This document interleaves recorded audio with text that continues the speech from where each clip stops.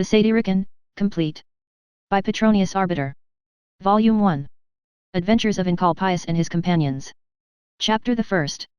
It has been so long since I promised you the story of my adventures, that I have decided to make good my word today, and, seeing that we have thus fortunately met, not to discuss scientific matters alone, but also to enliven our jolly conversation with witty stories. Fabricius Veintu has already spoken very cleverly on the errors committed in the name of religion, and shown how priests, animated by an hypocritical mania for prophecy, boldly expound mysteries which are too often such to themselves. But, are our rhetoricians tormented by another species of furies when they cry, I received these wounds while fighting for the public liberty, I lost this eye in your defense, give me a guide who will lead me to my children, my limbs are hamstrung and will not hold me up. Even these heroics could be endured if they made easier the road to eloquence, but as it is, their sole gain from this ferment of matter and empty discord of words is, that when they step into the forum, they think they have been carried into another world. And it is my conviction that the schools are responsible for the gross foolishness of our young men, because, in them, they see or hear nothing at all of the affairs of everyday life, but only pirates standing in chains upon the shore, tyrants scribbling edicts in which sons are ordered to behead their own fathers, responses from oracles, delivered in time of pestilence, ordering the immolation of 3 or more virgins, every word a honeyed drop, every period sprinkled with poppy seed and sesame. Chapter the 2nd. Those who are brought up on such a diet can no more attain to wisdom than a kitchen scullion can attain to a keen sense of smell or avoid stinking of the grease. With your indulgence, I will speak out. You teachers are chiefly responsible for the decay of oratory. With your well-modulated and empty tones you have so labored for rhetorical effect that the body of your speech has lost its vigor and died. Young men did not learn set speeches in the days when Sophocles and Euripides were searching for words in which to express themselves. In the days when Pindar and the 9 lyric poets feared to attempt Homeric verse there was no private tutor to stifle budding genius. I need not cite the poets for evidence, for I do not find that either Plato or Demosthenes was given to this kind of exercise. A dignified and, if I may say it, a chaste style, is neither elaborate nor loaded with ornament, it rises supreme by its own natural purity. This windy and high-sounding bombast, a recent immigrant to Athens, from Asia, touched with its breath the aspiring minds of youth, with the effect of some pestilential planet, and as soon as the tradition of the past was broken, eloquence halted and was stricken dumb.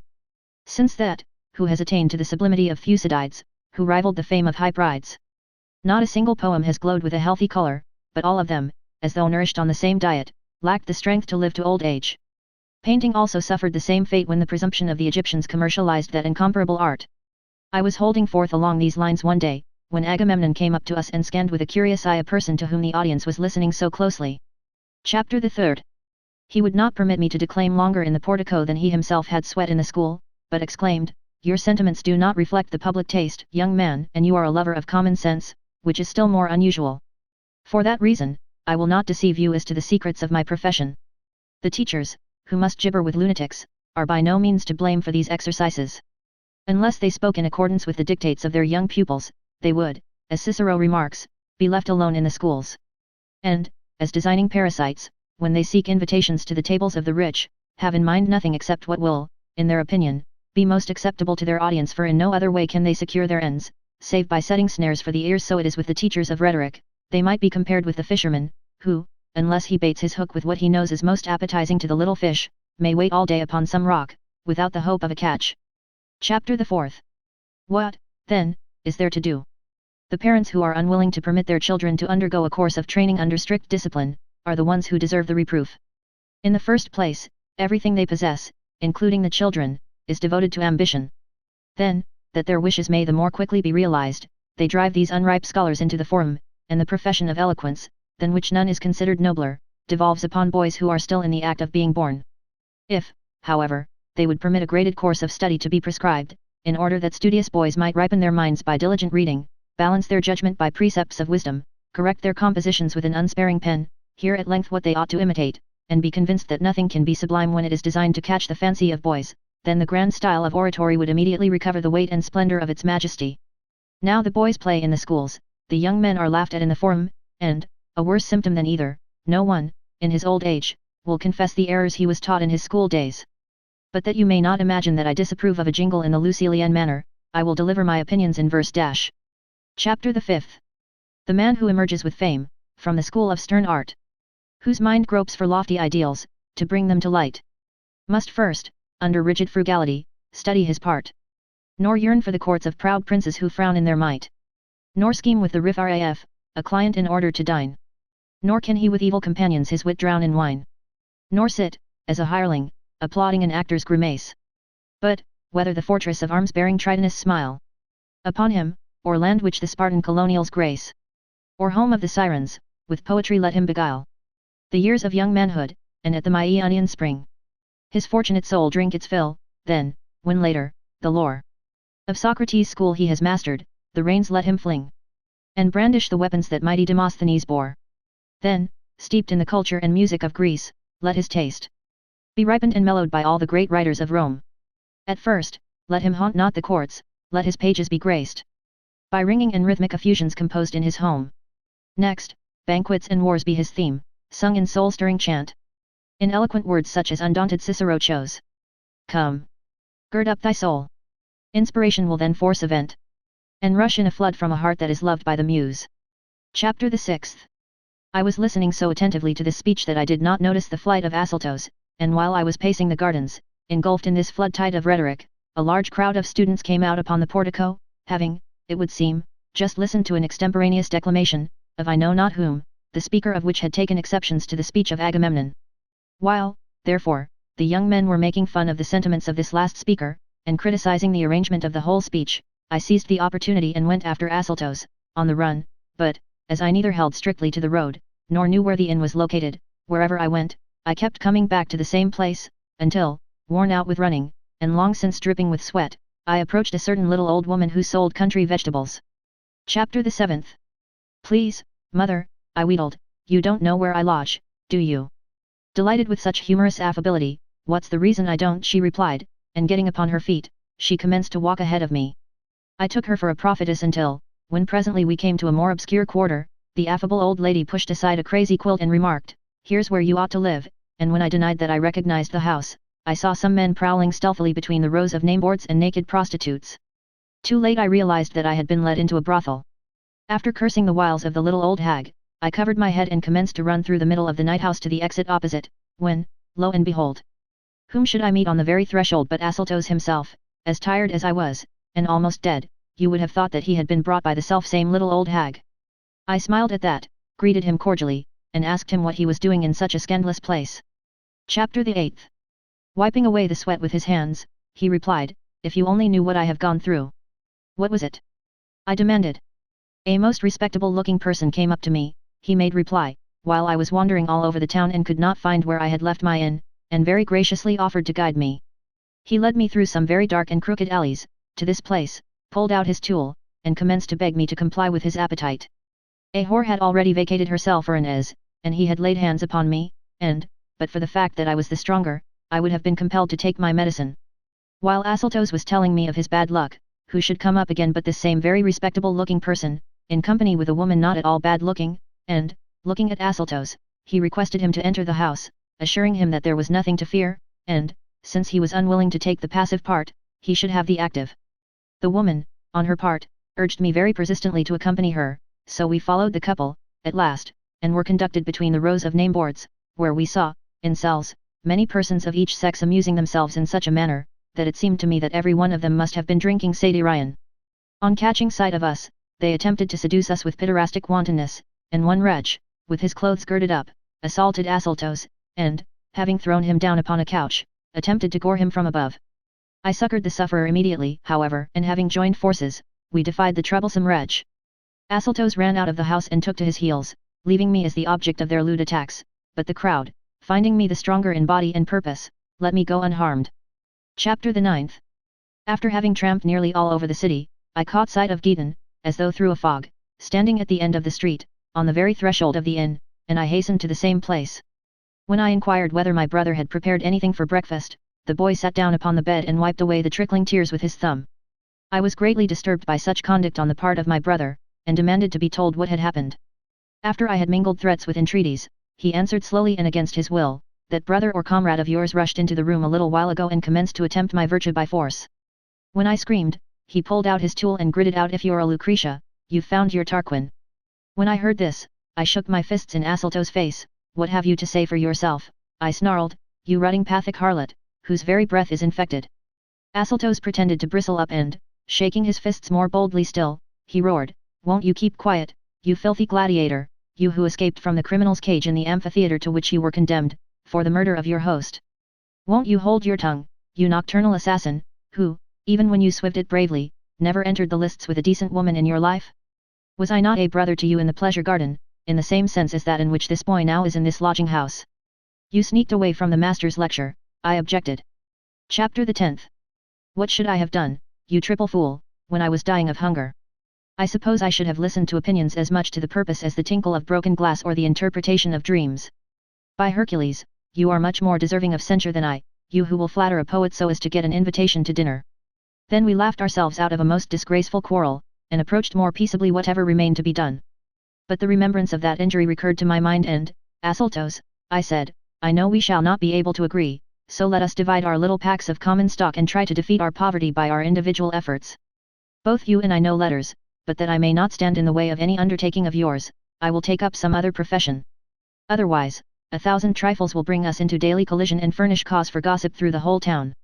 Asyltos made no objection to this, but merely remarked, as we, in our capacity of scholars, have accepted an invitation to dinner, for this date, let us not lose our night. Since it seems to be the graceful thing to do, I will look out for another lodging and another brother, tomorrow. Deferred pleasures are a long time coming, I sighed.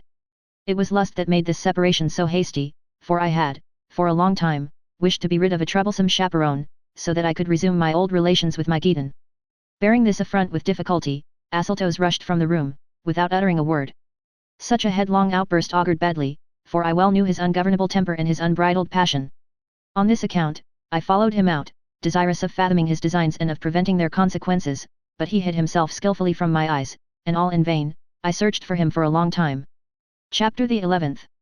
After having had the whole town under my eyes, I returned to the little room and, having claimed the kisses which were mine in good faith, I encircled the boy in the closest of embraces and enjoyed the effect of our happy vows to a point that might be envied. Nor had all the ceremonies been completed, when Asyltos stole stealthily up to the outside of the door and, violently wrenching off the bars, burst in upon me, toying with my brother. He filled the little room with his laughter and hand-clapping, pulled away the cloak which covered us. What are you up to now, most sanctimonious brother? He jeered. What's going on here, a blanket wedding? Nor did he confine himself to words, but, pulling the strap off his bag, he began to lash me very thoroughly, interjecting sarcasms the while. This is the way you would share with your comrade, is it? The unexpectedness of the thing compelled me to endure the blows in silence and to put up with the abuse, so I smiled at my calamity, and very prudently, too, as otherwise I should have been put to the necessity of fighting with a rival. My pretended good humor soothed his anger, and at last, Asyltos smiled as well. See here, Encolpius, he said, are you so engrossed with your debaucheries that you do not realize that our money is gone, and that what we have left is of no value? In the summer, times are bad in the city. The country is luckier, let's go and visit our friends. Necessity compelled the approval of this plan, and the repression of any sense of injury as well, so, loading Giton with our packs, we left the city and hastened to the country seat of Lycurgus, a Roman knight. Inasmuch as Asyltos has formerly served him in the capacity of brother, he received us royally, and the company there assembled, rendered our stay still more delightful. In the first place, there was Tryphena, a most beautiful woman, who had come in company with Lycus, the master of a vessel and owner of estates near the seashore. Although Lycurgus kept a frugal table, the pleasures we enjoyed in this most enchanting spot cannot be described in words. Of course you know that Venus joined us all up, as quickly as possible. The lovely Tryphena pleased my taste, and listened willingly to my vows, but hardly had I had time to enjoy her favours when Lycus, in a towering rage because his preserves had been secretly invaded, demanded that I indemnify him in her stead. She was an old flame of his, so he broached the subject of a mutual exchange of favours. Burning with lust, he pressed his suit, but Tryphena possessed my heart, and I said Lycus nay. By refusal, however, he was only made more ardent, followed me everywhere, entered my room at night, and, after his entreaties had met with contempt, he had recourse to violence against me, at which I yelled so lustily that I aroused the entire household, and, by the help of Lycurgus, I was delivered from the troublesome assault and escaped. At last, perceiving that the house of Lycurgus was not suitable to the prosecution of his design, he attempted to persuade me to seek his hospitality, and when his suggestion was refused, he made use of Tryphena's influence over me. She besought me to comply with Lycus' desires, and she did this all the more readily as by that she hoped to gain more liberty of action. With affairs in this posture, I follow my love, but Lycurgus, who had renewed his old relations with Asyltos, would not permit him to leave, so it was decided that he should remain with Lycurgus, but that we would accompany Lycus. Nevertheless, we had it understood among ourselves that whenever the opportunity presented itself, we would each pilfer whatever we could lay hands upon, for the betterment of the common stock. Lycus was highly delighted with my acceptance of his invitation and hastened our departure, so, bidding our friends goodbye, we arrived at his place on the very same day. Lycus had so arranged matters that, on the journey, he sat beside me, while Tryphena was next to Giton, the reason for this being his knowledge of the woman's notorious inconstancy, nor was he deceived, for she immediately fell in love with the boy, and I easily perceived it. In addition, Lycus took the trouble of calling my attention to the situation, and laid stress upon the truth of what we saw. On this account, I received his advances more graciously, at which he was overjoyed. He was certain that contempt would be engendered from the inconstancy of my sister, with the result that, being piqued at Tryphena, I would all the more freely receive his advances. Now this was the state of affairs at the house of Lycus. Tryphena was desperately in love with Giton, Giton's whole soul was aflame for her, neither of them was a pleasing sight to my eyes, and Lycus, studying to please me, arranged novel entertainments each day, which Doris, his lovely wife, seconded to the best of her ability, and so gracefully that she soon expelled Tryphena from my heart. A wink of the eye acquainted Doris of my passion, a coquettish glance informed me of the state of her heart, and this silent language, anticipating the office of the tongue, secretly expressed that longing of our souls which we had both experienced at the same instant. The jealousy of Lycus, already well known to me, was the cause of my silence, but love itself revealed to the wife the designs which Lycus had upon me. At our first opportunity of exchanging confidences, she revealed to me what she had discovered and I candidly confessed, telling her of the coldness with which I had always met his advances. The far-sighted woman remarked that it would be necessary for us to use our wits. It turned out that her advice was sound, for I soon found out that complacency to the one meant possession of the other.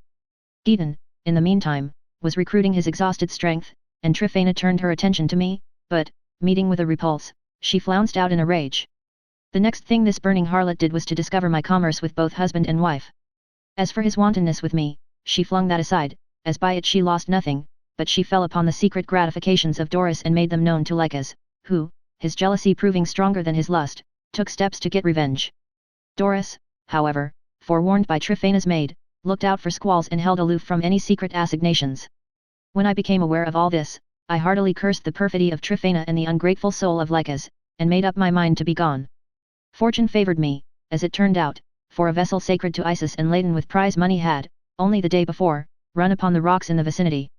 After holding a consultation with Giton, at which he gladly gave consent to my plan, as Tryphena visibly neglected him after having sapped his virility, we hastened to the seashore early on the following morning, and boarded the wreck, a thing easy of accomplishment as the watchmen, who were in the pay of Lycus, knew us well. But they were so attentive to us that there was no opportunity of stealing a thing until, having left Giton with them, I craftily slipped out of sight and sneaked aft where the statue of Isis stood, and despoiled it of a valuable mantle and a silver sistrum. From the master's cabin, I also pilfered other valuable trifles and, stealthily sliding down a rope, went ashore. Giton was the only one who saw me and he evaded the watchman and slipped away after me. I showed him the plunder, when he joined me, and we decided to post with all speed to Asyltos, but we did not arrive at the home of Lycurgus until the following day. In a few words I told Asyltos of the robbery, when he joined us, and of our unfortunate love affairs as well. He was for prepossessing the mind of Lycurgus in our favour, naming the increasing wantonness of Lycus as the cause of our secret and sudden change of habitation. When Lycurgus had heard everything, he swore that he would always be a tower of strength between us and our enemies. Until Tryphena and Doris were awake and out of bed, our flight remained undiscovered, for we paid them the homage of a daily attendance at the morning toilette. When our unwanted absence was noted, Lycus sent out runners to comb the seashore, for he suspected that we had been to the wreck, but he was still unaware of the robbery, which was yet unknown because the stern of the wreck was lying away from the beach, and the master had not, as yet, gone back aboard. Lycus flew into a towering rage when our flight was established for certain, and railed bitterly at Doris, whom he considered as the moving factor in it. Of the hard words and the beating he gave her I will say nothing, for the particulars are not known to me, but I will affirm that Tryphena, who was the sole cause of the unpleasantness, persuaded Lycus to hunt for his fugitives in the house of Lycurgus, which was our most probable sanctuary. She volunteered to accompany him in person, so that she could load us with the abuse which we deserved at her hands. They set out on the following day and arrived at the estate of Lycurgus, but we were not there, for he had taken us to a neighbouring town to attend the feast of Hercules, which was there being celebrated. As soon as they found out about this, they hastened to take to the road and ran right into us in the portico of the temple. At sight of them, we were greatly put out, and Lycus held forth violently to Lycurgus, upon the subject of our flight, but he was met with raised eyebrows and such a scowling forehead that I plucked up courage and, in a loud voice, passed judgment upon his lewd and base attempts and assaults upon me, not in the house of Lycurgus alone, but even under his own roof, and as for the meddling Tryphena, she received her just deserts, for, at great length, I described her moral turpitude to the crowd. Our altercation had caused a mob to collect, and, to give weight to my argument, I pointed to limber-hamed Geeton, drained dry, as it were, and to myself, reduced almost to skin and bones by the raging lust of that nymphomaniac harlot. So humiliated were our enemies by the guffaws of the mob, that in gloomy ill humor they beat a retreat to plot revenge. As they perceived that we had prepossessed the mind of Lycurgus in our favor, they decided to await his return, at his estate, in order that they might wean him away from his misapprehension. As the solemnities did not draw to a close until late at night, we could not reach Lycurgus' country place, so he conducted us to a villa of his, situated near the halfway point of the journey, and, leaving us to sleep there until the next day, he set off for his estate for the purpose of transacting some business. Upon his arrival, he found Lycus and Tryphena awaiting him, and they stated their case so diplomatically that they prevailed upon him to deliver us into their hands. Lycurgus, cruel by nature and incapable of keeping his word, was by this time striving to hit upon the best method of betraying us, and to that end, he persuaded Lycus to go for help, while he himself returned to the villa and had us put under guard. To the villa he came, and greeted us with a scowl as black as any Lycus himself had ever achieved, clenching his fists again and again. He charged us with having lied about Lycus, and, turning Asyltos out, he gave orders that we were to be kept confined to the room in which we had retired to rest. Nor would he hear a word in our defense, from Asyltos, but, taking the latter with him, he returned to his estate, reiterating his orders relative to our confinement, which was to last until his return. On the way back, Asyltos vainly essayed to break down Lycurgus' determination, but neither prayers nor caresses, nor even tears could move him. Thereupon my brother conceived the design of freeing us from our chains, and, antagonized by the stubbornness of Lycurgus, he positively refused to sleep with him, and through this he was in a better position to carry out the plan which he had thought out. When the entire household was buried in its first sleep, Asyltos loaded our little packs upon his back and slipped out through a breach in the wall, which he had previously noted, arriving at the villa with the dawn. He gained entrance without opposition and found his way to our room, which the guards had taken the precaution to bar. It was easy to force an entrance, as the fastening was made of wood, which same he pried off with a piece of iron. The fall of the lock roused us, for we were snoring away, in spite of our unfortunate situation. On account of the long vigil, the guard was in such a deep sleep that we alone were wakened by the crashing fall of the lock, and Asyltos, coming in, told us in a few words what he had done for us, but as far as that goes, not many were necessary. We were hurriedly dressing, when I was seized with the notion of killing the guard and stripping the place. This plan I confided to Asyltos, who approved of the looting, but pointed out a more desirable solution without bloodshed. Knowing all the crooks and turns, as he did, he led us to a storeroom which he opened. We gathered up all that was of value and sallied forth while it was yet early in the morning. Shunning the public roads, we could not rest until we believed ourselves safe from pursuit. Asyltos, when he had caught his breath, gloatingly exulted of the pleasure which the looting of a villa belonging to Lycurgus, a superlatively avaricious man, afforded him.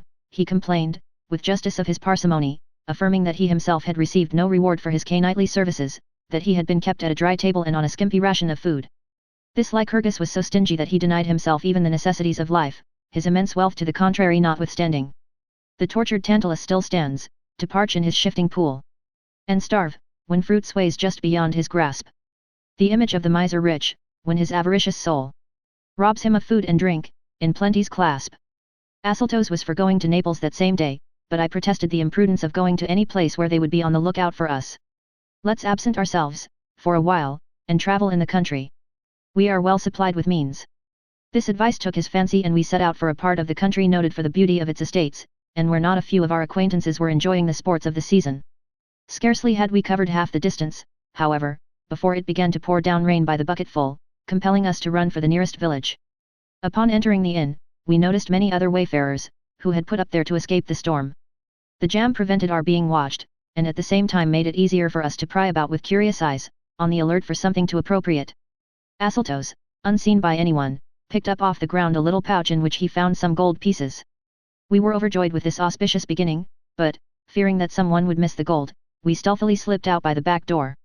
A slave, who was saddling a horse in the courtyard, suddenly left his work and went into the house, as if he had forgotten something, and while he was gone I appropriated a superb mantle which was tied fast to the saddle, by untying the thongs. Then, utilizing a row of outbuildings for cover, we made off into the nearest wood. When we had reached the depths of the grove, where we were in safety, we thoroughly discussed the surest method of secreting our gold, so that we would neither be accused of robbery nor robbed ourselves, and we finally decided to sew it into the hem of a ragged tunic, which I threw over my shoulders. After having turned the mantle over to Asyltos for safekeeping, we then made ready to start for the city via the unfrequented roads. We were just about to emerge from the shelter of the wood when we heard, From somewhere on our left, they can't get away, they came into this wood, let's spread out and beat, and they will easily be caught. On hearing this, we were thrown into such a terrible fright that Asyltos and Gedon dashed away cityward, through the underbrush, and I retreated in such a hurry that the precious tunic slipped off my shoulders without my knowing it. At last, completely fagged out, and unable to take another step, I lay down under a tree, and there I first became aware of the loss of the tunic. Chagrin restored my strength and I leaped to my feet to look for the treasure, and for a long time I beat around in vain.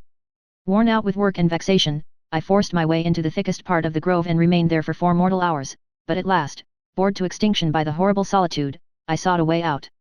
As I went ahead, I caught sight of a peasant, then I had need of all my nerve, and it did not fail me. Marching boldly up to him, I asked my way to the city, complaining that I had been lost in the wood for several hours. Seeing my condition, he took pity upon me, for I was covered with mud and paler than death, and asked me whether I had seen anyone in the place. Not a soul, I replied, whereupon he kindly conducted me to the high road, where he met 2 of his companions, who informed him that they had beaten along every path in the forest without having found anything except a tunic, which they showed him. As may be readily supposed, I did not have the audacity to claim it, though well aware of its value, and my chagrin became almost insupportable as I vented many a groaning curse over my lost treasure. The peasants paid no attention to me, and I was gradually left behind, as my weakness increased my pace decreased. For this reason, it was late when I reached the city, and, entering the inn, beheld Asyltos, stretched out, half dead, upon a cot. Too far gone to utter a single syllable, I threw myself upon another. Asyltos became greatly excited at not seeing the tunic which he had entrusted to me, demanding it insistently, but I was so weak that my voice refused its office and I permitted the apathy of my eyes to answer his demand. Then, by and by, regaining my strength little by little, I related the whole affair to Asyltos, in every detail. He thought that I was joking, and although my testimony was fortified by a copious flood of tears, it could easily be seen that he remained unconvinced, believing that I wanted to cheat him out of the gold. Gedon, who was standing by during all this, was as downcast as myself, and the suffering of the lad only served to increase my own vexation, but the thing which bothered me most of all, was the painstaking search which was being made for us. I told Asyltos of this, but he only laughed it off, as he had so happily extricated himself from the scrape. He was convinced that, as we were unknown and as no one had seen us, we were perfectly safe. We decided, nevertheless, to feign sickness, and to keep to our room as long as possible, but, before we knew it, our money ran out, and spurred by necessity we were forced to go abroad and sell some of our plunder. Chapter the 12th. Twilight was falling, as we entered the marketplace, in which we noticed a quantity of things for sale, not any of much value, it is true, but such as could be disposed of to the best advantage when the semi-darkness would serve to hide their doubtful origin. As we had brought our stolen mantle, we proceeded to make use of so favourable an opportunity, and, in a secluded spot, displayed a corner of it, hoping the splendid garment would attract some purchaser. Nor was it long before a certain peasant, whose face was familiar to my eyes, came up, accompanied by a young woman, and began to examine the garment very closely. Asyltos, in turn, cast a glance at the shoulders of our rustic customer, and was instantly struck dumb with astonishment. Nor could I myself look upon this man without some emotion, for he seemed to be the identical person who had picked up the ragged tunic in the lonely wood, and, as a matter of fact, he was. Asyltos, afraid to believe the evidence of his own eyes for fear of doing something rash, approached the man, as a prospective buyer, took the hem of the tunic from the rustic's shoulders, and felt it thoroughly. Chapter the 13th. O wonderful stroke of fortune! The peasant had not yet laid his meddling hands upon the seams, but was scornfully offering the thing for sale, as though it had been the leavings of some beggar. When Asyltos had assured himself that the hoard was intact, and had taken note of the social status of the seller, he led me a little aside from the crowd and said, "Do you know, brother, that the treasure about which I was so worked up has come back to us? That is the little tunic, and it seems that the gold pieces are still untouched. What ought we to do, and how shall we make good our claim?" I was overjoyed, not so much at seeing our booty, as I was for the reason that fortune had released me from a very ugly suspicion. I was opposed to doing anything by devious methods, thinking that should he prove unwilling to restore to the proper owner an article not his own, it ought to come to a civil action and a judgment secured. Chapter the 14th. Not so Asyltos, who was afraid of the law, and demurred, "Who knows us here? Who will place any credence in anything we say? It seems to me that it would be better to buy, ours though it is, and we know it, and recover the treasure at small cost, rather than to engage in a doubtful lawsuit. Of what avail are any laws, where money rules alone? Where poverty can never win its cases? Detractors of the times, who bear the cynic's scrip, are known to often sell the truth, and keep their faces. So justice is at public auction bought. The knight gives judgment as gold says he ought. But, with the exception of a 2s piece with which we had intended purchasing peas and lupins, there was nothing to hand, so, for fear our loot should escape us in the interim, we resolved to appraise the mantle at less, and, through a small sacrifice, secure a greater profit. Accordingly, we spread it out, and the young woman of the covered head, who was standing by the peasant's side, narrowly inspected the markings, seized the hem with both hands, and screamed "Thieves!" at the top of her voice. We were greatly disconcerted at this end, for fear that inactivity on our part should seem to lend color to her charges. We laid hold of the dirty ragged tunic, in our turn, and shouted with equal spite, that this was our property which they had in their possession, but our cases were by no means on an equality, and the hucksters who had crowded around us at the uproar, laughed at our spiteful claim, and very naturally, too, since one side laid claim to a very valuable mantle, while the other demanded a rag which was not worth a good patch. Chapter the 15th. Asyltos, when he had secured silence, adroitly put a stop to their laughter by exclaiming, "We can see that each puts the greater value upon his own property. Let them return our tunic to us, and take back their mantle." This exchange was satisfactory enough to the peasant and the young woman, but some night-prowling shyster lawyers, who wished to get possession of the mantle for their own profit, demanded that both articles be deposited with them, and the judge could look into the case on the morrow, for it would appear that the ownership of the articles was not so much to the point as was the suspicion of robbery that attached to both sides. The question of sequestration arose, and one of the hucksters, I do not remember which, but he was bald, and his forehead was covered with sebaceous wens, and he sometimes did odd jobs for the lawyers, seized the mantle and vowed that he would see to it that it was produced at the proper time and place, but it was easily apparent that he desired nothing but that the garment should be deposited with thieves, and vanish, thinking that we would be afraid to appear as claimants for fear of being charged with crime. As far as we were concerned, we were as willing as he, and fortune aided the cause of each of us, for the peasant, infuriated at our demand that his rags be shown in public, threw the tunic in Asyltos' face, released us from responsibility, and demanded that the mantle, which was the only object of litigation, be sequestered. As we thought we had recovered our treasure, we returned hurriedly to the inn, and fastening the door, we had a good laugh at the shrewdness of the hucksters, and not less so at that of our enemies, for by it they had returned our money to us. While we were unstitching the tunic to get at the gold pieces, we overheard someone quizzing the innkeeper as to what kind of people those were, who had just entered his house. Alarmed at this inquiry, I went down, when the questioner had gone, to find out what was the matter, and learned that the praetor's lictor, whose duty it was to see that the names of strangers were entered in his rolls, had seen two people come into the inn, whose names were not yet entered, and that was the reason he had made inquiry as to their names and means of support. Mine host furnished this information in such an offhand manner that I became suspicious as to our entire safety in his house, so, in order to avoid arrest, we decided to go out, and not to return home until after dark, and we sallied forth, leaving the management of dinner to Gideon. As it suited our purpose to avoid the public streets, we strolled through the more unfrequented parts of the city, and just at dusk we met two women in stillas, in a lonely spot, and they were by no means homely. Walking softly, we followed them to a temple which they entered, and from which we could hear a curious humming, which resembled the sound of voices issuing from the depths of a cavern. Curiosity impelled us also to enter the temple. There we caught sight of many women, who resembled Bacchantes, each of whom brandished in her right hand an emblem of Priapus. We were not permitted to see more, for as their eyes fell upon us, they raised such a hubbub that the vault of the temple trembled. They attempted to lay hands upon us, but we ran back to our inn as fast as we could go. Chapter the 16th. We had just disposed of the supper prepared by Gideon, when there came a timid rapping at the door. We turned pale. "Who is there?" we asked. "Open and you will find out," came the answer. While we were speaking, the bar fell down of its own accord, the doors flew open and admitted our visitor. She was the self-same young lady of the covered head who had but a little while before stood by the peasant's side. "So you thought," said she, "that you could make a fool of me, did you?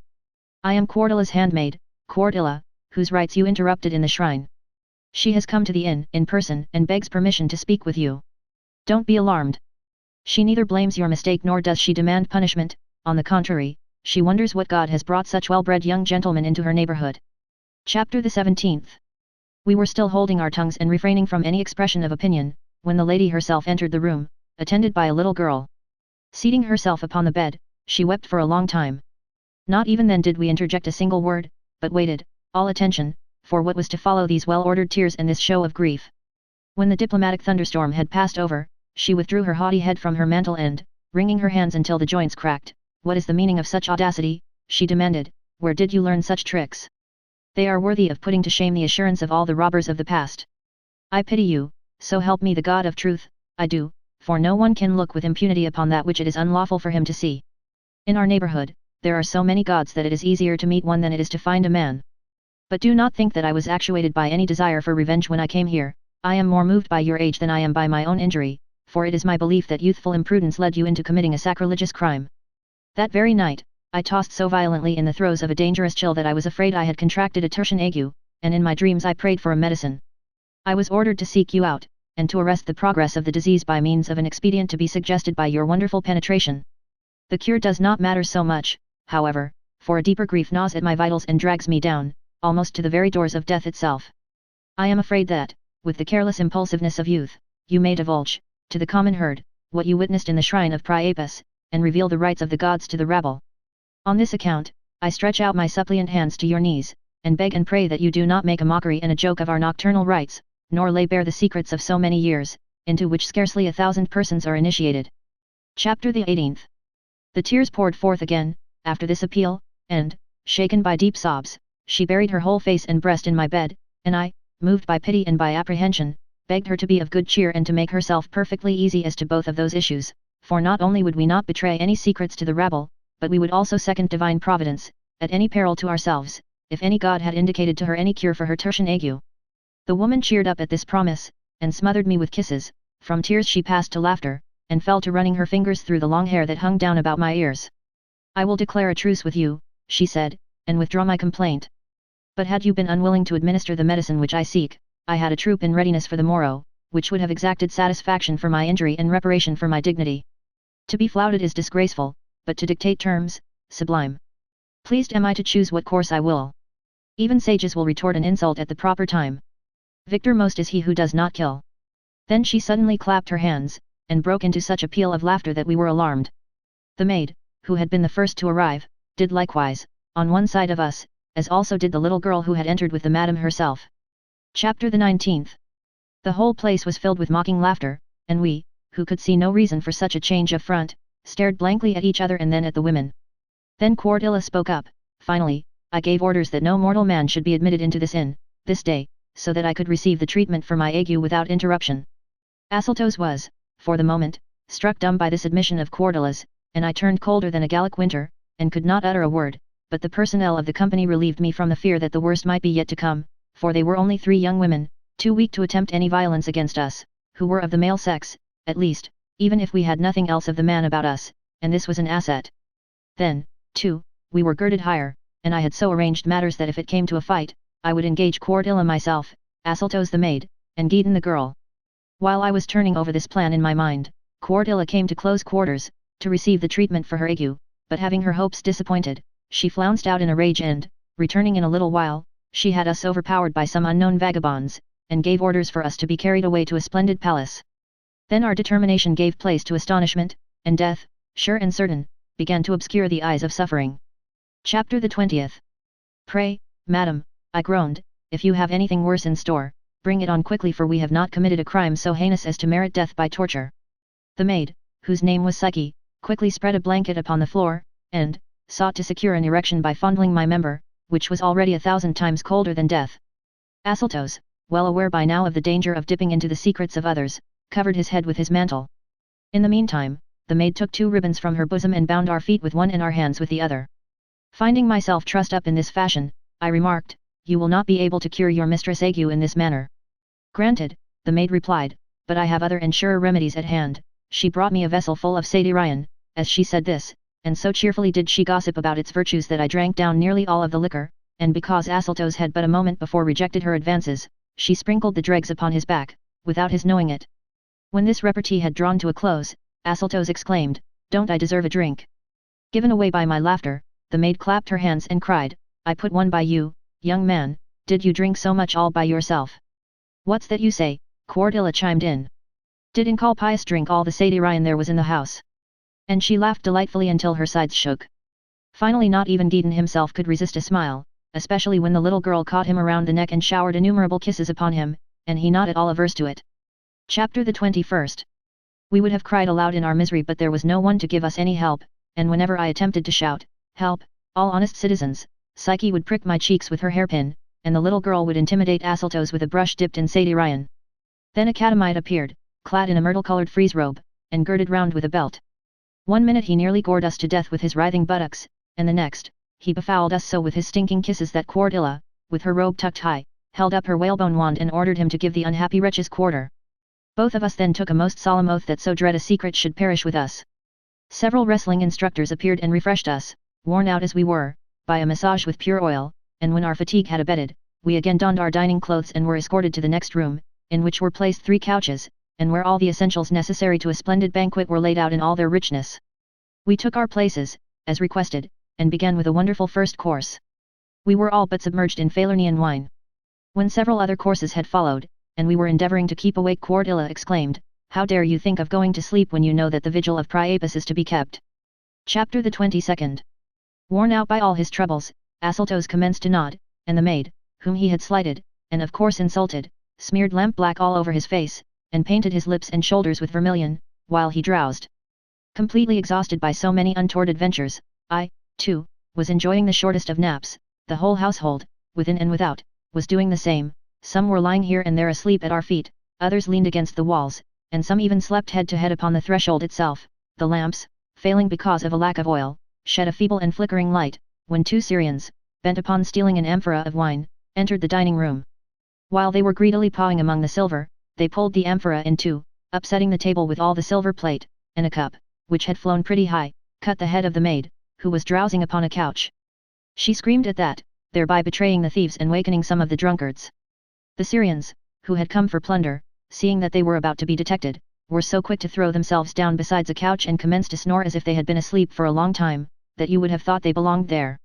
The butler had gotten up and poured oil in the flickering lamps by this time, and the boys, having rubbed their eyes open, had returned to their duty, when in came a female cymbal player and the crashing brass awoke everybody. Chapter the 23rd. The banquet began all over again, and Cordelia challenged us to a drinking bout, the crash of the cymbals lending ardor to her revel. A catamite appeared, the stalest of all mankind, well worthy of that house. Heaving a sigh, he wrung his hands until the joints cracked, and spouted out the following verses. Hither, hither quickly gather, pathic companions boon. Artfully stretch forth your limbs and on with the dance and play. Twinkling feet and supple thighs and agile buttocks in tune. Hands well skilled in raising passions, Delian eunuchs gay. When he had finished his poetry, he slobbered a most evil-smelling kiss upon me, and then, climbing upon my couch, he proceeded with all his might and main to pull all of my clothing off. I resisted to the limit of my strength. He manipulated my member for a long time, but all in vain. Gummy streams poured down his sweating forehead, and there was so much chalk in the wrinkles of his cheeks that you might have mistaken his face for a roofless wall, from which the plaster was crumbling in a rain. Chapter the 24th. Driven to the last extremity, I could no longer keep back the tears. "Madam," I burst out, "is this the nightcap which you ordered served to me?" Clapping her hands softly she cried out, "Oh you witty rogue, you are a fountain of repartee, but you never knew before that a catamite was called a K-nightcap, now did you?" Then, fearing my companion would come off better than I, "Madam," I said, "I leave it to your sense of fairness, is Asyltos to be the only one in this dining room who keeps holiday?" "Fair enough," conceded Cordelia, "let Asyltos have his K-nightcap too." On hearing that, the catamite changed mounts, and, having best ridden my comrade, nearly drove him to distraction with his buttocks and his kisses. Gideon was standing between us and splitting his sides with laughter when Cordelia noticed him, and actuated by the liveliest curiosity, she asked whose boy he was, and upon my answering that he was my brother, "Why has he not kissed me then?" she demanded. Calling him to her, she pressed a kiss upon his mouth, then putting her hand beneath his robe, she took hold of his little member, as yet so undeveloped. "This," she remarked, "shall serve me very well tomorrow, as a whet to my appetite, but today I'll take no common fare after choice fish." Chapter the 25th. She was still talking when Psyche, who was giggling, came to her side and whispered something in her ear. What it was, I did not catch. "By all means," ejaculated Cordelia, "a brilliant idea. Why shouldn't our pretty little Panikais lose her maidenhead when the opportunity is so favourable?" A little girl, pretty enough, too, was led in at once. She looked to be not over 7 years of age, and she was the same one who had before accompanied Cordelia to our room. Amidst universal applause, and in response to the demands of all, they made ready to perform the nuptial rites. I was completely out of countenance, and insisted that such a modest boy as Gideon was entirely unfitted for such a wanton part, and moreover, that the child was not of an age at which she could receive that which a woman must take. "Is that so?" Cordelia scoffed. "Is she any younger than I was, when I submitted to my first man? Juno, my patroness, curse me if I can remember the time when I ever was a virgin, for I diverted myself with others of my own age, as a child. Then as the years passed, I played with bigger boys, until at last I reached my present age. I suppose that this explains the origin of the proverb, who carried the calf may carry the bull, as they say. As I feared that Gaetan might run greater risk if I were absent, I got up to take part in the ceremony. Chapter the 26th. Psyche had already enveloped the child's head in the bridal veil. The catamite, holding a torch, led the long procession of drunken women which followed. They were clapping their hands, having previously decked out the bridal bed with a suggestive drapery. Cordelia, spurred on by the wantonness of the others, seized hold of Gaetan and drew him into the bridal chamber. There was no doubt of the boy's perfect willingness to go, nor was the girl at all alarmed at the name of marriage. When they were finally in bed, and the door shut, we seated ourselves outside the door of the bridal chamber, and Cordelia applied a curious eye to a chink, purposely made, watching their childish dalliance with lascivious attention. She then drew me gently over to her side that I might share the spectacle with her, and when we both attempted to peep our faces were pressed against each other. Whenever she was not engrossed in the performance, she screwed up her lips to meet mine, and pecked at me continually with furtive kisses. A thunderous hammering was heard at the door, while all this was going on, and everyone wondered what this unexpected interruption could mean, when we saw a soldier, one of the night watch, enter with a drawn sword in his hand, and surrounded by a crowd of young rowdies. He glared about him with savage eyes and blustering mien, and, catching sight of Cordelia, presently, "What's up now, you shameless woman?" he bawled. "What do you mean by making game of me with lying promises, and cheating me out of the night you promised me? But you won't get off unpunished. You and that lover of yours are going to find out that I'm a man." At the soldier's orders, his companion bound Cordelia and myself together, mouth to mouth, breast to breast, and thigh to thigh, and not without a great deal of laughter. Then the catamite, also at the soldier's order, began to beslaver me all over with the fetid kisses of his stinking mouth, a treatment I could neither fly from, nor in any other way avoid. Finally, he ravished me, and worked his entire pleasure upon me. In the meantime, the Satyricon which I had drunk only a little while before spurred every nerve to lust, and I began to gore Cordelia impetuously, and she, burning with the same passion, reciprocated in the game. The rowdies laughed themselves sick, so moved were they by that ludicrous scene, for here was I, mounted by the stalest of catamites, involuntarily and almost unconsciously responding with as rapid a cadence to him as Cordelia did in her wriggling under me. While this was going on, Petronius, unaccustomed at her tender years to the pastime of Venus, raised an outcry and attracted the attention of the soldier, by this unexpected howl of consternation, for this slip of a girl was being ravished, and Gaetan the victor, had won a not bloodless victory. Aroused by what he saw, the soldier rushed upon them, seizing Petronius, then Gaetan, then both of them together, in a crushing embrace. The virgin burst into tears and pleaded with him to remember her age, but her prayers availed her nothing, the soldier only being fired the more by her childish charms. Petronius covered her head at last, resolved to endure whatever the fates had in store for her. At this instant, an old woman, the very same who had tricked me on that day when I was hunting for our lodging, came to the aid of Petronius, as though she had dropped from the clouds. With loud cries, she rushed into the house, swearing that a gang of footpads was prowling about the neighborhood and the people invoked the help of all honest men, in vain, for the members of the night watch were either asleep or intent upon some carouse, as they were nowhere to be found. Greatly terrified at this, the soldier rushed headlong from Cordelia's house. His companions followed after him, freeing Petronius from impending danger and relieving the rest of us from our fear. I was so weary of Cordelia's lechery that I began to meditate means of escape. I made my intentions known to Asyltos, who, as he wished to rid himself of the importunities of Psyche, was delighted. Had not Gaetan been shut up in the bridal chamber, the plan would have presented no difficulties, but we wished to take him with us, and out of the way of the viciousness of these prostitutes. We were anxiously engaged in debating this very point, when Petronius fell out of bed, and dragged Gaetan after her, by her own weight. He was not hurt, but the girl gave her head a slight bump, and raised such a clamor that Cordelia, in a terrible fright, rushed headlong into the room, giving us the opportunity of making off. We did not tarry, but flew back to our inn where, throwing ourselves upon the bed, we passed the remainder of the night without fear. Sallying forth next day, we came upon two of our kidnappers, one of whom Asyltos savagely attacked the moment he set eyes upon him, and, after having thrashed and seriously wounded him, he ran to my aid against the other. He defended himself so stoutly, however, that he wounded us both, slightly, and escaped unscathed. The third day had now dawned, the date set for the free dinner, at Trimalchio's, but battered as we were, flight seemed more to our taste than quiet, so, we hastened to our inn and, as our wounds turned out to be trifling, we dressed them with vinegar and oil, and went to bed.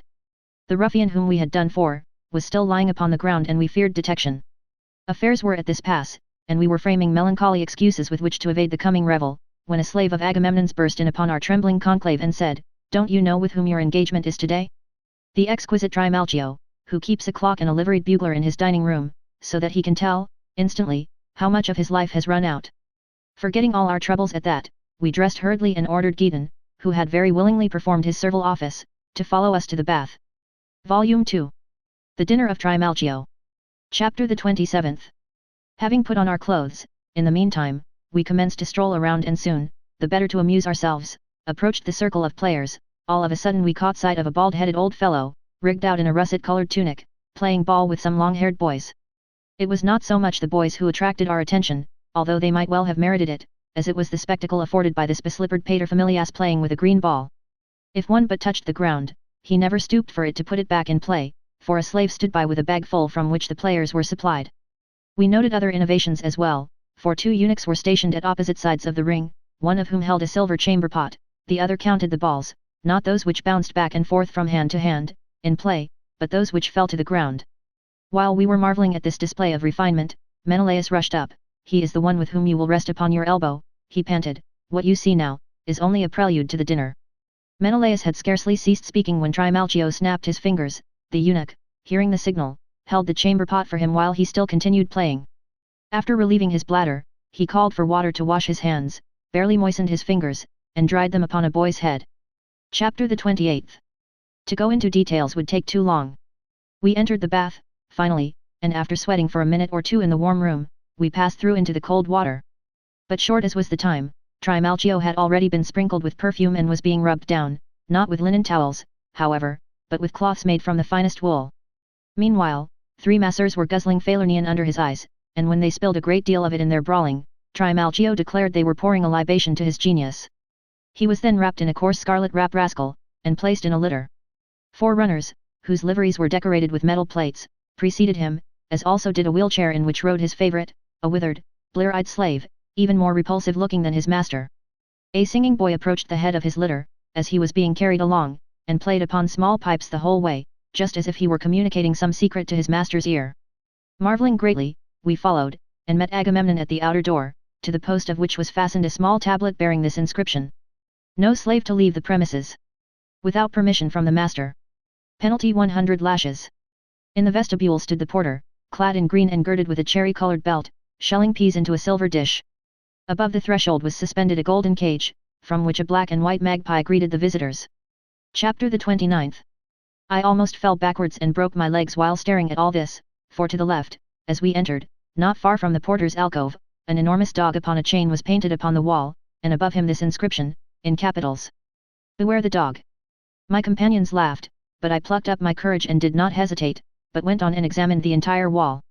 There was a scene in a slave market, the tablets hanging from the slaves' necks, and Trimalchio himself, wearing his hair long, holding a caduceus in his hand, entering Rome, led by the hand of Minerva.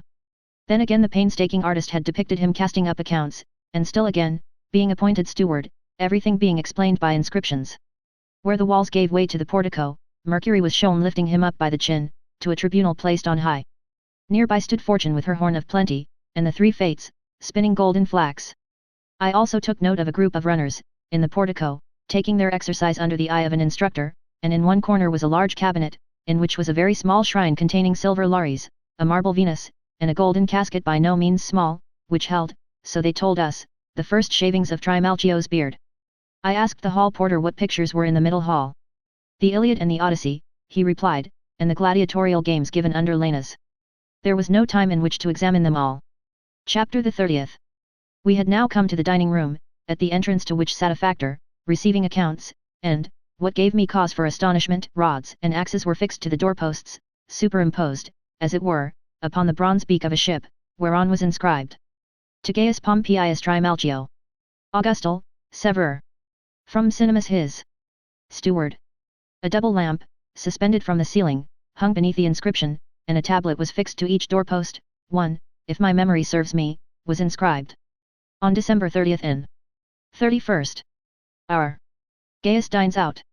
The other bore a painting of the moon in her phases, and the 7 planets, and the days which were lucky and those which were unlucky, distinguished by distinctive studs. We had had enough of these novelties and started to enter the dining room when a slave, detailed to this duty, cried out, "Right foot first."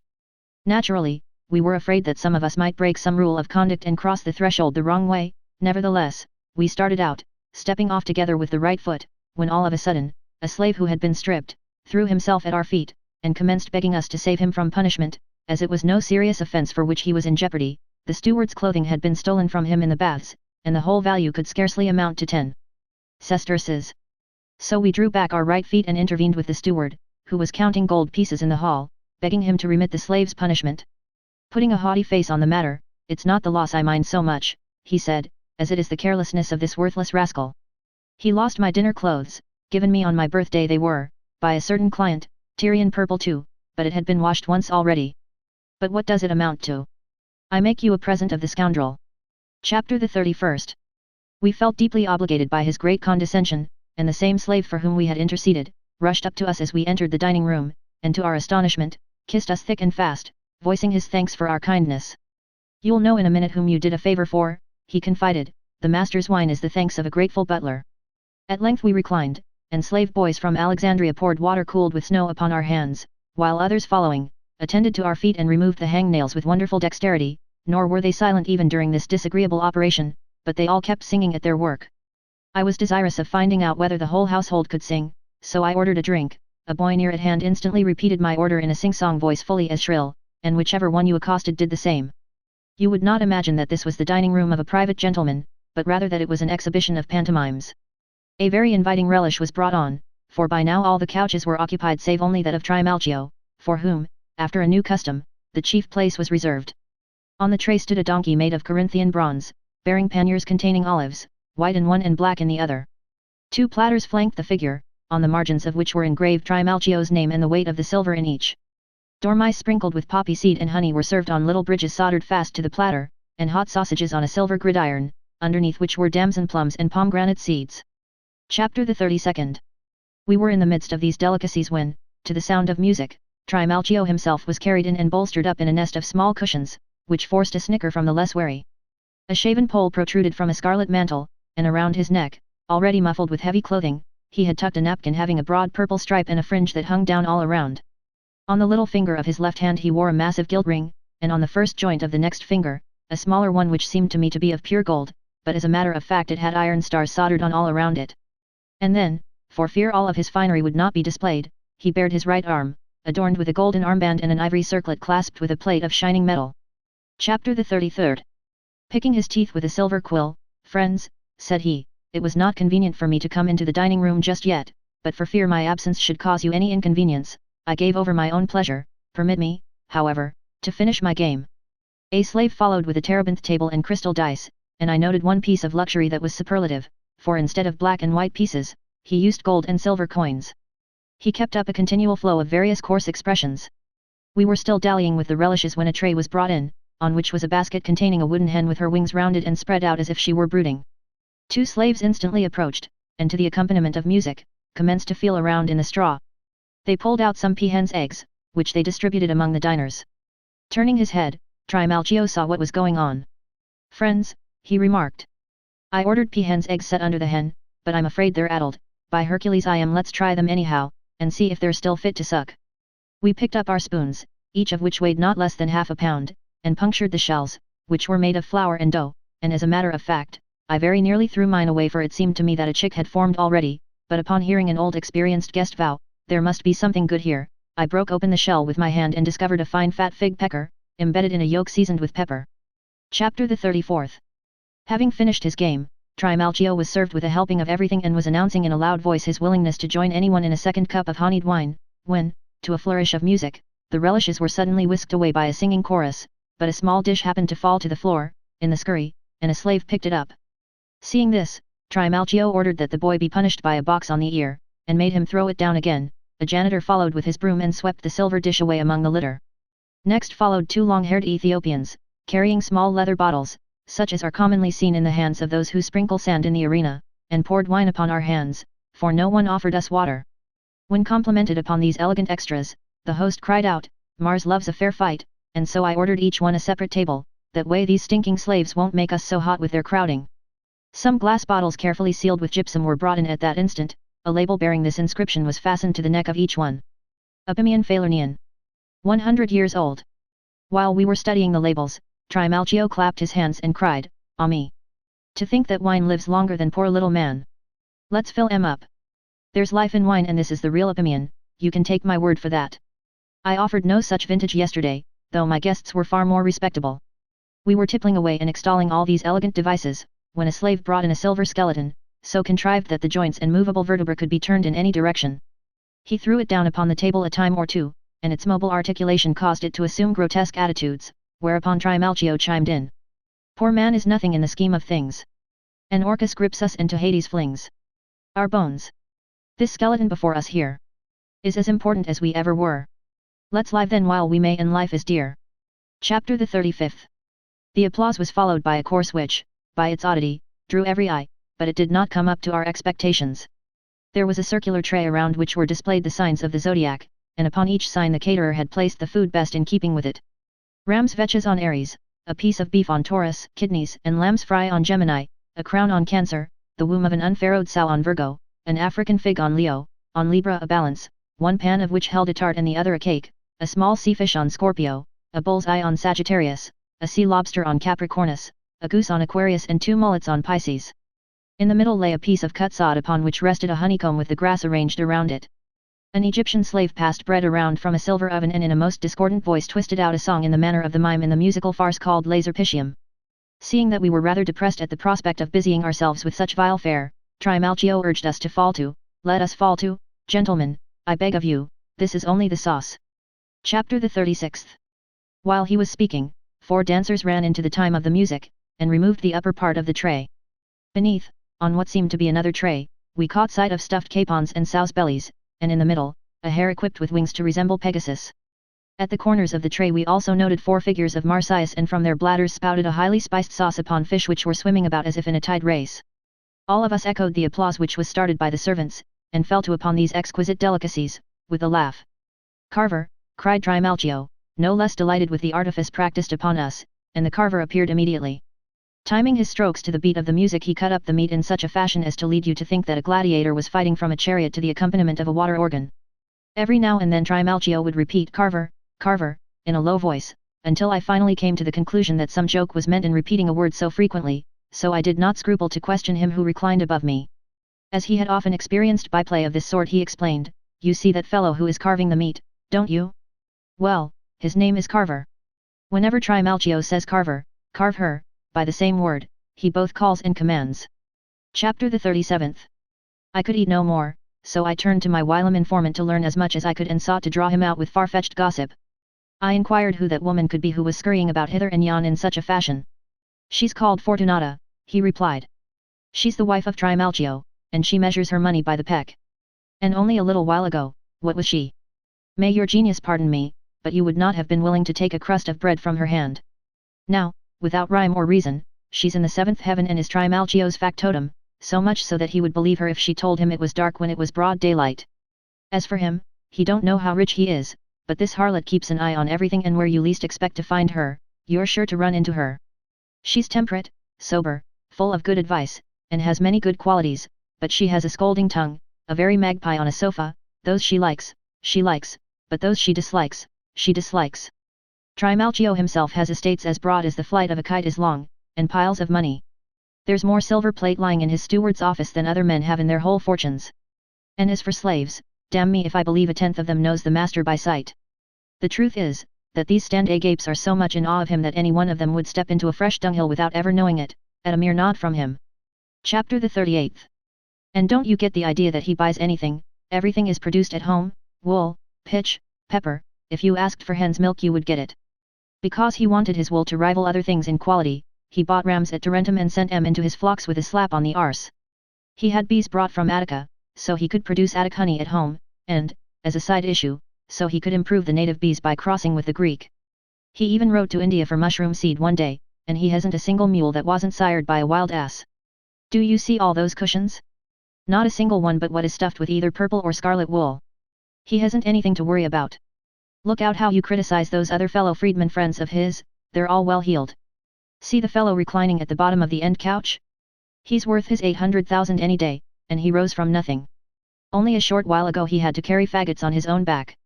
I don't know how true it is, but they say that he snatched off an incubo's hat and found a treasure. For my part, I don't envy any man anything that was given him by a god. He still carries the marks of his box on the ear, and he isn't wishing himself any bad luck. He posted this notice, only the other day. Caius Pomponius Diogenes has purchased a house. This garret for rent after The calends of July. What do you think of the fellow in the freedman's place? He has a good front, too, hasn't he? And he has a right to. He saw his fortune multiplied tenfold, but he lost heavily through speculation at the last. I don't think he can call his very hair his own, and it is no fault of his either, by Hercules, it isn't.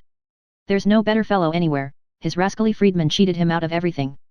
You know very well how it is, everybody's business is nobody's business, and once let business affairs start to go wrong, your friends will stand from under. Look at the fix he's in, and think what a fine trade he had. He used to be an undertaker. He dined like a king, boars roasted whole in their shaggy bides, bakers' pastries, birds, cooks and bakers.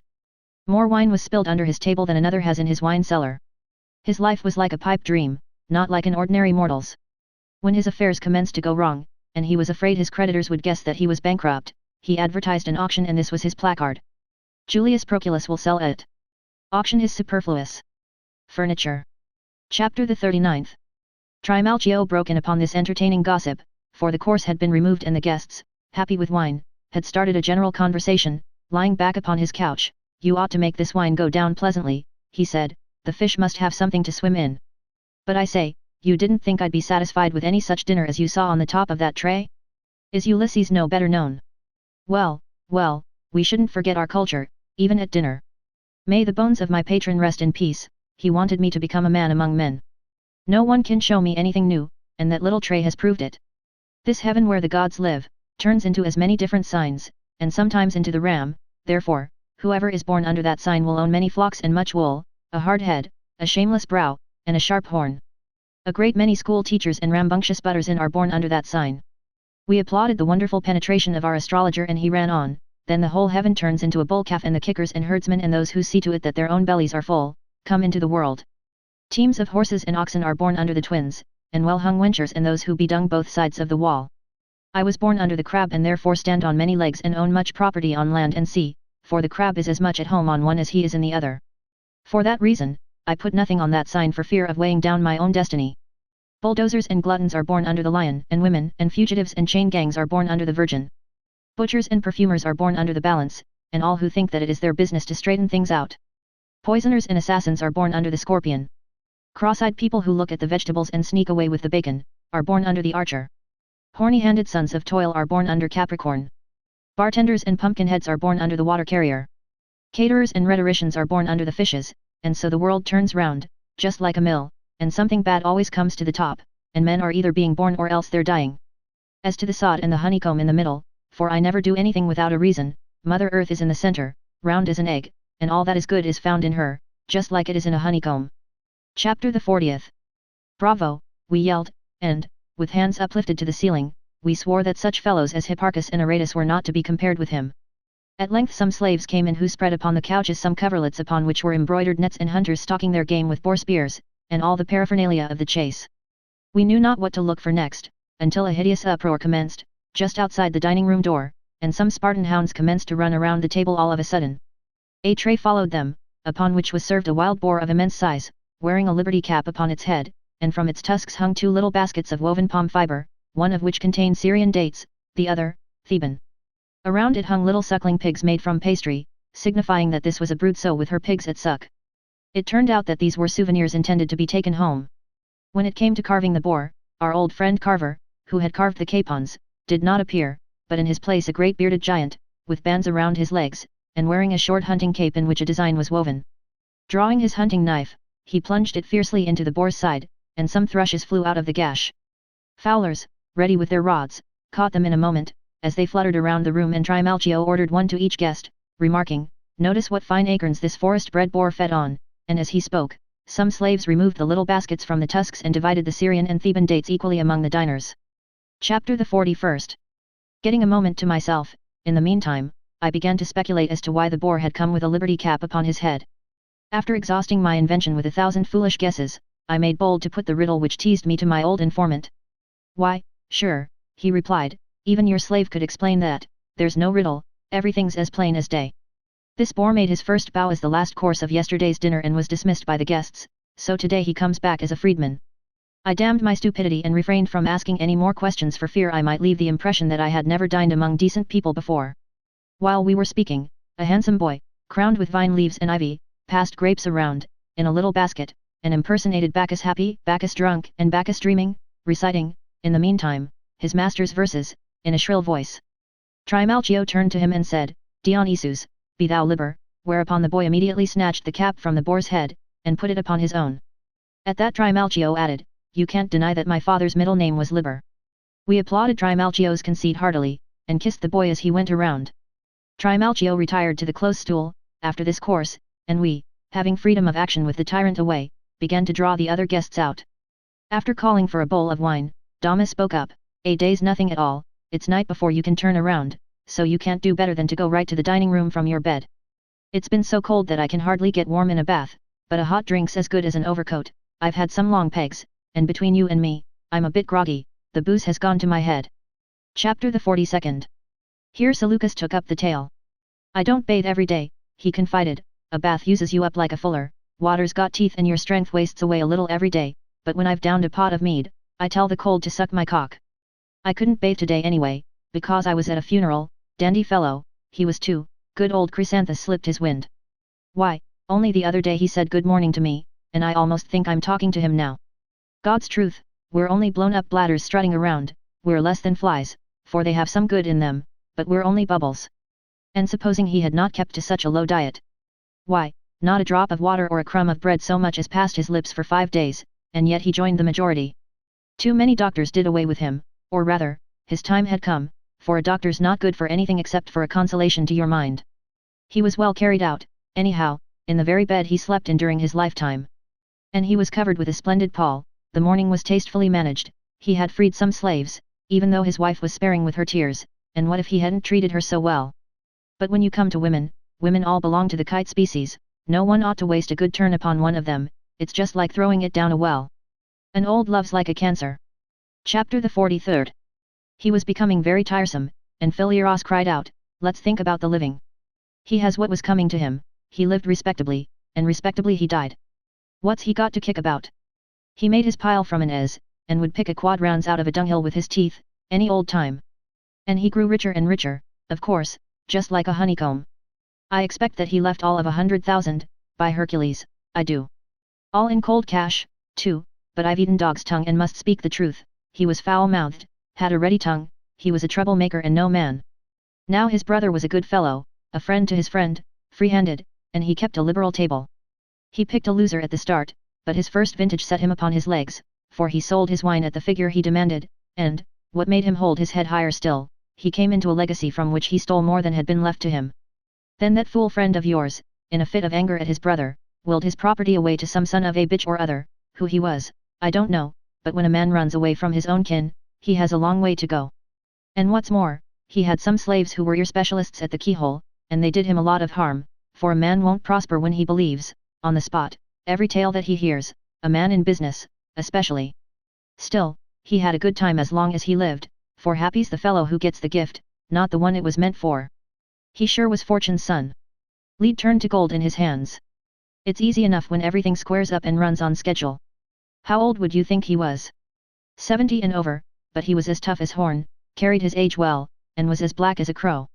I knew the fellow for years and years, and he was a lecher to the very last. I don't believe that even the dog in his house escaped his attentions, by Hercules, I don't, and what a boy lover he was. Saw a virgin in every one he met. Not that I blame him though, for it's all he could take with him. Chapter the 44th. Phileros had his say and Ganymedes exclaimed, you gabble away about things that don't concern heaven or earth, and none of you cares how the price of grain pinches. I couldn't even get a mouthful of bread today, by Hercules, I couldn't. How the drought does hang on. We've had famine for a year. If the damned Aediles would only get what's coming to them. They graft with the bakers, scratch my arse and I'll scratch yours. That's the way it always is, the poor devils are out of luck, but the jaws of the capitalists are always keeping the Saturnalia. If only we had such lion-hearted sports as we had when I first came from Asia. That was the life. If the flour was not the very best, they would beat up those belly-robbing grafters till they looked like Jupiter had been at them. How well I remember Sapphinius, he lived near the old arch, when I was a boy. For a man, he was one hot proposition. Wherever he went, the ground smoked. But he was square, dependable, a friend to a friend, you could safely play mora with him, in the dark. But how he did peel them in the town hall, he spoke no parables, not he. He did everything straight from the shoulder and his voice roared like a trumpet in the forum. He never sweat nor spat. I don't know, but I think he had a strain of the Asiatic in him. And how civil and friendly like he was, in returning everyone's greeting, called us all by name, just like he was one of us. And so provisions were cheap as dirt in those days. The loaf you got for an ez, you couldn't eat, not even if someone helped you, but you see them no bigger than a bull's eye now, and the hell of it is that things are getting worse every day. This colony grows backwards like a calf's tall. Why do we have to put up with an Aedile here, who's not worth 3 Konyan figs and who thinks more of an as than of our lives? He has a good time at home, and his daily income's more than another man's fortune. I happen to know where he got 1,000 gold pieces. If we had any nuts, he'd not be so damned well pleased with himself. Nowadays, men are lions at home and foxes abroad. What gets me is, that I've already eaten my old clothes, and if this high cost of living keeps on, I'll have to sell my cottages. What's going to happen to this town, if neither gods nor men take pity on it? May I never have any luck if I don't believe all this comes from the gods. For no one believes that heaven is heaven, no one keeps a fast, no one cares a hang about Jupiter, they all shut their eyes and count up their own profits. In the old days, the married women, in their stillas, climbed the hill in their bare feet, pure in heart, and with their hair unbound, and prayed to Jupiter for rain. And it would pour down in bucketfuls then or never, and they'd all come home, wet as drowned rats. But the gods all have the gout now, because we are not religious, and so our fields are burning up. Chapter the 45th. Don't be so down in the mouth, chimed in Etchen, the rag man, if it wasn't that it'd be something else, as the farmer said, when he lost his spotted pig. If a thing don't happen today, it may tomorrow. That's the way life jogs along. You couldn't name a better country, by Hercules, you couldn't, if only the men had any brains. She's in hot water right now, but she ain't the only one. We oughtn't to be so particular, heaven's as far away everywhere else. If you were somewhere else, you'd swear that pigs walked around here already roasted. Think of what's coming. We'll soon have a fine gladiator show to last for 3 days, no training school pupils, most of them will be freedmen. Our Titus has a hot head and plenty of guts and it will go to a finish. I'm well acquainted with him, and he'll not stand for any frame UPS. It will be cold steel in the best style, no running away, the shambles will be in the middle of the amphitheater where all the crowd can see. And what's more, he has the coin, for he came into 30 million when his father had the bad luck to die. He could blow in 400,000 and his fortune never feel it, but his name would live forever. He has some dwarfs already, and a woman to fight from a chariot. Then, there's Glyco's steward, he was caught screwing Glyco's wife. You'll see some battle between jealous husbands and favored lovers. Anyhow, that cheap screw of a Glyco condemned his steward to the beasts and only published his own shame. How could the slave go wrong when he only obeyed orders? It would have been better if that sheep hisspot, for that's all she's fit for, had been tossed by the bull, but a fellow has to beat the saddle when he can't beat the jackass. How could Glyco ever imagine that a sprig of Hermogenes planting could turn out well? Why, Hermogenes could trim the claws of a flying hawk, and no snake ever hatched out a rope yet. And look at Glyco. He's smoked himself out in fine shape, and as long as he lives, he'll carry that stain. No one but the devil himself can wipe that out, but chickens always come home to roost. My nose tells me that Mamia will set out a spread, 2 bits apiece for me and mine. And he'll nick Norbanus out of his political pull if he does, you all know that it's to his interest to hump himself to get the best of him. And honestly, what did that fellow ever do for us? He exhibited some 2-cent gladiators that were so near dead they'd have fallen flat if you blew your breath at them. I've seen better thugs sent against wild beasts. And the cavalry he killed looked about as much like the real thing as the horsemen on the lamps, you would have taken them for dunghill cocks. One plug had about as much action as a jackass with a pack saddle, another was club-footed, and a third who had to take the place of one that was killed, was as good as dead, and hamstrung into the bargain. There was only one that had any pep, and he was a Thracian, but he only fought when we egged him on. The whole crowd was flogged afterwards. How the mob did yell lay it on.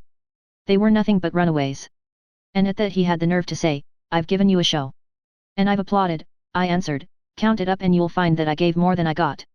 One hand washes the other. Chapter the 46th. Agamemnon, your looks seem to say, what's this boresome nut trying to hand us? Well, I'm talking because you, who can talk book foolishness, won't. You don't belong to our bunch, so you laugh in your sleeve at the way us poor people talk, but we know that you're only a fool with a lot of learning. Well, what of it? Some day I'll get you to come to my country place and take a look at my little estate. We'll have fresh eggs and spring chicken to chew on when we get there, it will be all right even if the weather has kept things back this year.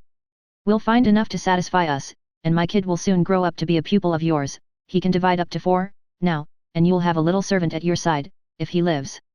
When he has a minute to himself, he never takes his eyes from his tablets, he's smart too, and has the right kind of stuff in him, even if he is crazy about birds. I've had to kill 3 of his linnets already. I told him that a weasel had gotten them, but he's found another hobby, now he paints all the time. He's left the marks of his heels on his Greek already, and is doing pretty well with his Latin, although his master's too easy with him, won't make him stick to one thing. He comes to me to get me to give him something to write when his master don't want to work. Then there's another tutor, too, no scholar, but very painstaking, though, he can teach you more than he knows himself. He comes to the house on holidays and is always satisfied with whatever you pay him. Some little time ago, I bought the kid some law books. I want him to have a smattering of the law for home use. There's bread in that.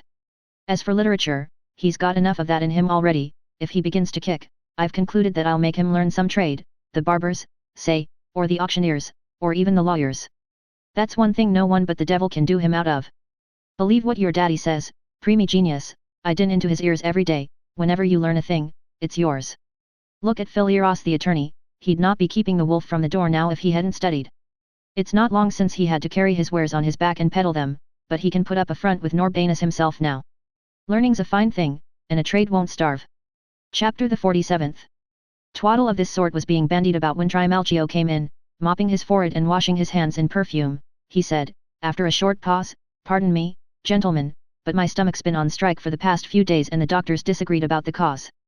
But pomegranate rind and pitch steeped in vinegar have helped me, and I hope that my belly will get on its good behavior, for sometimes there's such a rumbling in my guts that you'd think a bellowing bull was in there. So if anyone wants to do his business, there's no call to be bashful about it. None of us was born solid.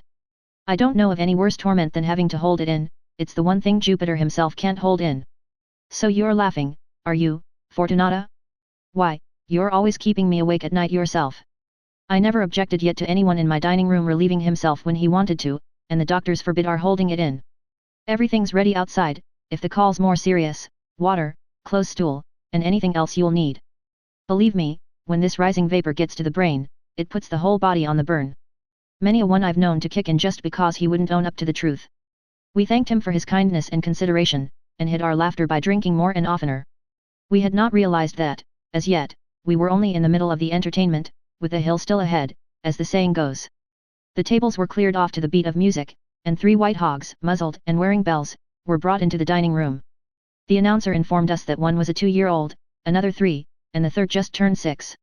I had an idea that some rope dancers had come in and that the hogs would perform tricks, just as they do for the crowd on the streets, but Trimalchio dispelled this illusion by asking, "Which one will you have served up immediately, for dinner?" Any country cook can manage a dunghill cock, a Pentheus hash, or little things like that, but my cooks are well used to serving up calves boiled whole, in their cauldrons. Then he ordered a cook to be called in at once, and without awaiting our pleasure, he directed that the oldest be butchered, and demanded in a loud voice, "What division do you belong to?" When the fellow made answer that he was from the 40th, "Were you bought, or born upon my estates?" Trimalchio continued. "Neither," replied the cook, "I was left to you by Pansa's will." "See to it that this is properly done," Trimalchio warned, "or I'll have you transferred to the division of messengers," and the cook, bearing his master's warning in mind, departed for the kitchen with the next course in tow. Chapter the 48th. Trimalchio's threatening face relaxed and he turned to us. "If the wine don't please you," he said, "I'll change it, you ought to do justice to it by drinking it. I don't have to buy it, thanks to the gods. Everything here that makes your mouths water, was produced on one of my country places which I've never yet seen, but they tell me it's down Terracina and Tarentum way. I've got a notion to add Sicily to my other little holdings, so in case I want to go to Africa, I'll be able to sail along my own coasts. But tell me the subject of your speech today, Agamemnon, for, though I don't plead cases myself, I studied literature for home use, and for fear you should think I don't care about learning, let me inform you that I have 3 libraries, one Greek and the others Latin. Give me the outline of your speech if you like me." "A poor man and a rich man were enemies," Agamemnon began, "when, what's a poor man?" Trimalchio broke in. "Well put," Agamemnon conceded and went into details upon some problem or other, what it was I do not know. Trimalchio instantly rendered the following verdict: "If that's the case, there's nothing to dispute about, if it's not the case, it don't amount to anything anyhow." These flashes of wit, and others equally scintillating, we loudly applauded, and he went on, "Tell me, my dearest Agamemnon, do you remember the 12 labors of Hercules or the story of Ulysses, how the Cyclops threw his thumb out of joint with a pig-headed crowbar? When I was a boy, I used to read those stories in Homer.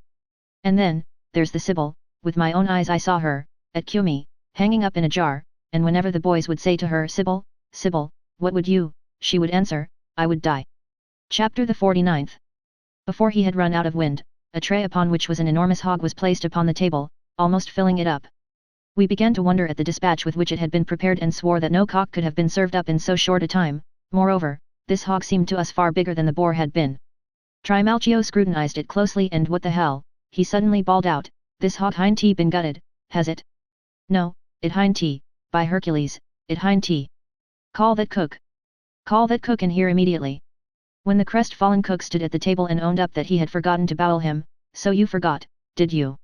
Trimalchio shouted, "You'd think he'd only left out a bit of pepper and cumin, wouldn't you? Off with his clothes." The cook was stripped without delay, and stood with hanging head, between two torturers. We all began to make excuses for him at this, saying, "Little things like that are bound to happen once in a while, let us prevail upon you to let him off, if he ever does such a thing again, not a one of us will have a word to say in his behalf." But for my part, I was mercilessly angry and could not help leaning over towards Agamemnon and whispering in his ear, "It is easily seen that this fellow is criminally careless, is it not? How could anyone forget to draw a hog? If he had served me a fish in that fashion I wouldn't overlook it, by Hercules, I wouldn't." But that was not Trimalchio's way. His face relaxed into good humor and he said, "Since your memory's so short, you can gut him right here before our eyes." The cook put on his tunic, snatched up a carving knife, with a trembling hand, and slashed the hog's belly in several places. Sausages and meat puddings, widening the apertures, by their own weight, immediately tumbled out. Chapter the 50th. The whole household burst into unanimous applause at this. "Hurrah for Gaius," they shouted.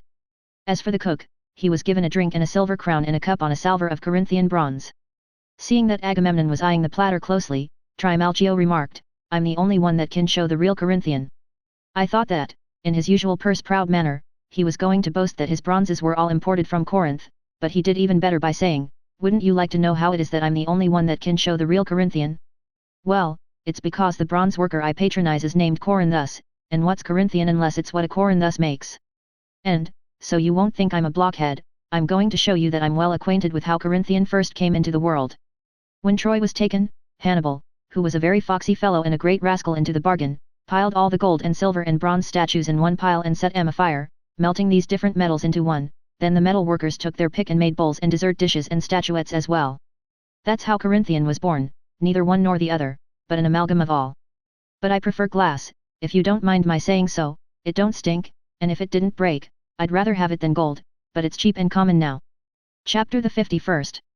But there was an artisan, once upon a time, who made a glass vial that couldn't be broken. On that account he was admitted to Caesar with his gift, then he dashed it upon the floor, when Caesar handed it back to him. The emperor was greatly startled, but the artisan picked the vial up off the pavement, and it was dented, just like a brass bowl would have been. He took a little hammer out of his tunic and beat out the dent without any trouble. When he had done that, he thought he would soon be in Jupiter's heaven, and more especially when Caesar said to him, "Is there anyone else who knows how to make this malleable glass? Think now." And when he denied that anyone else knew the secret, Caesar ordered his head chopped off, because if this should get out, we would think no more of gold than we would of dirt. Chapter the 52nd.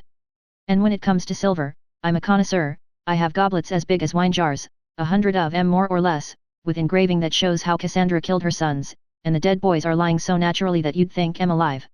I own 1,000 bowls which Mummius left to my patron, where Daedalus is shown shutting Niobe up in the Trojan horse, and I also have cups engraved with the gladiatorial contests of Hermeiros and Petronius. They're all heavy, too. I wouldn't sell my taste in these matters for any money."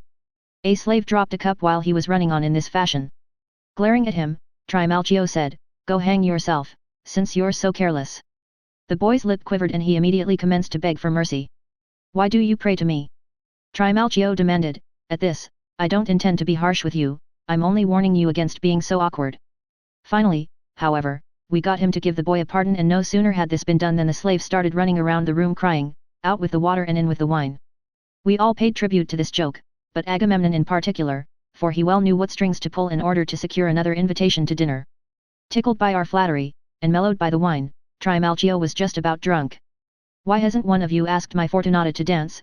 he demanded. "There's no one can do a better can, believe me," and he himself raised his arms above his head and favored us with an impersonation of Cyrus the actor, the whole household chanting, "Oh bravo!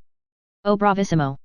in chorus, and he would have danced out into the middle of the room before us all, had not Fortunata whispered in his ear, telling him, I suppose, that such low buffoonery was not in keeping with his dignity. But nothing could be so changeable as his humor. For 1 minute he stood in awe of Fortunata, but his natural propensities would break out the next. Chapter the 53rd. But his passion for dancing was interrupted at this stage by a stenographer who read aloud, as if he were reading the public records. On the 7th of the calends of July, on Trimalchio's estates near Cumae, were born 30 boys and 40 girls, 500 pecks of wheat were taken from the threshing floors and stored in the granaries, 500 oxen were put to yoke. The slave Mithridates was crucified on the same date for cursing the genius of our master, Gaius. On said date 10 million sesterces were returned to the vaults as no sound investment could be found. On said date, a fire broke out in the gardens at Pompeii, said fire originating in the house of Nasta, the bailiff. What's that? Demanded Trimalchio. When were the gardens at Pompeii bought for me? Why, last year, answered the stenographer. For that reason the item has not appeared in the accounts. Trimalchio flew into a rage at this. If I'm not told within 6 months of any real estate that's bought for me, he shouted, I forbid its being carried to my account at all.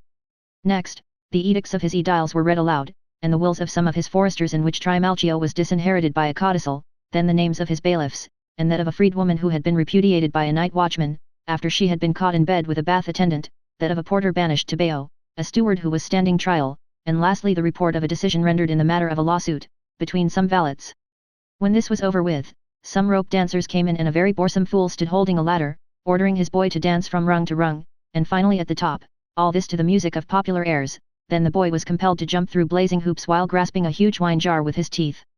Trimalchio was the only one who was much impressed by these tricks, remarking that it was a thankless calling and adding that in all the world there were just 2 things which could give him acute pleasure, rope dancers and horn blowers, all other entertainments were nothing but nonsense. I bought a company of comedians, he went on, but I preferred for them to put on Atellane farces, and I ordered my flute player to play Latin airs only. Chapter the 54th. While our noble Gaius was still talking away, the boy slipped and fell, alighting upon Trimalchio's arm. The whole household cried out, as did also the guests, not that they bore such a coarse fellow any good will, as they would gladly have seen his neck broken, but because such an unlucky ending to the dinner might make it necessary for them to go into mourning over a total stranger. As for Trimalchio, he groaned heavily and bent over his arm as though it had been injured. Doctors flocked around him, and Fortunata was among the very first. Her hair was streaming and she held a cup in her hand and screamed out her grief and unhappiness. As for the boy who had fallen, he was crawling at our feet, imploring pardon. I was uneasy for fear his prayers would lead up to some ridiculous theatrical climax, for I had not yet been able to forget that cook who had forgotten to bowl that hog, and so, for this reason, I began to scan the whole dining room very closely, to see if an automaton would come out through the wall, and all the more so as a slave was beaten for having bound up his master's bruised arm in white wool instead of purple. Nor was my suspicion unjustified, for in place of punishment, Trimalchio ordered that the boy be freed, so that no one could say that so exalted a personage had been injured by a slave. Chapter the 55th. We applauded his action and engaged in a discussion upon the instability of human affairs, which many took sides. A good reason, declared Trimalchio, why such an occasion shouldn't slip by without an epigram. He called for his tablets at once, and after racking his brains for a little while, he got off the following. The unexpected will turn up. Our whole lives' fortune bungles up. Falernian, boy, hand round the cup. This epigram led up to a discussion of the poets, and for a long time, the greatest praise was bestowed upon Mopsus the Thracian, until Trimalchio broke in with, Professor, I wish you'd tell me how you'd compare Cicero and Publius. I'm of the opinion that the first was the more eloquent, but that the last moralizes more beautifully, for what can excel these lines? Insatiable luxury crumbles the walls of war. To satiate gluttony, peacocks in coops are brought. Arrayed in gold plumage like Babylon tapestry rich. Numidian guinea fowls, capons, all perish for thee. And even the wandering stork, welcome guest that he is. The emblem of sacred maternity, slender of leg. And Glock during exile from winter, herald of spring. Still, finds his last nest in the cauldron of gluttony base. India surrenders her pearls, and what mean they to thee? That thy wife decked with sea spoils adorning her breast and her head. On the couch of a stranger lies lifting adulterous legs? The emerald green, the glass bauble, what mean they to thee? Or the fire of the ruby? Except that pure chastity shine. From the depth of the jewels, in garments of woven wind clad. Our brides might as well take their stand, their game naked to stalk. As seek it in gossamer tissue transparent as air. Chapter the 56th. What should we say was the hardest calling, after literature, he asked. That of the doctor or that of the money changer? I would say, the doctor, because he has to know what poor devils have got in their insides, and when the fevers do, but I hate them like the devil, for my part, because they're always ordering me on a diet of duck soup, and the money changers, because he's got to be able to see the silver through the copper plating. When we come to the dumb beasts, the oxen and sheep are the hardest worked, the oxen, thanks to whose labor we have bread to chew on, the sheep, because their wool tricks us out so fine. It's the greatest outrage under the sun for people to eat mutton and then wear a tunic. Then there's the bee, in my opinion, they're divine insects because they puke honey, though there are folks that claim that they bring it from Jupiter, and that's the reason they sting, too, for wherever you find a sweet, you'll find a bitter too. He was just putting the philosophers out of business when lottery tickets were passed around in a cup. A slave boy assigned to that duty read aloud the names of the souvenirs: silver ham, a ham was brought in with some silver vinegar cruets on top of it, cervical something soft for the neck, a piece of the cervix neck of a sheep was brought in, sari sapia after wet and contumelia insult we were given must wafers and an apple melon and a phallus cantus, pori leeks and persica, he picked up a whip and a knife, passers sparrows and a fly trap, the answer was raisins uva passa and attic honey, senatoria a dinner toga and ferencia business dress. He handed out a piece of meat suggestive of dinner and a notebook suggestive of business, canale chased by a dog and pedal pertaining to the foot, a hare and a slipper were brought out, lamprey murina and a letter, he held up a mouse muse and a frog rana tied together, and a bundle of beat beta, the Greek letter beta. We laughed long and loud, there were 1,000 of these jokes, more or less, which have now escaped my memory. Chapter the 57th. But Asseltos threw off all restraint and ridiculed everything, throwing up his hands, he laughed until the tears ran down his cheeks. At last, one of Trimalchio's fellow freedmen, the one who had the place next to me, flew into a rage. What's the joke, sheep's head, he bawled, don't our host's swell entertainment suit you? You're richer than he is, I suppose, and used to dining better. As I hope the guardian spirit of this house will be on my side, I'd have stopped his bleeding long ago if I'd been sitting next to him. He's a peach, he is, laughing at others, some vagabond or other from who knows where, some nightpad who's not worth his own piss, just let me piss a ring around him and he wouldn't know where to run to. I ain't easy riled, no, by Hercules, I ain't, but worms breed in tender flesh. Look at him laugh. What the hell's he got to laugh at? Is his family so damned fine-haired? So you're a Roman knight? Well, I'm a king's son. How's it come that you've been a slave? You'll ask. Because I put myself into service because I'd rather be a Roman citizen than a tax-paying provincial. And now I hope that my life will be such that no one can jeer at me. I'm a man among men. I take my stroll bareheaded and owe no man a copper cent. I never had a summons in my life and no one ever said to me, in the forum, pay me what you owe me. I've bought a few acres and saved up a few dollars and I feed 20 bellies and a dog. I ransomed my bedfellow so no one could wipe his hands on her bosom, 1,000 dinars it cost me, too. I was chosen priest of Augustus without paying the fee, and I hope that I won't need to blush in my grave after I'm dead. But you're so busy that you can't look behind you, you can spot a louse on someone else, all right, but you can't see the tick on yourself. You're the only one that thinks we're so funny. Look at your professor, he's older than you are, and we're good enough for him, but you're only a brat with the milk still in your nose and all you can prattle is ma or mew, you're only a clay pot, a piece of leather soaked in water, softer and slipperier, but none the better for that. You've got more coin than we have you? Then eat 2 breakfasts and 2 dinners a day.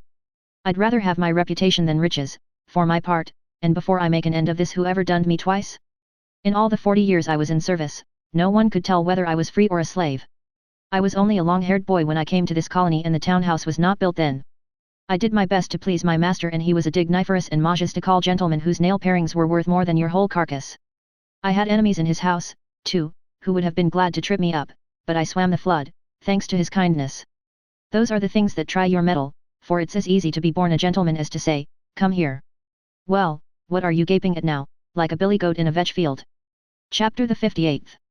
Deaton, who had been standing at my feet, and who had for some time been holding in his laughter, burst into an uproarious guffaw, at this last figure of speech, and when Asselto's adversary heard it, he turned his abuse upon the boy.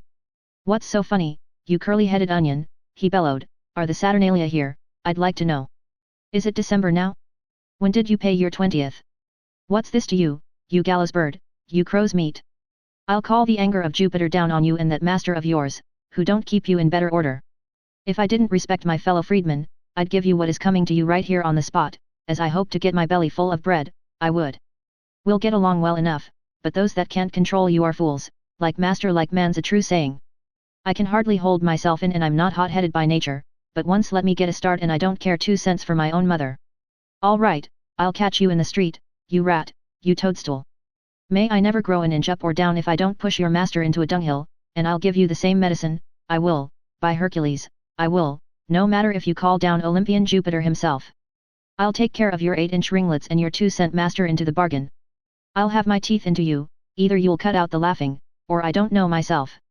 Yes, even if you had a golden beard. I'll bring the wrath of Minerva down on you and on the fellow that first made a come here out of you. No, I never learned geometry or criticism or other foolishness like that, but I know my capital letters and I can divide any figure by 100, be it in asses, pounds, or sesterces. Let's have a showdown, you and I will make a little bet. Here's my coin. You'll soon find out that your father's money was wasted on your education, even if you do know a little rhetoric. How's this? What part of us am I? I come far, I come wide, now guess me. I'll give you another. What part of us runs but never moves from its place? What part of us grows but always grows less? But you scurry around and are as flustered and fidgeted as a mouse in a pisspot. Shut up and don't annoy your betters, who don't even know that you've been born. Don't think that I'm impressed by those boxwood armlets that you did your mistress out of. Occupo will back me. Let's go into the forum and borrow money, then you'll see whether this iron ring means credit. Bah! A draggled fox is a fine sight, ain't it? I hope I never get rich and die decently so that the people will swear by my death, if I don't hound you everywhere with my toga turned inside out. And the fellow that taught you such manners did a good job too, a chattering ape, all right, no schoolmaster. We were better taught. Is everything in its place? The master would ask. Go straight home and don't stop and stare at everything and don't be impudent to your elders. Don't loiter along looking in at the shops. No second-raters came out of that school. I'm what you see me and I thank the gods it's all due to my own cleverness. Chapter the 59th. Asyltos was just starting in to answer this indictment when Trimalchio, who was delighted with his fellow freedman's tirade, broke in, cut out the bickering and let's have things pleasant here. Let up on the young fellow, Hermiros, he's hot-blooded, so you ought to be more reasonable. The loser's always the winner in arguments of this kind. And as for you, even when you were a young punk you used to go co, like a hen after a rooster, but you had no pep. Let's get to better business and start the fun all over again and watch the home wrists. A troop filed in, immediately, and clashed spears against shields. Trimalchio sat himself up on his cushion and intoned in Latin, from a book, while the actors, in accordance with their conceded custom, recited their parts in the Greek language. There came a pause, presently, and you don't any of you know the plot of the skit they're putting on, do you? He asked. Diomedes and Ganymede were two brothers, and Helen was their sister. Agamemnon ran away with her and palmed off a doe on Diana, in her place, so Homer tells how the Trojans and Parentines fought among themselves. Of course Agamemnon was victorious, and gave his daughter Iphigenia, to Achilles, for a wife. This caused Ajax to go mad, and he'll soon make the whole thing plain to you. The Homerists raised a shout, as soon as Trimalchio had done speaking, and, as the whole familia stepped back, a boiled calf with a helmet on its head was brought in on an enormous platter. Ajax followed and rushed upon it with drawn sword, as if he were insane. He made passes with the flat, and again with the edge, and then, collecting the slices, he skewered them, and, much to our astonishment, presented them to us on the point of his sword. Chapter the 60th. But we were not given long in which to admire the elegance of such service, for all of a sudden the ceiling commenced to creak and then the whole dining room shook. I leaped to my feet in consternation, for fear some rope walker would fall down, and the rest of the company raised their faces, wondering as much as I what new prodigy was to be announced from on high. Then lo and behold! The ceiling panels parted and an enormous hoop, which appeared to have been knocked off a huge cask, was lowered from the dome above. Its perimeter was hung with golden chaplets and jars of alabaster filled with perfume. We were asked to accept these articles as souvenirs.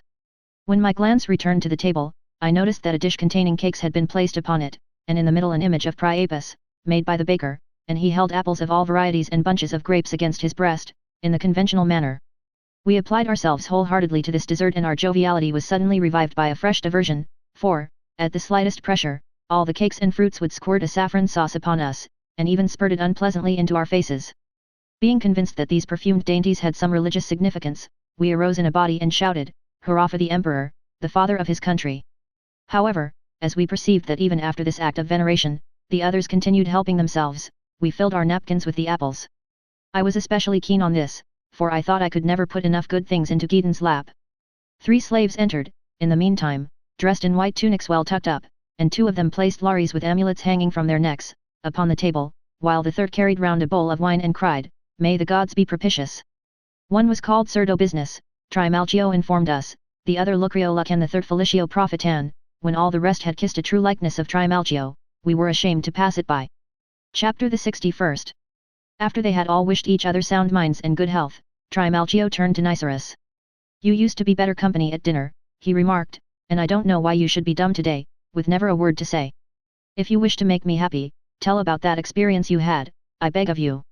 Delighted at the affability of his friend, I hope I lose all my luck if I'm not tickled to death at the humor I see you in, Nicerus replied. All right, let's go the limit for a good time, though I'm afraid these scholars will laugh at me, but I'll tell my tale and they can go as far as they like. What the hell do I care who laughs? It's better to be laughed at than laughed down. These words spake the hero, and began the following tale. We lived in a narrow street in the house Gavilla now owns, when I was a slave. There, by the will of the gods, I fell in love with the wife of Terentius, the innkeeper. You knew Melissa of Tarentum, that pretty round-checked little wench. It was no carnal passion, so hear me, Hercules, it wasn't. I was not in love with her physical charms. No, it was because she was such a good sport. I never asked her for a thing and had her deny me. If she had an as, I had half. I trusted her with everything I had and never was done out of anything. Her husband up and died on the place, one day, so I tried every way I could to get to her, for you know friends ought to show up when anyone's in a pinch. Chapter the 62nd. It so happened that our master had gone to Capua to attend to some odds and ends of business and I seized the opportunity, and persuaded a guest of the house to accompany me as far as the 5th milestone. He was a soldier, and as brave as the very devil. We set out about cock-crow, the moon was shining as bright as midday, and came to where the tombstones are. My man stepped aside amongst them, but I sat down, singing, and commenced to count them up. When I looked around for my companion, he had stripped himself and piled his clothes by the side of the road. My heart was in my mouth, and I sat there while he pissed a ring around them and was suddenly turned into a wolf. Now don't think I'm joking, I wouldn't lie for any amount of money, but as I was saying, he commenced to howl after he was turned into a wolf, and ran away into the forest. I didn't know where I was for a minute or two, then I went to his clothes, to pick them up, and damned if they hadn't turned to stone. Was ever anyone nearer dead from fright than me? Then I whipped out my sword and cut every shadow along the road to bits, till I came to the house of my mistress. I looked like a ghost when I went in, and I nearly slipped my wind. The sweat was pouring down my crotch, my eyes were staring, and I could hardly be brought around. My Melissa wondered why I was out so late. Oh, if you'd only come sooner, she said, you could have helped us. A wolf broke into the folds and attacked the sheep, bleeding them like a butcher. But he didn't get the laugh on me, even if he did get away, for one of the slaves ran his neck through with a spear. I couldn't keep my eyes shut any longer when I heard that, and as soon as it grew light, I rushed back to Argaeus' house like an innkeeper beaten out of his bill, and when I came to the place where the clothes had been turned into stone, there was nothing but a pool of blood. And moreover, when I got home, my soldier was lying in bed, like an ox, and a doctor was dressing his neck. I knew then that he was a werewolf, and after that, I couldn't have eaten a crumb of bread with him, no, not if you had killed me. Others can think what they please about this, but as for me, I hope your geniuses will all get after me if I lie. Chapter the 63rd. We were all dumb with astonishment, when I take your story for granted, said Trimalchio, and if you'll believe me, my hair stood on end, and all the more, because I know that Nicerus never talks nonsense, he's always level-headed, not a bit gossipy. And now I'll tell you a hair-raiser myself, though I'm like a jackass on a slippery pavement compared to him. When I was a long-haired boy, for I lived a Chian life from my youth up, my master's minion died. He was a jewel, so hear me Hercules, he was, perfect in every facet. While his sorrow-stricken mother was bewailing his loss, and the rest of us were lamenting with her, the witches suddenly commenced to screech so loud that you would have thought a hare was being run down by the hounds. At that time, we had a Cappadocian slave, tall, very bold, and he had muscle too, he could hold a mad bull in the air.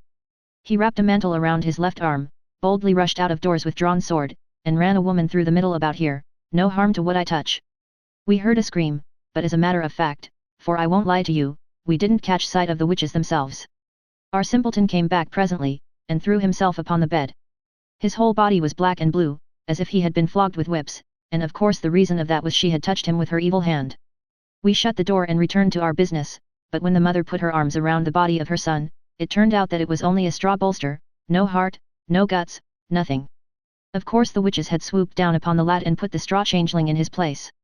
Believe me or not, suit yourselves, but I say that there are women that know too much, and night hags, too, and they turn everything upside down. And as for the long-haired booby, he never got back his own natural color and he died, raving mad, a few days later. Chapter the 64th. Though we wondered greatly, we believed none the less implicitly and, kissing the table, we besought the night hags to attend to their own affairs while we were returning home from dinner. As far as I was concerned, the lamps already seemed to burn double and the whole dining room was going round, when see here, Plocamus, Trimalchio spoke up, haven't you anything to tell us? You haven't entertained us at all, have you? And you used to be fine company, always ready to oblige with a recitation or a song. The gods bless us, how the green figs have fallen. True for you, the fellow answered, since I've got the gout my sporting days are over, but in the good old times when I was a young spark, I nearly sang myself into a consumption. How I used to dance! And take my part in a farce, or hold up my end in the barber shops. Who could hold a candle to me except, of course, the one and only Apelles? He then put his hand to his mouth and hissed out some foul gibberish or other, and said afterwards that it was Greek. Trimalchio himself then favoured us with an impersonation of a man blowing a trumpet, and when he had finished, he looked around for his minion, whom he called Croesus, a blear-eyed slave whose teeth were very disagreeably discoloured. He was playing with a little black bitch, disgustingly fat, wrapping her up in a leek green scarf and teasing her with a half-loaf of bread which he had put on the couch, and when from sheer nausea, she refused it, he crammed it down her throat. This sight put Trimalchio in mind of his own dog, and he ordered Scylax, the guardian of his house and home, to be brought in. An enormous dog was immediately led in upon a chain and, obeying a kick from the porter, it lay down beside the table. Thereupon Trimalchio remarked, as he threw it a piece of white bread, "No one in all my house loves me better than Scylax." Enraged at Trimalchio's praising Scylax so warmly, the slave put the bitch down upon the floor and sicked her on to fight. Scylax, as might have been expected from such a dog, made the whole room ring with his hideous barking and nearly shook the life out of the little bitch which the slave called Pearl. Nor did the uproar end in a dog fight. A candelabrum was upset upon the table, breaking the glasses and spattering some of the guests with hot oil. As Trimalchio did not wish to seem concerned at the loss, he kissed the boy and ordered him to climb upon his own back. The slave did not hesitate but, mounting his rocking horse, he beat Trimalchio's shoulders with his open palms, yelling with laughter, "Buck! Buck! How many fingers do I hold up?" When Trimalchio had, in a measure, regained his composure, which took but a little while, he ordered that a huge vessel be filled with mixed wine, and that drinks be served to all the slaves sitting around our feet, adding as an afterthought, "If anyone refuses to drink, pour it on his head, business is business, but now's the time for fun." Chapter the 65th. The dainties that followed this display of affability were of such a nature that, if any reliance is to be placed in my word, the very mention of them makes me sick at the stomach. Instead of thrushes, fattened chickens were served, one to each of us, and goose eggs with pastry caps on them, which same Trimalchio earnestly entreated us to eat, informing us that the chickens had all been boned. Just at that instant, however, a lictor knocked at the dining room door, and a reveller, clad in white vestments, entered, followed by a large retinue. Startled at such pomp, I thought that the praetor had arrived, so I put my bare feet upon the floor and started to get up, but Agamemnon laughed at my anxiety and said, "Keep your seat, you idiot, it's only Habinnas the Severer, he's a stonemason, and if report speaks true, he makes the finest tombstones imaginable." Reassured by this information, I lay back upon my couch and watched Habinnas' entrance with great curiosity. Already drunk and wearing several wreaths, his forehead smeared with perfume which ran down into his eyes, he advanced with his hands upon his wife's shoulders, and, seating himself in the praetor's place, he called for wine and hot water. Delighted with his good humour, Trimalchio called for a larger goblet for himself, and asked him, at the same time, how he had been entertained. "We had everything except yourself, for my heart and soul were here, but it was fine, it was, by Hercules. Sissa was giving an Avendial feast for her slave, whom she freed on his deathbed, and it's my opinion she'll have a large sum to split with the tax gatherers, for the dead man was rated at 50,000, but everything went off well, even if we did have to pour half our wine on the bones of the late lamented." Chapter the 66th. "But," demanded Trimalchio, "what did you have for dinner?" "I'll tell you if I can," answered he, "for my memory's so good that I often forget my own name. Let's see, for the first course, we had a hog, crowned with a wine cup and garnished with cheesecakes and chicken livers cooked well done, beets, of course, and whole wheat bread, which I'd rather have than white, because it puts strength into you, and when I take a crap afterwards, I don't have to yell. Following this, came a course of tarts, served cold, with excellent Spanish wine poured over warm honey. I ate several of the tarts and got the honey all over myself. Then there were chickpeas and lupins, all the smooth-shelled nuts you wanted, and an apple apiece, but I got away with 2, and here they are, tied up in my napkin, for I'll have a row on my hands if I don't bring some kind of a present home to my favorite slave. Oh yes, my wife has just reminded me, there was a haunch of bear meat as a side dish. Scintilla ate some of it without knowing what it was, and she nearly puked up her guts when she found out. But as for me, I ate more than a pound of it, for it tasted exactly like wild boar and, says I, if a bear eats a man, shouldn't that be all the more reason for a man to eat a bear? The last course was soft cheese, new wine boiled thick, a snail apiece, a helping of tripe, liver pate, capped eggs, turnips and mustard. But that's enough. Pickled olives were handed around in a wooden bowl, and some of the party greedily snatched 3 handfuls. We had ham, too, but we sent it back. Chapter the 67th. But why isn't Fortunata at the table, Gaius? Tell me. What's that? Trimalchio replied, don't you know her better than that? She wouldn't touch even a drop of water till after the silver was put away and the leftovers divided among the slaves. I'm going to beat it if she don't take her place, Habinus threatened, and started to get up, and then, at a signal, the slaves all called out together Fortunata, 4 times or more. She appeared, girded round with a sash of greenish-yellow, below which a cherry-coloured tunic could be seen, and she had on twisted anklets and sandals worked in gold. Then, wiping her hands upon a handkerchief which she wore around her neck, she seated herself upon the couch beside Scintilla, Habinus' wife, and clapping her hands and kissing her, "My dear," she gushed, "is it really you?" Fortunata then removed the bracelets from her pudgy arms and held them out to the admiring Scintilla, and by she took off her anklets and even her yellow hairnet, which was 24 carats fine, she would have us know. Trimalchio, who was on the watch, ordered every trinket to be brought to him. "You see these things, don't you?" he demanded, "they're what women fetter us with. That's the way us poor suckers are done. These ought to weigh 6 pounds and a half. I have an armband myself, that don't weigh a grain under 10 pounds, I bought it out of Mercury's thousandths, too." Finally, for fear he would seem to be lying, he ordered the scales to be brought in and carried around to prove the weights. And Scintilla was no better. She took off a small golden vanity case which she wore around her neck, and which she called her lucky box, and took from it 2 eardrops, which, in her turn, she handed to Fortunata to be inspected. "Thanks to the generosity of my husband," she smirked, "no woman has better." "What's that?" Habinus demanded. "You kept on my trail to buy that glass bean for you. If I had a daughter, I'll be damned if I wouldn't cut off her little ears. We'd have everything as cheap as dirt if there were no women, but we have to piss hot and drink cold, the way things are now." The women, angry though they were laughing together, in the meantime, and exchanging drunken kisses, the one running on about her diligence as a housekeeper, and the other about the infidelities and neglect of her husband. Habinus got up stealthily, while they were clinging together in this fashion and, seizing Fortunata by the feet, he tipped her over backwards upon the couch. "Let go," she screeched, as her tunic slipped above her knees, then, after pulling down her clothing, she threw herself into Scintilla's lap, and hid, with her handkerchief, a face which was none the more beautiful for its blushes. Chapter the 68th. After a short interval, Trimalchio gave orders for the dessert to be served, whereupon the slaves took away all the tables and brought in others, and sprinkled the floor with sawdust mixed with saffron and vermilion, and also with powdered mica, a thing I had never seen done before. When all this was done, Trimalchio remarked, "I could rest content with this course, for you have your second tables, but, if you've something especially nice, why bring it on." Meanwhile an Alexandrian slave boy, who had been serving hot water, commenced to imitate a nightingale, and when Trimalchio presently called out, "Change your tune," we had another surprise, for a slave, sitting at Habinus' feet, egged on, I have no doubt, by his own master, bawled suddenly in a sing-song voice. Meanwhile Aeneas and all of his fleet held his course on the billowy deep.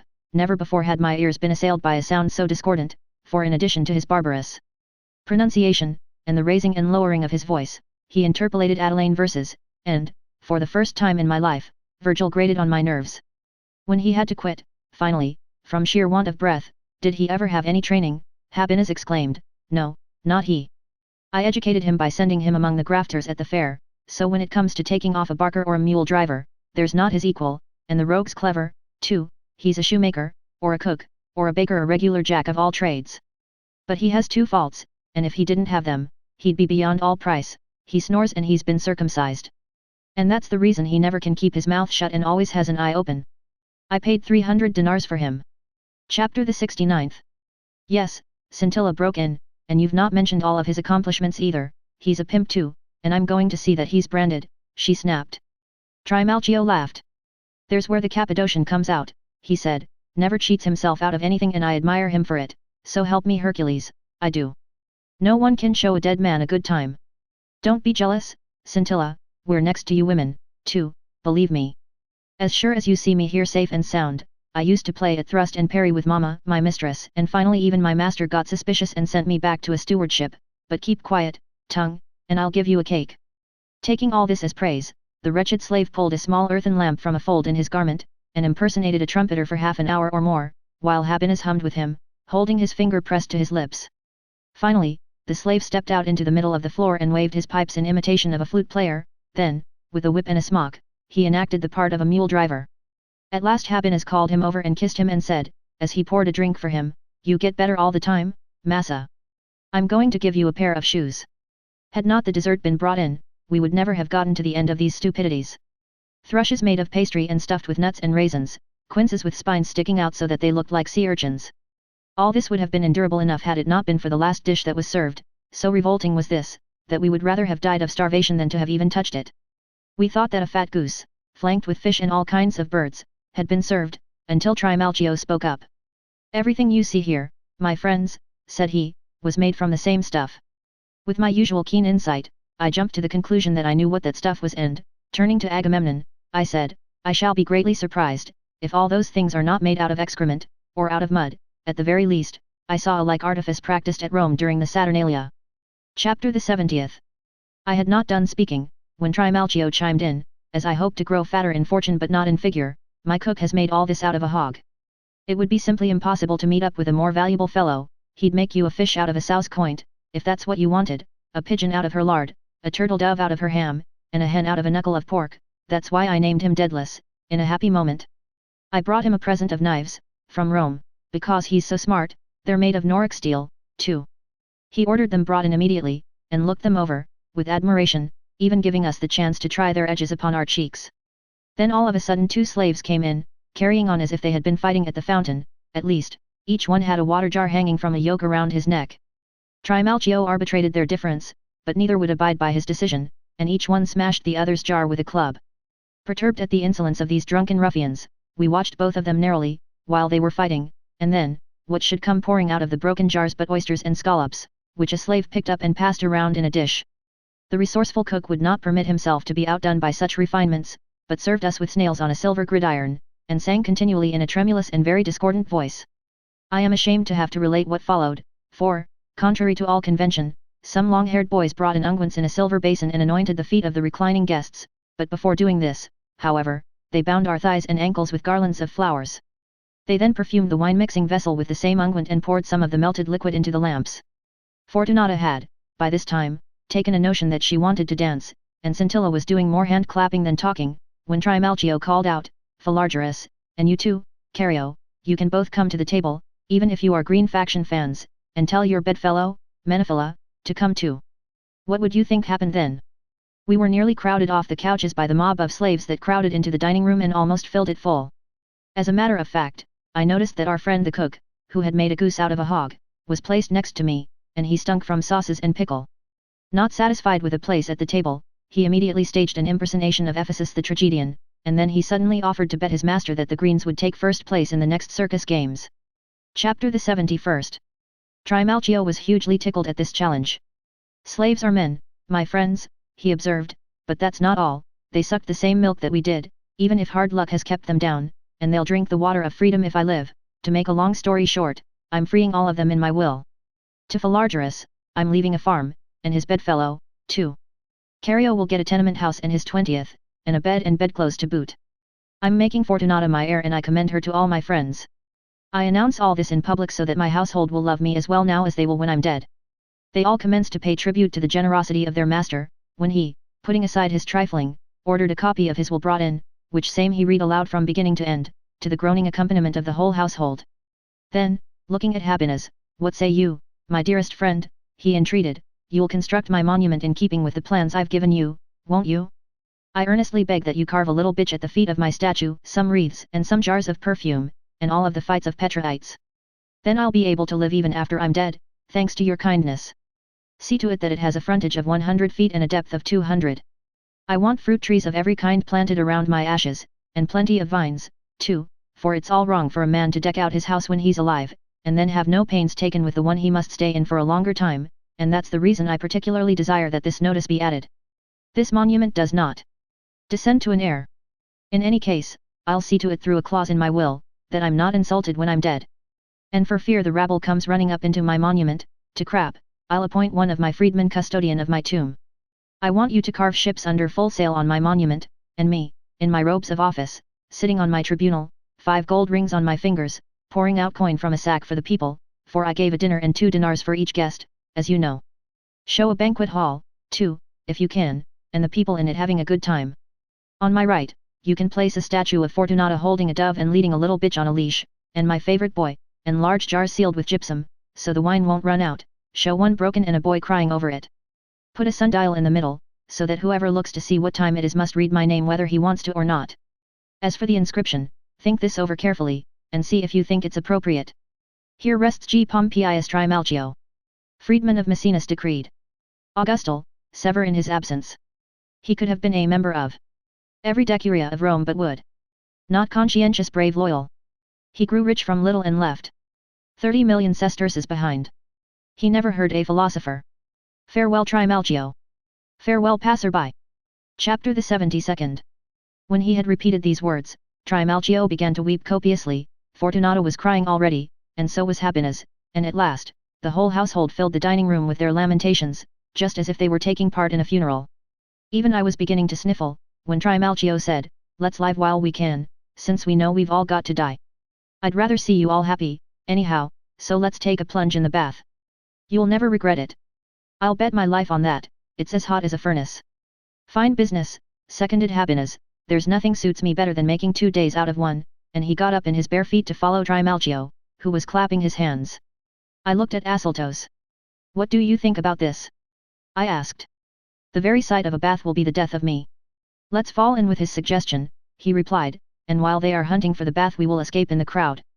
Gideon led us out through the porch. When we had reached this understanding, and we came to a door, where a dog on a chain startled us so with his barking that Asseltos immediately fell into the fish pond. As for myself, I was tipsy and had been badly frightened by a dog that was only a painting, and when I tried to haul the swimmer out, I was dragged into the pool myself. The porter finally came to our rescue, quieted the dog by his appearance, and pulled us, shivering, to dry land. Gideon had ransomed himself by a very cunning scheme, for what we had saved for him, from dinner, he threw to the barking brute, which then calmed its fury and became engrossed with the food. But when, with chattering teeth, we besought the porter to let us out at the door, "If you think you can leave by the same door you came in it," he replied, "you're mistaken, no guest is ever allowed to go out through the same door he came in it, some are for entrance, others for exit." Chapter the 73rd. What were we miserable wretches to do, shut up in this new-fangled labyrinth? The idea of taking a hot bath had commenced to grow in favor, so we finally asked the porter to lead us to the place and, throwing off our clothing, which Gideon spread out in the hall to dry, we went in. It was very small, like a cold water cistern. Trimalchio was standing upright in it, and one could not escape his disgusting bragging even here. He declared that there was nothing nicer than bathing without a mob around, and that a bakery had formerly occupied this very spot. Tired out at last, he sat down, but when the echoes of the place tempted him, he lifted his drunken mouth to the ceiling, and commenced murdering the songs of Menocrates, at least that is what we were told by those who understood his language. Some of the guests joined hands and ran around the edge of the pool, making the place ring with their boisterous peals of laughter. Others tried to pick rings up from the floor, with their hands tied behind them, or else, going down upon their knees, tried to touch the ends of their toes by bending backwards. We went down into the pool while the rest were taking part in such amusements. It was being heated for Trimalchio. When the fumes of the wine had been dissipated, we were conducted into another dining room where Fortunata had laid out her own treasures. I noticed, for instance, that there were little bronze fishermen upon the lamps, the tables were of solid silver, the cups were porcelain inlaid with gold. Before our eyes wine was being strained through a straining cloth. "One of my slaves shaves his first beard today," Trimalchio remarked, at length, "a promising, honest, thrifty lad, may he have no bad luck, so let's get our skins full and stick around till morning." Chapter the 74th.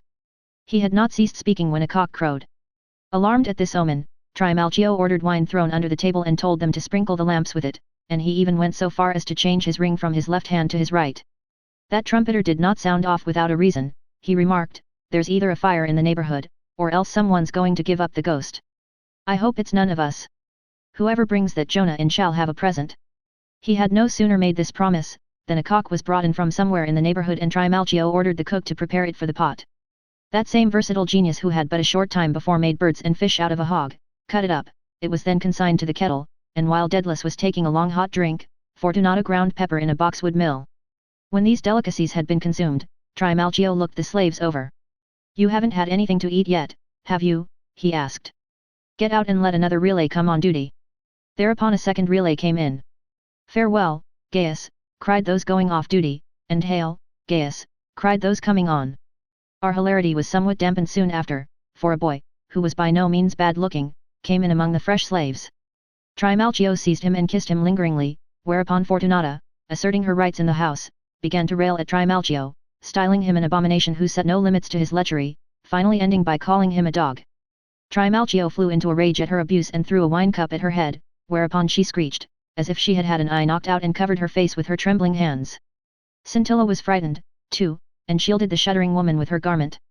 An officious slave presently held a cold water pitcher to her cheek, and Fortunata bent over it, sobbing and moaning. But as for Trimalchio, what the hell's next, he gritted out, this Syrian dancing whore don't remember anything. I took her off the auction block and made her a woman among her equals, didn't I? And here she puffs herself up like a frog and pukes in her own nest. She's a blockhead, all right, not a woman. But that's the way it is. If you're born in an attic you can't sleep in a palace. I'll see that this booted Cassandra's tamed, so help me my genius, I will. And I could have married 10 million, even if I did only have 2 cents, you know I'm not lying. Let me give you a tip, said Agatho, the perfumer, to the lady next door, when he pulled me aside, don't let your line die out. And here I've stuck the axe into my own leg because I was a damned fool and didn't want to seem fickle. I'll see to it that you're more careful how you claw me up, sure as you're born, I will. That you may realize how seriously I take what you've done to me. Happiness, I don't want you to put her statue on my tomb for fear I'll be nagged even after I'm dead. And furthermore, that she may know I can repay a bad turn, I won't have her kissing me when I'm laid out. Chapter the 75th. When Trimalchio had launched this thunderbolt, Happiness commenced to beg him to control his anger. There's not one of us but goes wrong sometimes, argued he, we're not gods, we're men. Scintilla also cried out through her tears, calling him Gaius, and entreating him by his guardian angel to be mollified. Trimalchio could restrain the tears no longer. Happiness, he blubbered, as you hope to enjoy your money, spit in my face if I've done anything wrong. I kissed him because he's very thrifty, not because he's a pretty boy. He can recite his division table and read a book at sight. He bought himself a Thracian uniform from his savings from his rations, and a stool and 2 dippers, with his own money, too. He's worth my attention, ain't he? But Fortunata won't see it. Ain't that the truth, you high-stepping hussy? Let me beg you to make the best of what you've got, Eushikit, and don't make me show my teeth, my little darling, or you'll find out what my temper's like. Believe me, when once I've made up my mind, I'm as fixed as a spike in a beam. But let's think of the living. I hope you'll all make yourselves at home, gentlemen. I was in your fix myself once, but rose to what I am now by my own merit. It's the brains that makes the man, all the rest's bunk. I buy well, I sell well, someone else will tell you a different story, but as for myself, I'm fairly busting with prosperity. What, grunting so, still bawling? I'll see to it that you've something to bawl for, but as I started to say, it was my thrift that brought me to my fortune. I was just as tall as that candlestick when I came over from Asia. Every day I used to measure myself by it, and I would smear my lips with oil so my beard would sprout all the sooner. I was my master's mistress for 14 years, for there's nothing wrong in doing what your master orders, and I satisfied my mistress, too, during that time, you know what I mean, but I'll say no more, for I'm not one of your braggarts. Chapter the 76th. At last it came about by the will of the gods that I was master in the house, and I had the real master under my thumb then. What is there left to tell? I was made coheir with Caesar and came into a senator's fortune. But nobody's ever satisfied with what he's got, so I embarked in business. I won't keep you long in suspense. I built 5 ships and loaded them with wine worth its weight in gold. It was then and sent them to Rome. You'd think I'd ordered it so, for every last one of them foundered, it's a fact, no fairy tale about it, and Neptune swallowed 30 million sesterces in one day. You don't think I lost my pep, do you? By Hercules, no. That was only an appetizer for me, just as if nothing at all had happened. I built other and bigger ships, better found, too, so no one could say I wasn't game. A big ship's a big venture, you know. I loaded them up with wine again, bacon, beans, Capuan perfumes, and slaves. Fortunata did the right thing in this affair, too, for she sold every piece of jewelry and all her clothes into the bargain, and put 100 gold pieces in my hand. They were the nest egg of my fortune. A thing soon done when the gods will it. I cleared 10 million sesterces by that voyage, all velvet, and bought in all the estates that had belonged to my patron, right away. I built myself a house and bought cattle to resell, and whatever I touched grew just like a honeycomb. I chucked the game when I got to have an income greater than all the revenues of my own country, retired from business, and commenced to back freedmen. I never liked business anyhow, as far as that goes, and was just about ready to quit when an astrologer, a Greek fellow he was, and his name was Serapa, happened to light in our colony, and he slipped me some information and advised me to quit. He was hep to all the secrets of the gods, told me things about myself that I'd forgotten, and explained everything to me from needle and thread up, knew me inside out, he did, and only stopped short of telling me what I'd had for dinner the day before. You'd have thought he'd lived with me always. Chapter the 77th. Happiness, you were there, I think, I'll leave it to you. Didn't he say you took your wife out of a whorehouse? You're as lucky in your friends, too, no one ever repays your favor with another, you own broad estates, you nourish a viper under your wing, and why shouldn't I tell it I still have 30 years, 4 months and 2 days to live? I'll also come into another bequest shortly. That's what my horoscope tells me. If I can extend my boundaries so as to join Apulia, I'll think I've amounted to something in this life. I built this house with Mercury on the job, anyhow, it was a hovel, as you know, it's a palace now. 4 dining rooms, 20 bedrooms, 2 marble colonnades, a storeroom upstairs, a bedroom where I sleep myself, a sitting room for this viper, a very good room for the porter, a guest chamber for visitors. As a matter of fact, Scorus, when he was here, would stay nowhere else, although he has a family place on the seashore. I'll show you many other things, too, in a jiffy, believe me, if you have an es, you'll be rated at what you have. So your humble servant, who was a frog, is now a king. Stickus, bring out my funereal vestments while we wait, the ones I'll be carried out in, some perfume, too, and a draught of the wine in that jar, I mean the kind I intend to have my bones washed in. Chapter the 78th. It was not long before Stickus brought a white shroud and a purple-bordered toga into the dining room, and Trimalchio requested us to feel them and see if they were pure wool. Then, with a smile, take care, Stickus, that the mice don't get at these things and gnaw them, or the moths either. I'll burn you alive if they do. I want to be carried out in all my glory so all the people will wish me well. Then, opening a jar of nard, he had us all anointed. I hope I'll enjoy this as well when I'm dead, he remarked, as I do while I'm alive. He then ordered wine to be poured into the punch bowl. Pretend, said he, that you're invited to my funeral feast. The thing had grown positively nauseating, when Trimalchio, beastly drunk by now, bethought himself of a new and singular diversion and ordered some hornblowers brought into the dining room. Then, propped up by many cushions, he stretched himself out upon the couch. Let on that I'm dead, said he, and say something nice about me. The hornblowers sounded off a loud funeral march together, and one in particular, a slave belonging to an undertaker, made such a fanfare that he roused the whole neighborhood, and the watch, which was patrolling the vicinity, thinking Trimalchio's house was afire, suddenly smashed in the door and rushed in with their water and axes, as is their right, raising a rumpus all their own. We availed ourselves of this happy circumstance and, leaving Agamemnon in the lurch, we took to our heels, as though we were running away from a real conflagration. Volume 3. Further Adventures of Encolpius and his Companions. Chapter the 79th.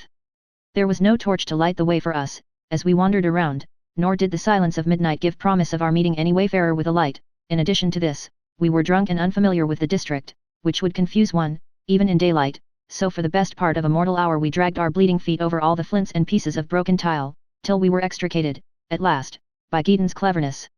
This prudent youngster had been afraid of going astray on the day before, so he had taken care to mark all the pillars and columns with chalk. These marks stood out distinctly, even through the pitchy night, and by their brilliant whiteness pointed out the way for us as we wandered about. Nevertheless, we had no less cause for being in a sweat even when we came to our lodging, for the old woman herself had been sitting and swilling so long with her guests that even if one had set her afire, she would not have known it. We would have spent the night on the doorsill had not Trimalchio's courier come up in state, with 10 wagons. He hammered on the door for a short time, and then smashed it in, giving us an entrance through the same breach. Hastening to the sleeping chamber, I went to bed with my brother and, burning with passion as I was, after such a magnificent dinner, I surrendered myself wholly to sexual gratification. O goddesses and gods, that purple night! How soft the couch! And we, embracing tight. With every wandering kiss our souls would meet. Farewell all mortal woes, to die were sweet. But my self-congratulation was premature, for I was overcome with wine, and when my unsteady hands relaxed their hold, Asyltos, that never-failing wellspring of iniquity, stole the boy away from me in the night and carried him to his own bed, where he wallowed around without restraint with a brother not his own, while the latter, not noticing the fraud, or pretending not to notice it, went to sleep in a stranger's arms, in defiance of all human rights. Awaking at last, I felt the bed over and found that it had been despoiled of its treasure. Then, by all that lovers hold dear, I swear I was on the verge of transfixing them both with my sword and uniting their sleep with death. At last, however, I adopted a more rational plan. I spanked Gideon into wakefulness, and, glaring at Asyltos, since you have broken faith by this outrage, I gritted out, with a savage frown, and severed our friendship, you had better get your things together at once, and pick up some other bottom for your abominations. He raised no objection to this, but after we had divided everything with scrupulous exactitude, come on now, he demanded, and we'll divide the boy. Chapter the 80th. I thought this was a parting joke till he whipped out his sword, with a murderous hand. You'll not have this prize you're brooding over, all to yourself. Since I've been rejected, I'll have to cut off my share with this sword. I followed suit, on my side, and, wrapping a mantle around my left arm, I put myself on guard for the duel. The unhappy boy, rendered desperate by our unreasoning fury, hugged each of us tightly by the knee, and in tears he humbly begged that this wretched lodging-house should not witness a Theban duel, and that we would not pollute with mutual bloodshed the sacred rites of a friendship that was, as yet, unstained. If a crime must be committed, he wailed, here is my naked throat, turn your swords this way and press home the points. I ought to be the one to die. I broke the sacred pledge of friendship. We lowered our points at these entreaties. I'll settle this dispute, Asyltos spoke up, let the boy follow whomsoever he himself wishes to follow. In that way, he, at least, will have perfect freedom in choosing a brother. Imagining that a relationship of such long standing had passed into a tie of blood, I was not at all uneasy, so I snatched at this proposition with precipitate eagerness, and submitted the dispute to the judge. He did not deliberate long enough to seem even to hesitate, for he got up and chose Asyltos for a brother, as soon as the last syllable had passed my lips. At this decision I was thunderstruck, and threw myself upon the bed, unarmed and just as I stood. Had I not begrudged my enemy such a triumph, I would have laid violent hands upon myself. Flushed with success, Asyltos marched out with his prize, and abandoned, in a strange town, a comrade in the depths of despair, one whom, but a little while before, he had loved most unselfishly, one whose destiny was so like his own. As long as is expedient, the name of friendship lives. Just as in dicing, fortune smiles or lowers. When good luck beckons, then your friend his gleeful service gives. But basely flies when ruin o'er you towers. The strollers act their farces upon the stage, each one his part. The father, son, the rich man, all are here. But soon the page is turned upon the comic actor's art. The mask is dropped, the make-ups disappear. Chapter the 81st. Nevertheless, I did not indulge myself very long in tears, being afraid that Menelaus, the tutor, might drop in upon me all alone in the lodging-house, and catch me in the midst of my troubles, so I collected my baggage and, with a heavy heart, sneaked off to an obscure quarter near the seashore. There, I kept to my room for 3 days. My mind was continually haunted by my loneliness and desertion, and I beat my breast, already sore from blows. Why could not the earth have opened and swallowed me, I wailed aloud, between the many deep-drawn groans, or the sea, which rages even against the guiltless. Did I flee from justice, murder my ghost, and cheat the arena, in order that, after so many proofs of courage, I might be left lying here deserted, a beggar and an exile, in a lodging-house in a Greek town? And who condemned me to this desolation? A boy stained by every form of vice, who, by his own confession, ought to be exiled, free, through vice, expert in vice, whose favors came through a throw of the dice, who hired himself out as a girl to those who knew him to be a boy. And as to the other, what about him?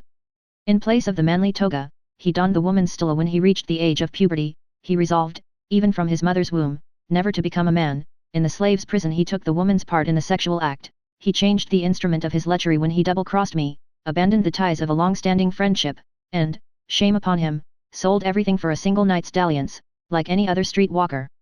Now the lovers lie whole nights, locked in each other's arms, and I suppose they make a mockery of my desolation when they are resting up from the exhaustion caused by their mutual excesses. But not with impunity. If I don't avenge the wrong they have done me, in their guilty blood, I'm no free man. Chapter the 82nd. I girded on my sword, when I had said these words, and, fortifying my strength with a heavy meal, so that weakness would not cause me to lose the battle, I presently sallied forth into the public streets and rushed through all the arcades, like a maniac. But while, with my face savagely convulsed in a frown, I was meditating nothing but bloodshed and slaughter, and was continually clapping my hand to the hilt of my sword, which I had consecrated to this, I was observed by a soldier, that is, he either was a real soldier, or else he was some night-prowling thug, who challenged me. Halt! Who goes there?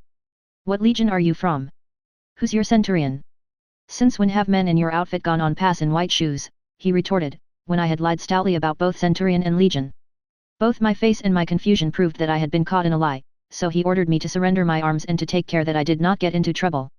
I was held up, as a matter of course, and, my revenge balked, I returned to my lodging-house and, recovering by degrees from my fright, I began to be grateful to the boldness of the footpad. It is not wise to place much reliance upon any scheme, because fortune has a method of her own. Chapter the 83rd.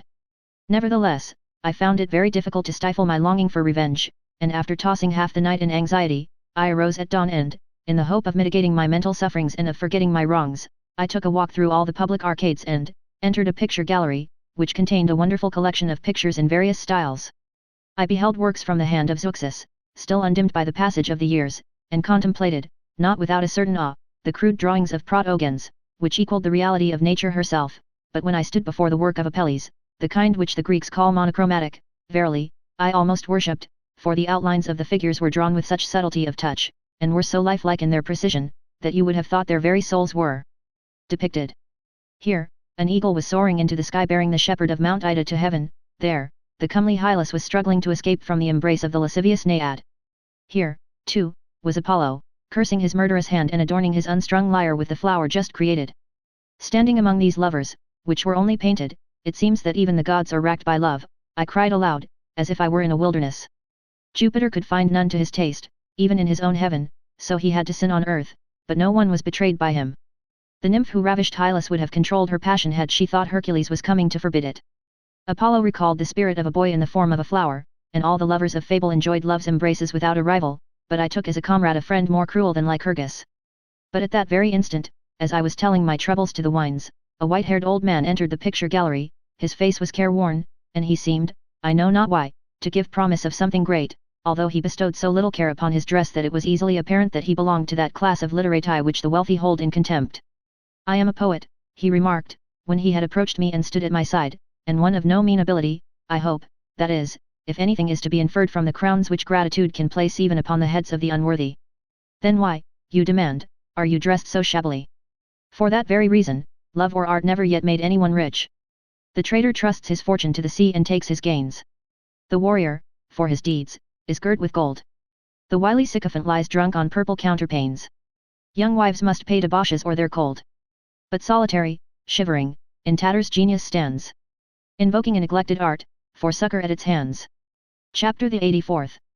It is certainly true that a man is hated when he declares himself an enemy to all vice, and begins to follow the right road in life, because, in the first place, his habits are different from those of other people, for whoever approved of anything to which he took exceptions? Then, they whose only ambition is to pile up riches, don't want to believe that men can possess anything better than that which they have themselves, therefore, they use every means in their power to so buffet the lovers of literature that they will seem in their proper place below the money bags. I know not why it should be so, I said with a sigh, but poverty is the sister of genius. You have good reason, the old man replied, to deplore the status of men of letters. No, I answered, that was not the reason for my sigh, there is another and far weightier cause for my grief. Then, in accordance with the human propensity of pouring one's personal troubles into another's ears, I explained my misfortune to him, and dwelt particularly upon Assalto's perfidy. Oh, how I wish that this enemy who is the cause of my enforced continence could be mollified, I cried, with many a groan, but he is an old hand at robbery, and more cunning than the pimps themselves. My frankness pleased the old man, who attempted to comfort me and, to beguile my sorrow, he related the particulars of an amorous intrigue in which he himself had played a part. Chapter the 85th. When I was attached to the questor's staff, in Asia, I was quartered with a family at Pergamus. I found things very much to my liking there, not only on account of the refined comfort of my apartments, but also because of the extreme beauty of my host's son. For the latter reason, I had recourse to strategy, in order that the father should never suspect me of being a seducer. So hotly would I flare up, whenever the abuse of handsome boys was even mentioned at the table, and with such uncompromising sternness would I protest against having my ears insulted by such filthy talk, that I came to be looked upon, especially by the mother, as one of the philosophers. I was conducting the lad to the gymnasium before very long, and superintending his conduct, taking especial care, all the while, that no one who could debauch him should ever enter the house. Then there came a holiday, the school was closed, and our festivities had rendered us too lazy to retire properly, so we lay down in the dining room. It was just about midnight, and I knew he was awake, so I murmured this vow, in a very low voice, O Lady Venus, could I but kiss this lad, and he not know it, I would give him a pair of turtle doves tomorrow. On hearing the price offered for this favor, the boy commenced to snore. Then, bending over the pretending sleeper, I snatched a fleeting kiss or two. Satisfied with this beginning, I arose early in the morning, brought a fine pair of turtle doves to the eager lad, and absolved myself from my vow. Chapter the 86th. Next night, when the same opportunity presented itself, I changed my petition, if I can feel him all over with a wanton hand, I vowed, and he not know it, I will give him 2 of the gamest fighting cocks, for his silence. The lad nestled closer to me of his own accord, on hearing this offer, and I truly believe that he was afraid that I was asleep. I made short work of his apprehensions on that score, however, by stroking and fondling his whole body. I worked myself into a passionate fervour that was just short of supreme gratification. Then, when day dawned, I made him happy with what I had promised him. When the third night gave me my chance, I bent close to the ear of the rascal, who pretended to be asleep. Immortal gods, I whispered, if I can take full and complete satisfaction of my love, from this sleeping beauty, I will tomorrow present him with the best Macedonian pacer in the market, in return for this bliss, provided that he does not know it. Never had the lad slept so soundly. First I filled my hands with his snowy breasts, then I pressed a clinging kiss upon his mouth, but I finally focused all my energies upon one supreme delight. Early in the morning, he sat up in bed, awaiting my usual gift. It is much easier to buy doves and gamecocks than it is to buy a pacer, as you know, and aside from that, I was also afraid that so valuable a present might render my motive subject to suspicion, so, after strolling around for some hours, I returned to the house, and gave the lad nothing at all except a kiss. He looked all around, threw his arms about my neck. "Tell me, master," he cried, "where's the pacer?" "The difficulty of getting one fine enough has compelled me to defer the fulfillment of my promise," I replied, "but I will make it good in a few days." The lad easily understood the true meaning of my answer, and his countenance betrayed his secret resentment. Chapter the 87th. In the meantime, by breaking this vow, I had cut myself off from the avenue of access which I had contrived, but I returned to the attack, all the same, when the opportunity came. In a few days, a similar occasion brought about the very same conditions as before, and the instant I heard his father snoring, I began pleading with the lad to receive me again into his good graces, that is to say, that he ought to suffer me to satisfy myself with him, and he in turn could do whatever his own distended member desired. He was very angry, however, and would say nothing at all except, "Either you go to sleep, or I'll call father." But no obstacle is so difficult that depravity cannot twist around it, and even while he threatened "I'll call father," I slipped into his bed and took my pleasure in spite of his half-hearted resistance. Nor was he displeased with my improper conduct, for, although he complained for a while, that he had been cheated and made a laughing stock, and that his companions, to whom he had bragged of his wealthy friend, had made sport of him. "But you'll see that I'll not be like you," he whispered, "do it again, if you want to." All misunderstandings were forgotten and I was readmitted into the lad's good graces. Then I slipped off to sleep, after profiting by his complaisance. But the youth, in the very flower of maturity, and just at the best age for passive pleasure, was by no means satisfied with only one repetition, so he roused me out of a heavy sleep. "Isn't there something you'd like to do?" he whispered. The pastime had not begun to cloy, as yet, and, somehow or other, what with panting and sweating and wriggling, he got what he wanted and, worn out with pleasure, I dropped off to sleep again. Less than an hour had passed when he began to punch me with his hand. "Why are we not busy?" he whispered. I flew into a violent rage at being disturbed so many times, and threatened him in his own words, "Either you go to sleep, or I'll call father." Chapter the 88th. Hardened up by this story, I began to draw upon his more comprehensive knowledge as to the ages of the pictures and as to certain of the stories connected with them, upon which I was not clear, and I likewise inquired into the causes of the decadence of the present age, in which the most refined arts had perished, and among them painting, which had not left even the faintest trace of itself behind. "Greed of money," he replied, "has brought about these unaccountable changes. In the good old times, when virtue was her own reward, the fine arts flourished, and there was the keenest rivalry among men for fear that anything which could be of benefit to future generations should remain long undiscovered. Then it was that Democritus expressed the juices of all plants and spent his whole life in experiments, in order that no curative property should lurk unknown in stone or shrub. That he might understand the movements of heaven and the stars, Eudochus grew old upon the summit of a lofty mountain, 3 times did Chrysippus purge his brain with hellebore, that his faculties might be equal to invention. Turn to the sculptors if you will. Lysippus perished from hunger while in profound meditation upon the lines of a single statue, and Myron, who almost embodied the souls of men and beasts in bronze, could not find an heir. And we, sodden with wine and women, cannot even appreciate the arts already practiced, we only criticize the past. We learn only vice, and teach it, too. What has become of logic? Of astronomy? Where is the exquisite road to wisdom? Who even goes into a temple to make a vow, that he may achieve eloquence or bathe in the fountain of wisdom? And they do not pray for good health and a sound mind, before they even set foot upon the threshold of the temple. One promises a gift if only he may bury a rich relative, another, if he can but dig up a treasure, and still another, if he is permitted to amass 30 millions of sesterces in safety. The Senate itself, the exponent of all that should be right and just, is in the habit of promising 1,000 pounds of gold to the capital, and that no one may question the propriety of praying for money, it even decorates Jupiter himself with spoils. Do not hesitate, therefore, at expressing your surprise at the deterioration of painting, since, by all the gods and men alike, a lump of gold is held to be more beautiful than anything ever created by those crazy little Greek fellows, Apelles and Pheidias. Chapter the 89th. But I see that your whole attention is held by that picture which portrays the destruction of Troy, so I will attempt to unfold the story in verse. And now the 10th harvest beheld the beleaguered of Troia. Worn out with anxiety, fearing, the honor of Colchis. The prophet, hung wavering deep in the blackest despair. Apollo commanded, The forested peaks of Mount Ida were felled and dragged down, the hewn timbers were fitted to fashion a war horse.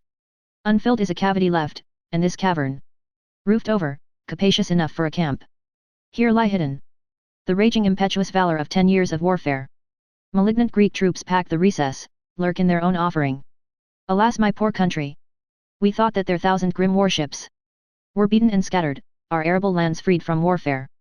Th inscription cut into the horse, and the crafty behavior of Sinon, his mind ever powerful for evil, affirmed it.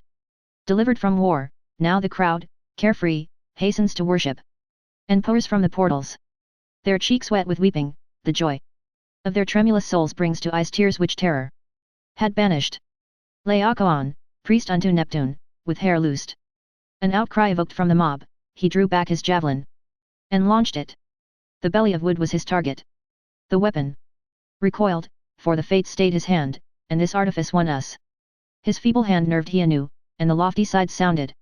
His two-edged axe tried them severely. The young troops in ambush gasped, and as long as the reverberations re-echoed, the wooden mass breathed out a fear that was not of its own. Imprisoned, the warriors advanced to take Troia a captive, and finish the struggle by stratagem new and unheard of. Behold!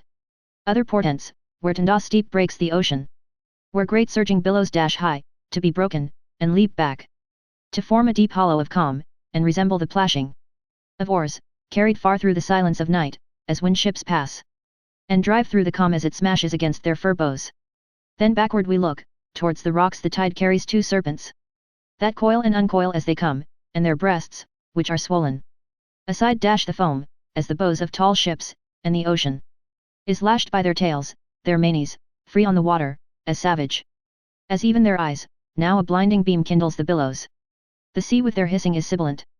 All stare in terror. Laocoon's twin sons in Phrygian raiment are standing, with priests wreathed for sacrifice. Them did the glistening serpents enfold in their coils, with their little hands shielding their faces. The boys, neither thinking of self, but each one of his brother. Fraternal love sacrifice. Death himself slew those poor children, by means of their unselfish fear for each other. The father, a helper too feeble, now throws himself prone on their bodies. The serpents, now glutted with death, coil around him and drag him to earth. And the priest, at his altar a victim, lies beating the ground. Thus the city of Troy, doomed to sack and destruction, first lost her own gods by profaning their shrines and their worship. The full moon now lifted her luminous beam, and the small stars led forth, with her torch all ablaze, when the Greeks drew the bolts, and poured forth their warriors, on Priam's sons, buried in darkness, and sodden with wine. First the leaders made trial of their weapons. Just as the horse, when unhitched from Thessalian neck yoke, first tosses his head and his mane, ere to pasture he rushes. They draw their swords, brandish their shields and rush into the battle. One slays the wine-drunken Trojans, prolonging their dreams to death, which ends all. Still another takes brands from the altars, and calls upon Troy's sacred temples to fight against Trojans. Chapter the 90th. Some of the public, who were loafing in the portico, threw stones at the reciting Eumolpus, and he, taking note of this tribute to his genius, covered his head and bolted out of the temple. Fearing they might take me for a poet, too, I followed after him in his flight and came to the seashore, where we stopped as soon as we were out of range. Tell me, I demanded, what are you going to do about that disease of yours? You've loafed with me less than 2 hours, and you've talked more often like a poet than you have like a human being. For this reason, I'm not at all surprised that the rabble chases you with rocks. I'm going to load my pockets with stones, too, and whenever you begin to go out of your head, I'm going to let blood out of it. His expression changed. My dear young man, said he, today is not the first time I have had such compliments showered upon me. The audience always applauds me in this fashion, when I go into the theatre to recite anything, but I'll abstain from this sort of diet for the whole day, for fear of having trouble with you. Good, I replied, we'll dine together if you'll swear off crankiness for the day. So saying, I gave the housekeeper the orders for our little supper, and we went straight off to the baths. Chapter the 91st. There, I catch sight of Geaton laden with towels and scrapers, leaning, downhearted and embarrassed, against the wall. You could see that he did not serve of his own free will. Then, that I might assure myself that I saw aright, take pity on me, brother, he cried, turning towards me a face lighted up with joy, there are no arms here, I can speak freely, take me away from that bloody robber, and punish your penitent judge as severely as you like. To have perished, should you wish it, will be a consolation great enough in my misery. Fearing someone might overhear our plans, I bade him hush his complaints and, leaving Eumolpus behind for he was reciting a poem in the bath, I pulled Giton down a dark and dirty passage, after me, and fly with all speed to my lodgings. Arriving there, I slam the door shut, embrace him convulsively, and press my face against his, which is all wet with tears. For a long time, neither of us could find his voice, and as for the lad, his shapely bosom was heaving continuously with choking sobs. Oh, the disgraceful inconsistency of it all, I cried, for I love you still, although you abandoned me, and no scar from that gaping wound is left upon this breast. What can you say that will justify you in yielding your love to a stranger? Did I merit such an affront? He held his head higher when he found that he was loved. For one to love, and at the same time, blame. That were a labor Hercules to tame. Conflicting passions yield in Cupid's name. And furthermore, I went on, I was not the one that laid the cause of our love before another judge, but I will complain no more, I will remember nothing, if you will prove your penitence by keeping faith. He wiped his face upon his mantle, while I poured out these words, with groans and tears. Encolpius, said he, I beseech you, I appeal to your honest recollection, did I leave you, or did you throw me over? For my part, I admit, and openly at that, that I sought refuge with the stronger, when I beheld two armed men. I kissed that bosom, so full of prudence, threw my arms around his neck and pressed him tightly against my breast, that he might see unmistakably that he had gotten back into my good graces, and that our friendship lived again in perfect confidence. Chapter the 92nd. Night had fallen by this time, and the woman to whom I had given my order had prepared supper, when Eumolpus knocked at the door. How many of you are there? I called out, and as I spoke, I peeped cautiously through a chink in the door to see if Asyltos had come with him, then, as I perceived that he was the only guest, I quickly admitted him. He threw himself upon the pallet and caught sight of Giton, waiting table, whereupon, he nodded his head. I like your Ganymede, he remarked, this day promises a good ending. I did not take kindly to such an inquisitive beginning, fearing that I had let another Asyltos into my lodging. Eumolpus stuck to his purpose. I like you better than the whole bathful, he remarked, when the lad had served him with wine, then he thirstily drained the cup dry and swore that never before had he tasted a wine with such a satisfying tang to it. While I was bathing, he went on, I was almost beaten up for trying to recite a poem to the people sitting around the basin, and when I had been thrown out of the baths, just like I was out of the theatre, I hunted through every nook and cranny of the building, calling Encolpius, Encolpius, at the top of my voice. A naked youth at the other end, who had lost his clothes, was bawling just as loudly and no less angrily for Giton.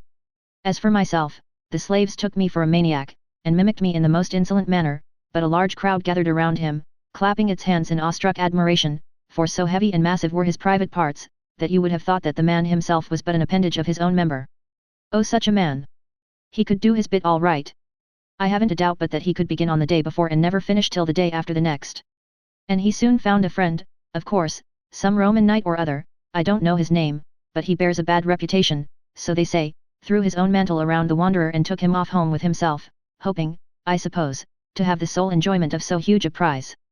But I couldn't get my own clothing back from the officious bath attendant till I found someone who could identify me, which only goes to show that it is more profitable to rub up the member than it is to polish the mind.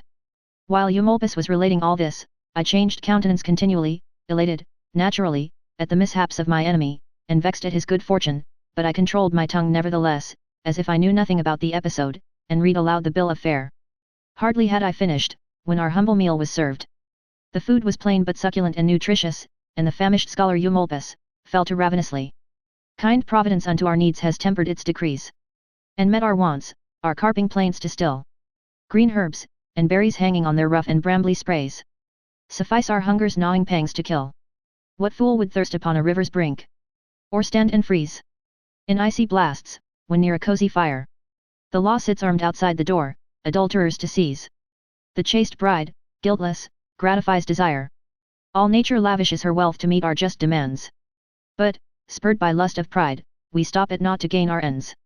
Our philosopher began to moralize, when he had gorged himself, leveling many critical shafts at those who hold everyday things in contempt, esteeming nothing except what is rare. Chapter the 93rd. To their perverted taste, he went on, everything one may have lawfully is held cheap, and the appetite, tickled only by forbidden indulgences, delights in what is most difficult to obtain. The pheasant from Colchis, the wild fowl from African shores. Because they are dainties, the parvenu's palate adores. The white-feathered goose, and the duck in his bright-coloured plumes, must nourish the rabble, their common, so them fashion dooms. The wrasse brought from dangerous Syrtis is much more esteemed, when fishing boats founder, and even the mullet is deemed no matter how heavy, a weight on the market. The whore displaces the wife, and in perfumes, the cinnamon more is esteemed than the rose. So whatever we have, we despise. And whatever we have not, we think a superlative prize. Is this the way in which you keep your promise not to recite a single verse today? I demanded. Bear in mind your promise and spare us, at least, for we have thrown no rocks at you yet. If a single one of those fellows drinking under this very roof were to smell out a poet in their midst, he would arouse the whole neighborhood and involve all of us in the same misunderstanding.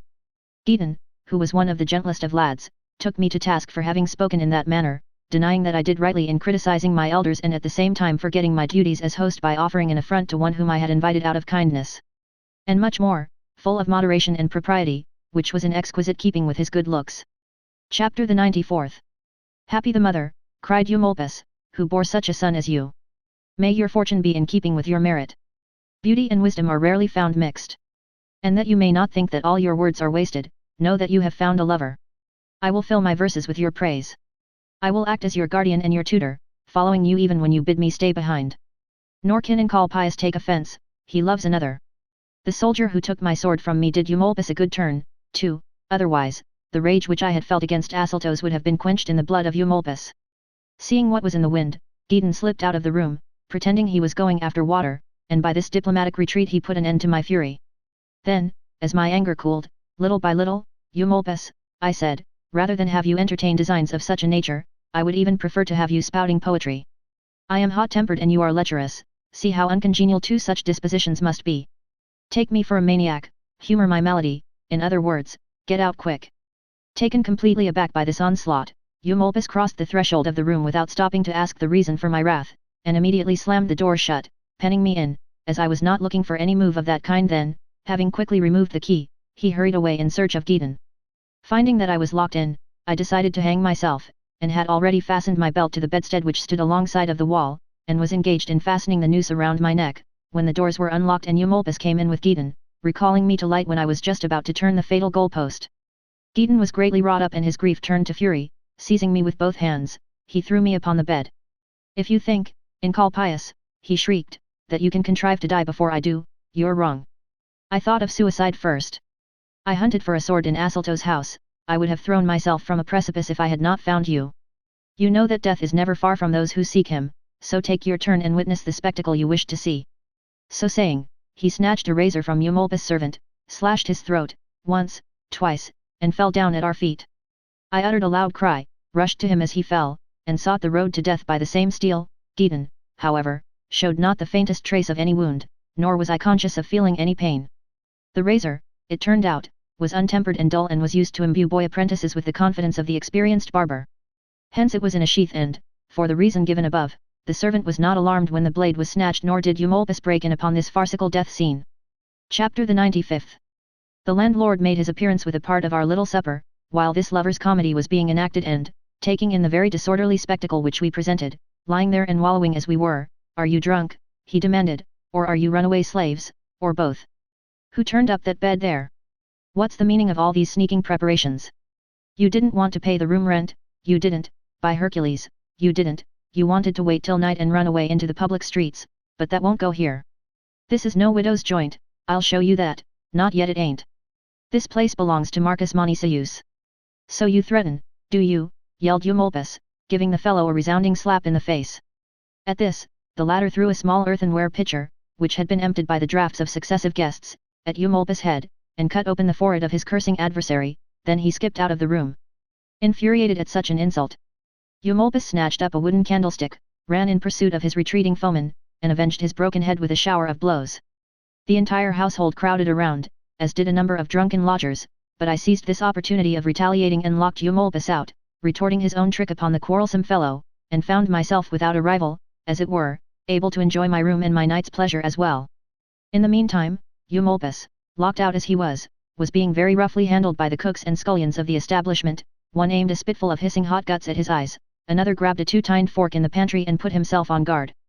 But worst of all, a blear-eyed old hag, girded round with a filthy apron, and wearing wooden clogs which were not mates, dragged in an immense dog on a chain, and sicked him upon Eumolpus, but he beat off all attacks with his candlestick. Chapter the 96th. We took in the entire performance through a hole in the folding doors. This had been made but a short time before, when the handle had been broken and jerked out, and I wished him joy of his beating. Gideon, however, forgetting everything except his own compassion, thought we ought to open the door and succor Eumolpus, in his peril, but being still angry, I could not restrain my hand. Clenching my fist, I rapped his pitying head with my sharp knuckles. In tears, he sat upon the bed, while I applied each eye in turn, to the opening, filling myself up as with a dainty dish, with Eumolpus' misfortunes, and gloating over their prolongation, when Bargates, agent for the building, called from his dinner, was carried into the midst of the brawl by 2 chairmen, for he had the gout. He carried on for some time against drunkards and fugitive slaves, in a savage tone and with a barbarous accent, and then, looking around and catching sight of Eumolpus, "What," he exclaimed, "are you here, nay prince of poets, and these damned slaves don't scatter at once and stop their brawling?" Then, whispering in Eumolpus' ear, "My bedfellow's got an idea that she's finer haired than I am, lampoon her in a poem, if you think anything of me, and make ye are ashamed." Chapter the 97th. Eumolpus was speaking privately with Bargates, when a crier attended by a public slave entered the inn, accompanied by a medium-sized crowd of outsiders. Waving a torch that gave out more smoke than light, he announced, "Straight from the baths, a short time ago, a boy about 16 years of age, curly-headed, a minion, handsome, answers to the name of Gideon. 1,000 sesterces reward will be paid to anyone bringing him back or giving information as to his whereabouts." Asyltos, dressed in a tunic of many colors, stood not far from the crier, holding out a silver tray upon which was piled the reward, as evidence of good faith.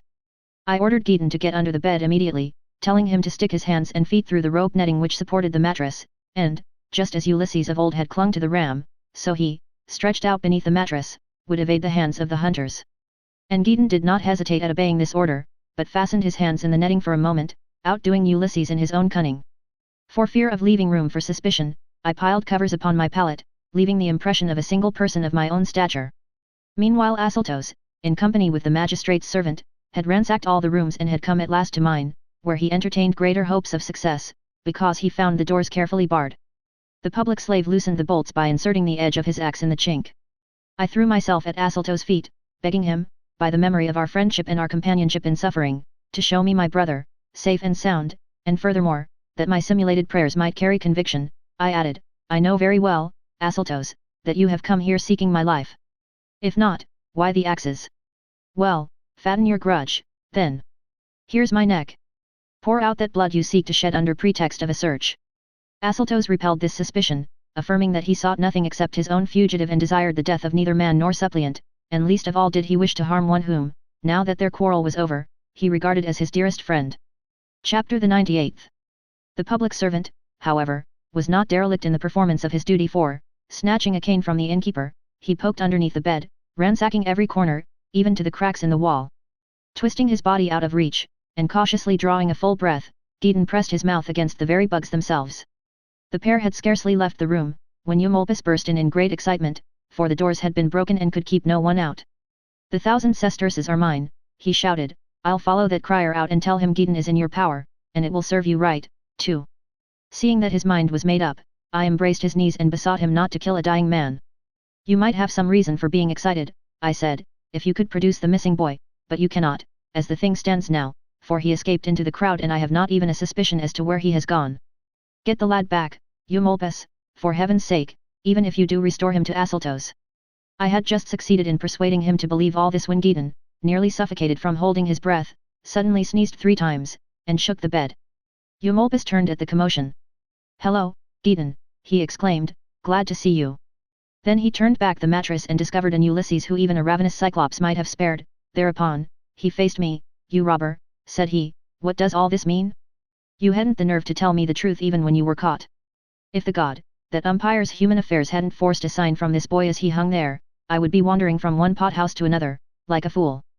But, Gideon was far more tactful than I. First of all, he dressed the cut upon Eumolpus' forehead, with spider's web soaked in oil. He then exchanged the poet's torn clothing for his own cloak. This done, he embraced the old gentleman, who was already somewhat mollified, and poulticed him with kisses.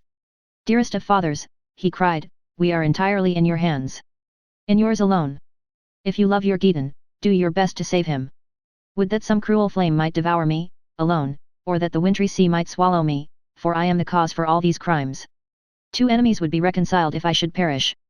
Moved by our troubles, but particularly stirred by Gideon's caresses." "You are fools," exclaimed Eumolpus.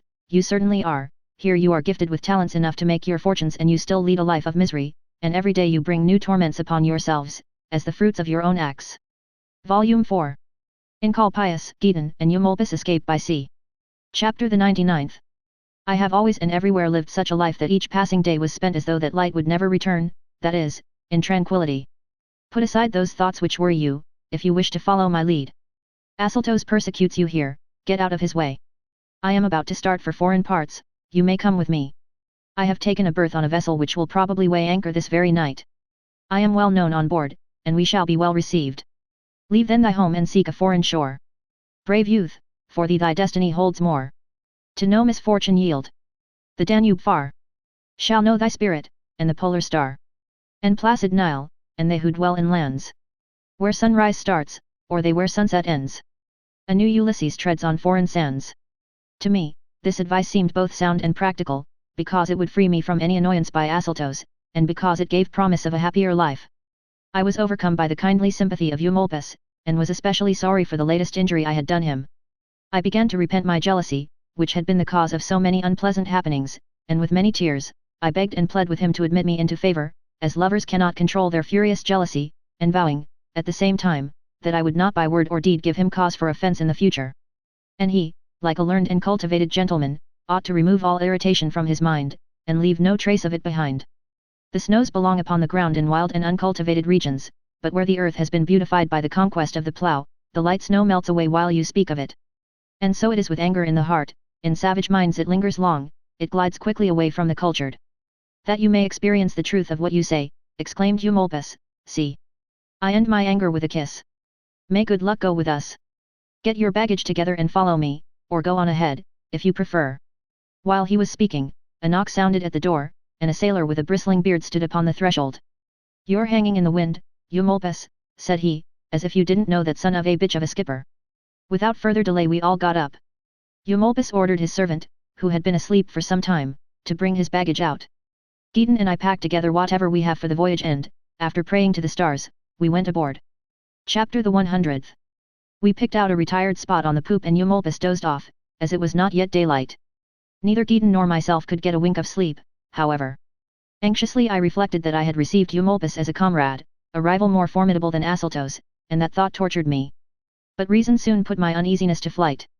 It is unfortunate, said I to myself, that the lad has so taken our friend's fancy, but what of it? Is not nature's every masterpiece common to all? The sun shines upon all alike. The moon with her innumerable train of stars lights even the wild beasts to their food. What can be more beautiful than water?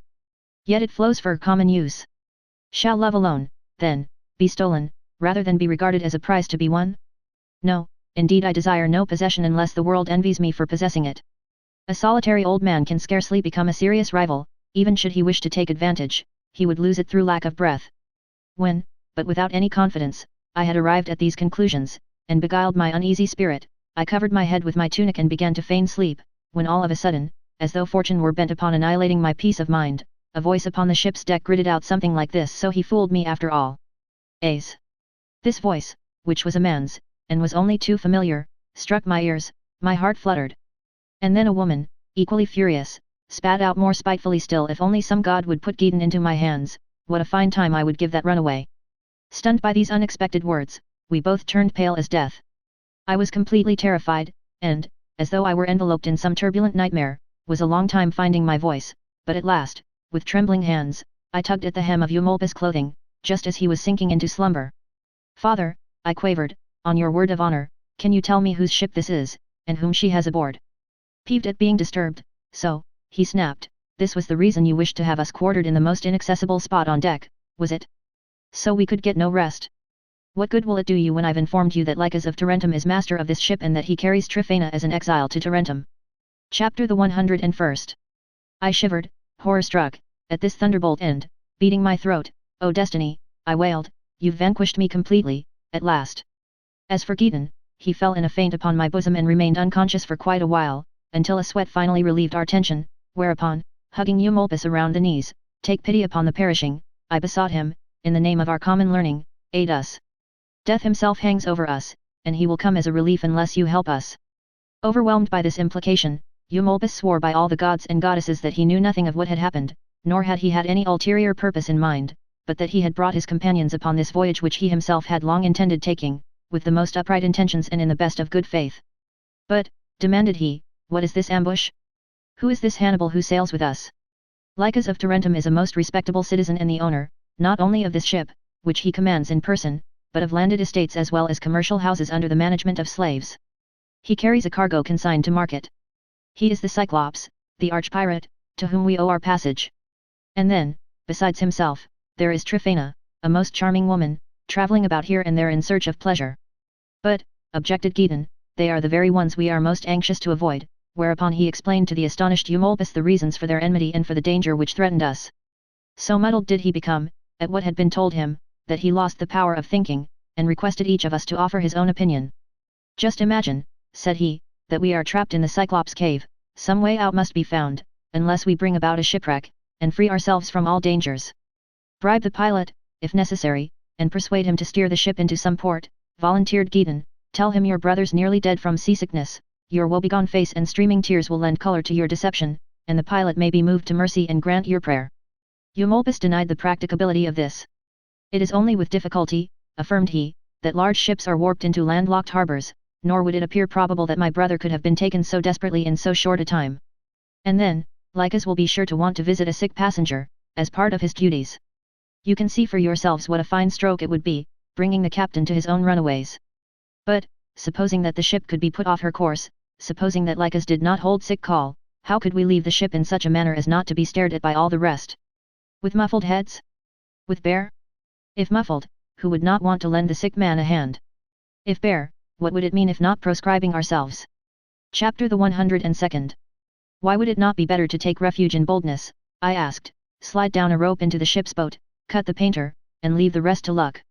And furthermore, I would not involve Eumolpus in this adventure, for what is the good of getting an innocent man into troubles with which he has no concern? I shall be well content if chance helps us into the boat.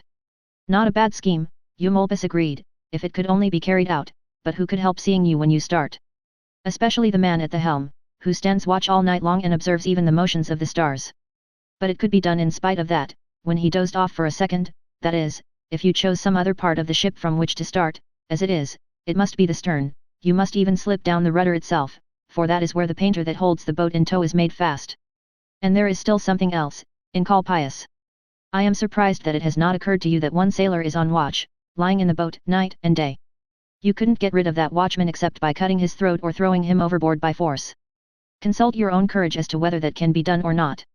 And as far as my coming with you is concerned, I shirk no danger which holds out any hopes of success, but to throw away life without a reason, as if it were a thing of no moment, is something which I do not believe that even you would sanction. See what you think of this. I will wrap you up in 2 hide baggage covers, tie you up with thongs, and stow you among my clothing, as baggage, leaving the ends somewhat open, of course, so you can breathe and get your food. Then I will raise a hue and cry because my slaves have thrown themselves into the sea, fearing worse punishment, and when the ship makes port, I will carry you out as baggage without exciting the slightest suspicion. Oh! So you would bundle us up like we were solid, I sneered. Our bellies wouldn't make trouble for us, of course, and we'll never sneeze nor snore. And all because a similar trick turned out successfully before. Think the matter over. Being tied up could be endured for one day, but suppose it might have to be for longer? What if we should be becalmed? What if we were struck by a storm from the wrong quarter of the heavens? What could we do then? Even clothes will cut through at the wrinkles when they are tied up too long, and paper in bundles will lose its shape. Do you imagine that we, who are young and unused to hardship, could endure the filthy rags and lashings necessary to such an operation, as statues do? No. That's settled. Some other road to safety must be found. I have thought up a scheme, see what you think of it. Eumolpus is a man of letters. He will have ink about him, of course. With this remedy, then, let's change our complexions, from hair to toenails. Then, in the guise of Ethiopian slaves, we shall be ready at hand to wait upon you, light-hearted as having escaped the torturer, and, with our altered complexions, we can impose upon our enemies. Yes, indeed, sneered Gedon, and be sure and circumcise us, too, so we will be taken for Jews, pierce our ears so we will look like Arabs, chalk our faces so that Gaul will take us for her own sons, as if color alone could change one's figure. As if many other details did not require consideration if a passable imposture is to result. Even granting that the stained face can keep its color for some time, suppose that not a drop of water should spot the skin, suppose that the garment did not stick to the ink, as it often does, where no gum is used, tell me. We can't make our lips so hideously thick, can we? We can't kink our hair with a curling iron, can we? We can't harrow our foreheads with scars, can we? We can't force our legs out into the form of a bow or walk with our ankle bones on the ground, can we? Can we trim our beards after the foreign style? No. Artificial color dirties the body without changing it. Listen to the plan which I have thought out in my desperation. Let's tie our garments around our heads and throw ourselves into the deep. Chapter the 103rd. Gods and men forbid that you should make so base an ending of your lives, cried Eumolpus. No. It will be better to do as I direct. As you may gather, from his razor, my servant is a barber, let him shave your heads and eyebrows, too, and quickly at that. I will follow after him, and I will mark my inscription so cleverly upon your foreheads that you will be mistaken for slaves who have been branded. The same letters will serve both to quiet the suspicions of the curious and to conceal, under semblance of punishment, your real features. We did not delay the execution of this scheme but, sneaking stealthily to the ship's side, we submitted our heads and eyebrows to the barber, that he might shave them clean. Eumolpus covered our foreheads completely, with large letters and, with a liberal hand, spread the universally known mark of the fugitive over the face of each of us. As luck would have it, one of the passengers, who was terribly seasick, was hanging over the ship's side easing his stomach. He saw the barber busy at his unseasonable task by the light of the moon and, cursing the omen which resembled the last offering of a crew before shipwreck, he threw himself into his bunk. Pretending not to hear his puking curses, we reverted to our melancholy train of thought and, settling ourselves down in silence, we passed the remaining hours of the night in fitful slumber. On the following morning Eumolpus entered Lyca's cabin as soon as he knew that Tryphena was out of bed and, after some conversation upon the happy voyage of which the fine weather gave promise, Lycus turned to Tryphena and remarked. Chapter the 104th. Priapus appeared to me in a dream and seemed to say no that Encolpius, whom you seek, has, by me, been led aboard your ship. Tryphena trembled violently. You would think we had slept together, she cried, for a bust of Neptune, which I saw in the gallery at Bea, said to me, in my dream you will find Gedon aboard Lyca's ship. From which you can see that Epicurus was a man inspired, remarked Eumolpus. He passed sentence upon mocking phantasms of that kind in a very witty manner. Dreams that delude the mind with flitting shades. By neither powers of air nor gods, are sent. Each makes his own. And when relaxed in sleep, the members lie, the mind, without restraint, can flit, and reenact by night, the deeds that occupied the day. The warrior fierce, who cities shakes and towns destroys by fire. Maneuvering armies seas, and javelins, and funerals of kings and bloody fields. The cringing lawyer dreams of courts and trials. The miser hides his hoard, new treasures finds. The hunter's horn and hounds the forest's wake. The shipwrecked sailor from his hulk is swept, or, washed aboard, just misses perishing. Adulteresses will bribe, and harlots write to lovers, dogs, in dreams their hair still coarse. And old wounds ache most poignantly in dreams. Still, what's to prevent our searching the ship, said Lycus, after he had expiated Tryphena's dream, so that we will not be guilty of neglecting the revelations of Providence. And who were the rascals who were being shaved last night by the light of the moon, chimed in Hessus, unexpectedly, for that was the name of the fellow who had caught us at our furtive transformation in the night. A rotten thing to do, I swear. From what I hear, it's unlawful for any living man aboard ship to shed hair or nails, unless the wind has kicked up a heavy sea. Chapter the 105th. Lycus was greatly disturbed by this information, and flew into a rage. So someone aboard my ship cut off his hair, did he bawled, and at dead of night, too.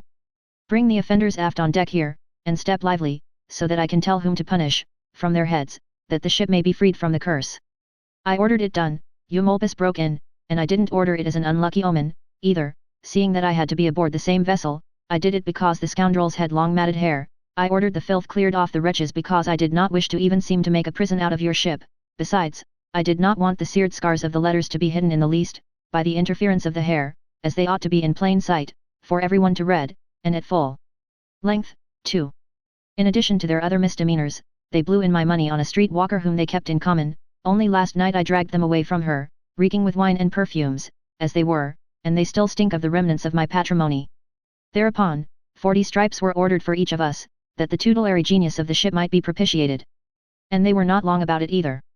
Eager to propitiate the tutelary genius with our wretched blood, the savage sailors rushed upon us with their ropes' ends. For my part, I endured 3 lashes with Spartan fortitude, but at the very first blow, Gedon set up such a howling that his all too familiar voice reached the ears of Tryphena, nor was she the only one who was in a flutter, for, attracted by this familiar voice, all the maids rushed to where he was being flogged. Gedon had already moderated the ardor of the sailors by his wonderful beauty, he appealed to his torturers without uttering a word. "It's Gideon! It's Gideon!" the mates all screamed in unison. "Hold your hands, you brutes, help, madam, it's Gideon!" Tryphena turned willing ears, she had recognized that voice herself, and flew to the boy. Lycus, who knew me as well as if he had heard my voice, now ran up. He glanced at neither face nor hands, but directed his eyes towards parts lower down. Courteously he shook hands with them. "How do you do, Encolpius?" he said. "Let no one be surprised at Ulysses' nurse discovering, after 20 years, the scar that established his identity, since this man, so keenly observant, had, in spite of the most skillful disguise of every feature and the obliteration of every identifying mark upon my body, so surely hit upon the sole means of identifying his fugitive." Deceived by our appearance, Tryphena wept bitterly, believing that the marks upon our foreheads were, in truth, the brands of prisoners. She asked us gently, into what slave's prison we had fallen in our wanderings, and whose cruel hands had inflicted this punishment. Still, fugitives whose members had gotten them into trouble certainly deserved some punishment. Chapter the 106th. In a towering passion, Lycus leaped forward. "Oh you silly woman," he shouted, as if those scars were made by the letters on the branding iron. "If only they had really blotched up their foreheads with those inscriptions, it would be some satisfaction to us, at least, but as it is, we are being imposed upon by an actor's tricks, and hoaxed by a fake inscription." Tryphena was disposed to mercy, as all was not lost for her pleasures, but Lycus remembered the seduction of his wife and the insults to which he had been subjected in the portico of the Temple of Hercules. "Tryphena," he gritted out, his face convulsed with savage passion, "you are aware, I believe, that the immortal gods have a hand in human affairs. What did they do but lead these scoundrels aboard this ship in ignorance of the owner and then warn each of us alike, by a coincidence of dreams, of what they had done? Can you then see how it would be possible to let off those whom a god has, himself, delivered up to punishment?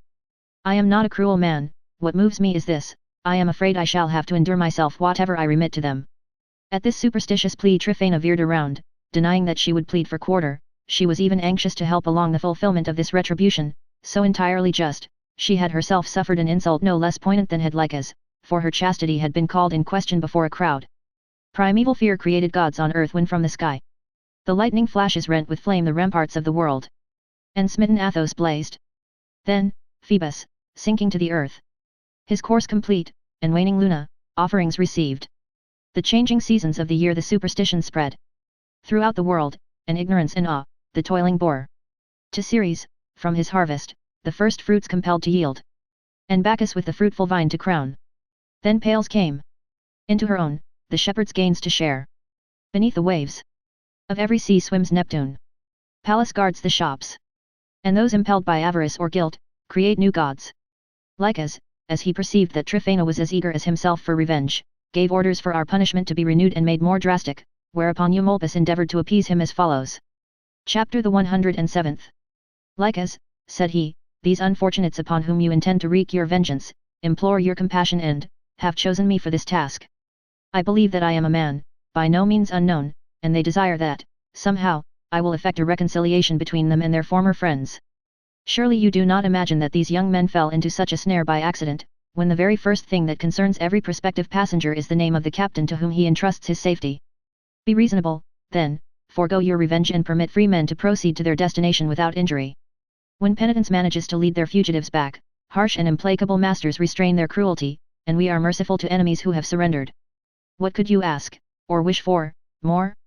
These well-born and respectable young men be suppliant before your eyes and, what ought to move you more strongly still, were once bound to you by the ties of friendship. If they had embezzled your money or repaid your faith in them with treachery, by Hercules, you have ample satisfaction from the punishment already inflicted. Look! Can you read slavery on their foreheads, and see upon the faces of free men the brand marks of a punishment which was self-inflicted?" Lycus broke in upon this plea for mercy. "Don't try to confuse the issue," he said, "let every detail have its proper attention, and first of all, why did they strip all the hair off their heads, if they came of their own free will? A man meditates deceit, not satisfaction, when he changes his features. Then again, if they sought reconciliation through a mediator, why did you do your best to conceal them while employed in their behalf?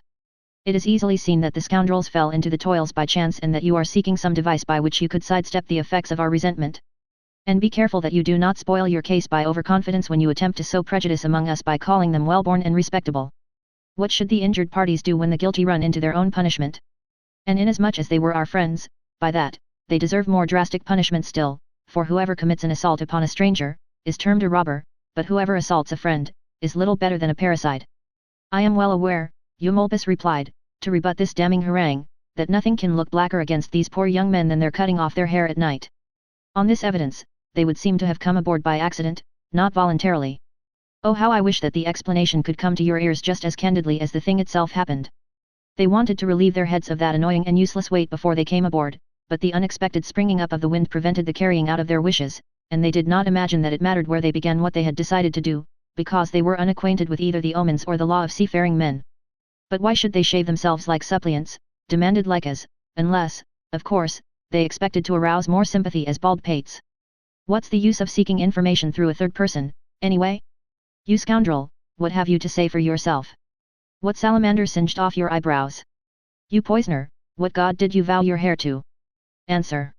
Chapter the 108th.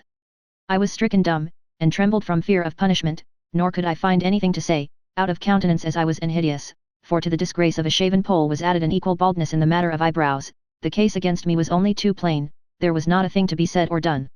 Finally, a damp sponge was passed over my tear-wet face, and thereupon, the smut dissolved and spread over my whole countenance, blotting out every feature in a sooty cloud.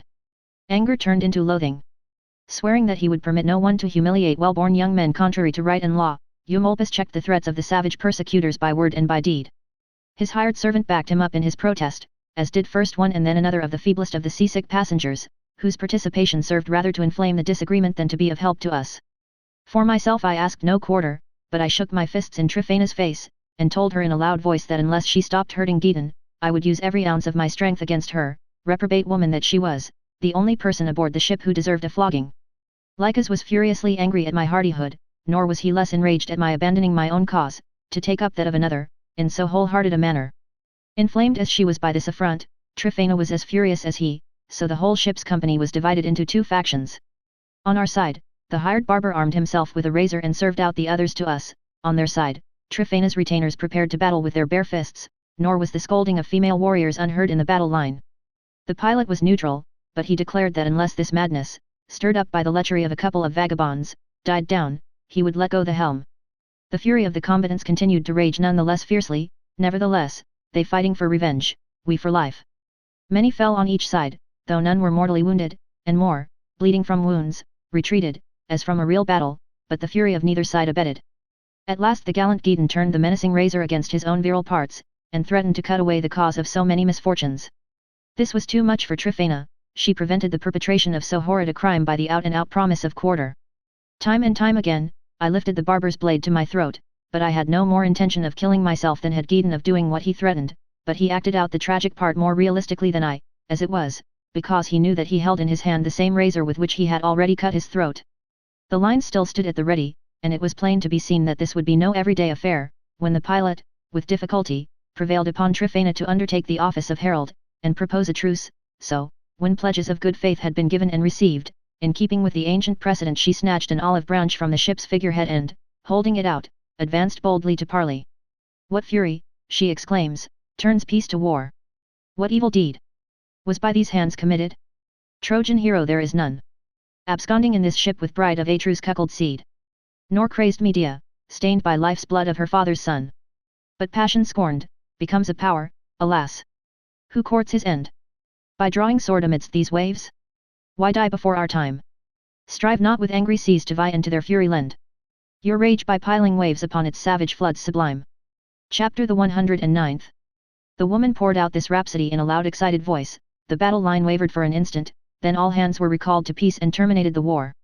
Eumolpus, our commander, took advantage of the psychological moment of their repentance and, after administering a stinging rebuke to Lycas, signed a treaty of peace which was drawn up as follows: It is hereby solemnly agreed on your part, Tryphaena, that you do forego complaint of any wrong done you by Gedon, that you do not bring up anything that has taken place prior to this date, that you do not seek to revenge anything that has taken place prior to this date, that you do not take steps to follow it up in any other manner whatsoever, that you do not command the boy to perform anything to him repugnant, that you do neither embrace nor kiss the said Gedon, that you do not enfold said Gedon in the sexual embrace, except under immediate forfeiture of 100 denarii.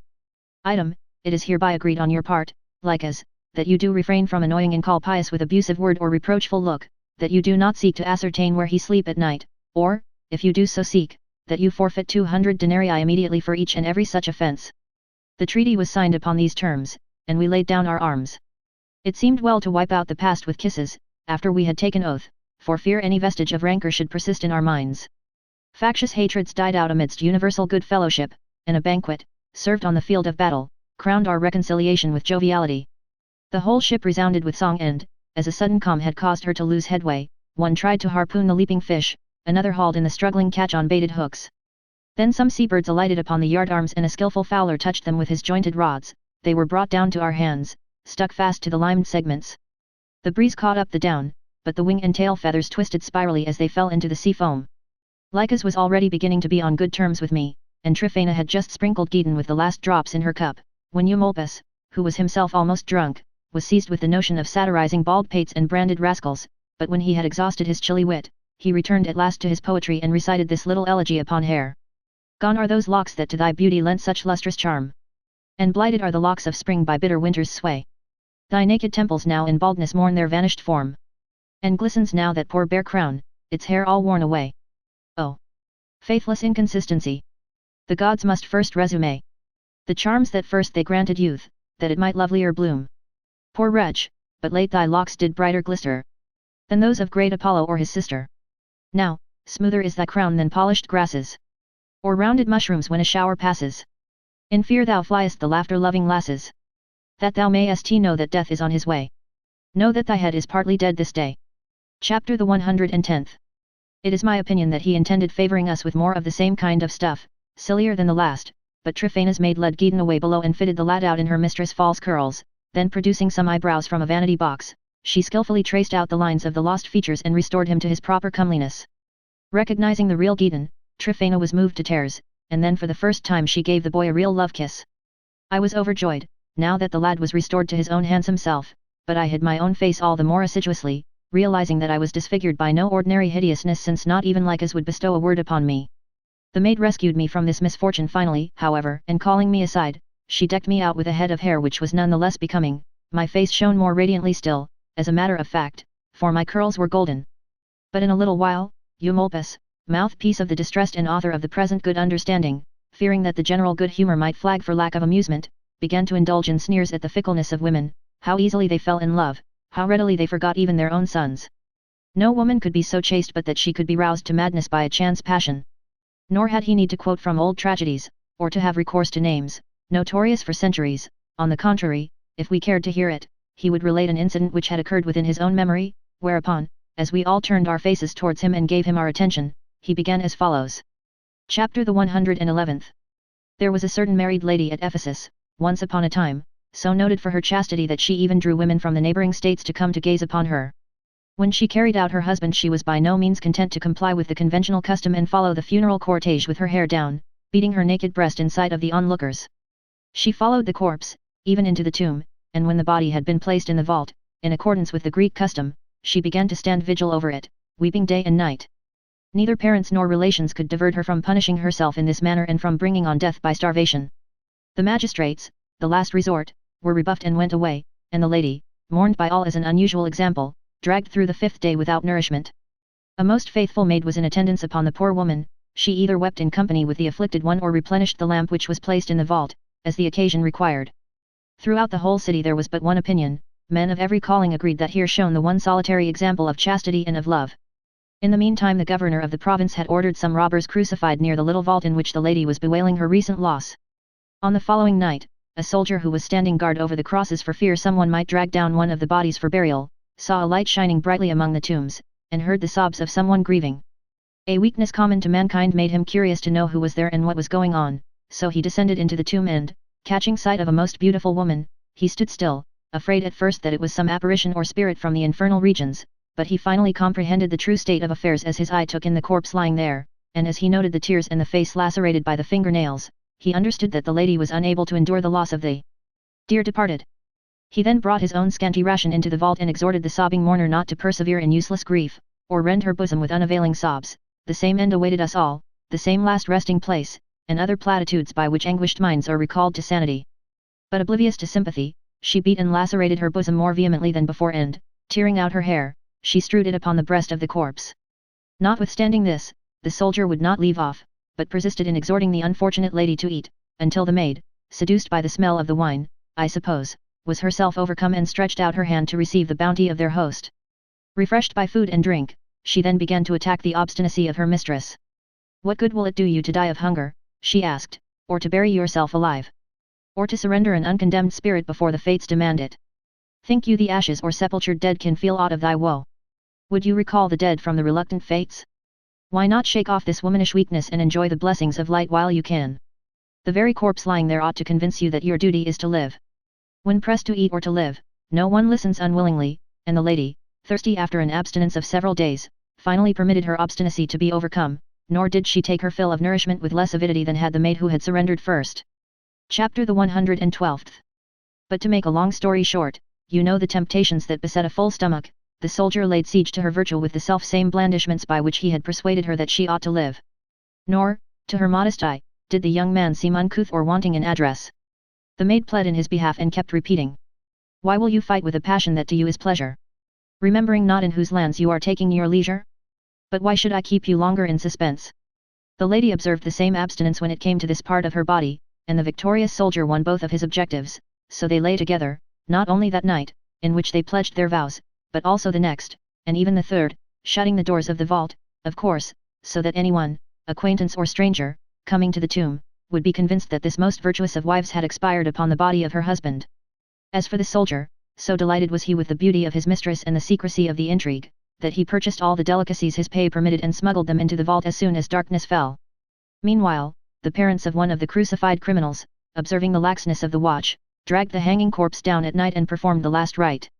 The soldier was hoodwinked while absent from his post of duty, and when on the following day he caught sight of one of the crosses without its corpse, he was in terror of punishment and explained to the lady what had taken place. He would await no sentence of court-martial, but would punish his neglect of duty with his own sword.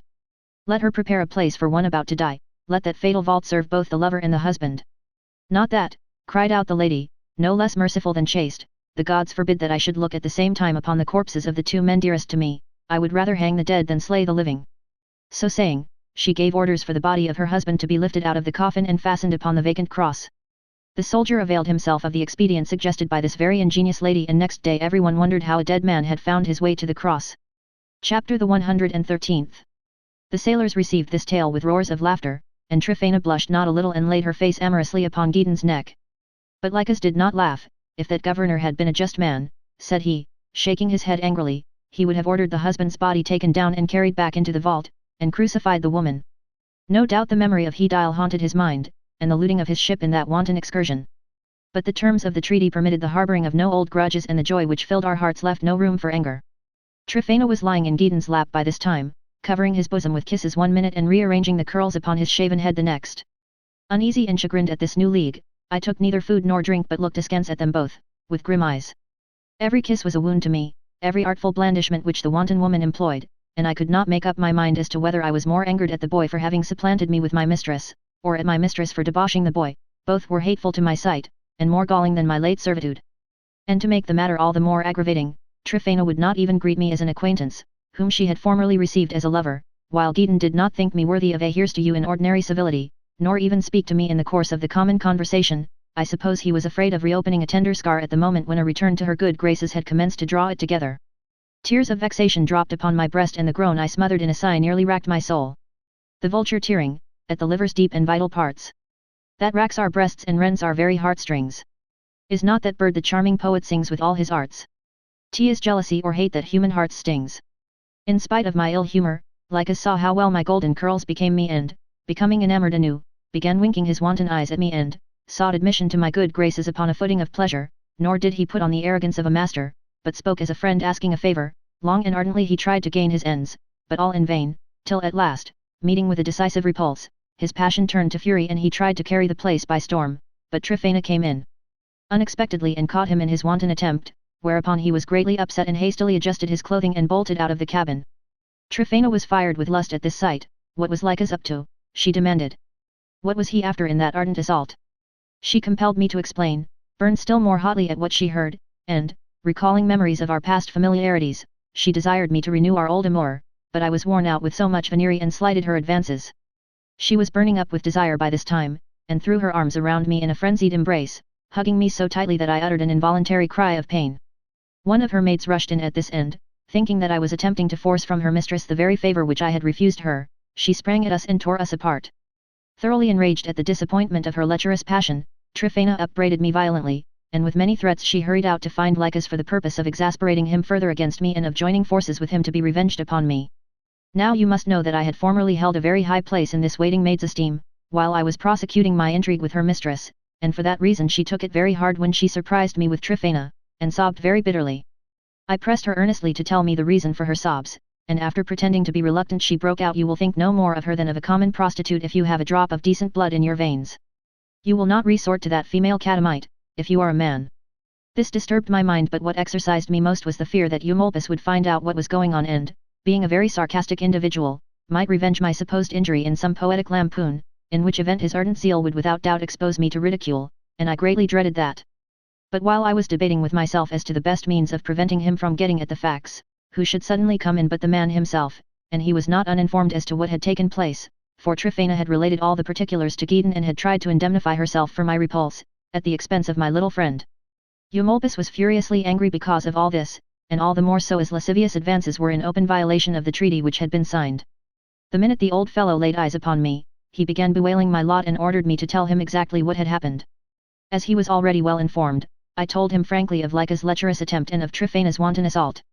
When he had heard all the facts, Eumolpus swore roundly, that he would certainly avenge us, as the gods were just and would not suffer so many villainies to go unpunished. Chapter the 114th. We were still discussing this and other matters when the sea grew rough, and clouds, gathering from every quarter, obscured with darkness the light of day. The panic-stricken sailors ran to their stations and took in sail before the squall was upon them, but the gale did not drive the waves in any one direction and the helmsman lost his bearings and did not know what course to steer. At one moment the wind would set towards Sicily, but the next, the north wind, prevailing on the Italian coast, would drive the unlucky vessel hither and yon, and, what was more dangerous than all the rain squalls, a pall of such black density blotted out the light that the helmsman could not even see as far forward as the bow. At last, as the savage fury of the sea grew more malignant, the trembling Lycus stretched out his hands to me imploringly. "Save us from destruction, Encolpius," he shouted, "restore that sacred robe and holy rattle to the ship. Be merciful, for heaven's sake, just as you used to be." He was still shouting when a wind squall swept him into the sea, the raging elements whirled him around and around in a terrible maelstrom and sucked him down. Tryphena, on the other hand, was seized by her faithful servants, placed in a skiff, along with the greater part of her belongings, and saved from certain death. Embracing Gedon, I wept aloud. "Did we deserve this from the gods," I cried, "to be united only in death? No. Malignant fortune grudges even that. Look. In an instant the waves will capsize the ship. Think. In an instant the sea will sever this lover's embrace. If you ever loved Encolpius truly, kiss him while yet you may and snatch this last delight from impending dissolution." Even as I was speaking, Gedon removed his garment and, creeping beneath my tunic, he stuck out his head to be kissed. Then, fearing some more spiteful wave might separate us as we clung together, he passed his belt around us both. "If nothing else," he cried, "the sea will at least bear us longer joined together, and if, in pity, it casts us up upon the same shore, some passer-by may pile some stones over us, out of common human kindness, or the last rites will be performed by the drifting sand, in spite of the angry waves. I submit to this last bond and, as though I were laid out upon my deathbed, await an end no longer dreaded." Meanwhile, accomplishing the decrees of the fates, the storm stripped the ship of all that was left. No mast, no helm, not a rope nor an oar remained on board her. She was only a derelict, heavy and waterlogged, drifting before the waves. Some fishermen hastily put off in their little boats to salvage their booty, but, seeing men alive and ready to defend their property, they changed their predatory designs into offers of help. Chapter the 115th. Just then, amid that clamour of voices we heard a peculiar noise, and from beneath the captain's cabin there came a bellowing as of some wild beast trying to get out. We then followed up the sound and discovered Eumolpus, sitting there scribbling verses upon an immense sheet of parchment. Astounded that he could find time to write poetry at death's very door, we hauled him out, in spite of his protests, and ordered him to return to his senses, but he flew into a rage at being interrupted. "Leave me alone until I finish this sentence," he bawled, "the poem labours to its birth." Ordering Gedon to come to close quarters and help me drag the bellowing bard ashore, I laid hands upon the lunatic. When this job had at last been completed, we came, wet and wretched, to a fisherman's hut and refreshed ourselves somewhat with stores from the wreck, spoiled though they were by salt water, and passed a night that was almost interminable. As we were holding a council, next day, to determine to what part of the country we had best proceed, I suddenly caught sight of a human body, turning around in a gentle eddy and floating towards the shore. Stricken with melancholy, I stood still and began to brood, with wet eyes, upon the treachery of the sea. And perhaps, said I, a wife, safe in some faraway country of the earth, awaits this man, or a son who little dreams of storms or wrecks, or perhaps he left behind a father, whom he kissed goodbye at parting. Such is the end of mortals' plans, such is the outcome of great ambitions. See how man rides the waves. Until now, I had been sorrowing for a mere stranger, but a wave turned the face, which had undergone no change, towards the shore, and I recognized Lycas, so evil-tempered and so unrelenting but a short time before, now cast up almost at my feet. I could no longer restrain the tears. At this, I beat my breast again and yet again, with my hands. Where is your evil temper now? I cried. Where is your unbridled passion? You be there, a prey to fish and wild beasts, you who boasted but a little while ago of the strength of your command. Now you have not a single plank left of your great ship. Go on, mortals, set your hearts upon the fulfillment of great ambitions, go on, schemers, and in your will's control for 1,000 years the disposal of the wealth you got by fraud. Only yesterday this man audited the accounts of his family estate, yet, even reckoned the day he would arrive in his native land and settled it in his mind. Gods and goddesses, how far he lies from his appointed destination. But the waves of the sea are not alone in thus keeping faith with mortal men, the warrior's weapons fail him, the citizen is buried beneath the ruins of his own Penates, when engaged in paying his vows to the gods, another falls from his chariot and dashes out his ardent spirit, the glutton chokes at dinner, the niggard starves from abstinence. Give the dice a fair throw and you will find shipwreck everywhere. Ah, but one overwhelmed by the waves obtains no burial. As though it matters in what manner the body, once it is dead, is consumed, by fire, by flood, by time. Do what you will, these all achieve the same end. Ah, but the beasts will mangle the body. As though fire would deal with it any more gently, when we are angry with our slaves that is the punishment which we consider the most severe. What folly it is, then, to do everything we can to prevent the grave from leaving any part of us behind when the fates will look out for us, event against our wills. After these reflections we made ready to pay the last rites to the corpse, and Lycas was burned upon a funeral pyre raised by the hands of enemies, while Eumolpus, fixing his eyes upon the far distance to gain inspiration, composed an epitaph for the dead man. His fate was unavoidable. No rock-hewn tomb nor sculptured marble his noble corpse 5 feet of earth received. He rests in peace beneath this humble mound. Chapter the 116th. We set out upon our intended journey, after this last office had been wholeheartedly performed, and, in a little while, arrived, sweating, at the top of a mountain, from which we made out, at no great distance, a town, perched upon the summit of a lofty eminence.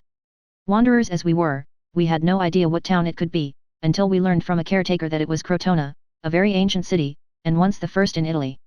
When we earnestly inquired, upon learning this, what men inhabited such historic ground, and the nature of the business in which they were principally engaged, now that their wealth had been dissipated by the oft-recurring wars, my friends, replied he, if you are men of business, change your plans and seek out some other conservative road to a livelihood, but if you can play the part of men of great culture, always ready with a lie, you are on the straight road to riches. The study of literature is held in no estimation in that city, eloquence has no niche there, economy and decent standards of morality come into no reward of honor there. You must know that every man whom you will meet in that city belongs to one of two factions, they either take in, or else they are taken in. No one brings up children in that city, for the reason that no one who has heirs is invited to dinner or admitted to the games, such an one is deprived of all enjoyments and must lurk with the rabble.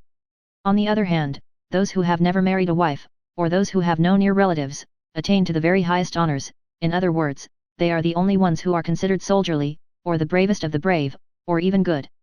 You will see a town which resembles the fields in time of pestilence, he continued, in which there is nothing but carcasses to be torn at and carrion crows tearing at them. Chapter the 117th. Eumolpus, who had a deeper insight, turned this state of affairs over in his mind and declared that he was not displeased with a prospect of that kind. I thought the old fellow was joking in the carefree way of poets, until he complained, if I could only put up a better front. I mean that I wish my clothing was in better taste, that my jewelry was more expensive, all this would lend color to my deception. I would not carry this scrip, by Hercules, I would lead you all to great riches. For my part, I undertook to supply whatever my companion in robbery had need of, provided he would be satisfied with the garment, and with whatever spoils the villa of Lycurgus had yielded when we robbed it. As for money against present needs, the mother of the gods would see to that, out of regard to her own good name. Well, what's to prevent our putting on an extravaganza? Demanded Eumolpus. Make me the master if the business appeals to you. No one ventured to condemn a scheme by which he could lose nothing, and so, that the lie would be kept safe among us all, we swore a solemn oath, the words of which were dictated by Eumolpus, to endure fire, chains, flogging, death by the sword, and whatever else Eumolpus might demand of us, just like regular gladiators. After the oath had been taken, we paid our respects to our master with pretended servility, and were informed that Eumolpus had lost a son, a young man of great eloquence and promise, and that it was for this reason the poor old man had left his native land, that he might not see the companions and clients of his son, nor even his tomb, which was the cause of his daily tears. To this misfortune a recent shipwreck had been added, in which he had lost upwards of 2 millions of sesterces, not that he minded the loss, but, destitute of a train of servants, he could not keep up his proper dignity. Furthermore, he had, invested in Africa, 30 millions of sesterces in estates and bonds. Such a horde of his slaves was scattered over the fields of Numidia that he could have even sacked Carthage. We demanded that Eumolpus cough frequently, to further this scheme, that he have trouble with his stomach and find fault with all the food when in company, that he keep talking of gold and silver and estates, the incomes from which were not what they should be, and of the everlasting unproductiveness of the soil, that he cast up his accounts daily, that he revise the terms of his will monthly, and, for fear any detail should be lacking to make the farce complete, he was to use the wrong names whenever he wished to summon any of us, so that it would be plain to all that the master had in mind some who were not present. When everything had been thus provided for, we offered a prayer to the gods that the matter might turn out well and happily, and took to the road. But Giton could not bear up under his unaccustomed load, and the hired servant Corax, a shirker of work, often put down his own load and cursed our haste, swearing that he would either throw his packs away or run away with his load. "What do you take me for, a beast of burden," he grumbled, "or a scow for carrying stone? I hired out to do the work of a man, not that of a pack horse, and I'm as free as you are, even if my father did leave me poor."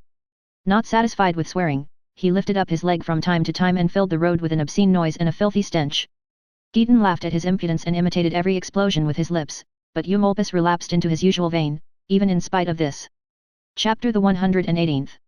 "Young men," said he, "many are they who have been seduced by poetry, for, the instant a man has composed a verse in feet, and has woven a more delicate meaning into it by means of circumlocutions, he straightway concludes that he has scaled Helicon. Take those who are worn out by the distressing detail of the legal profession, for example, they often seek sanctuary in the tranquillity of poetry, as a more sheltered haven, believing themselves able more easily to compose a poem than a rebuttal charged with scintillating epigrams. But a more highly cultivated mind loves not this conceited affectation, nor can it either conceive or bring forth, unless it has been steeped in the vast flood of literature.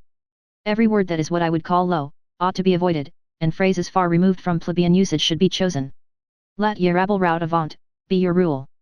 In addition, care should be exercised in preventing the epigrams from standing out from the body of the speech, they should gleam with the brilliancy woven into the fabric. Homer is an example, and the lyric poets, and our Roman Virgil, and the exquisite propriety of Horace. Either the others did not discover the road that leads to poetry, or, having seen, they feared to tread it. Whoever attempts that mighty theme, the Civil War, for instance, will sink under the load unless he is saturated with literature. Events, past and passing, ought not to be merely recorded in verse, the historian will deal with them far better, by means of circumlocutions and the intervention of the immortals. The free spirit, racked by the search for epigrams having a mythological allusion, should plunge headlong and appear as the prophecy of a mind inspired rather than the attested faith of scrupulous exactitude in speech. This hasty composition may please you, even though it has not yet received its final polishing. Chapter the 119th. The conquering Roman now held the whole world in his sway. The ocean, the land, where the sun shone by day or the moon gleamed by night, but unsated was he. And the seas were roiled by the weight of his deep-laden keels, if a bay lay hidden beyond, or a land which might yield yellow gold, 'twas held as a foe. While the struggle for treasure went on, the fates were preparing the horrors and scourges of war. Amusements enjoyed by the vulgar no longer can charm, nor pleasures worn threadbare by use of the plebeian mob. The bronzes of Corinth are praised by the soldier at sea, and glittering gems sought in earth, vie with purple of Tyre. Numidia curses her here, there, the exquisite silks of China. Arabia's people have stripped their own fields. Behold other woes and calamities outraging peace. Wild beasts, in the forest are hunted, for gold, and remote African Hammon is covered by beaters, for fear some beast that slays men with his teeth shall escape, for by that his value to men is enhanced. The vessels receive strange ravening monsters, the tiger behind gilded bars, and pacing his cage is transported to Rome, that his jaws may drip with the life-blood of men to the plaudits of men. O shame! To point out our impending destruction, the crime of Persia enacted anew, in his puberty's bloom. The man-child is kidnapped, surrenders his powers to the knife, is forced to the calling of Venus, delayed and hedged round. The hurrying passage of life's finest years is held back, and nature seeks nature but finds herself not everywhere. These frail-limbed and mincing effeminates, flowing of locks, bedecked with an infinite number of garments of silk, whose names ever change, the wantons and lechers to snare, are eagerly welcomed. From African soil now behold the citron wood tables, their well-burnished surface reflects Arterian purples and slaves by the hoard, and whose spots resemble the gold that is cheaper than they ensnare. Extravagance. Sterile and ignobly prized is the wood, but round it is gathered a company sodden with wine, and soldiers of fortune whose weapons have rusted, devour the spoils of the world. Art caters to appetite. Wrasse. From Sicily brought to their table, alive in his own sea water. The oysters from Lucrin's shore torn, at the feast, are served to make famous the host, and the appetite, cloyed to tempt by extravagance. Faces has now been despoiled of birds, its literal silent, no sound there is heard, save only the wind as it rustles among the last leaves. Corruption no less vile is seen in the campus of Mars. Our quirites are bribed, and for plunder and promise of gain, their votes they will alter. The people is venal, corrupt. The Senate, support has its price, and the freedom and worth of ages decayed, scattered largesse now governs their power. Corrupted by gold, even dignity lies in the dust. Cato defeated and hooted by mobs, but the victor is sadder, ashamed to have taken the rods from a Cato. In this lay the shame of the nation and character's downfall. 'Twas not the defeat of a man. No. The power and the glory of Rome were brought low, represented in him was the honor of sturdy republican Rome.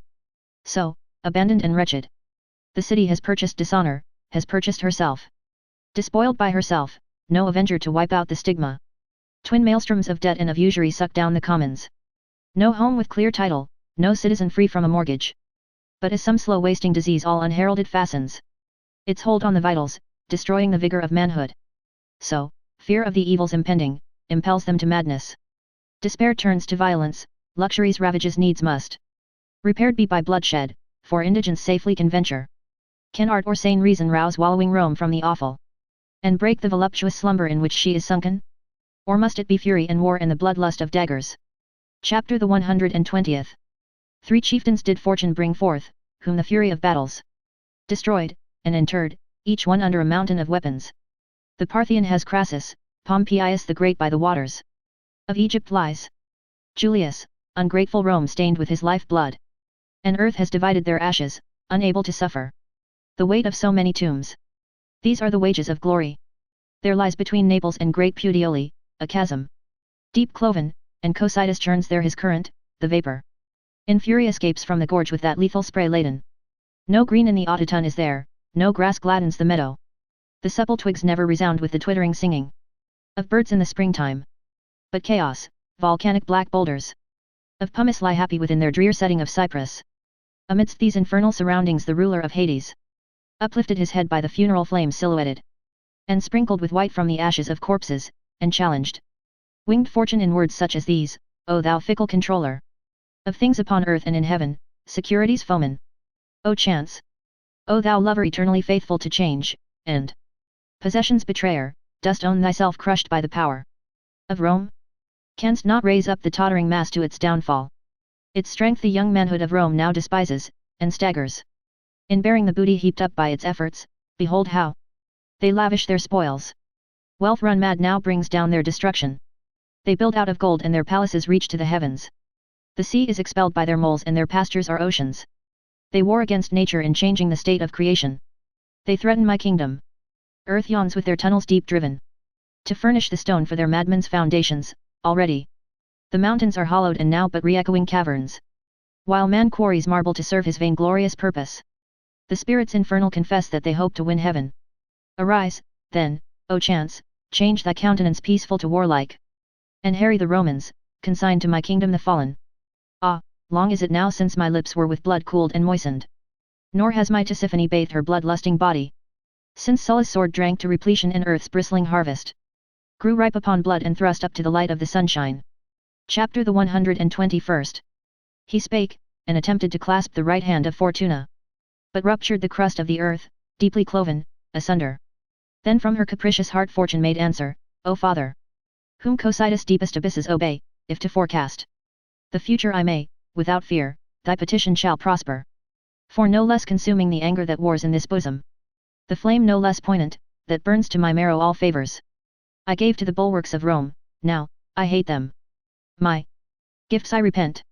The same God who built up their dominion shall bring down destruction upon it. In burning their manhood, my heart shall delight, and its bloodlust shall slake with their slaughter.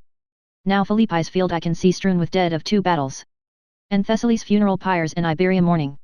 Already the clangor of arms thrills my ears, and rings loudly. Thou, Libyan Nile, I can see now thy barriers groaning, and Actium's gulf and Apollo's darts quailing the warriors.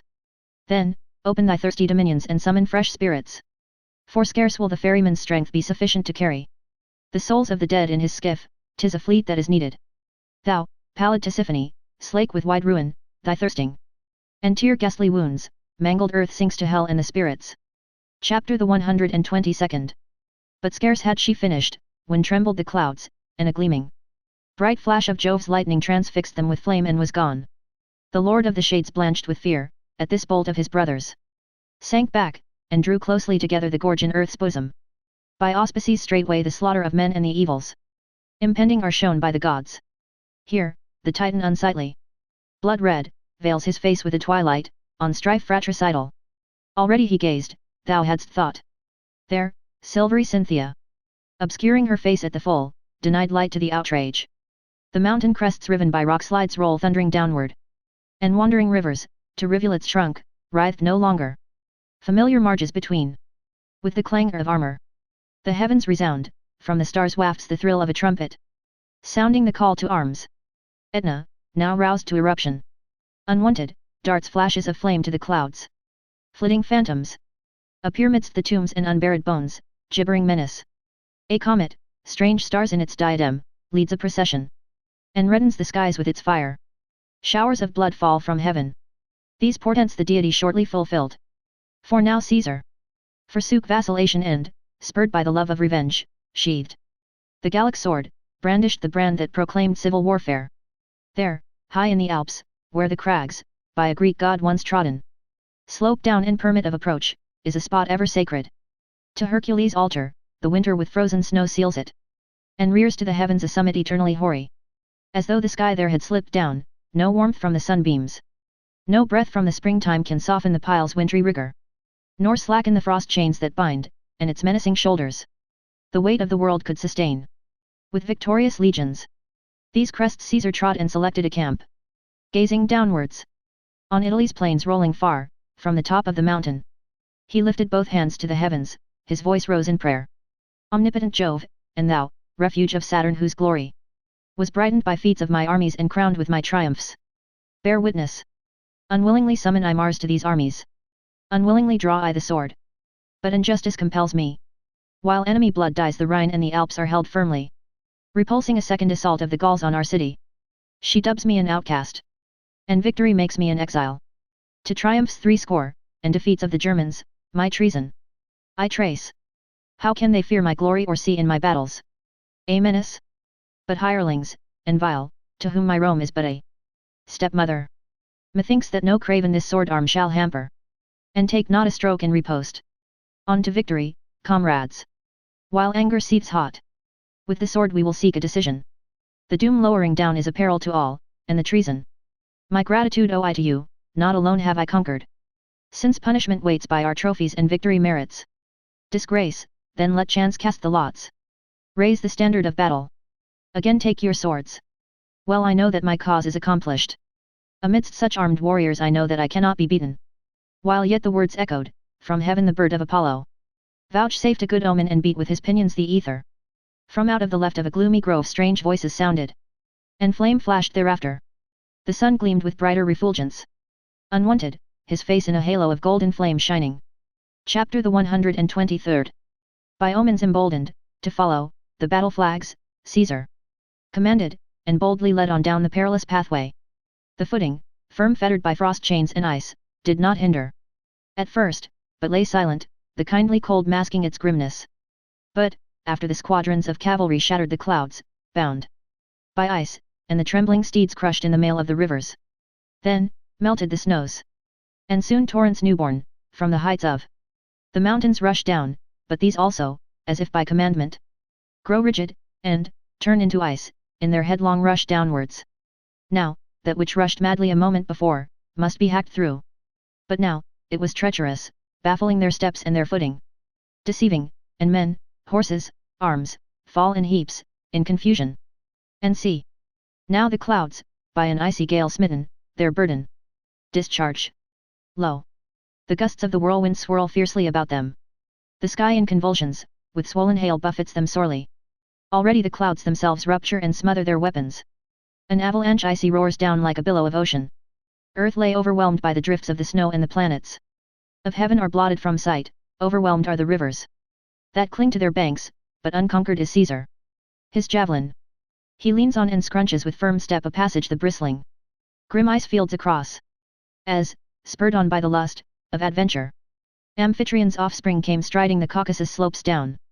Or Jupiter's menacing mien as, from lofty Olympus, he leaped, the doomed giants to crush and to scatter their weapons. While Caesar in anger the swelling peaks treads down, winged rumor in terror flies forth and on beating wings seeks the high summit of Palatine tall, every image she rocks with her message, announcing this thunderbolt Roman. Already, the ocean is tossing his fleets. Now his cavalry, reeking with German gore, pours from the Alps. Slaughter, bloodshed, and weapons. The red panorama of war is unrolled to their vision. By terror their hearts are divided, two counsels perplex them. One chooses by land to seek flight, to another, the water appeals, and the sea than his own land is safer. Another will stand to his arms and advantage extort from fate's mandate. The depth of their fear marks the length of their flight. In confusion, the people itself, shameful spectacle driven by terror, is led to abandon the city. Rome glories in fleeing. The Quirites from battle blench, cowed by the breath of a rumor, relinquished their firesides to mourning. One citizen, palsied with terror, his children embraces, another, his Penates conceals in his bosom, then, weeping, takes leave of his threshold, and slaughters the distant invader with curses. Their spouses, some clasp to their sorrow-racked bosoms. Youths carry their fathers, bowed down with old age, uninured to the bearing of burdens. They seize what they dread to lose most. Inexperience drags all its chattels to camp and to battle, as, when powerful Auster piles up the churned waters and tumbles them, never a yard arm, nor rudder to answer the hand. Here, one fashions a life raft of pine planks, another steers into some bay on a lee shore.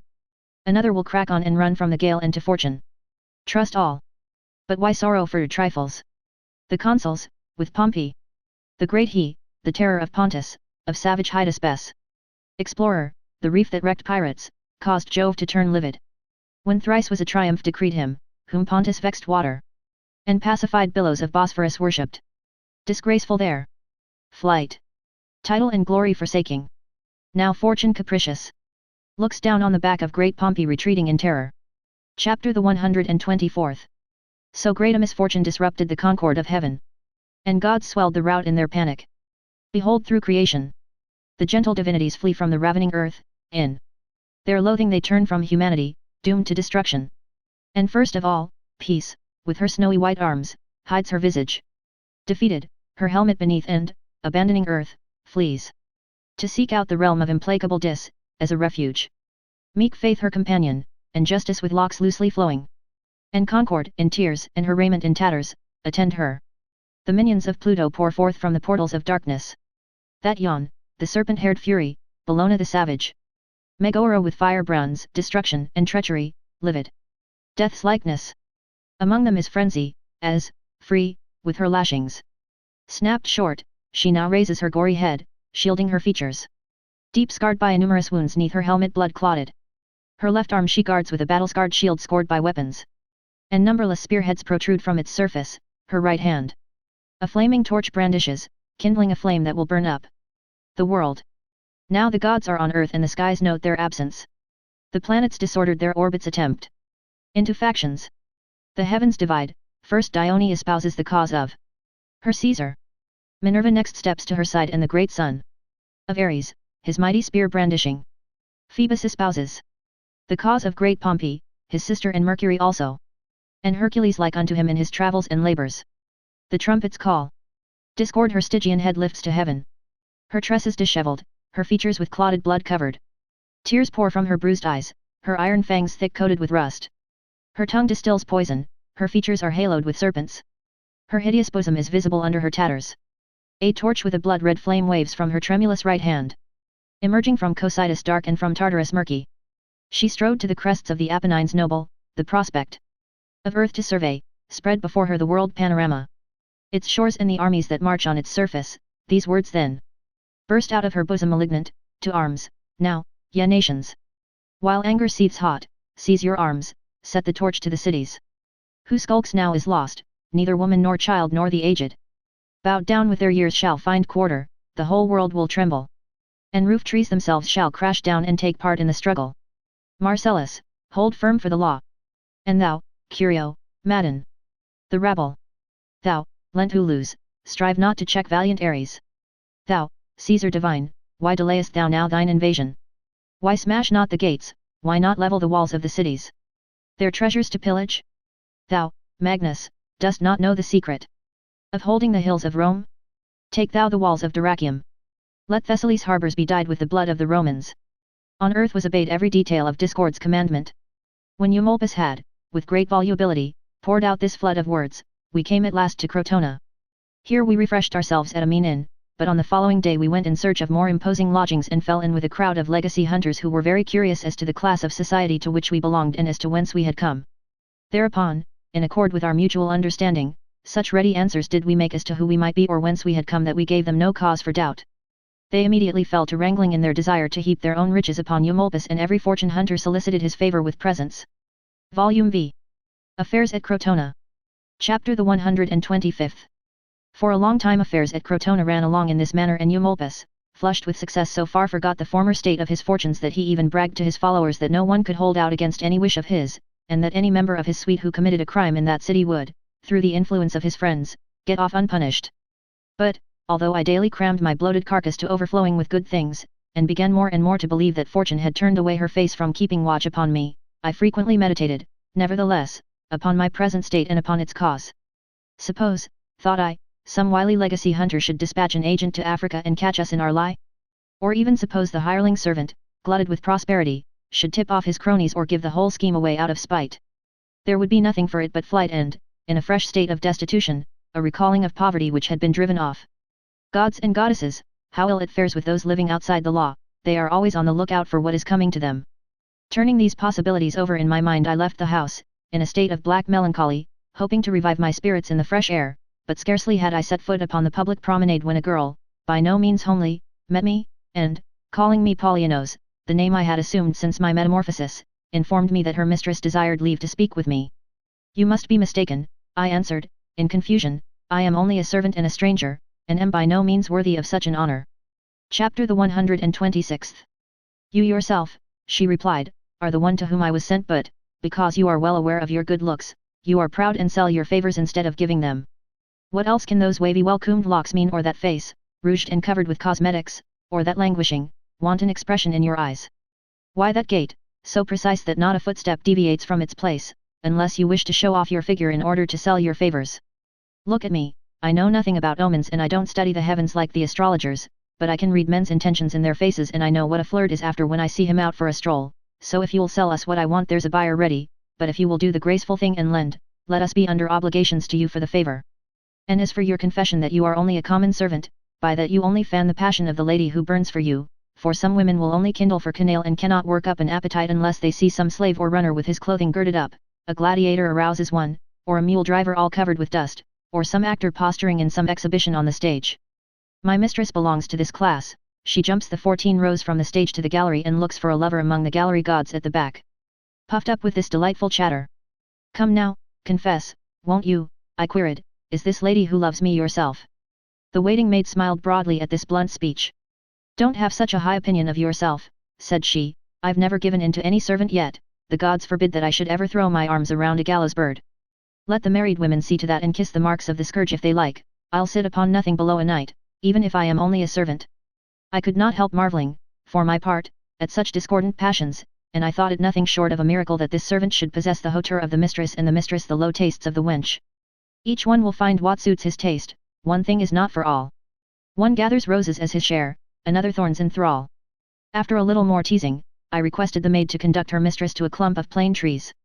Pleased with this plan, the girl picked up the skirt of her garment and turned into a laurel grove that bordered the path. After a short delay she brought her mistress from her hiding place and conducted her to my side, a woman more perfect than any statue.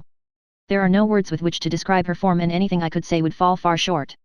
Her hair, naturally wavy, flowed completely over her shoulders, her forehead was low and the roots of her hair were brushed back from it, her eyebrows, running from the very springs of her cheeks, almost met at the boundary line between a pair of eyes brighter than stars shining in a moonless night. Her nose was slightly aquiline and her mouth was such an one as Praxiteles dreamed Diana had. Her chin, her neck, her hands, the gleaming whiteness of her feet under a slender band of gold, she turned Parian marble dull. Then, for the first time, Doris tried lover thought lightly of Doris. O Jove, what's come to pass that thou, thine armor cast away, art mute in heaven, and but an idle tale? At such a time the horns should sprout, the raging bull hold sway, or they white hair beneath swan's down conceal. Here's Dana's self. But touch that lovely form.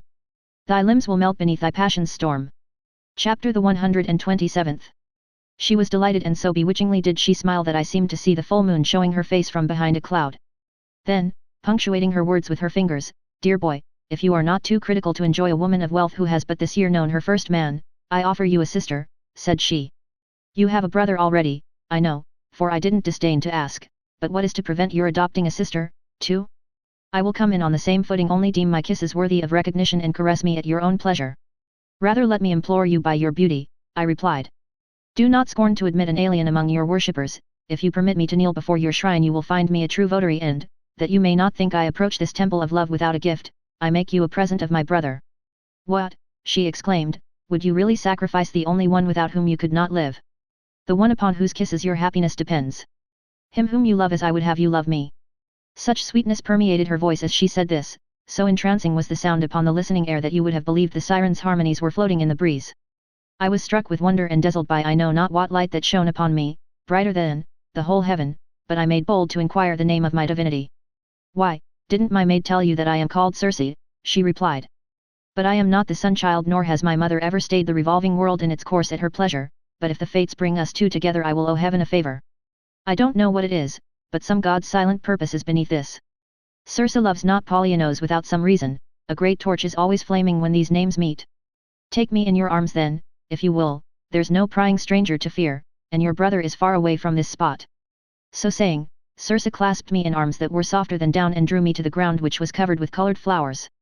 With flowers like these did Mother Earth great Ida's summit strew. When Jupiter, his heart aflame, enjoyed his lawful love, there glowed the rose, the flowering rush, the violet's deep blue. From out green meadows snow-white lilies laughed. Then from above, this setting summoned Venus to the green and tender sod. Bright day smiled kindly on the secret amour of the god. Side by side upon the grassy plot we lay, exchanging 1,000 kisses, the prelude to more poignant pleasure, but alas! My sudden loss of vigor disappointed Circe. Chapter the 128. Infuriated at this affront, what's the matter, demanded she, do my kisses offend you? Is my breath fetid from fasting? Is there any evil-smelling perspiration in my armpits? Or, if it's nothing of this kind, are you afraid of Geton? Under her eyes, I flushed hotly and, if I had any virility left, I lost it then, my whole body seemed to be inert. My queen, I cried, do not mock me in my humiliation. I am bewitched. Circe's anger was far from being appeased by such a trivial excuse. Turning her eyes contemptuously away from me, she looked at her maid. Tell me, Chrysis, and tell me truly, is there anything repulsive about me? Anything sluttish? Have I some natural blemish that disfigures my beauty? Don't deceive your mistress. I don't know what's the matter with us, but there must be something. Then she snatched a mirror from the silent maid, and after scrutinizing all the looks and smiles which pass between lovers, she shook out her wrinkled earth-stained robe and flounced off into the temple of Venus, nearby. And here was I, like a convicted criminal who had seen some horrible nightmare, asking myself whether the pleasure out of which I had been cheated was a reality or only a dream. As when, in the sleep-bringing night, dreams sport with the wandering eyes, and earth, spaded up, yields to light her gold that by day she denies. The stealthy hand snatches the spoils. The face with cold sweat is suffused, and fear grips him tight in her toils, lest robbers the secret have used, and shake out the gold from his breast. But, when they depart from his brain, these enchantments by which he's obsessed, and truth comes again with her train, restoring perspective and pain. The phantasm lives to the last. The mind dwells with shades of the past. The misfortune seemed to me a dream, but I imagined that I must surely be under a spell of enchantment, and, for a long time, I was so devoid of strength that I could not get to my feet. But finally my mental depression began to abate, little by little my strength came back to me, and I returned home, Arrived there, I feigned illness and threw myself upon my couch. A little late, Gideon, who had heard of my indisposition, entered the room in some concern. As I wished to relieve his mind, I informed him that I had merely sought my pallet to take a rest, telling him much other gossip but not a word about my mishap, as I stood in great fear of his jealousy, and, to lull any suspicion which he might entertain, I drew him to my side and endeavoured to give him some proofs of my love, but all my panting and sweating were in vain. He jumped up in a rage and accused my lack of virility and change of heart, declaring that he had for a long time suspected that I had been expending my vigour and breath elsewhere. No. No. Darling, I replied, my love for you has always been the same, but reason prevails now over love and wantonness. And for the Socratic continence of your love, I thank you in his name, he replied sarcastically. Alcibiades was never more spotless when he left his master's bed. Chapter the 129th. Believe me, brother, when I tell you that I do not know whether I am a man or not, I vainly protested. I do not feel like one, if I am dead and buried lies that part in which I was once an Achilles. Gideon, seeing that I was completely enervated, and, fearing that it might give cause for scandal if he were caught in this quiet place with me, tore himself away and fled into an inner part of the house.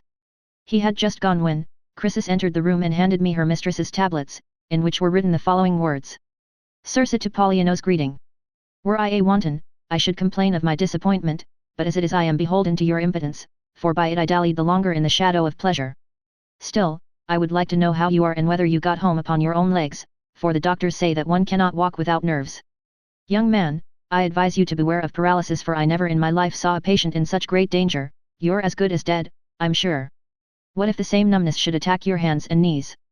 You would have to send for the funeral trumpeters. Still, even if I have been affronted, I will not begrudge a prescription to one as sick as you.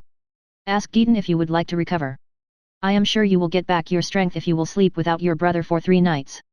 So far as I am concerned, I am not in the least alarmed about finding someone to whom I shall be as pleasing as I was to you. My mirror and my reputation do not lie. Farewell, if you can. Such things will happen, said Chrysis, when she saw that I had read through the entire indictment, and especially in this city, where the women can lure the moon from the sky. But we'll find a cure for your trouble.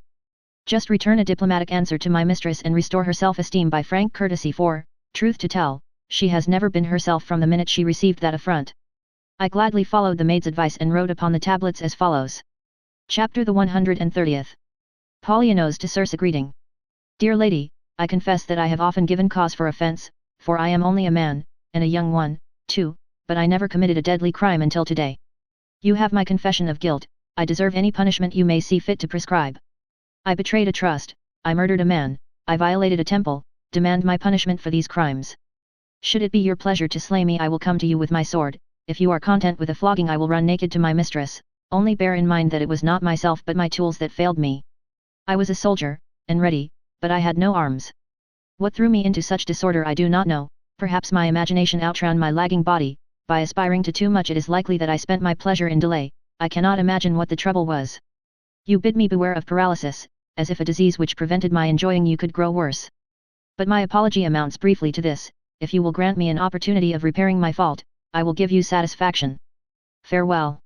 After dismissing Chrysis with these fair promises, I paid careful attention to my body which had so evilly served me, and, omitting the bath, I anointed myself, in moderation, with unguents, and placed myself upon a more strengthening diet such as onions and snails' heads without condiments, and I also drank more sparingly of wine. Then, taking a short walk before settling down to sleep, I went to bed without Gideon. So anxious was I to please her that I feared the outcome if my brother lay tickling my side. Chapter the 131st. Finding myself vigorous in mind and body when I arose next morning, I went down to the same clump of plane trees, though I dreaded the spot as one of evil omen, and commenced to wait for Chrysis to lead me on my way. I took a short stroll and had just seated myself where I had sat the day before, when she came under the trees, leading a little old woman by the hand. Well, Mr. Squeamish, she chirped, when she had greeted me, have you recovered your appetite? In the meantime, the old hag, a wine-soaked crone with twitching lips, brought out a twisted hank of different colored yarns and put it about my neck. She then kneaded dust and spittle and, dipping her middle finger into the mixture, she crossed my forehead with it, in spite of my protests. As long as life remains, there's hope.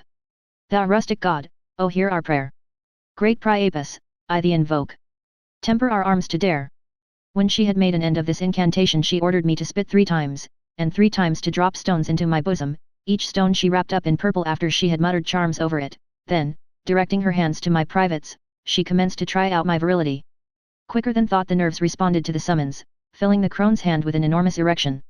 Skipping for joy, "Look, Chrysis, look," she cried out, "see what a hair I've started, for someone else to course."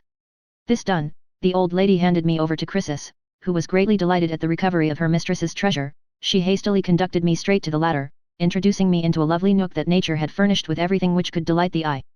Shorn of its top, the swaying pine here casts a summer shade, and quivering cypress, and the stately plane, and berry-laden laurel. A brook's wimpling waters strayed, lashed into foam, but dancing on again, and rolling pebbles in their chattering flow. 'Twas love's own nook, as forest nightingale and urban Procne undertook to bear true witness, hovering, the gleaming grass above, and tender violets, wooing with song, their stolen love. Fanning herself with a branch of flowering myrtle, she lay, stretched out with her marble neck resting upon a golden cushion. When she caught sight of me she blushed faintly. She recalled yesterday's affront, I suppose.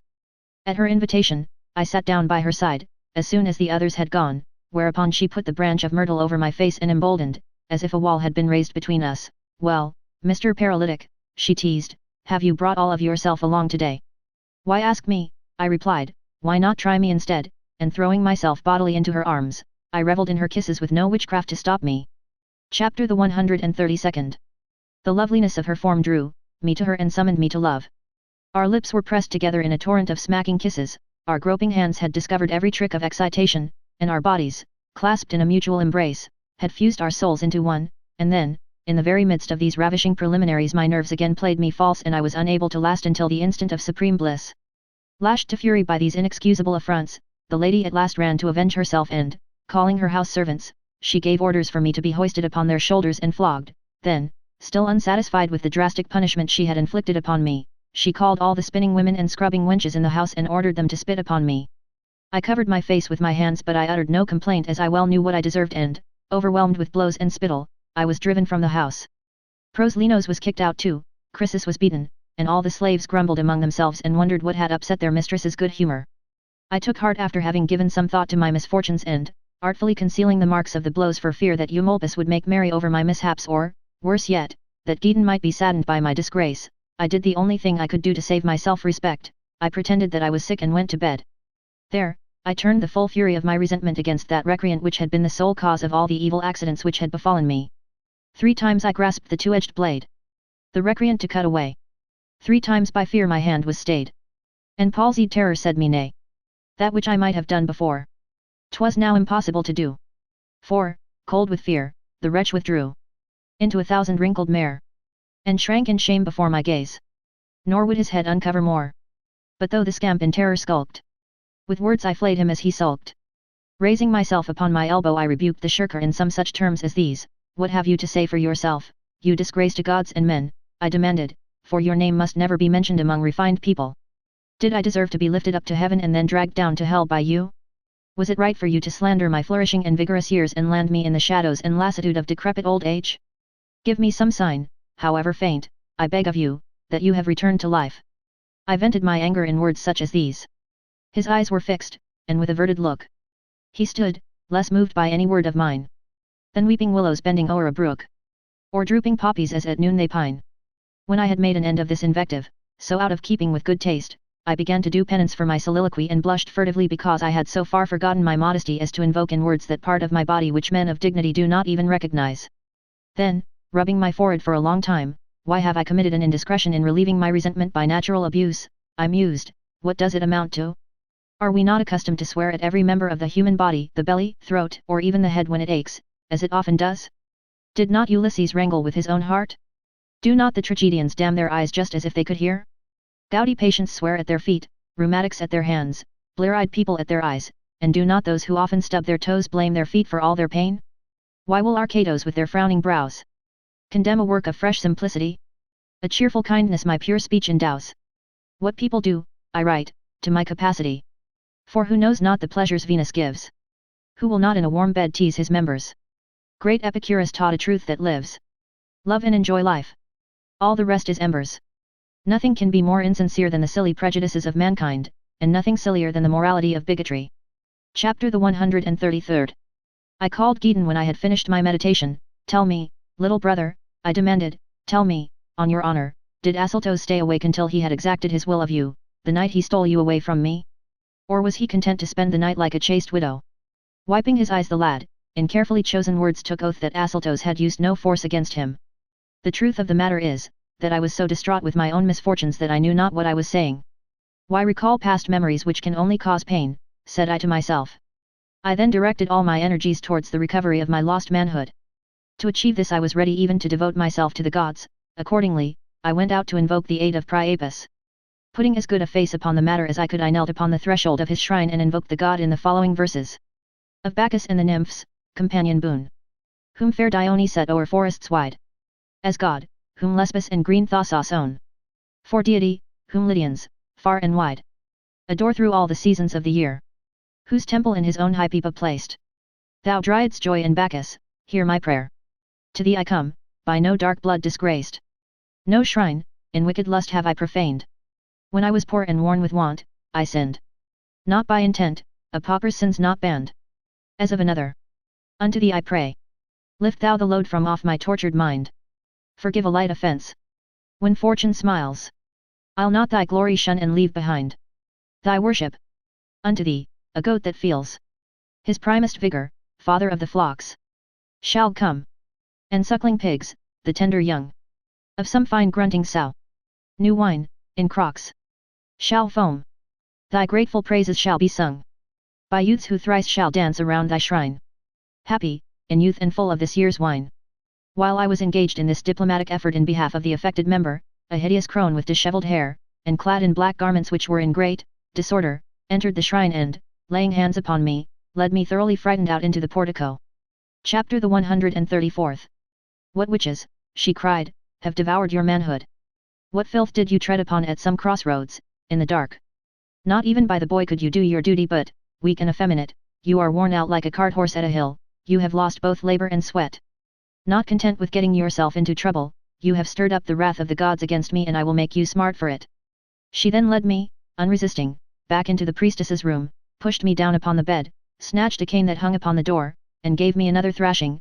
I remained silent and, had the cane not splintered at the first stroke, thereby diminishing the force of the blow, she might easily have broken my arms or my head.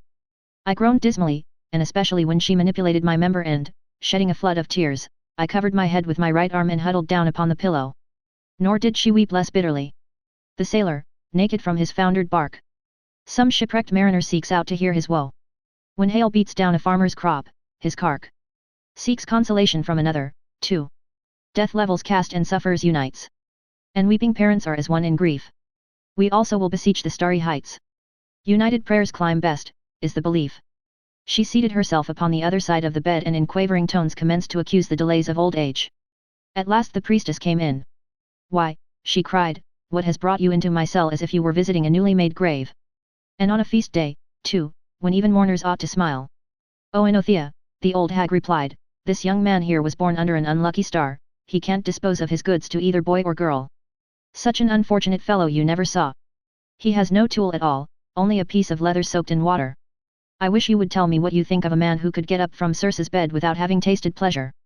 On hearing these words, Oenothea sat down between us and, after shaking her head for a while, I'm the only one that knows how to cure that disease, said she, and for fear you think I'm talking to hear myself talk, I'll just have the young fellow sleep with me for a night, and if I don't make it as hard as horn. All that you see in the world must give heed to my mandates. Blossoming earth, when I will it, must languish, a desert. Riches pour forth, when I will it, from crags and grim boulders. Waters will spurt that will rival the Nile at its flooding. Seas calm their billows before me, gales silence their howlings. Hearing my step, and the rivers sink into their channels. Dragons, Hyrcanian tigers stand fast at my bidding. Why should I tell you of small things? The image of Luna, drawn by my spells, must descend, and Apollo, a tremble, backs up his horses and turns from his course at my order. Such is the power of my word. By the rights of a virgin, quenched is the raging of bulls, and the sun's daughter Circe changed and transfigured the crew of the wily Ulysses. Proteus changes his form when his good pleasure dictates. I, who am skilled in these arts, can the shrubs of Mount Ida plant in the ocean, turn rivers to flow up the mountains. Chapter the 135th. At this declaration, which was so awe-inspiring, I shuddered in terror, and commenced to scrutinize the crone more narrowly. Come now, said Oenothea, obey my orders, and, Carefully wiping her hands, she bent over the cot and kissed me, once, twice. On the middle of the altar Oenothea placed an old table, upon which she heaped live coals, then with melted pitch she repaired a goblet which had become cracked through age. Next she replaced, in the smoke-stained wall, a peg which had come out when she took down the wooden goblet. Then, having donned a mantle, in the shape of a piece of square-cut cloth, she set a huge kettle upon the hearth and at the same time speared with a fork a cloth hanging upon the meat hooks, and lifted it down. It contained some beans which had been laid away for future use, and a very small and stale piece of pig's cheek, scored with 1,000 slashes. When she had untied the string which fastened the cloth, she poured some of the beans upon the table and ordered me to shell them quickly and carefully. I obey her mandate and with careful fingers separate the beans from the filthy pods which contain them, but she, accusing my clumsiness, hastily snatched them and, skillfully tearing off the pods with her teeth, spat them upon the ground, where they looked like dead flies. I wondered, then, at the ingenuity of poverty and its expedients for emergency. So ardent a follower of this virtue did the priestess seem that it was reflected in everything around her. Her dwelling, in particular, was a very shrine of poverty. No Indian ivory set in gold gleamed here. No trodden marble glistened here, no earth mocked for its gifts, but Ceres' festive grove. With willow wickerwork 'twas set around. New cups of clay by revolutions shaped. Of lowly wheel. For honey soft, a bowl. Platters of green bark wickerwork, a jar.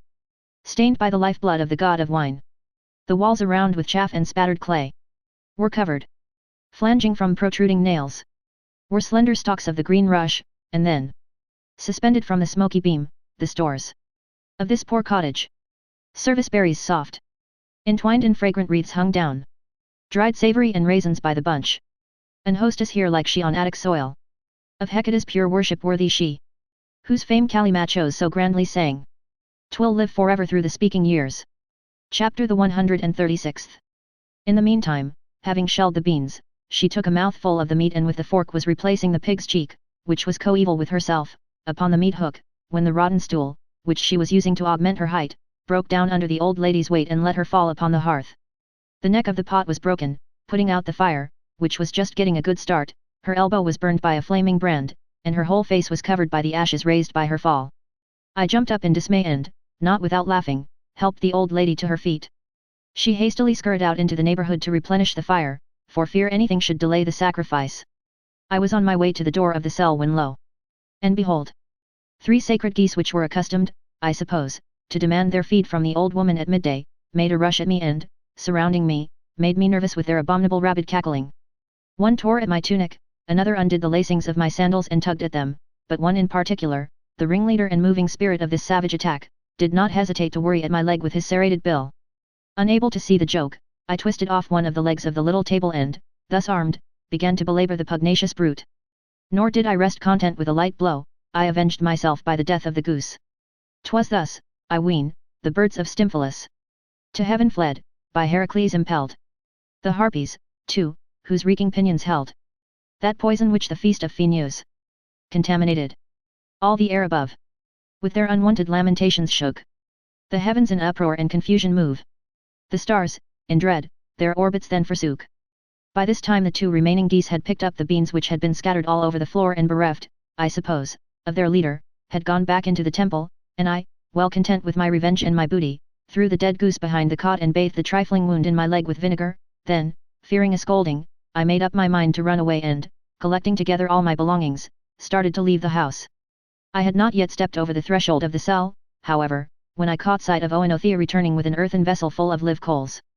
Thereupon I retraced my steps and, throwing off my garments, I took my stand just inside the door, as if I were awaiting her return. She banked her fire with broken reeds, piled some pieces of wood on top, and began to excuse her delay on the ground that her friend would not permit her to leave until after the customary 3 drinks had been taken. "But what were you up to in my absence?" she demanded. "Where are the beans?" Thinking that I had done a thing worthy of all praise, I informed her of the battle in all its details and, that she might not be downcast any longer, I produced the dead goose in payment for her loss. When the old lady laid eyes upon that, she raised such a clamour that you would have thought that the geese had invaded the room again. Confounded and thunderstruck at the novelty of my crime, I asked her why she was so angry and why she pitted the goose rather than myself. Chapter the 137th. "But," beating her palms together, "you villain, are you so brazen that you can speak?" she shrieked. "Don't you know what a serious crime you've committed? You have slaughtered the delight of Priapus, a goose, the very darling of married women. And for fear you think that nothing serious has happened, if the magistrates find this out you'll go to the cross. Until this day my dwelling has been inviolate and you have polluted it with blood. You have conducted yourself in such a manner that any enemy I have can turn me out of the priesthood."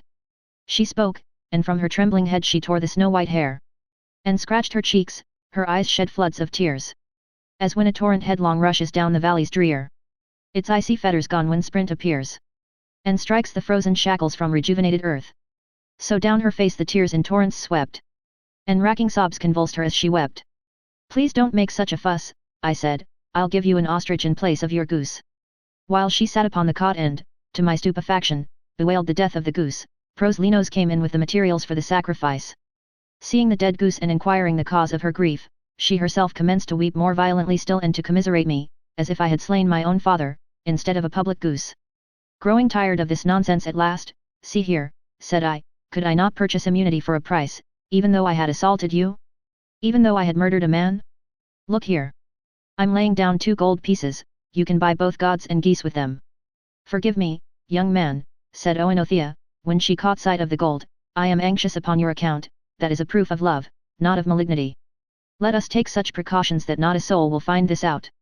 As for you, pray to the gods to forgive your sacrilege. The rich man can sail in a favouring gale, and snap out his course at his pleasure. A dance espouse, no Acrisius will rail. His credence by hers he will measure. Write verse, or declaim, snap the finger of scorn. At the world, yet still win all his cases. The rabble will drink in his words with concern. When a Cato austere it displaces. At law, his not proven, or proved, he can have. With Servius or Labeo vying. With gold at command anything he may crave. Is his without asking or sighing. The universe bows at his slightest behest. For Jove is a prisoner in his treasure chest. In the meantime, she scurried around and put a jar of wine under my hands and, when my fingers had all been spread out evenly, she purified them with leeks and parsley. Then, muttering incantations, she threw hazelnuts into the wine and drew her conclusions as they sank or floated, but she did not hoodwink me, for those with empty shells, no kernel and full of air, would of course float, while those that were heavy and full of sound kernel would sink to the bottom. She then turned her attention to the goose and, cutting open the breast, she drew out a very fat liver from which she foretold my future. Then, for fear any trace of the crime should remain, she cut the whole goose up, stuck the pieces upon spits, and served up a very delectable dinner for me, whom, but a moment before, she had herself condemned to death, in her own words. Meanwhile, cups of unmixed wine went merrily around, and the crones greedily devoured the goose which they had but so lately lamented. When the last morsel had disappeared, Oenothea, half drunk by this time, looked at me and said, "We must now go through with the mysteries, so that you may get back your virility." Chapter the 138th. As she said this Oenothea brought out a leathern dildo which, when she had smeared it with oil, ground pepper and pounded nettle seed, she commenced to force, little by little, up my anus. The merciless old virago then anointed the insides of my thighs with the same decoction, finally mixing nasturtium juice with elixir of southern wood, she gave my genitals a bath and, picking up a bunch of green nettles, she commenced to strike me gently all over my belly below the navel. The nettles stung me horribly and I suddenly took to my heels, with the old hags in full pursuit. Although they were befuddled with wine and lust they followed the right road and chased me through several wards, screaming "Stop thief!" I made good my escape, however, although every toe was bleeding as the result of my headlong flight. I got home as quickly as I could and, worn out with fatigue, I sought my couch, but I could not snatch a wink of sleep for the evil adventures which had befallen me kept running through my brain and, brooding upon them, I came to the conclusion that no one could be so abjectly unfortunate. Has fortune, always inimical to me, stood in need of the pangs of love, that she might torture me more cruelly still, I cried out, unhappy wretch that I am. Fortune and love have joined forces to bring about my ruin. Cruel Eros himself had never dealt leniently with me, loved or lover I am put to the torture. Take the case of Chrysis, she loves me desperately, never leaves off teasing me, she who despised me as a servant, because, when she was acting as her mistress's go-between, I was dressed in the garments of a slave, she, I say, that same Chrysis, who looked with contempt upon your former lowly lot, is now bent upon following it up even at the peril of her life. She swore that she would never leave my side on the day when she told me of the violence of her passion, but Circe owns me, heart and soul, all others I despise. Who could be lovelier than she? What loveliness had Ariadne or Leda to compare with hers? What had Helen to compare with her, what has Venus? If Paris himself had seen her with her dancing eyes, when he acted as umpire for the quarrelling goddesses, he would have given up Helen and the goddesses for her. If I could only steal a kiss, if only I might put my arms around that divine, that heavenly bosom, perhaps the virility would come back to this body and the parts, flaccid from witchcraft would, I believe, come into their own. Contempt cannot tire me out. What if I was flogged? I will forget it. What if I was thrown out? I will treat it as a joke. Only let me be restored to her good graces. At rest on my pallet, night's silence had scarce settled down. To soothe me, and eyes heavy laden with slumber to lull. When torturing amour laid hold of me, seizing my hair, and dragging me, wounding me, ordered a vigil till dawn. O heart of stone, how canst thou lie here alone, said the god. Thou joy of 1,000 sweet mistresses, how, O my slave? In disarrayed nitrobe I leap to bare feet and essay to follow all paths, but a road can discover by none. One moment I hasten, the next it is torture to move. It irks me again to turn back, shame forbids me to halt, and stand in the midst of the road. Lo!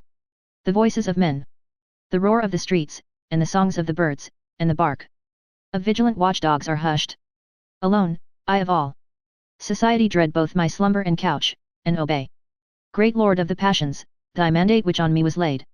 Chapter the 139th. Such thoughts as these, of lovely Circe's charms so wrought upon my mind that, I disordered my bed by embracing the image, as it were, of my mistress, but my efforts were all wasted. This obstinate affliction finally wore out my patience, and I cursed the hostile deity by whom I was bewitched. I soon recovered my composure, however, and, deriving some consolation from thinking of the heroes of old, who had been persecuted by the anger of the gods, I broke out in these lines. Hostile gods and implacable rate not me alone pursue. Heracles once suffered the weight of heaven's displeasure too. Driven from the Anachian coast, Laomedon of old sated two of the heavenly host, in Peleus, behold. Juno's power to avenge an affront, and Telephus took arms. Knowing not he must bear the brunt, Ulysses feared the storms. Angry Neptune decreed as his due. Now, me to overwhelm. Outraged Priapus ever pursues on land and Nereus' realm. Tortured by these cares I spent the whole night in anxiety, and at dawn, Gedon, who had found out that I had slept at home, entered the room and bitterly accused me of leading a licentious life. He said that the whole household was greatly concerned at what I had been doing, that I was so rarely present to attend to my duties, and that the intrigue in which I was engaged would very likely bring about my ruin. I gathered from this that he had been well informed as to my affairs, and that someone had been to the house inquiring for me. Thereupon, I began to ply Gedon with questions as to whether anyone had made inquiry for me. Not today, he replied, but yesterday a woman came in at the door, not bad looking, either, and after talking to me for quite a while, and wearing me out with her far-fetched conversation, finally ended by saying that you deserved punishment, and that you would receive the scourging of a slave if the injured party pressed his complaint. This news afflicted me so bitterly that I levelled fresh recriminations against fortune, and, I had not yet finished grumbling when Chrysis came in and, throwing herself upon me, embraced me passionately. I have you, she cried, just as I hoped I would. You are my heart's desire, my joy. You can never put out this flame of mine unless you quench it in my blood. I was greatly embarrassed by this wantonness of Chrysis and had recourse to flattery in order that I might rid myself of her, as I feared that her passionate outcries would reach the ears of Eumolpus who, in the arrogance of success, had put on the manner of the master. So on this account, I did everything I could think of to calm Chrysis. I feigned love, whispered compliments, in short, so skillfully did I dissimulate that she believed I was love's own captive. I showed her what pressing peril overhung us should she be caught in that room with me, as Eumolpus was only too ready to punish the slightest offence. On hearing this, she left me hurriedly, and all the more quickly, as she caught sight of Gedon, who had only left me a little before she had come in, on his way to my room. She was scarcely gone when, one of the newly engaged servants rushed in and informed me that the master was furiously angry with me because of my 2 days' absence from duty. I would do well, therefore, to prepare some plausible excuse, as it was not likely that his angry passion would be placated until someone had been flogged. Seeing that I was so vexed and disheartened, Gedon said not a word about the woman, contenting himself with speaking of Eumolpus, and advising me that it would be better to joke with him than to treat the matter seriously. I followed this lead and appeared before the old fellow, with so merry a countenance that, instead of showing severity, he received me with good humour and rallied me upon the success of my love affairs, praising the elegance of my figure which made me such a favourite with the ladies. I know very well, he went on, that a lovely woman is dying for love of you, in Calpias, and this may come in handy for us, so play your part and I'll play mine, too. Chapter the 140th. He was still speaking, when in came a matron of the most exclusive social set, Philomene by name, who had often, when young, extorted many a legacy by means of her charms, but an old woman now, the flower of her beauty faded, she threw her son and daughter in the way of childless old men and through this substitution she contrived to continue her established policy. She came to Eumolpus, both to commend her children to his practical judgment and to entrust herself and her hopes to his good nature, he being the only one in all the world who could daily instruct young children in healthy precepts. In short, she left her children in Eumolpus' house in order that they might hear the words that dropped from his lips, as this was the only legacy she could leave to them. Nor did she do otherwise than as she had promised, but left in his bed-chamber a very beautiful daughter and her brother, a lad, and pretended that she herself was compelled to go out to a temple to offer up her vows. Eumolpus, who was so continent that even I was a boy in his eyes, lost no time in inviting the damsel to sacrifice to the Aversa Venus, but, as he had told everyone that he was gouty and that his back was weak, and as he stood in danger of upsetting the whole farce if he did not carefully live up to the pretense, he therefore, that the imposture might be kept up, prevailed upon the young lady to seat herself upon that goodness which had been commended to her, and ordered Corax to crawl under the bed upon which he himself was lying, and after bracing himself by putting his hands upon the floor, to hoist his master up and down with his own back. Corax carried out the order in full and skillfully seconded the wriggling of the girl with a corresponding seesaw. Then, when the crisis was about due, Eumolpus, in a ringing voice, called out to Corax to increase the cadence. And thus the old lecher, suspended between his servant and his mistress, enjoyed himself just as if he were in a swing. Time and again Eumolpus repeated this performance, to the accompaniment of ringing laughter in which he himself joined. At last, fearing I might lose an opportunity through lack of application, I also made advances to the brother who was enjoying the gymnastics of his sister through the keyhole, to see if he would prove amenable to assault. Nor did this well-trained lad reject my advances, but alas! I discovered that the god was still my enemy.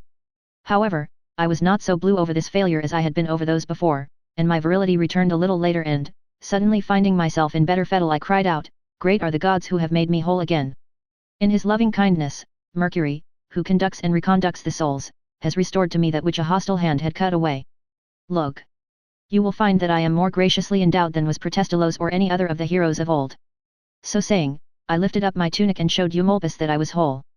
At first he was startled, then, that he might believe his own eyes, he handled this pledge of the goodwill of the gods with both hands. Our good humour was revived by this blessing, and we laughed at the diplomacy of Philomene and at the skill with which her children plied their calling, little likely to profit them much with us, however, as it was only in hopes of coming into a legacy that she had abandoned the boy and girl to us. Meditating upon this unscrupulous method of getting around childless old men, I began to take thought of the present state of our own affairs and made use of the occasion to warn Eumolpus that he might be bitten in biting the biters. Everything that we do, I said, should be dictated by prudence. Socrates, whose judgment was riper than that of the gods or of men, used to boast that he had never looked into a tavern nor believed the evidence of his own eyes in any crowded assembly which was disorderly, so nothing is more in keeping than always conversing with wisdom. Live coals are more readily held in men's mouths than a secret. Whatever you talk of at home will fly forth in an instant. Become a swift rumour and beat at the walls of your city. Nor is it enough that your confidence thus has been broken. As rumour but grows in the telling and strives to embellish. The covetous servant who feared to make public his knowledge. A hole in the ground dug, and therein did whisper his secret. That told of a king's hidden ears, this the earth straightway echoed. And rustling reeds added that Midas was king in the story. Every word of this is true, I insisted, and no one deserves to get into trouble more quickly than he who covets the goods of others. How could cheats and swindlers live unless they threw purses or little bags clinking with money into the crowd for bait? Just as dumb brutes are enticed by food, human beings are not to be caught unless they have something in the way of hope at which to nibble. That was the reason that the Crotonians gave us such a satisfactory reception, but, the ship does not arrive, from Africa, with your money and your slaves, as you promised. The patience of the fortune hunters is worn out, and they have already cut down their liberality, so that, either I am mistaken, or else our usual luck is about to return to punish you. Chapter the 141st. I have thought up a scheme, replied Eumolpus, which will embarrass our fortune-hunting friends sorely, and as he said this, he drew his tablets from his wallet and read his last wishes aloud, as follows. All who are down for legacies under my will, my freedmen only excepted, shall come into what I bequeath them subject to this condition, that they do cut my body into pieces and devour said pieces in sight of the crowd, nor need they be inordinately shocked, for among some peoples, the law ordaining that the dead shall be devoured by their relatives is still in force, nay, even the sick are often abused because they render their own flesh worse. I admonish my friends, by these presents, lest they refuse what I command, that they devour my carcass with as great relish as they damned my soul. Eumolpus had just started reading the first clauses when several of his most intimate friends entered the room, and catching sight of the tablets in his hand in which was contained his last will and testament, besought him earnestly to permit them to hear the contents. He consented immediately and read the entire instrument from first to last. But when they had heard that extraordinary stipulation by which they were under the necessity of devouring his carcass, they were greatly cast down, but, his reputation for enormous wealth dulled the eyes and brains of the wretches, and they were such cringing sycophants that they dared not complain of the outrage in his hearing. One there was, nevertheless, named Gorgias, who was willing to comply, provided he did not have too long to wait. To this, Eumolpus made answer. I have no fear that your stomach will turn, it will obey orders. If, for 1 hour of nausea you promise it a plethora of good things, just shut your eyes and pretend that it's not human guts you've bolted, but 10 million sesterces. And beside, we will find some condiment which will disguise the taste. No flesh is palatable of itself, it must be seasoned by art and reconciled to the unwilling stomach. And, if you desire to fortify the plan by precedents, the Saguntines ate human flesh when besieged by Hannibal, and they had no legacy in prospect. In stress of famine, the inhabitants of Pedalia did the same and gained nothing from the diet except that they were not hungry. When Numa Ntia was taken by Scipio, mothers, with the half-eaten bodies of their babes in their bosoms, were found. Therefore, since it is only the thought of eating human flesh that makes you squeamish, you must try to overcome your aversion, with all your heart, so that you may come into the immense legacies I have put you down for. So carelessly did Eumolpus reel off these extravagances that the fortune hunters began to lose faith in the validity of his promises and subjected our words and actions to a closer scrutiny immediately. Their suspicions grew with their experience and they came to the conclusion that we were out-and-out grafters, and thereupon those who had been put to the greatest expense for our entertainment resolved to seize us and take it out in just revenge, but Chrysis, who was privy to all their scheming, informed me of the designs which the Crotonians had hatched, and when I heard this news, I was so terrified that I fled instantly, with Gedon, and left Eumolpus to his fate. I learned, a few days later, that the Crotonians, furious because the old fox had lived so long and so sumptuously at the public expense, had put him to death in the Massilian manner. That you may comprehend what this means, know that, whenever the Massilians were ravaged by the plague, one of the poor would offer himself to be fed for a whole year upon choice food at public charge, after which, decked out with olive branches and sacred vestments, he was led out through the entire city, loaded with imprecations so that he might take to himself the evils from which the city suffered, and then thrown headlong, from the cliff. Volume 6. Notes. Prostitution. There are two basic instincts in the character of the normal individual, the will to live, and the will to propagate the species. It is from the interplay of these instincts that prostitution took origin, and it is for this reason that this profession is the oldest in human experience, the first offspring, as it were, of savagery and of civilization. When fate turns the leaves of the book of universal history, she enters, upon the page devoted thereto, the record of the birth of each nation in its chronological order, and under this record appears the scarlet entry to confront the future historian and arrest his unwilling attention, the only entry which time and even oblivion can never efface.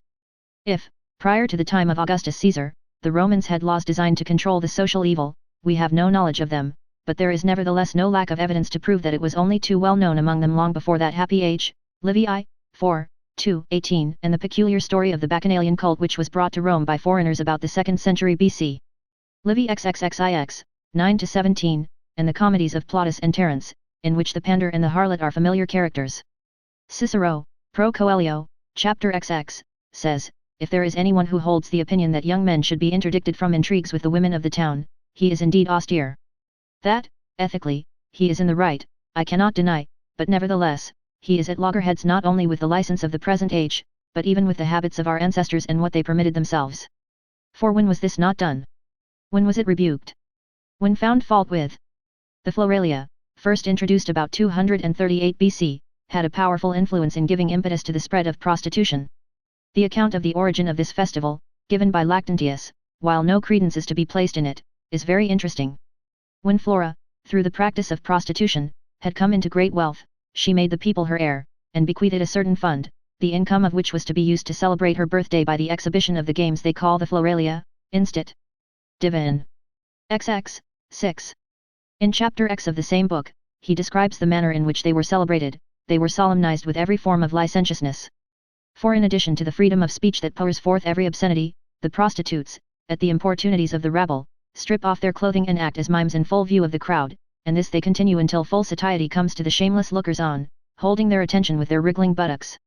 Cato, the censor, objected to the latter part of this spectacle, but, with all his influence, he was never able to abolish it. The best he could do was to have the spectacle put off until he had left the theatre.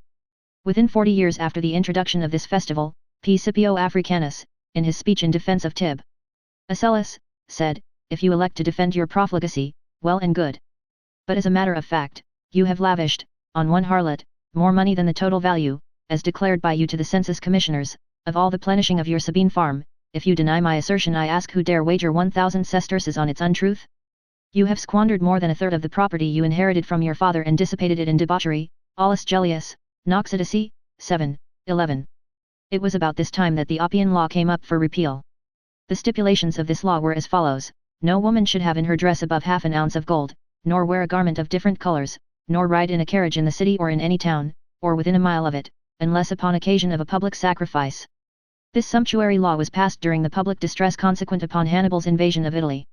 It was repealed 18 years afterward, upon petition of the Roman ladies, though strenuously opposed by Cato, Livy 34, 1, Tacitus, Annals, 3, 33. The increase of wealth among the Romans, the spoils wrung from their victims as a portion of the price of defeat, the contact of the legions with the softer, more civilized, more sensuous races of Greece and Asia Minor, laid the foundations upon which the social evil was to rise above the city of the Seven Hills, and finally crush her. In the character of the Roman there was but little of tenderness. The well-being of the state caused him his keenest anxiety. One of the laws of the 12 Tables, the Celebes Prohibito, compelled the citizen of manly vigor to satisfy the promptings of nature in the arms of a lawful wife, and the tax on bachelors is as ancient as the times of Furius Camillus. There was an ancient law among the Romans, says Dion Cassius, Lib. Slyene, which forbade bachelors, after the age of 25, to enjoy equal political rights with married men. The old Romans had passed this law in hope that, in this way, the city of Rome, and the provinces of the Roman Empire as well, might be ensured an abundant population.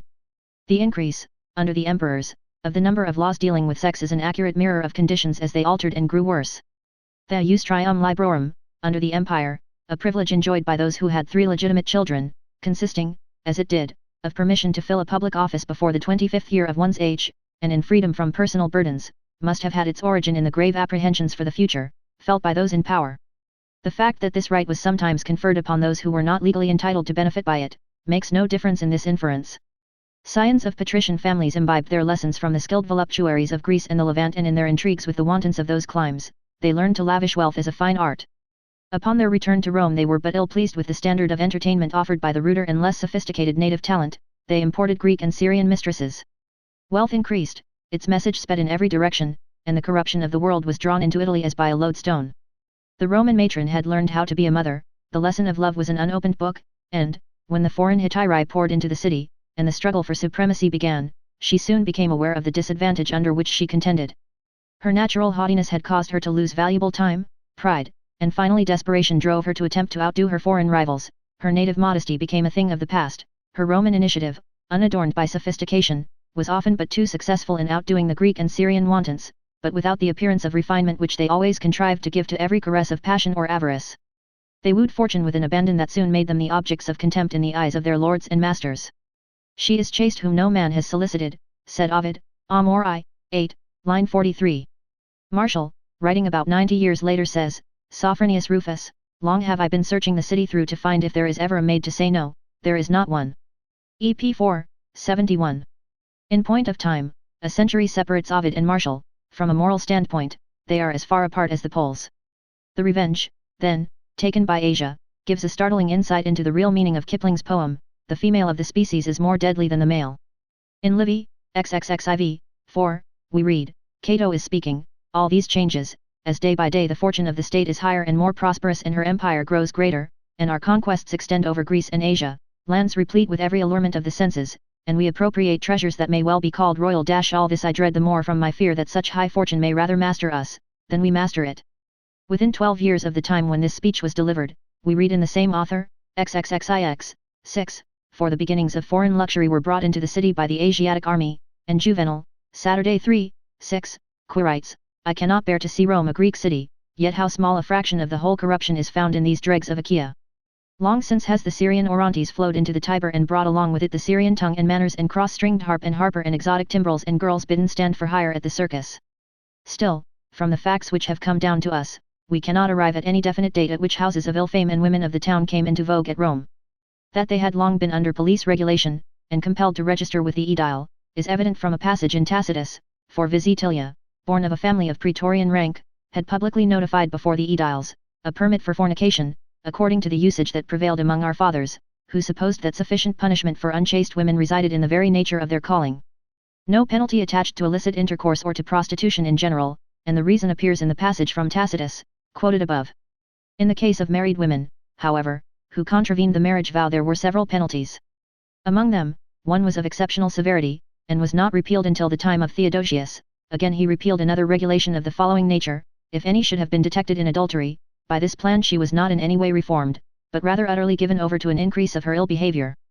They used to shut the woman up in a narrow room, admitting any that would commit fornication with her, and, at the moment when they were accomplishing their foul deed, to strike bells, that the sound might make known to all, the injury she was suffering.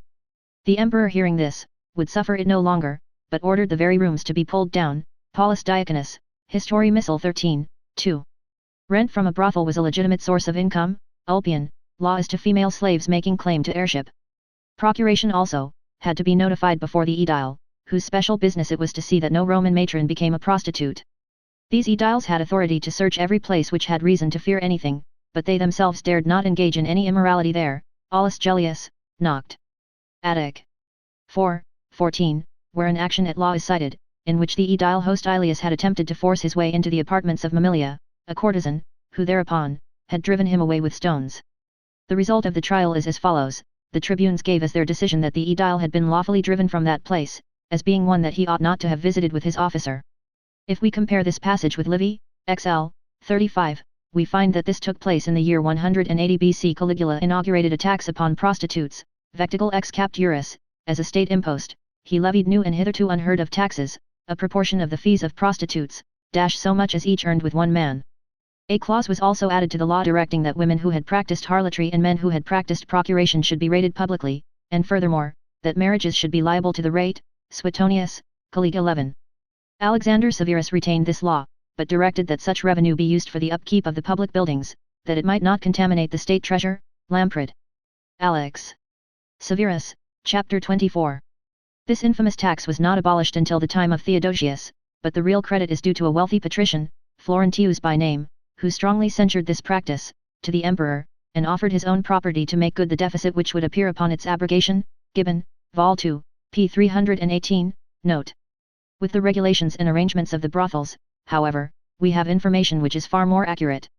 These houses, Lopanaria, Fornices, etc., were situated, for the most part, in the second district of the city. Adler, Description of the City of Rome, pages 144 etseq, the Sili Montana, particularly in the suburb that bordered the town walls, lying in the Carini the valley between the Coelian and Esquiline hills. The great market, Macelum Magnum, was in this district, and many cook shops, stalls, barber shops, etc. as well, the office of the public executioner, the barracks for foreign soldiers quartered at Rome. This district was one of the busiest and most densely populated in the entire city. Such conditions would naturally be ideal for the owner of a house of ill fame, or for a pander. The regular brothels are described as having been exceedingly dirty, smelling of the gas generated by the flame of the smoking lamp, and of the other odors which always haunted these ill-ventilated dens. Horace, Saturday I, 2, 30, on the other hand, another will have none at all except she be standing in the evil-smelling cell, of the brothel. Petronius, chapter XXII, worn out by all his troubles, Asyltos commenced to nod, and the maid, whom he had slighted, and, of course, insulted, smeared lamp black all over his face. Priapeia, 13, 9, whoever likes may enter here, smeared with the black soot of the brothel. Seneca, Conti, 2, you reek still of the soot of the brothel. The more pretentious establishments of the peace ward, however, were sumptuously fitted up. Hairdressers were in attendance to repair the ravages wrought in the toilette, by frequent amorous conflicts, and aquarioli or water boys attended at the door with bidets for ablution. Pimps sought custom for these houses, and there was a good understanding between the parasites and the prostitutes. From the very nature of their calling, they were the friends and companions of courtesans. Such characters could not but be mutually necessary to each other. The harlot solicited the acquaintance of the client or parasite, that she might the more easily obtain and carry on intrigues with the rich and dissipated. The parasite was assiduous in his attention to the courtesan, as procuring through her means, more easy access to his patrons, and was probably rewarded by them both, for the gratification which he obtained for the vices of the one and the avarice of the other. The licensed houses seem to have been of two kinds, those owned and managed by a pander, and those in which the latter was merely an agent, renting rooms and doing everything in his power to supply his renters with custom. The former were probably the more respectable. In these pretentious houses, the owner kept a secretary, vilicis pullarum, or superintendent of maids. This official assigned a girl her name, fixed the price to be demanded for her favors, received the money and provided clothing and other necessities. You stood with the harlots, you stood decked out to please the public, wearing the costume the pimp had furnished you. Seneca, Contra. I, 2. Not until this traffic had become profitable, did procurers and procuresses, for women also carried on this trade, actually keep girls whom they bought as slaves. Naked she stood on the shore, at the pleasure of the purchaser, every part of her body was examined and felt. Would you hear the result of the sale? The pirate sold, the pander bought, that he might employ her as a prostitute, Seneca, Contra. Lib. 2. It was also the duty of the vilices, or cashier, to keep an account of what each girl earned. Give me the brothel keeper's accounts, the fee will suit, Ibid. When an applicant registered with the edile, she gave her correct name, her age, place of birth, and the pseudonym under which she intended practicing her calling. Plautus, Pone. If the girl was young and apparently respectable, the official sought to influence her to change her mind. Failing in this, he issued her a license, licentiae stupri, ascertained the price she intended exacting for her favors, and entered her name in his roll. Once entered there, the name could never be removed, but must remain for all time an insurmountable bar to repentance and respectability. Failure to register was severely punished upon conviction, and this applied not only to the girl but to the pander as well. The penalty was scourging, and frequently fine and exile. Notwithstanding this, however, the number of clandestine prostitutes at Rome was probably equal to that of the registered harlots. As the relations of these unregistered women were, for the most part, with politicians and prominent citizens, it was very difficult to deal with them effectively. They were protected by their customers, and they set a price upon their favors which was commensurate with the jeopardy in which they always stood. The cells opened upon a court or portico in the pretentious establishments, and this court was used as a sort of reception room where the visitors waited with covered head, until the artist whose ministrations were particularly desired, as she would of course be familiar with their preferences in matters of entertainment, was free to receive them. The houses were easily found by the stranger, as an appropriate emblem appeared over the door. This emblem of Priapus was generally a carved figure in wood or stone, and was frequently painted to resemble nature more closely. The size ranged from a few inches in length to about 2 feet. Numbers of these beginnings in advertising have been recovered from Pompeii and Herculaneum, and in one case an entire establishment, even to the instruments used in gratifying unnatural lusts, was recovered intact. In praise of our modern standards of morality, it should be said that it required some study and thought to penetrate the secret of the proper use of several of these instruments. The collection is still to be seen in the Secret Museum at Naples. The mural decoration was also in proper keeping with the object for which the house was maintained, and a few examples of this decoration have been preserved to modern times, their luster and infamous appeal undimmed by the passage of centuries. Over the door of each cell was a tablet, titulus, upon which was the name of the occupant and her price. The reverse bore the word occupata, and when the inmate was engaged the tablet was turned so that this word was out. This custom is still observed in Spain and Italy. Plautus, Asin.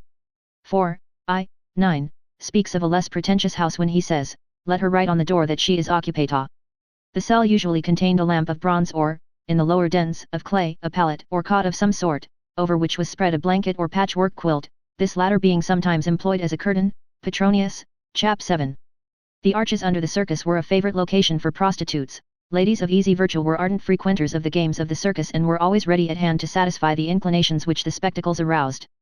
These arcade dens were called fornices, from which comes our generic fornication. The taverns, inns, lodging houses, cook shops, bakeries, spelt mills and like institutions all played a prominent part in the underworld of Rome. Let us take them in order. Lupanaria wolf dens, from lupa, a wolf. The derivation, according to Lactantius, is as follows: for she, lupa, i.e., a Colorentia, was the wife of Faustulus, and because of the easy rate at which her person was held at the disposal of all, was called, among the shepherds, lupa, that is, harlot, whence also lupaner, a brothel, is so called. It may be added, however, that there is some diversity of opinion upon this matter. It will be discussed more fully under the word lupa. Fornix and arch. The arcades under the theatres. Perguli balconies, where harlots were shown. Stabuli inns, but frequently houses of prostitution.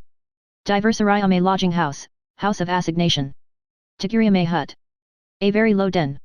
Terturilla a dovecote, frequently in male part. Casuaria road houses, almost invariably brothels. Taberni bakery shops. The taverns were generally regarded by the magistrates as brothels, and the waitresses were so regarded by the law. Codex Theodus LX, Tit 7, ed. Ritter, Ulpian Liii, 23, de Ritu Nupt. The barmaid, Copa, attributed to Virgil, proves that even the proprietress had 2 strings to her bow, and Horace, Saturday Libai, v. 82, in describing his excursion to Brundisium, narrates his experience, or lack of it, with a waitress in an inn. This passage, it should be remarked, is the only one in all his works in which he is absolutely sincere in what he says of women. Here like a triple fool I waited till midnight for a lying jade till sleep overcame me, intent on venery, in that filthy vision the dream spot my night clothes and my belly, as I lie upon my back. In the A. Esserman inscription, Mommsen, Inskr. Reg. Neb. 5078, which is number 7306 in Aureli Henson, we have another example of the hospitality of these inns, and a dialogue between the hostess and a transient. The bill for the services of a girl amounted to 8 asses. This inscription is of great interest to the antiquary, and to the archaeologist. That bakers were not slow in organizing the grist mills is shown by a passage from Paulus Diaconus, 13:2. As time went on, the owners of these turned the public corn mills into pernicious frauds. 4. As the millstones were fixed in places underground, they set up booths on either side of these chambers and caused harlots to stand for hire in them, so that by these means they deceived very many. Some that came for bread, others that hastened thither for the base gratification of their wantonness. From a passage in Festus, it would seem that this was first put into practice in Campania. Harlots were called elacarii, spelt mill girls, in Campania, being accustomed to ply for gain before the mills of the spelt millers. Common strumpets, bakers' mistresses, refuse the spelt mill girls, says Plautus, I. 2:54. There are few languages which are richer in pornographic terminology than the Latin. Meretrix Nomus Marcellus has pointed out the difference between this class of prostitutes and the prostibula. This is the difference between a meretrix, harlot, and a prostibula. Common strumpet. A meretrix is of a more honorable station and calling, for meretrices are so named amerendu, from earning wages, because they plied their calling only by night, prostibula because they stand before the stabulum, stall, for gain both by day and night. Prostibula she who stands in front of her cell or stall. Prosta she who sits in front of her cell or stall. She who later became the Empress Theodora belonged to this class, if any credit is to be given to Procopius. Noneri she that is forbidden to appear before the 9th hour. Mime players. They were almost invariably prostitutes. Symbolistry symbol players. They were almost invariably prostitutes. Ambubii singing girls. They were almost invariably prostitutes. Cytheristry harpists. They were almost invariably prostitutes. Scorchame strumpet. Secrecy is implied, but the word has a broad usage. Scorta erotica clandestine strumpets who were street walkers. Secudalia. Busterii tomb frequenters and hangers-on at funerals. Copi barmaids. Delicately kept mistresses. Famosi soiled doves from respectable families. Doris harlots of great beauty. They wore no clothing. Lupi she wolves. Some authorities affirm that this name was given them because of a peculiar wolf-like cry they uttered, and others assert that the generic was bestowed upon them because their rapacity rivaled that of the wolf. Servius, however, in his commentary on Virgil, has assigned a much more improper and filthy reason for the name. He alludes to the manner in which the wolf who mothered Rotnulus and Rhenus licked their bodies with her tongue, and this hint is sufficient to confirm him in his belief that the Lupa were not less skilled in lingual gymnastics. See Lemaire's Virgil, Vol. 6, p. 521, Commentary of Servius on Aeneid, Lib 8, 631. Aelacarii bakers' girls. Noctilui night walkers. Blitidii a very low class deriving their name from a cheap drink sold in the dens they frequented. Forarii country girls who frequented the roads. Gallini thieving prostitutes, because after the manner of hens, prostitutes take anything and scatter everything.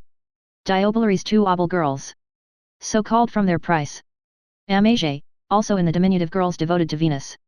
Their best expression in modern society would be the vamps.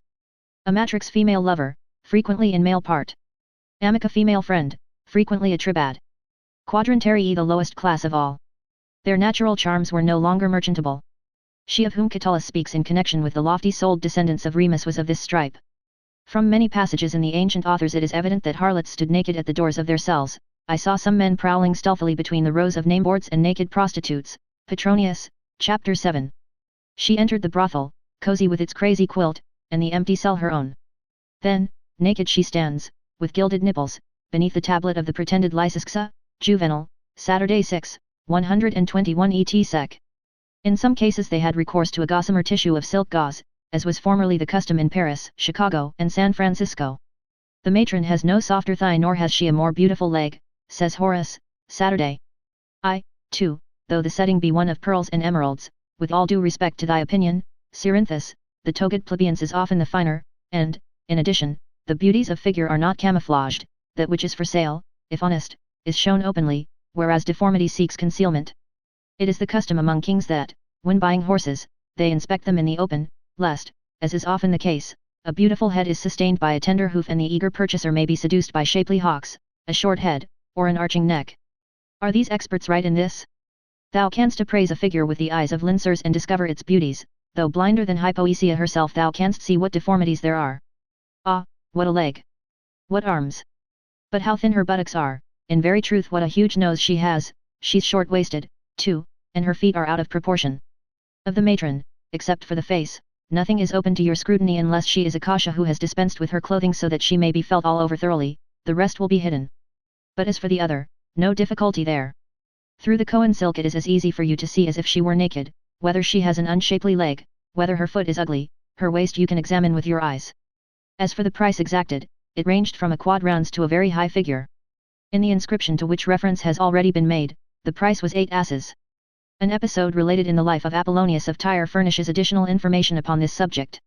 The lecher who deflowered a harlot was compelled to pay a much higher price for alleged undamaged goods than was asked of subsequent purchasers. "Master," cries the girl, throwing herself at his feet, "pity my maidenhood, do not prostitute this body under so ugly a name." The superintendent of maids replies, "Let the maid here present be dressed up with every care, let a name ticket be written for her, and the fellow who deflowers Tarsia shall pay half a libra, afterwards she shall be at the service of the public for 1 solidus per head." The passage in Petronius, chapter 8, and that in Juvenal, Saturday 6, 125, are not to be taken literally. Ease in the latter should be understood to mean what we would call the coin, and not necessarily coin of low denomination. Pederastia.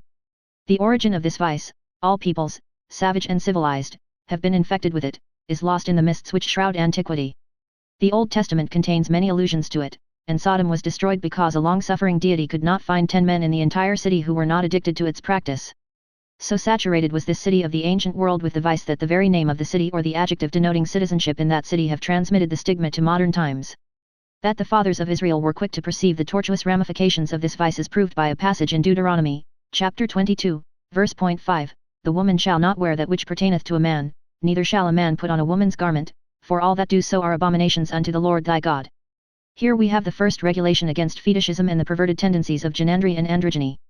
Inasmuch as our concern with this subject has to do with the Roman world alone, a lengthy discussion of the early manifestations of this vice would be out of place here. Nevertheless, a brief sketch should be given to serve as a foundation to such discussion and to aid sociologists who will find themselves more and more concerned with the problem in view of the conditions in European society, induced by the late war. Their problem will, however, be more intimately concerned with homosexuality as it is manifested among women. From remotest antiquity down to the present time, Oriental nations have been addicted to this practice, and it is probably from this source that the plague spread among the Greeks. I do not assert that they were ignorant of this form of indulgence prior to their association with the Persians, for nature teaches the sage as well as the savage. Meyer, the author of the article Pederastia in Ersch and Gruber's Encyclopedia, 1837, is of the opinion that the vice had its origin among the Boeotians, and John Addington Symonds in his essay on Greek love concurs in this view. As the two scholars worked upon the same material from different angles, and as the English writer was unacquainted with the German savant's monograph until after Burton had written his terminal essay, it follows that the conclusions arrived at by these two scholars must be worthy of credence. The Greeks contemporary with the Homeric poems were familiar with paiderasty, and there is reason to believe that it had been known for ages, even then. Greek literature, from Homer to the anthology, teems with references to the vice, and so common was it among them that from that fact it derived its generic, Greek love. So malignant is tradition that the Greeks of the present time still suffer from the stigma, as is well illustrated by the proverb current among sailors, "English-ish a man he catched a boy, Johnny to Greek he catched a blame." The Romans are supposed to have received their first introduction to paiderasty and homosexuality generally, from the Etruscans or from the Greek colonists in Italy, but Suidas, Tharnerus, charges the inhabitants of Italy with the invention of this vice, and it would appear from Athenaeus, Dipnos lib 13, that the native peoples of Italy and the Greek colonists as well were addicted to the most revolting practices with boys. The case of Laetorius, Valerius Maximus 6, 1:11, proves that as early as 320 BC, the Romans were no strangers to it, and also that it was not common among them, at that time. As the character of the primitive Roman was essentially different from that of the contemporary Greek, and as his struggle for existence was severe in the extreme, there was little moral obliquity during the first 250 years. The Asilibes Prohibito of the 12 Tables was also a powerful influence in preserving chastity. By the time of Plautus, however, the practice of paiderasty was much more general, as is clearly proved by the many references which are found in his comedies, Syst 4, SC1, line 5, and Passim. By the year 169 BC, the vice had so ravaged the populace that the Lex Scantinia was passed to control it, but legislation has never proved a success in repressing vice, and the effectiveness of this law was no exception to the rule. Conditions grew steadily worse with the passage of time, and the extension of the Roman power served to inoculate the legionaries with the vices of their victims. The destruction of Corinth may well have avenged itself in this manner. The accumulation of wealth and spoils gave the people more leisure, increased their means of enjoyment, and educated their taste in luxuries. The influx of slaves and voluptuaries from the Levant aided in the dissemination of the vices of the Orient among the ruder Romans. As the first taste of blood arouses the tiger, so did the limitless power of the Republican Empire react to the insinuating precepts of older and more corrupt civilizations. The fragments of Lucilius make mention of the Senati, in the sense that they were dancers, and in the earlier ages, they were. Cicero, in the second Philippic calls Antonius a catamite, but in Republican Rome, it is to Catullus that we must turn to find the most decisive evidence of their almost universal inclination to sodomy. The first notice of this passage in its proper significance is found in the Burman Petronius, ed. 1709 here, in a note on the correct reading of intertitulos, nudasque mir trices ferdum conspatiens. The ancient reading would seem to have been internuculos nudasque mir trices ferdum conspatiens, and I am not at all certain but that it is to be preferred. Burman cites the passage from Catullus, Epithalamium of Manlius and Julia. Burman sees the force of the passage but does not grasp its deeper meaning. Marchena seems to have been the first scholar to read between the lines. See his third note. A few years later, John Colin Dunlop, the author of a history of Roman literature which ought to be better known among the teaching fraternity, drew attention to the same passage. So striking is his comment that I will transcribe it in full. It, the poem, has also been highly applauded by the commentators, and more than one critic has declared that it must have been written by the hands of Venus and the Graces. I wish, however, they had accepted from their unqualified panegyrics the coarse imitation of the Fescennine poems, which leaves in our minds a stronger impression of the prevalence and extent of Roman vices, than any other passage in the Latin classics. Martial, and Catullus himself, elsewhere, have branded their enemies, and Juvenal in bursts of satiric indignation, has reproached his countrymen with the most shocking crimes. But here, in a complimentary poem to a patron and intimate friend, these are jocularly alluded to as the venial indulgences of his earliest youth, Vol I, p. 453, 2nd edition. This passage clearly points to the fact that it was the common custom among the young Roman patricians to have a bedfellow of the same sex. Cicero, in speaking of the acquittal of Clodius, Letters to Atticus, Lib. I, 18, says, having bought up and debauched the tribunal, charges that the judges were promised the favors of the young gentlemen and ladies of Rome, in exchange for their services in the matter of Clodius' trial. Manutius, in a note on this passage says, bought up, because the judges took their pay and held Clodius innocent and absolved him, debauched, because certain women and youths of noble birth were introduced by night to not a few of them, there were 56 judges, as additional compensation for their attention to duty. Variorum Notes to Cicero, Vol. 2, pages 339 to 340. In the Priapeia, the wayfarer is warned by Priapus to refrain from stealing fruit under penalty of being assaulted from the rear, and the god adds that, should this punishment hold no terrors, there is still the possibility that his menschol may be used as a club by the irate landowner. Again, in Catullus, 100, the Roman paiderasty shows itself. Silius loves Auphilenus and Quintus loves Auphilena madly. As we approach the Christian era the picture darkens. Gibbon, Vol I, p. 313, remarks, in a note, that of the first 15 emperors, Claudius was the only one whose taste in love was entirely correct, but Claudius was a moron. We come now to the bathing establishments. Their history in every country is the same, in one respect, the spreading and fostering of prostitution and pederastia. Cicero, Pro Coelio, accuses Clodia of having deliberately chosen the site of her gardens with the purpose of having a look at the young fellows who came to the Tiber to swim. Catullus, XXXIII, speaks of the Simiti who haunt the bathing establishments. Suetonius, Tib 43 and 44, records the desperate expedients to which Tiberius had recourse to regain his exhausted virility, the scene in Petronius, chapter 92. Martial, Lib. I, 24. You invite no man but your bathing companion, Cotta, only the baths supply you with a guest.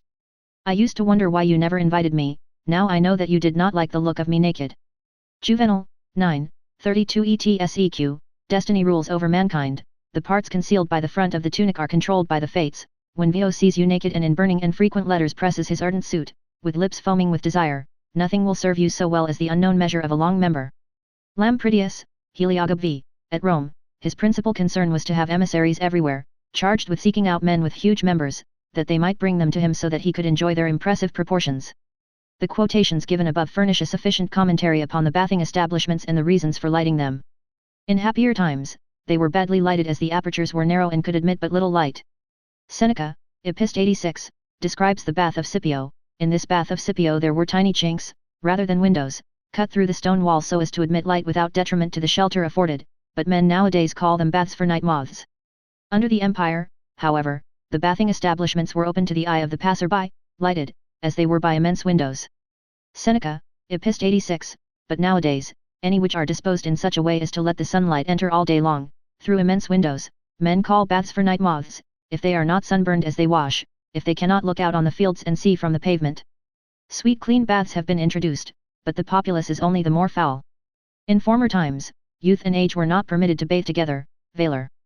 Max 2, 7, women and men used the same establishments, but at different hours. Later, however, promiscuous bathing was the order of the day and men and women came more and more to observe that precept, nascituri naso quantus sit osta viro, which Joan of Naples had always in mind. Long-nosed men were followed into the baths and were the recipients of admiration wherever they were. As luxury increased, these establishments were fitted up with cells and attendants of both sexes, skilled in massage, were always kept upon the premises, in the double capacity of masseurs and prostitutes. Martial, 3, 82, 13, Juvenal, 6, 428. The artful masseur presses the clitoris with his fingers and makes the upper part of his mistress' thigh resound under his hands.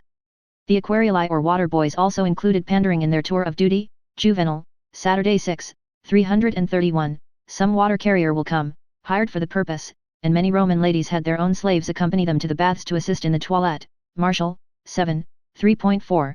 A slave girt about the loins with a pouch of black leather stands by you whenever you are washed all over with warm water. Here, the mistress is taking no chances, her rights are as carefully guarded as though the slave were infabulated in place of having his generous virility concealed within a leather pouch. Claudianus, 18, 106, he combed his mistress' hair, and often, when she bathed, naked, he would bring water, to his lady, in a silver ewer. Several of the emperors attempted to correct these evils by executive order and legislation. Hadrian, Spartianus, Life of Hadrian, Chapter 18, he assigned separate baths for the two sexes. Marcus Aurelius, Capitolinus, Life of Marcus Antoninus, Chapter 23, he abolished the mixed baths and restrained the loose habits of the Roman ladies and the young nobles. And Alexander Severus, Lampridius, Life of Alex. Severus, Chapter 24. He forbade the opening of mixed baths at Rome, a practice which, though previously prohibited, Heliogabalus had allowed to be observed, but, notwithstanding their absolute authority, their efforts along those lines met with little better success than have those of more recent times. The pages of Martial and Juvenal reek with the festering sores of the society of that period, but Charidemus and Hedylus still dishonor the cities of the modern world. Tatian, writing in the 2nd century, says, Orat ad Grecos pederastia is practiced by the barbarians generally, but is held in preeminent esteem by the Romans, who endeavor to get together troops of boys, as it were of brood mares, and Justin Martyr, Apologia, 1, has this to say, first, because we behold nearly all men seducing to fornication, not merely girls, but males also. And just as our fathers are spoken of as keeping herds of oxen, or goats, or sheep, or brood mares, so now they keep boys, solely for the purpose of shameful usage, treating them as females or androgynes and doing unspeakable acts. To such a pitch of pollution has the multitude throughout the whole people come.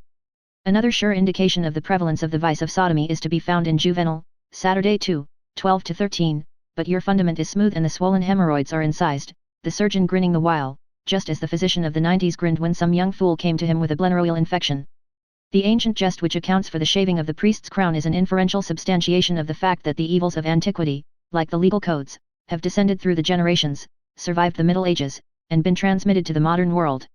A perusal of the Ragionament of Pietro Aretino will confirm this statement, in its first premise, and the experiences of Sir Richard Burton in the India of Napier, and Harry Franks, in Spain, in the present century, and those of any intelligent observer in the Orient, today, will but bear out this hypothesis. The native population of Manila contains more than its proportion of catamites, who seek their sponsors in the botanical gardens and on the Luneta. The native quarters of the Chinese cities have their houses where boys are kept, just as the Egyptian mignons stood for hire in the Lopaneria at Rome. A scene in Sylvia Scarlett could be duplicated in any large city of Europe or America, there is no necessity of appeal to Krafft Ebing or Havelock Ellis. But there is still another and surer method of gauging the extent of pederastic perversion at Rome, and that is the richness of the Latin vocabulary in terms and words bearing upon this repulsive subject. There are, in the Latin language, no less than 115 words and expressions in general usage. But it is in Martial that we are able to sense the abandoned and cynical attitude of the Roman public toward this vice. The epigram upon Kant Harus, 11, 46, is an excellent example. In commentating upon the meticulous care with which Kant Harus avoided being spied upon by irreverent witnesses, the poet sarcastically remarks that such precautions would never enter the head of anyone were it merely a question of having a boy or a woman, and he mentions them in the order in which they are set forth here. No one dreads the limelight like the utter debauchee, as has been remarked by Seneca. We find a parallel in the old days in Shanghai, before the depredations of the American Hittirai had aroused the hostility of the American judge, in 1907-8. Men of unquestioned respectability and austere asceticism were in the habit of making periodic trips to this pornographic mecca for the reason that they could there be accommodated with the simultaneous ministrations of 2 or even 3 soiled doves of the stripe of her of whom Martial, 9, 69, makes caustic mention. I passed the whole night with a lascivious girl whose naughtiness none could surpass. Tired of 1,000 methods of indulgence, I begged the boyish favor, she granted my prayers before they were finished, before even the first words were out of my mouth. Smiling and blushing, I besought her for something worse still, she voluptuously promised it at once. But to me, she was chaste. But, Aeschylus, she will not be so to you, take the boon if you want it, but she will attach a condition. In all that could pertain to accomplished skill in their profession, the limit was the ceiling, they were there to serve, and serve they did, as long as the recipient of their ministrations was willing to pay or as long as his chits were good. With them, secrecy was the watchword. Tiberius, probably more sinned against than sinning, he has had an able defender in Beasley, is charged, by Suetonius, with the invention of an amplification and refinement of this vice. The performers were called spinthrii, a word which signified bracelet. These copulators could be of both sexes, though the true usage of the word allowed but one, and that the male. They formed a chain, each link of which was an individual in sexual contact with one or two other links. In this diversion, the preference seems to have been in favor of odd numbers, Martial, 12, 44, 5, where the chain consisted of 5 links, and Ausonius, epigram 119, where it consisted of 3. The Satyricon of Petronius Arbiter. Chapter Notes. Chapter 9. Gladiator obscene dash. The arena of his activities is, however, that of Venus and not Mars.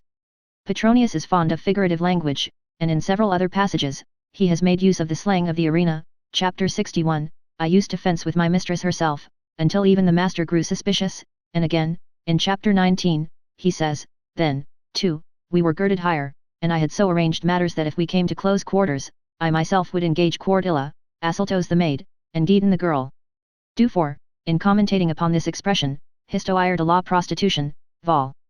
3, pages 92 and 93, remarks, it is necessary to see in Petronius the abominable role which the obscene gladiator played, but the Latin itself is clear enough to describe all the secrets of the Roman debauch.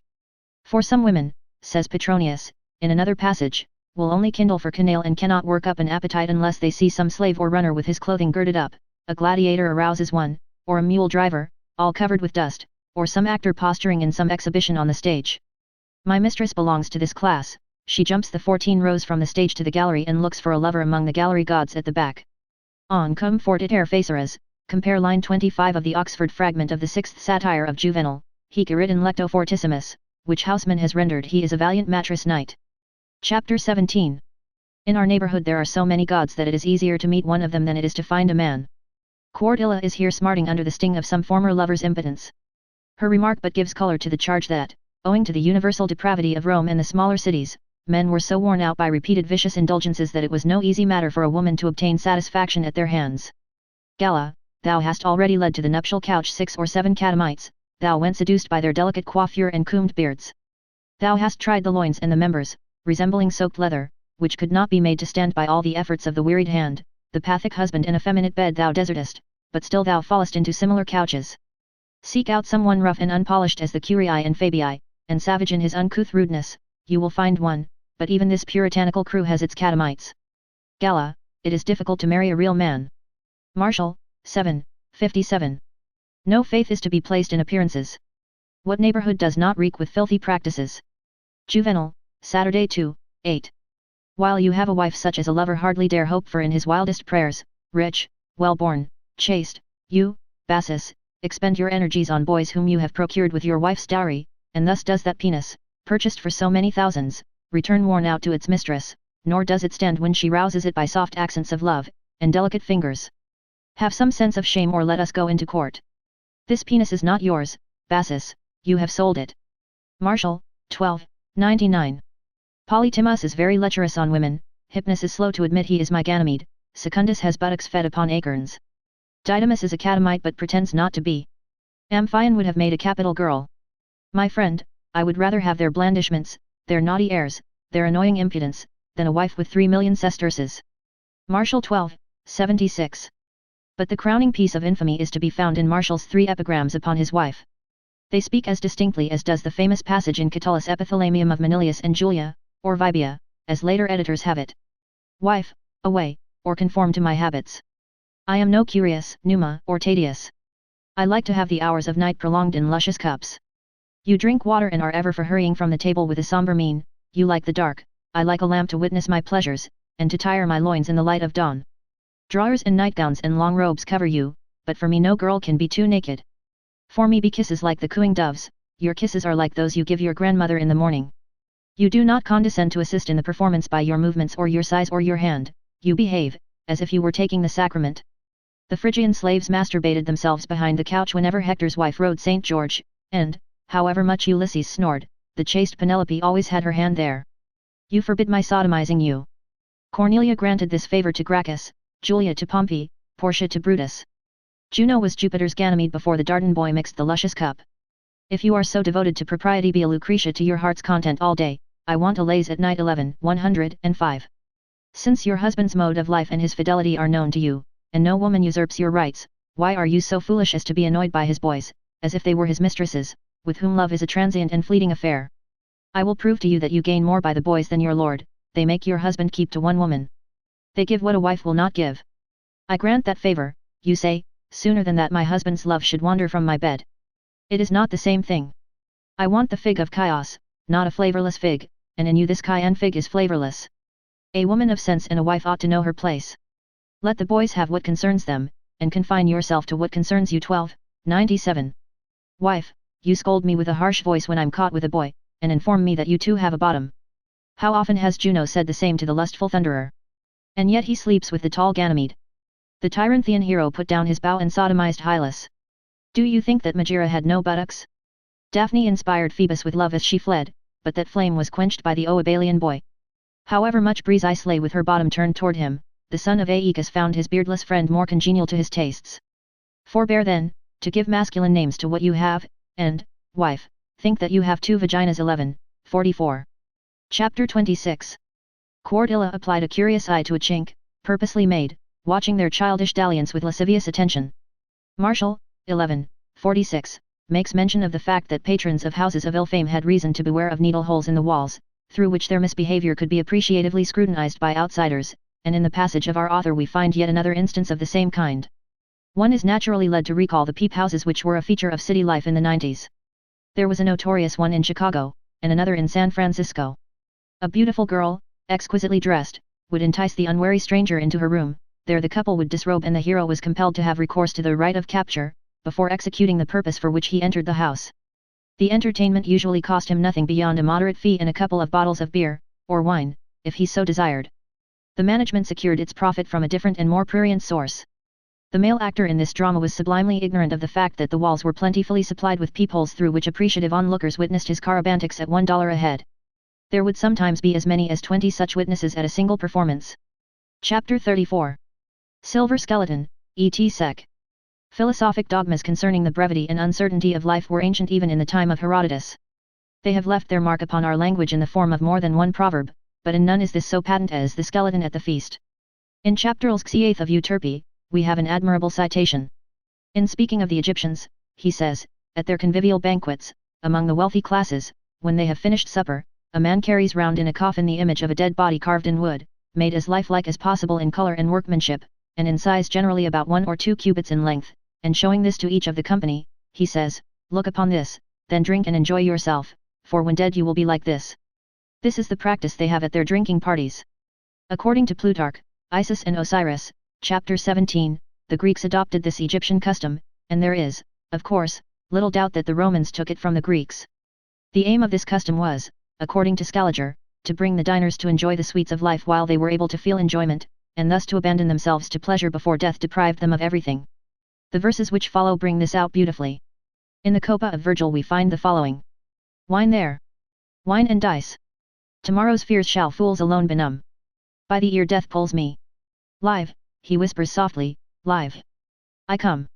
The practical philosophy of the indefatigable Ruiz sums itself up in this sentence uttered by Trimalchio. The verb vivere has taken a meaning very much broader and less special, than that which it had at the time when it signified only the material fact of existence. The voluptuaries of old Rome were by no means convinced that life without license was life. The women of easy virtue, living within the circle of their friendships, after the fashion best suited to their desires, understood that verb only after their own interpretation, and the philologists soon reconciled themselves to the change. In this sense it was that Varro employed vivere, when he said, young women, make haste to live, you whom adolescence permits to enjoy, to eat, to love, and to occupy the chariot of Venus, Veneris tenera bigas. But a still better example of the extension in the meaning of this word is to be found in an inscription on the tomb of a lady of pleasure. This inscription was composed by a voluptuary of the school of Petronius. Ali. Restivti. Animi. Velocissimi. Bellator. Average. Lib. Konafkai. Carissimi. Amici. DVM. Vivimvs. Vivamus. In this inscription, it is almost impossible to translate the last three words. While we live, let us live, is inadequate, to say the least. So far did this doctrine go that latterly it was deemed necessary to have a special goddess as a patron. That goddess, if we may rely upon the authority of Festus, took her name Vitula from the word vita or from the joyous life over which she was to preside. Chapter 36.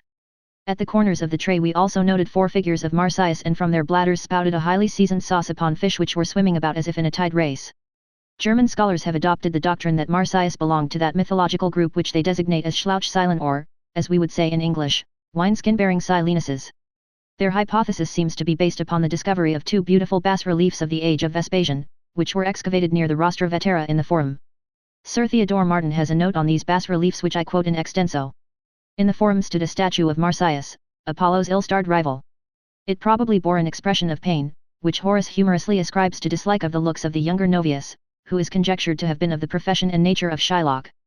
A naked figure carrying a wineskin, which appears upon each of 2 fine bas-reliefs of the time of Vespasian found near the Rostra Vetera in the Forum during the excavations conducted within the last few years by Signor Pietro Rosa, and which now stand in the Forum, is said, by archaeologists, to represent Marsyas. Why they arrive at this conclusion, except as arguing, from the spot where these bas-reliefs were found, that they were meant to perpetuate the remembrance of the old statue of Marsyas, is certainly not very apparent from anything in the figure itself. Martin's Horace, Vol. 2, pp 145-6. Hence German philologists render utricules by the German equivalent for wineskins. The Romans, says Whitezius, had 2 sources of water supply, through underground channels, and through channels supported by arches. As adjuncts to these channels there were cisterns, or castella, as they were called. From these reservoirs the water was distributed to the public through routes more or less circuitous, and left the cisterns through pipes, the diameter of which was reckoned in either 12ths or 16ths of a Roman foot. At the exits of the pipes were placed stones or stone figures, the water taking exit from these figures either by the mouth, private parts, or elsewhere, and falling either to the ground or into some stone receptacle such as a basket. Various names were given these statuettes: Marsyia, Satyri, Atlantes, Herme, Chirons, Silene, Tulii. No one who has been through the secret museum at Naples will find much difficulty in recalling a few of these heavily endowed examples to mind, and our author, in choosing Marsyia, adds a touch of sarcastic realism, for statues of Marisses were often set up in free cities, symbolical, as it were, of freedom. In such a setting as the present, they would be the very acme of propriety. The figures, says Gonzalo de Salas, formerly placed at fountains, and from which water took exit either from the mouth or from some other part, took their forms from the several species of satyrs. The learned Wauwaren has commented long and learnedly upon this passage, and his emendation Veretricules caused me to laugh heartily. And as a matter of fact, I affirm that such a meaning is easily possible. Professor E. P. Crowell, the first American scholar to edit Petronius, gravely states in his preface that the object of this edition is to provide for classroom use an expurgated text, and I note that he has tactfully omitted the wineskins from his edition. In this connection the last sentence in the remarks of Wauwaren, alluded to above, is strangely to the point. After stating his emendation of Veretricules or Virtellus for Utricules, he says, unless someone proves that images of Marsyas were fashioned in the likeness of bagpipers, a fine instance of clarity of vision for so dark an age. Chapter 40. Drawing his hunting knife, he plunged it fiercely into the boar's side, and some thrushes flew out of the gash. In the winter of 1895 a dinner was given in a New York studio. This dinner, locally known as the Girl in the Pie dinner, was based upon Petronius, Martial, and the 13th book of Athenaeus. In the summer of 1919, I had the questionable pleasure of interviewing the chef-caterer who got it up, and he was, at the time, engaged in trying to work out another masterpiece to be given in California. The studio, one of the most luxurious in the world, was transformed for the occasion into a veritable rose grotto. The statuary was Pompeian, and here and there artistic posters were seen which were nothing if not reminiscent of Boulevard Clichy and Montmartre in the palmiest days. 4 Negro banjo players and as many Jubilee singers titillated the jaded senses of the guests in a manner achieved by the infamous saxophone syncopating jazz of the Barbary Coast of our times. The dinner was over. The 4 1/2 bottles of champagne allotted to each Silenus had been consumed, and a well-defined atmosphere of bored satiety had begun to settle down when suddenly the old-fashioned lullaby 24 blackbirds broke forth from the banjoists and singers. 4 waiters came in bearing a surprisingly monstrous object, something that resembled an impossibly large pie. They, placed it carefully in the center of the table. The Negro chorus swelled louder and louder. 420 blackbirds baked in a pie. The diners, startled into curiosity and then into interest, began to poke their noses against this gigantic creation of the baker. In it they detected a movement not unlike a chick's feeble pecking against the shell of an egg. A quicker movement and the crust ruptured at the top. A flash of black gauze and delicate flesh showed within. A cloud of frightened yellow canaries flew out and perched on the picture frames and even on the heads and shoulders of the guests. But the lodestone which drew and held the eyes of all the revelers was an exquisitely slender, girlish figure amid the broken crust of the pie. The figure was draped with spangled black gauze, through which the girl's marble white limbs gleamed like ivory seen through gauze of gossamer transparency. She rose from her crouching posture like a wood nymph startled by a satyr, glanced from one side to the other, and stepped timidly forth to the table. Chapter 56. Contumelia cantus and melon, malum. All translators have rendered cantus by pole, notwithstanding the fact that the word is used in a very different sense in Priapia, x. 3, Traitus canto sic extendere pedali, and contrary to the tradition which lay behind the gift of an apple or the acceptance of one. The truth of this may be established by many passages in the ancient writers. In the Clouds of Aristophanes, Just Discourse, in prescribing the rules and proprieties which should govern the education and conduct of the healthy young man says, "You shall rise up from your seat upon your elders' approach, you shall never be pert to your parents or do any other unseemly act under the pretense of remodeling the image of modesty. You will not rush off to the dancing girl's house, lest while you gaze upon her charms, some whore should pelt you with an apple and ruin your reputation. This were gracious to me as in the story old to the maiden fleet of foot was the apple golden fashioned which unloosed her girdle long time girt." Catullus 2. I send thee these verses recast from Batiades, lest thou shouldst credit thy words by chance have slipped from my mind, given o'er to the wandering wines, as it was with that apple, sent as furtive love token by the wooer, which outleaped from the virgin's chaste bosom, for, placed by the hapless girl neath her soft vestment, and forgotten when she starts at her mother's approach, out 'tis shaken, and down it rolls headlong to the ground, whilst a telltale flush mantles the cheek of the distressed girl. Catullus 1 xv. But I know what is going on, and I intend presently to tell my master, for I do not want to show myself less grateful than the dogs which bark in defense of those who feed and take care of them. An adulterer is laying siege to the household. A young man from Elis, one of the Olympian fascinators, he sends neatly folded notes every day to our master's wife, together with faded bouquets and half-eaten apples. Alciphron, 3, 62. The words are put into the mouth of a rapacious parasite who feels that the security of his position in the house is about to be shaken. I didn't mind your kissing Symbalium half a dozen times, you only disgraced yourself, but to be always winking at Pyrales, never to drink without lifting the cup to her, and then to whisper to the boy, when you handed it to him, not to fill it for anyone but her, that was too much. And then to bite a piece off an apple, and when you saw that Dupillus was busy talking to Thraso, to lean forward and throw it right into her lap, without caring whether I saw it or not, and she kissed it and put it into her bosom under her girdle. It was scandalous. Why do you treat me like this? Lucian, Dial. Hetairai, 12. These words are spoken by another apostle of direct speech, a jealous prostitute who is furiously angry with her lover, and in no mood to mince matters in the slightest. Aristoxenidus, XXV, furnishes yet another excellent illustration. The prostitute Philonis, in writing to a friend of the same ancient profession, accuses her sister of alienating her lover's affections. I avail myself of Sheridan's masterly version. Philonis to Pedala. As yesterday I went to dine with Pamphilus, a swain of mine. I took my sister, little heeding the net I for myself was spreading, though many circumstances led to prove she'd mischief in her head. For first her dress in every part was studied with the nicest art, decked out with necklaces and rings, and 20 other foolish things, and she had curled and bound her hair with more than ordinary care, and then, to show her youth the more, a light, transparent robe she wore. From head to heel she seemed to admire in raptures all her fine attire, and often turned aside to view, if others gazed with rapture too. At dinner, grown more bold and free, she parted Pamphilus and me, for veering round unheard, unseen, she slyly drew her chair between. Then with alluring, rouse smiles, and nods and other wanton wiles, the unsuspecting youth ensnared, and rivaled me in his regard. Next she affectedly would sip the liquor that had touched his lip.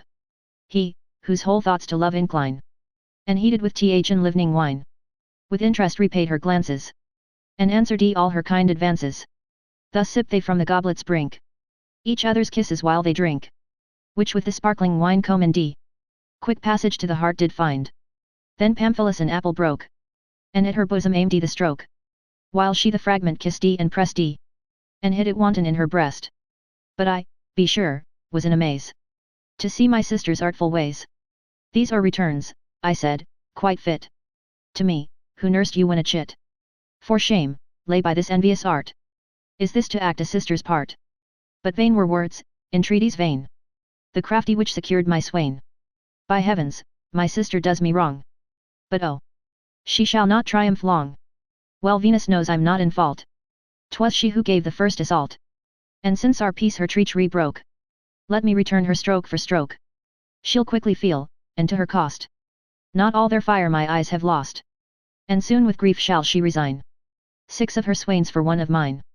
The myth of Ctip and Acontius is still another example, as is the legend of Atalanta and Hippomens or Mile Anion, to which Suetonius, Tiberius, chapter 44, has furnished such an unexpected climax. The Emperor Theodosius ordered the assassination of a gallant who had given the queen an apple. As beliefs of this type are an integral part of the character of the lower orders, I am certain that the passage in Petronius is not devoid of sarcasm, and if such is the case, contus cannot be rendered pole. The etymology of the word contumely is doubtful, but I am of the opinion that the derivation suggested here is not unsound. A recondite rendering of contus would surely give a sharper point to the joke and furnish the riddle with the sting of an epigram. Chapter 116. You will see a town that resembles the fields in time of pestilence. In tracing this savage caricature, Petronius had in mind not Crotona alone, he refers to conditions in the capital of the empire. The descriptions which other authors have set down are equally remarkable for their powerful coloring, and they leave us with an idea of Rome which is positively astounding in its unbridled luxury. We will rest content with offering to our readers the following portrayal, quoted from Ammianus Marcellinus, Lib 14, Chapter 6, and Lib XXVIII, Chapter 4 will not presume to attempt any translation after having read Gibbon's version of the combination of these two chapters. The greatness of Rome was founded on the rare and almost incredible alliance of virtue and of fortune. The long period of her infancy was employed in a laborious struggle against the tribes of Italy, the neighbors and enemies of the rising city. In the strength and ardor of youth she sustained the storms of war, carried her victorious arms beyond the seas and the mountains, and brought home triumphal laurels from every country of the globe. At length, verging towards old age, and sometimes conquering by the terror only of her name, she sought the blessings of ease and tranquility. The venerable city, which had trampled on the necks of the fiercest nations, and established a system of laws, the perpetual guardians of justice and freedom, was content, like a wise and wealthy parent, to devolve on the Caesars, her favorite sons, the care of governing her ample patrimony. A secure and profound peace, such as had been once enjoyed in the reign of Numa, succeeded to the tumults of a republic, while Rome was still adored as the queen of the earth, and the subject nations still reverenced the name of the people and the majesty of the Senate. But this native splendor is degraded and sullied by the conduct of some nobles, who, unmindful of their own dignity, and of that of their country, assume an unbounded license of vice and folly. They contend with each other in the empty vanity of titles and surnames, and curiously select or invent the most lofty and sonorous appellations Reburus or Fabonius, Pagonius or Teresius, which may impress the ears of the vulgar with astonishment and respect. From a vain ambition of perpetuating their memory, they affect to multiply their likeness in statues of bronze and marble, nor are they satisfied unless those statues are covered with plates of gold, an honorable distinction, first granted to Achilleus the consul, after he had subdued by his arms and counsels the power of King Antiochus. The ostentation of displaying, of magnifying perhaps, the rent roll of the estates which they possess in all the provinces, from the rising to the setting sun, provokes the just resentment of every man who recollects that their poor and invincible ancestors were not distinguished from the meanest of the soldiers by the delicacy of their food or the splendor of their apparel. But the modern nobles measure their rank and consequence according to the loftiness of their chariots and the weighty magnificence of their dress. Their long robes of silk and purple float in the wind, and as they are agitated, by art or accident, they occasionally discover the undergarments, the rich tunics, embroidered with the figures of various animals. Followed by a train of 50 servants, and tearing up the pavement, they move along the streets with the same impetuous speed as if they travelled with post horses, and the example of the senators is boldly imitated by the matrons and ladies, whose covered carriages are continually driving round the immense space of the city and suburbs. Whenever these persons of high distinction condescend to visit the public baths, they assume, on their entrance, a tone of loud and insolent command, and appropriate to their own use the conveniences which were designed for the Roman people. If, in these places of mixed and general resort, they meet any of the infamous ministers of their pleasures, they express their affection by a tender embrace, while they proudly decline the salutations of their fellow citizens, who are not permitted to aspire above the honor of kissing their hands or their knees. As soon as they have indulged themselves in the refreshment of the bath, they resume their rings and the other ensigns of their dignity, select from their private wardrobe of the finest linen, such as might suffice for a dozen persons, the garments the most agreeable to their fancy, and maintain till their departure the same haughty demeanor which perhaps might have been excused in the great Marcellus after the conquest of Syracuse. Sometimes, indeed, these heroes undertake more arduous achievements. They visit their estates in Italy, and procure themselves, by the toil of servile hands, the amusements of the chase. If at any time, but more especially on a hot day, they have courage to sail in their galleys from the Lucrine lake to their elegant villas on the seacoast of Puteoli and the Caeta, they compare their own expeditions to the marches of Caesar and Alexander. Yet should a fly presume to settle on the silken folds of their gilded umbrellas, should a sunbeam penetrate through some unguarded and imperceptible chink, they deplore their intolerable hardships, and lament in affected language that they were not born in the land of the Cimmerians, the regions of eternal darkness. In these journeys into the country the whole body of the household marches with their master. In the same order as the cavalry and infantry, the heavy and the light armed troops, the advanced guard and the rear, are marshalled by the skill of their military leaders, so the domestic officers, who bear a rod as an ensign of authority, distribute and arrange the numerous train of slaves and attendants. The baggage and wardrobe move in the front, and are immediately followed by a multitude of cooks and inferior ministers employed in the service of the kitchens and of the table. The main body is composed of a promiscuous crowd of slaves, increased by the accidental concourse of idle or dependent plebeians. The rear is closed by the favorite band of eunuchs, distributed from age to youth, according to the order of seniority. Their numbers and their deformity excite the horror of the indignant spectators, who are ready to execrate the memory of Semiramis for the cruel art which she invented of frustrating the purposes of nature, and of blasting in the bud the hopes of future generations. In the exercise of domestic jurisdiction the nobles of Rome express an exquisite sensibility for any personal injury, and a contemptuous indifference for the rest of the human species. When they have called for warm water, if a slave has been tardy in his obedience, he is instantly chastised with 300 lashes, but should the same slave commit a wilful murder, the master will mildly observe that he is a worthless fellow, but that, if he repeats the offence, he shall not escape punishment. Hospitality was formerly the virtue of the Romans, and every stranger who could plead either merit or misfortune was relieved or rewarded by their generosity. At present, if a foreigner, perhaps of no contemptible rank, is introduced to one of the proud and wealthy senators, he is welcomed indeed in the first audience with such warm professions and such kind inquiries that he retires enchanted with the affability of his illustrious friend, and full of regret that he had so long delayed his journey to Rome, the native seat of manners as well as of empire. Secure of a favorable reception, he repeats his visit the ensuing day, and is mortified by the discovery that his person, his name, and his country are already forgotten. If he still has resolution to persevere, he is gradually numbered in the train of dependents, and obtains the permission to pay his assiduous and unprofitable court to a haughty patron, incapable of gratitude or friendship, who scarcely deigns to remark his presence, his departure, or his return. Whenever the rich prepare a solemn and popular entertainment, whenever they celebrate with profuse and pernicious luxury their private banquets, the choice of the guests is the subject of anxious deliberation. The modest, the sober, and the learned are seldom preferred, and the nomenclators, who are commonly swayed by interested motives, have the address to insert in the list of invitations the obscure names of the most worthless of mankind. But the frequent and familiar companions of the great are those parasites who practice the most useful of all arts, the art of flattery, who eagerly applaud each word and every action of their immortal patron, gaze with rapture on his marble columns and variegated pavements, and strenuously praise the pomp and elegance which he is taught to consider as a part of his personal merit. At the Roman tables the birds, the dormice, or the fish, which appear of an uncommon size, are contemplated with curious attention, a pair of scales is accurately applied to ascertain their real weight, and, while the more rational guests are disgusted by the vain and tedious repetition, notaries are summoned to attest by an authentic record the truth of such a marvelous event. Another method of introduction into the houses and society of the great is derived from the profession of gaming, or, as it is more politely styled, of play. The confederates are united by a strict and indissoluble bond of friendship, or rather of conspiracy. A superior degree of skill in the Tessarian art is a sure road to wealth and reputation. A master of that sublime science who in a supper or an assembly is placed below a magistrate displays in his countenance the surprise and indignation which Cato might be supposed to feel when he was refused the praetorship by the votes of a capricious people. The acquisition of knowledge seldom engages the curiosity of the nobles, who abhor the fatigue and disdain the advantages of study, and the only books which they peruse are the satires of Juvenal and the verbose and fabulous histories of Marius Maximus. The libraries which they have inherited from their fathers are secluded, like dreary sepulchres, from the light of day.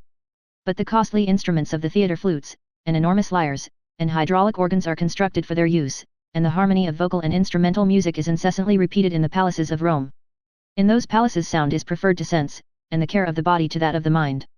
It is allowed as a salutary maxim that the light and frivolous suspicion of a contagious malady is of sufficient weight to excuse the visits of the most intimate friends, and even the servants who are dispatched to make the decent inquiries are not suffered to return home till they have undergone the ceremony of a previous ablution. Yet this selfish and unmanly delicacy occasionally yields to the more imperious passion of avarice. The prospect of gain will urge a rich and gouty senator as far as Spoleto. Every sentiment of arrogance and dignity is subdued by the hopes of an inheritance, or even of a legacy, and a wealthy childless citizen is the most powerful of the Romans. The art of obtaining the signature of a favorable testament, and sometimes of hastening the moment of its execution, is perfectly understood, and it has happened that in the same house, though in different apartments, a husband and a wife, with the laudable design of overreaching each other, have summoned their respective lawyers to declare at the same time their mutual but contradictory intentions. The distress which follows and chastises extravagant luxury often reduces the great to the use of the most humiliating expedients. When they desire to borrow, they employ the base and supplicating style of the slave in the comedy, but when they are called upon to pay, they assume the royal and tragic declamation of the grandsons of Hercules. If the demand is repeated, they readily procure some trusty sycophant, instructed to maintain a charge of poison or magic against the insolent creditor, who is seldom released from prison till he has signed a discharge for the whole debt. These vices, which degrade the moral character of the Romans, are mixed with a puerile superstition that disgraces their understanding. They listen with confidence to the predictions of haruspices, who pretend to read in the entrails of victims the signs of future greatness and prosperity, and there are many who do not presume either to bathe or to dine, or to appear in public, till they have diligently consulted, according to the rules of astrology, the situation of Mercury and the aspect of the moon. It is singular enough that this vain credulity may often be discovered among the profane skeptics who impiously doubt or deny the existence of a celestial power. Chapter 116. They either take in or else they are taken in. Captare may be defined as to get the upper hand of someone, and captare means to be the dupe of someone, to be the object of interested flattery. Captator means a succession of successful undertakings of the sort referred to above. Martial, Lib. 6, 63, addresses the following verses to a certain Marianus, whose inheritance had excited the avarice of one of the intriguers. You know you're being influenced. You know the miser's mind. You know the miser, and you sensed his purpose, still, you're blind. Pliny the Elder, Historia Naturalis, Lib. 14, Chapter I, writes in scathing terms against the infamous practice of paying assiduous court to old people for the purpose of obtaining a legacy under their wills. Later, childlessness conferred advantages in the shape of the greatest authority and lower, undue influence became very insidious in its quest of wealth, and in grasping the joyous things alone, debasing the true rewards of life, and all the liberal arts operating for the greatest good were turned to the opposite purpose, and commenced to profit by sycophantic subservience alone. And Ammianus Marcellinus, Lib. 18, Chapter 4, remarks, some there are that grovel before rich men, old men, or young, childless or unmarried, or even wives and children, for the purpose of so influencing their wishes in them by deft and dexterous finesse. That this profession of legacy hunting is not one of the lost arts is apparent even in our day, for the term undue influence is as common in our courts as Ambrose Bierce's definition of husband, or refined cruelty, or injunctions restraining husbands from disposing of property, or separate maintenance, or even heartbalm and the consequent breach of promise. Chapter 119. The Rite of the Persians. Castration has been practiced from remote antiquity, and is a feature of the harem life of the Levant to the present day. Semiramis is accused of having been the first to order the emasculation of a troop of her boy slaves. Whether the first false likeness of men came to the Assyrians through the ingenuity of Semiramis, for these wanton wretches with high-timbered voices could not have produced themselves, those smooth cheeks could not reproduce themselves, she gathered their like about her, or, Parthian luxury forbade with its knife, the shadow of down to appear, and fostered long that boyish bloom, compelling art retarded youth to sink to Venus calling, Claudianus, Eutrub. I. 339 sec. And last of all, the multitude of eunuchs, ranging in age, from old men to boys, pale and hideous from the twisted deformity of their features, so that, go where one will, seeing groups of mutilated men, he will detest the memory of Semiramis, that ancient queen who was the first to emasculate young men of tender age, thwarting the intent of nature, and forcing her from her course. Ammianus Marcellinus, Book 14, Chapter 6. The Old Testament proves that the Hebrew authorities of the time were no strangers to the abomination, but no mention of eunuchs in Judea itself is to be found prior to the time of Josiah. Castration was forbidden the Jews, Deuteronomy, XXIII, 1, but as this book was probably unknown before the time of Josiah, we can only conjecture as to the attitude of the patriarchs in regard to this subject. We are safe, however, in inferring that it was hostile. Periander, son of Cypselus, had sent 300 youths of the noblest young men of the Corcyraeans to Alyattes, at Sardis, for the purpose of emasculation. Herodotus, 3, Chapter 48.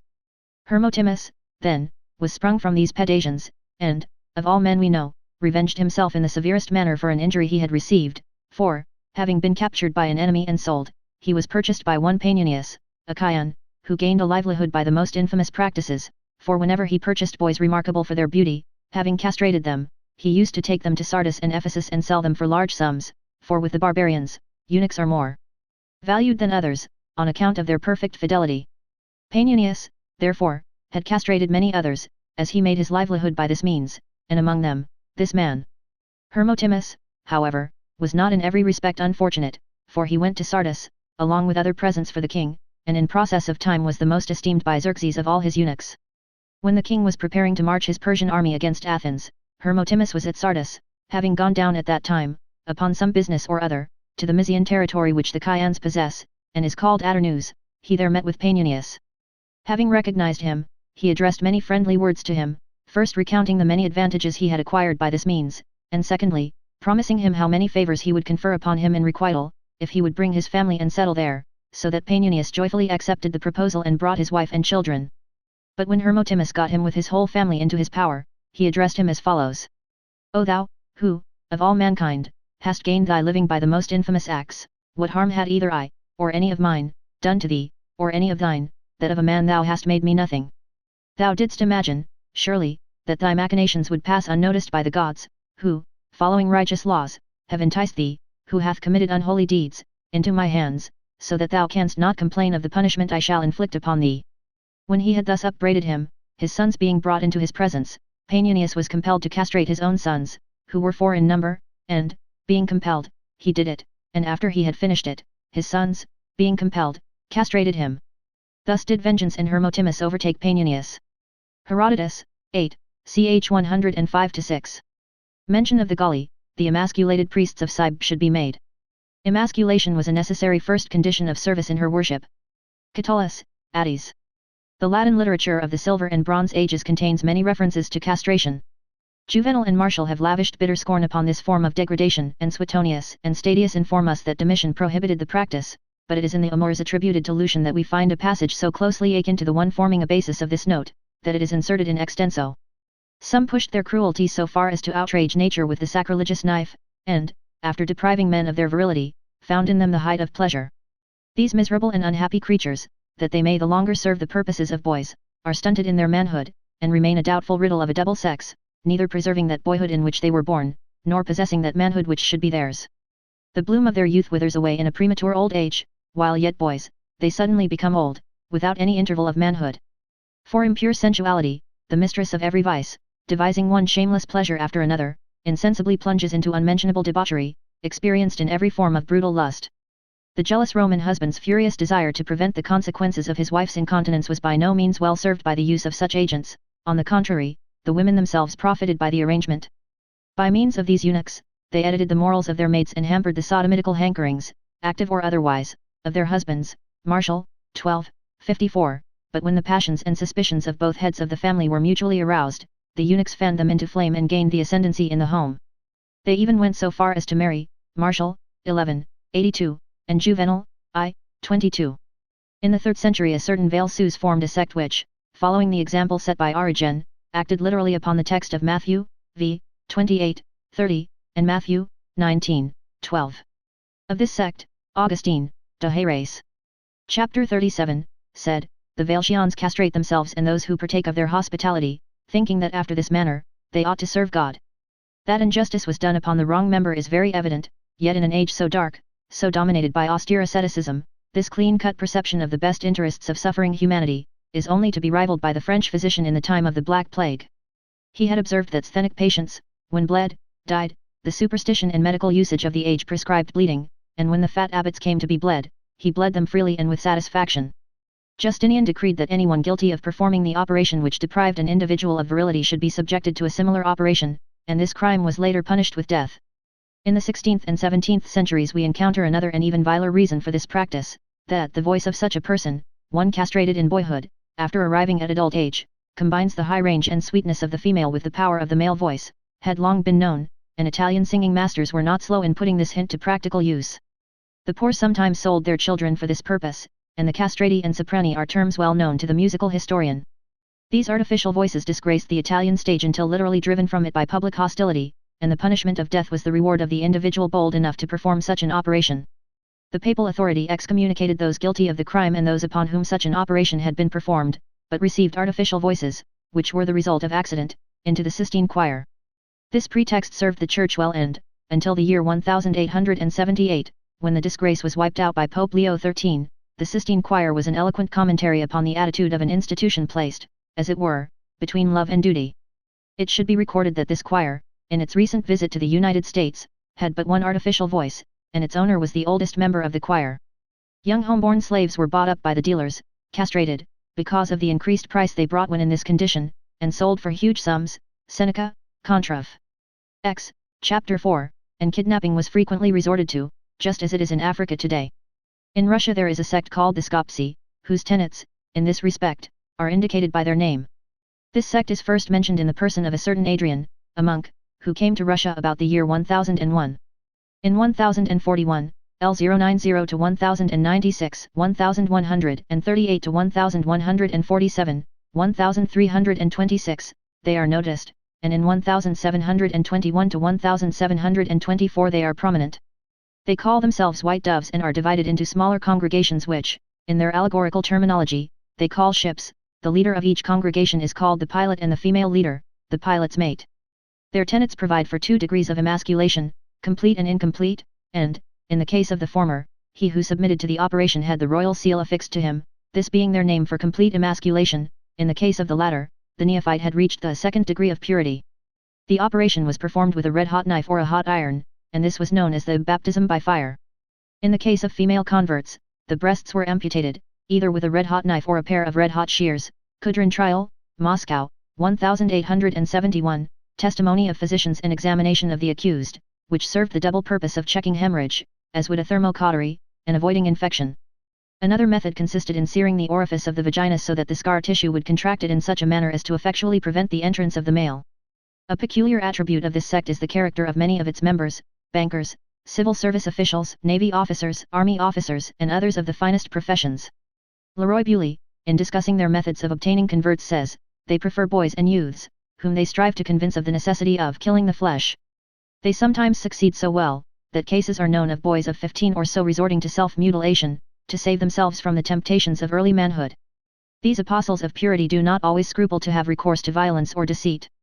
They ensnare their victims by equivocal forms of speech, and having thus obtained their consent virtually upon false pretenses, they reveal to the confiding dupes the real meaning of the engagement they have entered into only at the last moment, when it is too late for them to escape the murderous knife.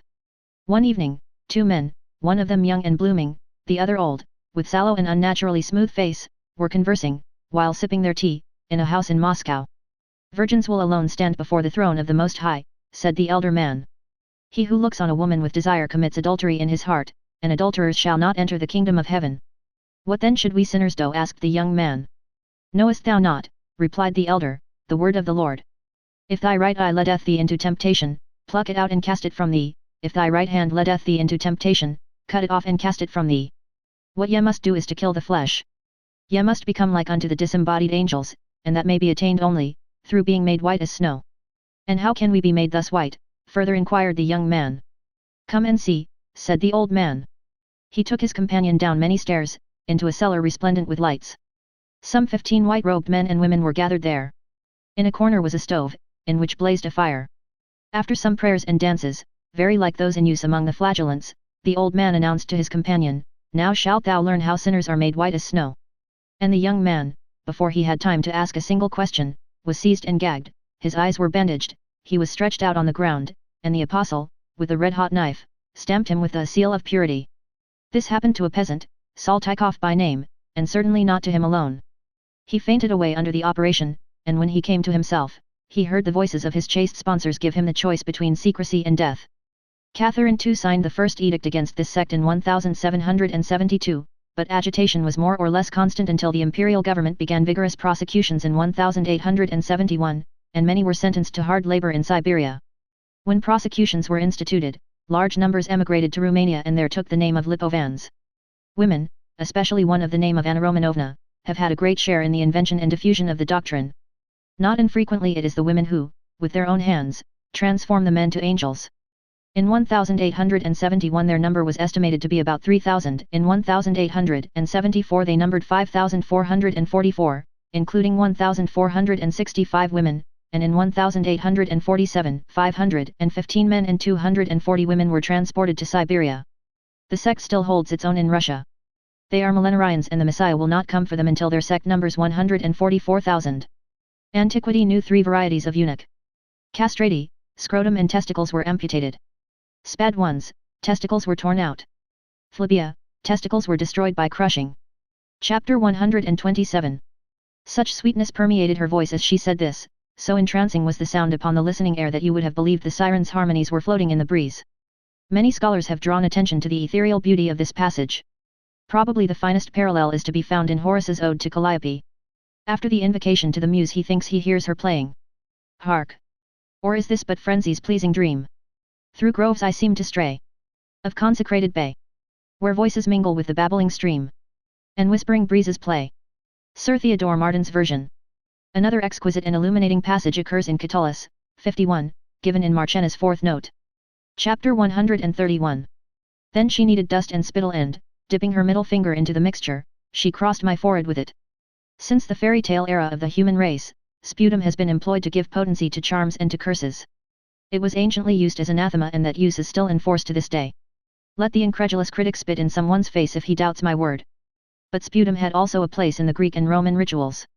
Trimalchio spits and throws wine under the table when he hears a cock crowing unseasonably. This, in the 1st century.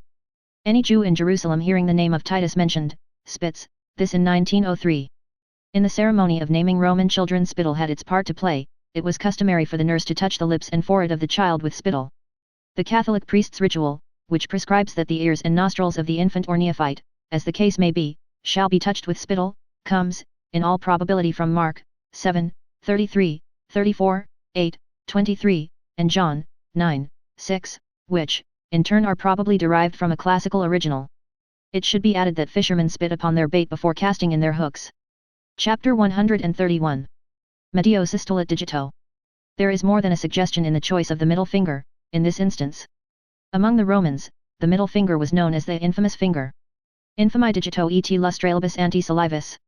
Expiat, urant oculos in hyberi parida. Persius, Saturday 2. See also Dio Chrysostom, XXXIII. Neither, says Lampridius, Life of Heliogabalus, was he given to demand infamies in words when he could indicate shamelessness with his fingers, chapter 10. With tears in his eyes, Sestos often complains to me, Mamurianus, of being touched by your finger. You need not use your finger, merely, take Sestos all to yourself, if nothing else is wanting in your establishment, Martial, I, 93. To touch the posteriors lewdly with the finger, that is, the middle finger put forth and the 2 adjoining fingers bent down, so that the hand might form a sort of priapus, was an obscene sign to attract catamites. That this position of the fingers was an indecent symbol is attested by numerous passages in the classical writers. He would extend his hand, bent into an obscene posture, for them to kiss, Suetonius, Caligula, 56. It may be added that one of that emperor's officers assassinated him for insulting him in that manner. When this finger was thus applied it signified that the person was ready to sodomize him whom he touched. The symbol is still used by the lower orders. We are informed by our younger companions that gentlemen given to sodomitical practices are in the habit of frequenting some public place, such as the pillars of the county fire office, Regent St, and placing their hands behind them, raising their fingers in a suggestive manner similar to that mentioned by our epigrammatist. Should any gentleman place himself near enough to have his person touched by the playful fingers of the pleasure seeker, and evince no repugnance, the latter turns around and, after a short conversation, the bargain is struck. In this epigram, however, Martial threatens the eye and not the anus. The Romans used to point out sodomites and catamites by thus holding out the middle finger, and so it was used as well in ridicule, or chaff, as we say, as to denote infamy in the persons who were given to these practices. If anyone calls you a catamite, Sextilis, says Martial, 2, 28, return the compliment and hold out your middle finger to him. According to Ramirez, this custom was still common in the Spain of his day, 1600, and it still persists in Spanish and Italian countries, as well as in their colonies. This position of the fingers was supposed to represent the buttocks with a priapus inserted up the fundament, it was called iliga, by the Spaniards. From this comes the ancient custom of suspending little priapi from boys' necks to avert the evil eye. Aristophanes, in the Clouds, says. Socrates, first they will help you to be pleasant in company, and to know what is meant by Oenoplian rhythm and what by the dactylic. Strepsiads, of the dactyl, finger? I know that quite well. Socrates, what is it then? Strepsiads, why, 'tis this finger, formerly, when a child, I used this one. Dactylos means, of course, both dactyl, name of a metrical foot, and finger. Strepsiades presents his middle finger with the other fingers and thumb bent under in an indecent gesture meant to suggest the penis and testicles. It was for this reason that the Romans called this finger the unseemly finger. Socrates, you are as low-minded as you are stupid. See also Suetonius. Tiberius, chapter 68. Chapter 138. Oenothea brought out a leathern dildo. This instrument, made from glass, wax, leather, or other suitable material such as ivory or the precious metals, Ezekiel 16:17, has been known from primitive times, and the spread of the cult of Priapus was a potent factor in making the instrument more common in the Western world. Numerous Greek authors make mention of it, Aristophanes, Lucian, Herodotus, Suidas, and others. That it was only too familiar to the Romans is shown by their many references to it, Catullus, Martial, the Apostle Paul, Tertullian, and others. Aristophanes, Lysistrata speaking, and not so much as the shadow of a lover. Since the day the Milesians betrayed us, I have never once caught sight of an 8-inch long dildo even, to be a leathern consolation to us poor widows. Her complaint is based upon the fact that all the men were constantly absent upon military duty, and the force of the play lies in her strategic control of a commodity in great demand among the male members of society. Quoting again from the same play, Colonice, and why do you summon us, Lysistrata dear? What is it all about? Lysistrata, about a big affair. Colonice, and is it thick, too? Lysistrata, indeed it is, great and big too. Colonice, and we are not all on the spot. Lysistrata, oh.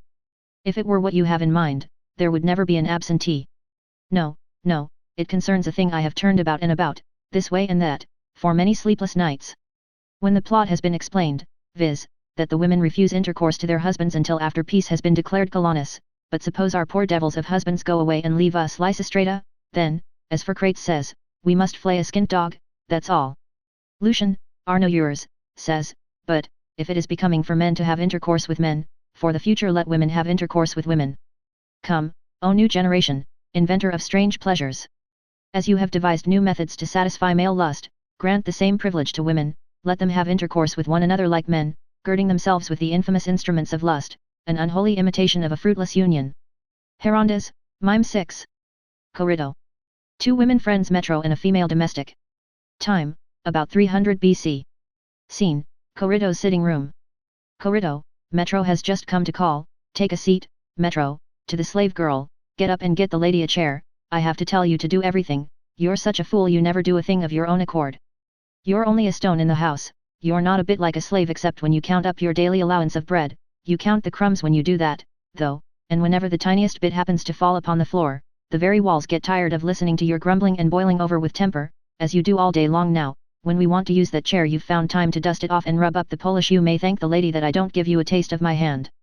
Metro, you have as hard a time as I do, Corrido, dear, day and night these low servants make me gnash my teeth and bark like a dog, just like they do you dash but I came to see you about, to the slave girl, get out of here, get out of my sight, you troublemaker, you're all ears and tongue and nothing else, all you do is to sit around. Corrido dear, now please don't tell me a fib, who stitched that red dildo of yours?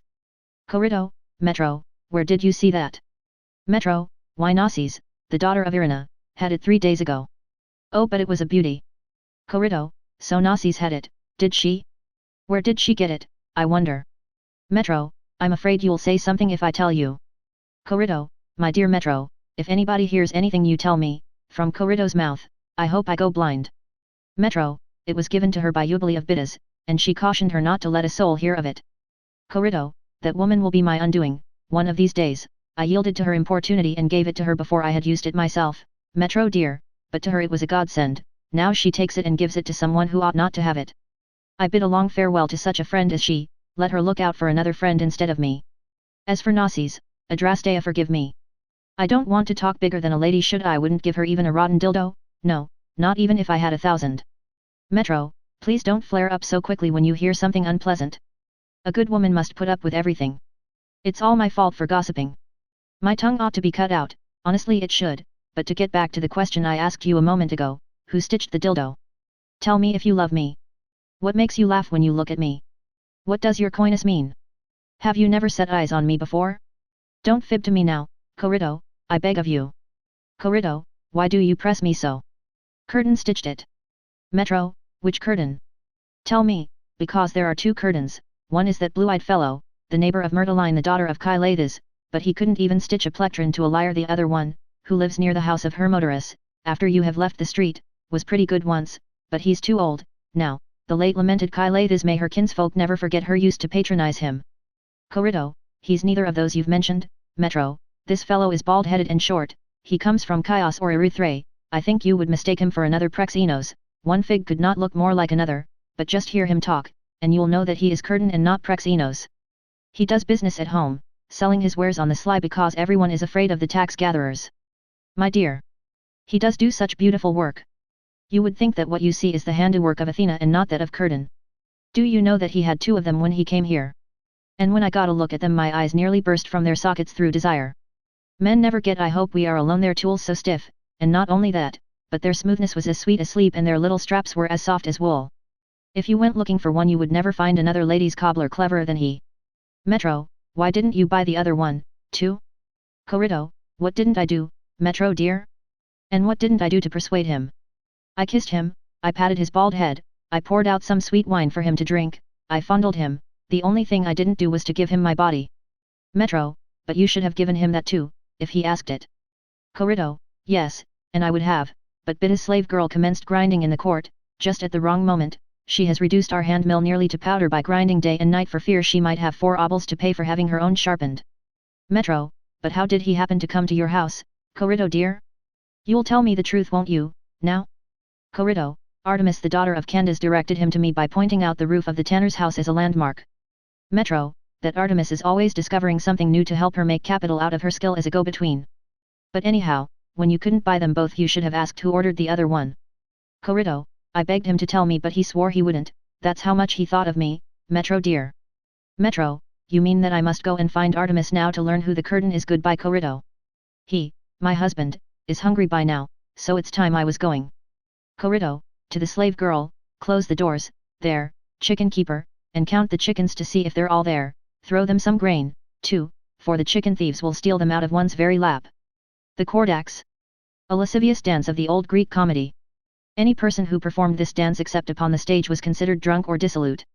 That the dance underwent changes for the worse is manifest from the representation of it found on a marble tazza in the Vatican, Visconti, Muspio Clem 4, 29, where it is performed by 10 figures, 5 fins, and 5 bacchanals, but their movements, though extremely lively and energetic, are not marked by any particular indelicacy. Many ancient authors and scholiasts have commented upon the looseness and sex appeal of this dance. Mercius, Orchest, article Kordax, has collected the majority of passages in the classical writers, bearing upon this subject, but from this disorderly collection it is impossible to arrive at any definite description of the Kordax. The article in Coelius Rhodogenus. Var. Lect lib 4, is conventional. The Kordax was probably not unlike the French chalhut, danced in the wayside inns, and it has been preserved in the Spanish bolero and the Neapolitan tarantella. When the Romans adopted the Greek customs, they did not neglect the dances and it is very likely that the Roman nuptial dance, which portrayed the most secret actions of marriage had its origin in the Greek Kordax. The craze for dancing became so menacing under Tiberius that the Senate was compelled to run the dancers and dancing masters out of Rome but the evil had become so deep-rooted that the very precautions by which society was to be safeguarded served to inflame the passion for the dance and indulgence became so general and so public that great scandal resulted.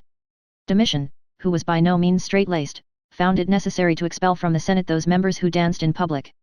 The people imitated the nobles, and, as fast as the dancers were expelled, others from the highest and lowest ranks of society took their places, and there soon came to be no distinction, in this matter, between the noblest names of the patricians and the vilest rabble from the Suburra.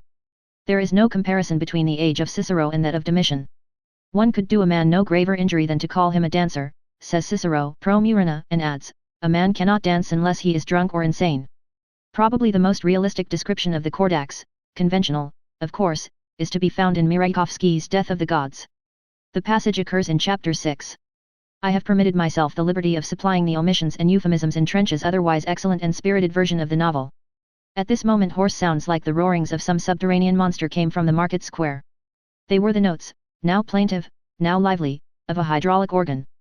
At the entrance to a showman's traveling booth, a blind Christian slave, for 4 obols a day, was pumping up the water which produced this extraordinary harmony. Agamemnon dragged his companions into the booth, a great tent with blue awnings sprinkled with silver stars. A lantern lighted a blackboard on which the order of the program was chalked up in Syriac and Greek. It was stifling within, redolent of garlic and lamp oil soot. In addition to the organ, there struck up the wailing of 2 harsh flutes, and an Ethiopian, rolling the whites of his eyes, thrummed upon an Arab drum. A dancer was skipping and throwing somersaults on a tightrope, clapping his hands to the time of the music, and singing a popular song. Hu, Huck, Convenite Nunc.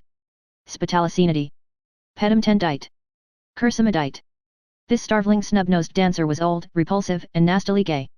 Drops of sweat mixed with paint were trickling from his shaven forehead, his wrinkles, plastered with white lead, looked like the cracks in some wall when rain has washed away the lime. The flutes and organ ceased when he withdrew, and a 15-year-old girl ran out upon the stage. She was to perform the celebrated Kordax, so passionately adored by the mob. The fathers of the church called down anathema upon it, the Roman laws prohibited it, but all in vain. The Kordax was danced everywhere, by rich and poor, by senators' wives and by street dancers, just as it had been before. "What a beautiful girl," whispered Agamemnon enthusiastically. Thanks to the fists of his companions, he had reached a place in the front rank of spectators. The slender bronze body of the Nubian was draped only about the hips with an almost airy colorless scarf. Her hair was wound on the top of her head, in close fine curls like those of Nubian woven. Her face was of the severest Egyptian type, recalling that of the Sphinx. She began to dance languidly, carelessly, as if already weary. Above her head she swung copper bells, castanets, or crotals, swung them lazily, so that they tinkled very faintly. Gradually her movements became more emphatic, and suddenly under their long lashes, yellow eyes shone out, clear and bright as the eyes of a leopardess. She drew her body up to her full height and the copper castanets began to tinkle with such challenge in their piercing sound that the whole crowd trembled with emotion. Vivid, slender, supple as a serpent, the damsel whirled rapidly, her nostrils dilated, and a strange cry came crooning from her throat. With each impetuous movement, two dark little breasts held tight by a green silk net, trembled like two ripe fruits in the wind, and their sharp, thickly painted nipples were like rubies, as they protruded from the net. The crowd was beside itself with passion. Agamemnon, nearly mad, was held back by his companions. Suddenly the girl stopped as if exhausted. A slight shudder ran through her, from her head down the dark limbs to her feet. Deep silence prevailed. The head of the Nubian was thrown back as if in a rigid swoon, but above it the crotals still tinkled with an extraordinary languor, a dying vibration, quick and soft as the wing flutterings of a captured butterfly. Her eyes grew dim, but in their inner depths glittered two sparks. The face remained severe, impersonal, but upon the sensuous red lips of that sphinx-like mouth a smile trembled, faint as the dying sound of the crotals. Volume 7. 6 Notes by Marchena. To the Army of the Rhine. The conquests of the French have resulted, during this war, in a boon to knowledge and to letters. Egypt has furnished us with monuments of its aboriginal inhabitants, which the ignorance and superstition of the Copts and Mussulmans kept concealed from civilized countries. The libraries of the convents of the various countries have been ransacked by savants and precious manuscripts have been brought to light. By no means the least interesting of the acquisitions is a fragment of Petronius, which we offer to the public, taken from an ancient manuscript which our soldiers, in conquering St. Gall, have sent to us for examination.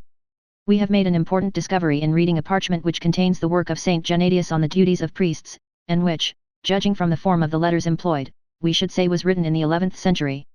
A most careful examination led us to perceive that the work by the saint had been written on pages containing written letters, which had been almost effaced. We know that in the Dark Ages it was customary to write ecclesiastical works on the manuscripts containing the best authors of Latinity. At a cost of much labor we have been able to decipher a morsel which we give to the public, and of the authenticity of which there can be no doubt. We render homage to the brave French army to which we owe this acquisition. It is easy to notice that there is a lacuna in that passage of Petronius in which Encolpius is left with Quartilla, looking through a chink in the door, at the actions of Gedon and little Panikais. A few lines below, it relates, in effect, that he was fatigued by the voluptuous enjoyment of Quartilla, and in that which remains to us, there is no mention of the preliminaries to this enjoyment. The style of the Latin so closely resembles the original of Petronius that it is impossible to believe that the fragment was forged. For the benefit of those who have not read the author, it is well to state that this Quartilla was a priestess of Priapus, at whose house they celebrated the mysteries of that god. Panikais is a young girl of 7 years who had been handed over to Gedon to be deflowered. This Gedon is the good friend of Encolpius, who is supposed to relate the scene. Encolpius, who had drunk an aphrodisiacal beverage, is occupied with Quartilla in peeping through the door to see in what manner Gedon was acquitting himself in his role. At that moment a soldier enters the house. Finally an old woman, about whom there is some question in the fragment, is the same as the one who had unexpectedly conducted Encolpius to the house of the public women and of whom mention is made in the beginning of the work. Ipsa Venus magico religatum bracia noto. Perdicuit, multis non sine verberibus. Tabulus 8, 5. I. Vuveresque vueve affera unam. You will learn that you have to deal with a man. Fighting men have in all times been distinguished on account of the beauty of their women. The charming fable of the loves of Venus and Mars, described by the most ancient of poets, expresses allegorically this truth. All the demigods had their amorous adventures, the most valiant were always the most passionate and the happiest. Hercules took the maidenheads of 50 girls, in a single night. Theseus loved 1,000 beauties, and slept with them. Jason abandoned Hypsipyle for Medea, and her, for Creusa. Achilles, the swift of foot, forgot the tender Deidomia in the arms of his Briseis. It has been remarked that the lovers did not have very scrupulous tastes in their methods of attaining satisfaction from the women they loved. The most common method was abduction, and the women always submitted to this without a murmur of any sort. Helen was carried off by Theseus, after having also been abducted by Paris. The wife of Atreus was abducted by Thyestes, and from that arose the implacable hatred between the two families. Rape was no less common. Goddesses themselves and the favorites of the gods were at the risk of falling prey to strong mortals. Pirithous, aided by Theseus, even attempted to snatch Proserpina from the god of the underworld. Juno herself was compelled to painful submission to the pursuit of Ixion, and Thetis succumbed despite herself, to the assaults of Peleus. The gift of foretelling the future, with which Apollo endowed Cassandra, did not ensure her against the brutal caresses of Ajax, son of Oileus. In the infancy of society, there was never known any other distinction except between the weak and the strong commanded and the weak obeyed. For that reason, women were regarded in the light of beings destined by nature, to serve the pleasures and even the caprices of men. Never did her suitors express a tender thought for Penelope, and, instead of making love to her, they squandered her property, slept with her slaves, and took charge of things in her house. Circe gave herself to Ulysses, who desired to slay her, and Calypso, full-blown goddess as she was obliged to make his advances for him. The fine sentiments that Virgil puts into the mouth of the shade of Creusa, content with having died while serving against the Greeks, she was a Trojan, and she wedded the son of Venus, the confession with which Andromache, confronted by the murderer of her first husband, responds to the question of Aeneas. These ideas, I say, and these sentiments, appertain to the polished century of Augustus and not to the epic or scene of the Trojan War. Virgil, in his Aeneid, had never subscribed to the precepts of Horace, and of common sense. Aut famam secura, aut sibi convenientia finga. Horace Ars Poet. 119. From this manner of dealing with women arose another reason for the possession of beauty by the valiant. One coveted a woman much as one would covet a fine flock of sheep, and, in the absence of laws, the one in possession of either the one or the other of these desirable objects would soon be dispossessed of them if he was not courageous enough to guard them against theft. Wars were as much enterprises for ravishing women as they were for taking other property, and one should remember that Agamemnon promised to retire from before Troy if the Trojans would restore Helen and his riches to Menelaus, things which Paris had despoiled him of. Also, there was never any of that thing we call conjugal honor among the Greeks. That idea was far too refined, it was a matter too complex ever to have entered the heads of these semi-barbarous people. This is exemplified in the fact that, after the taking of Troy, Helen, who had, of her own free will, belonged successively to Paris, and to Deiphobus, afterwards returned to Menelaus, who never offered her any reproach. That conduct of Menelaus was so natural that Telemachus, who, in his trip to Sparta found Helen again with Menelaus, just as she was before her abduction, did not show the least astonishment. The books which bear the most remarkable resemblance to each other are the Bible and Homer, because the people they describe and the men about whom they speak are forerunners of civilization in pretty much the same degree. Sarah was twice snatched from the bosom of Abraham, and he was never displeased with his wife and continued to live on good terms with her. David, a newcomer on the throne, hastened to have Michal brought to him although she had already married another man. The best proof that, during the time of the Romans, the women preferred soldiers to other men is in the claims to successful enterprises by the bragging soldier of Plautus. Pyrgi thought it was only necessary to pose as a great warrior, to have all the women chasing after him. Therefore, his parasite and his slave spoke of nothing but the passions be inspired in women. Tradition has it that among the Samnites, the bravest men had the choice of the fairest women, and to this custom is attributed one of the reasons these people were so warlike. In the times of chivalry the greatest exploits were achieved for the pleasure of one's lady love, and there were even such valiant knights, as Don Quixote, who went about the world proving by force of arms that their ladies had no peer. The poverty-stricken troubadours singing harmoniously about their beautiful women found them flying away in the arms of knights who had broken lances at tournaments, or had performed the greatest feats of arms. In fine, all the peoples of the world have said with Dryden, "None but the brave deserves the fair." 2. Ses camarades se saisissent de moi et de Quord Illa. His comrades seized hold of Quord Illa and me. The profession of Quord Illa corresponded to that which is followed by our ladies of the Palace Royal. This Palace Royal is a sort of Babylon, with this difference, that the former prostitute themselves all the year round, and that they are not quite so attractive as the Chaldean beauties. For the rest, one of the incontestable facts of ancient history is this prostitution of the women of Babylon in honor of Venus, and I cannot understand why Voltaire refused to believe it, since religions have always been responsible for the most abominable actions, and because religious wars, the horrors of intolerance, the impostures of priests, the despotism of kings, the degradation and stupidity of the people, have been the direct fatal effects of religions, and seeing that the blind fanaticism of martyrs and the brutal cruelty of tyrants is 100 times more deplorable than a sacrifice equally agreeable to the victim and to the one who officiates at the sacrifice, and seeing that the enjoyment and giving of life is no less holy than the maceration and caging of innocent animals. The origin of courtesans is lost in the deepest antiquity. It appears that it was one of the patriarchal customs to enjoy them, for Judah slept with Tamar, widow of his 2 sons, and who, to seduce him, disguised herself as a courtesan. Another courtesan, Rahab, played a great role in the first wars of the people of the Lord. It was this same Rahab who married Solomon, father of Boaz, 4th forefather of David, and 32nd forefather of Jesus Christ, our divine Saviour. Yet the eternal sagacity of man has failed to take notice of this profession and to resent the injustice done it by the scorn of men. The elected kings of the people, the man who adopts the word father according to the flesh, are descendants of a courtesan. For the rest, it must be admitted that many who follow this noble profession are unworthy of it and only too well justify the ignominy which is levelled against the entire class. You see these miserable creatures with livid complexions and haggard eyes, with voices of stentor, breathing out at the same time the poisons which circulate in their veins and the liquors with which they are intoxicated. You see on their blemished and emaciated bodies, the marks of beings more hideous than they. 20 come to satisfy their brutal passions for every one of them. You listen to their vile language, you hear their oaths and revolting expressions. To go to these beggars is often to encounter brigands and assassins. What a spectacle! It is the deformity of vice in the rags of indigence. Ah! But these are not courtesans, they are the dregs of cities. A courtesan worthy of the name is a beautiful woman, gracious and amiable, at whose home gather men of letters and men of the world, the first magistrates, the greatest captains, and who keeps men of all professions in a happy state of mind because she is pleasing to them. She inspires in them a desire for reciprocal pleasure. Such an one was Aspasia who, after having charmed the cultured people of Athens, was for a long time the good companion of Pericles, and contributed much, perhaps, towards making his century what it was, the age of taste in arts and letters. Such an one also was Phryne, Lais, Glycera, and their names will always be celebrated. Such, also, was Ninon d'Enclos, one of the ornaments of the century of Louis XIV, and Clarin, the first who realized all the grandeur of her art. Such an one art thou, see, French Thalia, who commands attentions. I do not say this by way of apology but to share the opinion of Alceste. A courtesan such as I have in mind may have all the public and private virtues. One knows the severe probity of Ninon, her generosity, her taste for the arts, her attachment to her friends. Epicharis, the soul of the conspiracy of Piso against the execrable Nero, was a courtesan, and the severe Tacitus, who cannot be taxed with a partiality for gallantry, has borne witness to the constancy with which she resisted the most seductive promises and endured the most terrible tortures, without revealing any of the details of the conspiracy or any of the names of the conspirators.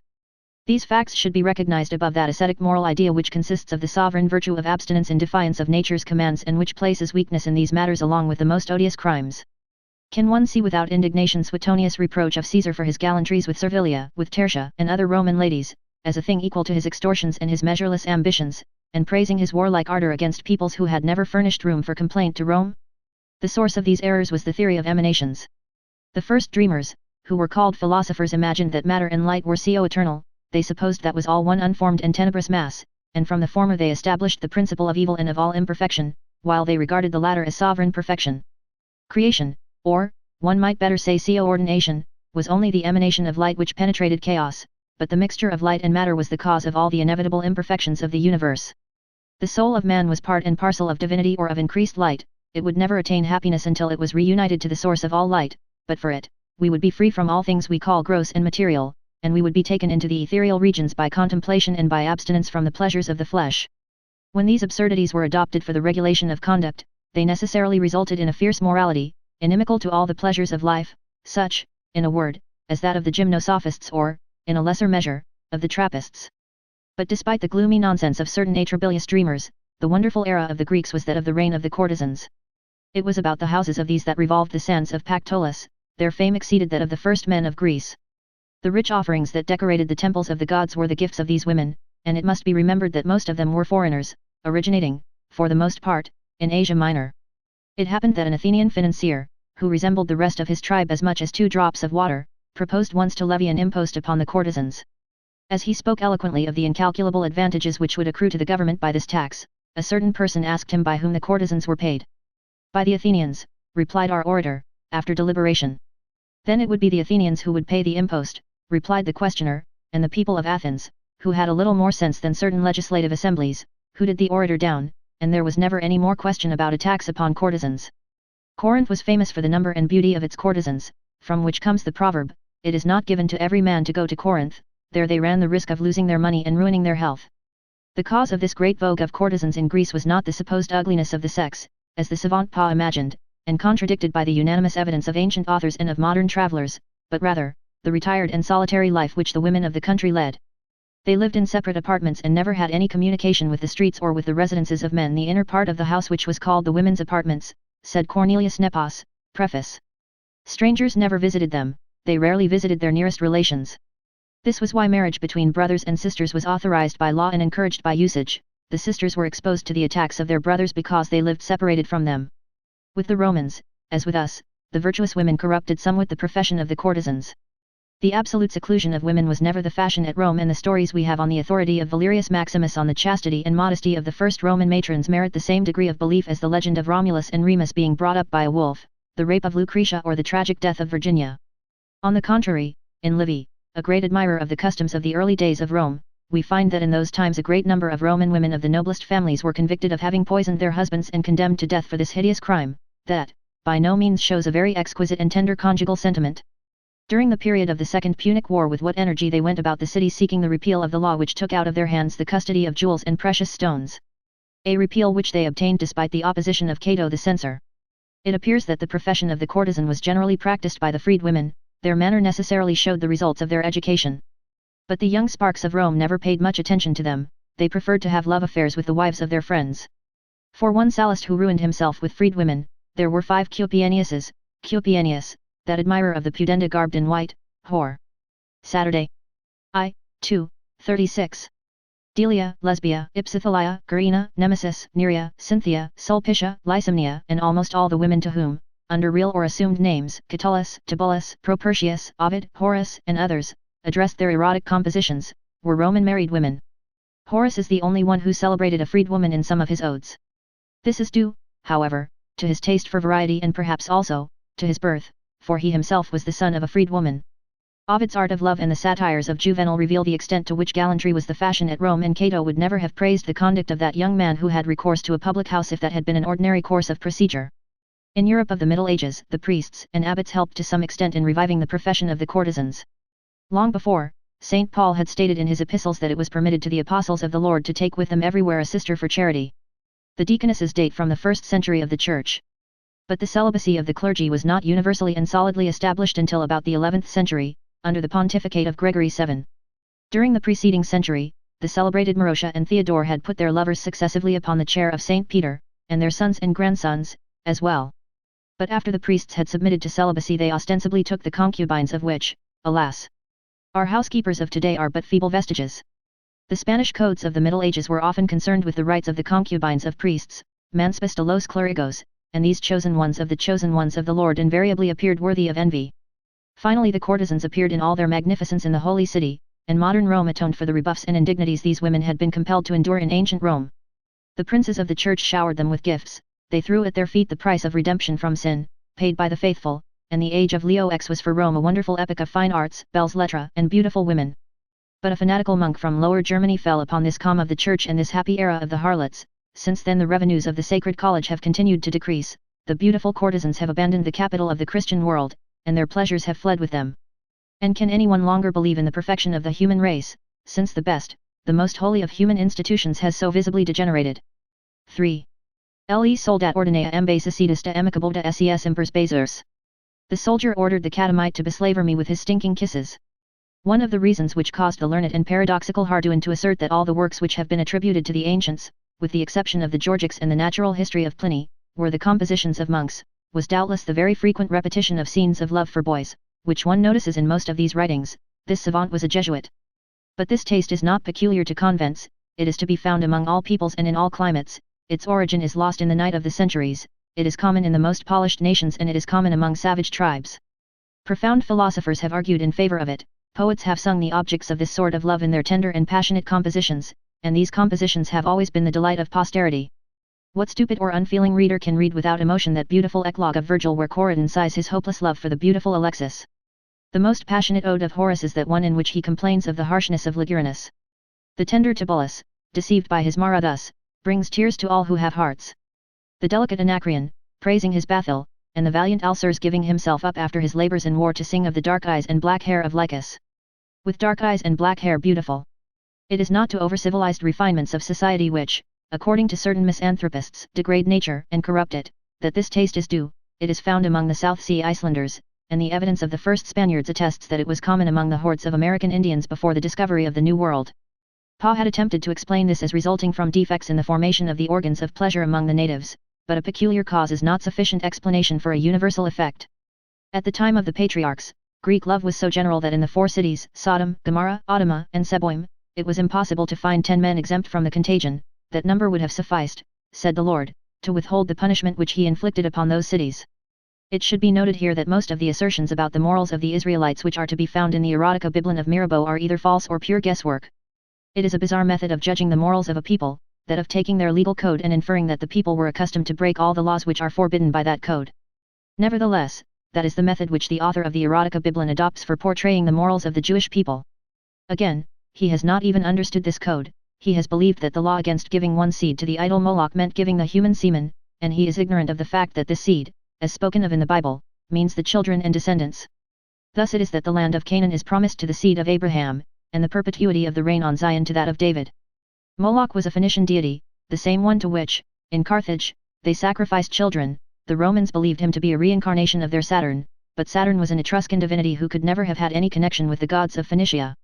He, Mirabeau, has translated those who polluted the temple as meaning those who were guilty of some obscenity in the temple, and he does not know that the temple was polluted by 1,000 acts, declared impure by law, and which were not obscene.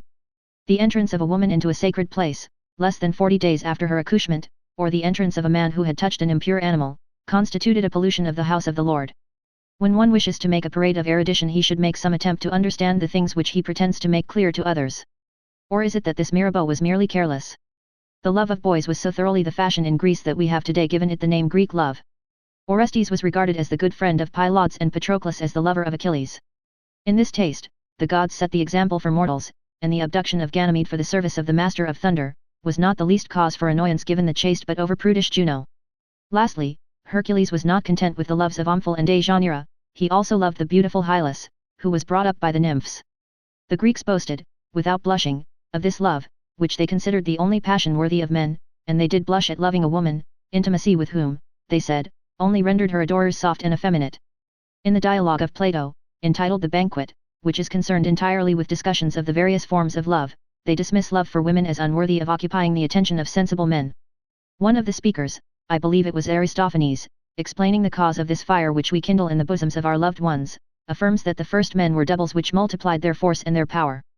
This, they abused and, as punishment, Jupiter struck them with lightning and separated them.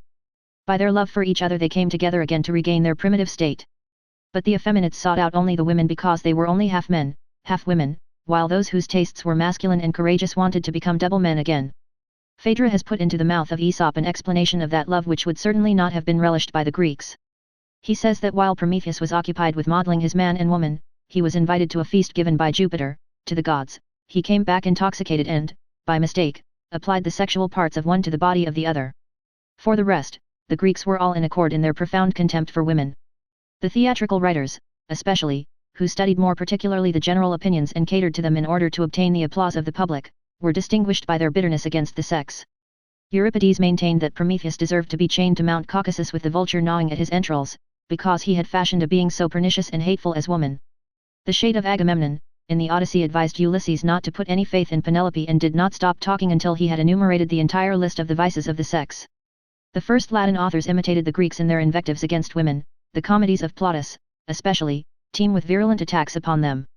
At Rome, however, the great freedom permitted to women, soon brought about other opinions in regard to them. They often played an important role in public and private affairs, and the men convinced themselves that, like men, women were capable of the greatest crimes and of the most heroic virtues. The noble stoicism of Arria is not the only example of courageous virtue displayed by the Roman women at a time when crowned monsters governed the empire. The young Paulina opened her veins with her husband, the philosopher, Seneca. Maulonia preferred to die in torments rather than give herself up to the odious he-goat of Capri. Who does not admire the noble independence, the conjugal love, and the matronly virtues of Agrippina, the wife of Germanicus? Moreover, men began to avow their love for women, and we have here occasion to observe the rapid progress of gallantry among the Romans. However, the love for boys was no less universally in vogue in Rome, and Cicero charges, in his letters to Atticus, that the judges who had so scandalously whitewashed Clodius of the accusation of having profaned the mysteries of the good goddess, had been publicly promised the favors of the most illustrious women and the finest young men of the first families. Caesar himself, in his early youth had yielded to the embraces of Nicomedes, king of Bithynia. Moreover, after his triumph over the Gauls, on the solemn occasion when it was customary to twit the victor with all his faults, the soldiers sang, Caesar subdued the Gauls, Nicomedes subdued Caesar. But Caesar who subdued the Gauls, triumphed, and Nicomedes, who subdued Caesar did not. Cato said of him that he was loved by the king, in his youth, and that, when he was older, he loved the queen, and, one day, in the Senate, while he was dwelling on I know not what request of the daughter of Nicomedes, and recounting the benefits which Rome owed to that monarch, Cicero silenced him by replying, We know very well what he has given, and what thou hast given him. At last, during the time when the first triumvirate divided all the power, a bad joker remarked to Pompey, I salute thee, O king, and, addressing Caesar, I salute thee, O queen. His enemies maintained that he was the husband of all the women and the wife of all the husbands. Catullus, who detested him, always called him the bald catamite.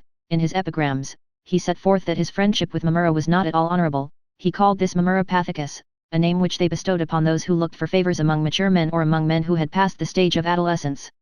The masters of the empire never showed any hesitancy in trying and even in overdoing the pleasures which all their subjects permitted themselves. Alas! A crown is such a weighty burden. The road of domination is strewn with so many briars that one would never be able to pass down it if he did not take care that they were pressed down under the roses. The Roman emperors adopted that plan. They longed for pleasures and they took the pleasures which offered themselves without delay and in a spirit of competition. Caligula was so little accustomed to waiting that, while occupied in offering a sacrifice to the gods, and the figure of a priest having pleased him, he did not take time to finish the sacred ceremonies before taking his pleasure of him. A remarkable thing is that among almost all peoples, the baths are the places where the prostitution of men by their own sex is the most common. We see in Catullus that the Caenidi, catamites, a noun which my chaste pen refuses to translate into French, haunted the baths incessantly to carry out their practices. Among the Orientals, of all modern peoples who have retained this taste most generally, this same fact holds good. It was at the bath that Tiberius, impotent through old age and debauchery, was made young again by the touch little children applied to his breasts. These children he called little fishes. They sucked his withered breasts, his infected mouth, his livid lips, and finally his virile parts. Hideous spectacle of a tyrant disgraced by nature and struggling against her maledictions. But in vain did he invent new pleasures, in vain did he take part in these scenes in which groups of young men by threes and fours assumed all sorts of lascivious postures, and were at the same time active and passive. The sight of these indulgences of the Sprintrii, for that is the name which was given there, did not enable him to resuscitate his vigor any more than the glamour of the throne or the servile submission of the Senate served to mitigate his remorse. But of all the emperors, the ones who carried their taste for young boys to the greatest lengths were, Nero, Domitian and Hadrian. The first publicly wedded the young eunuch Sporus, whom he had operated upon so that he might serve him like a young woman. He paid court to the boy as he would to a woman, and another of his favorites dressed himself up in a veil and imitated the lamentations which women were accustomed to utter on nuptial nights. The second consecrated the month of September to his favorite, and the third loved Antinous passionately and caused him to be deified after death.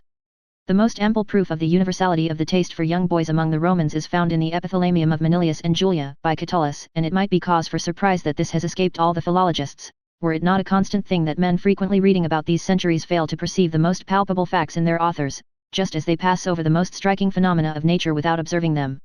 It appears, from this epithalamium, that young men, before their marriage, had a favorite selected from among their slaves, and that this favorite was charged with the distribution of nuts among his comrades.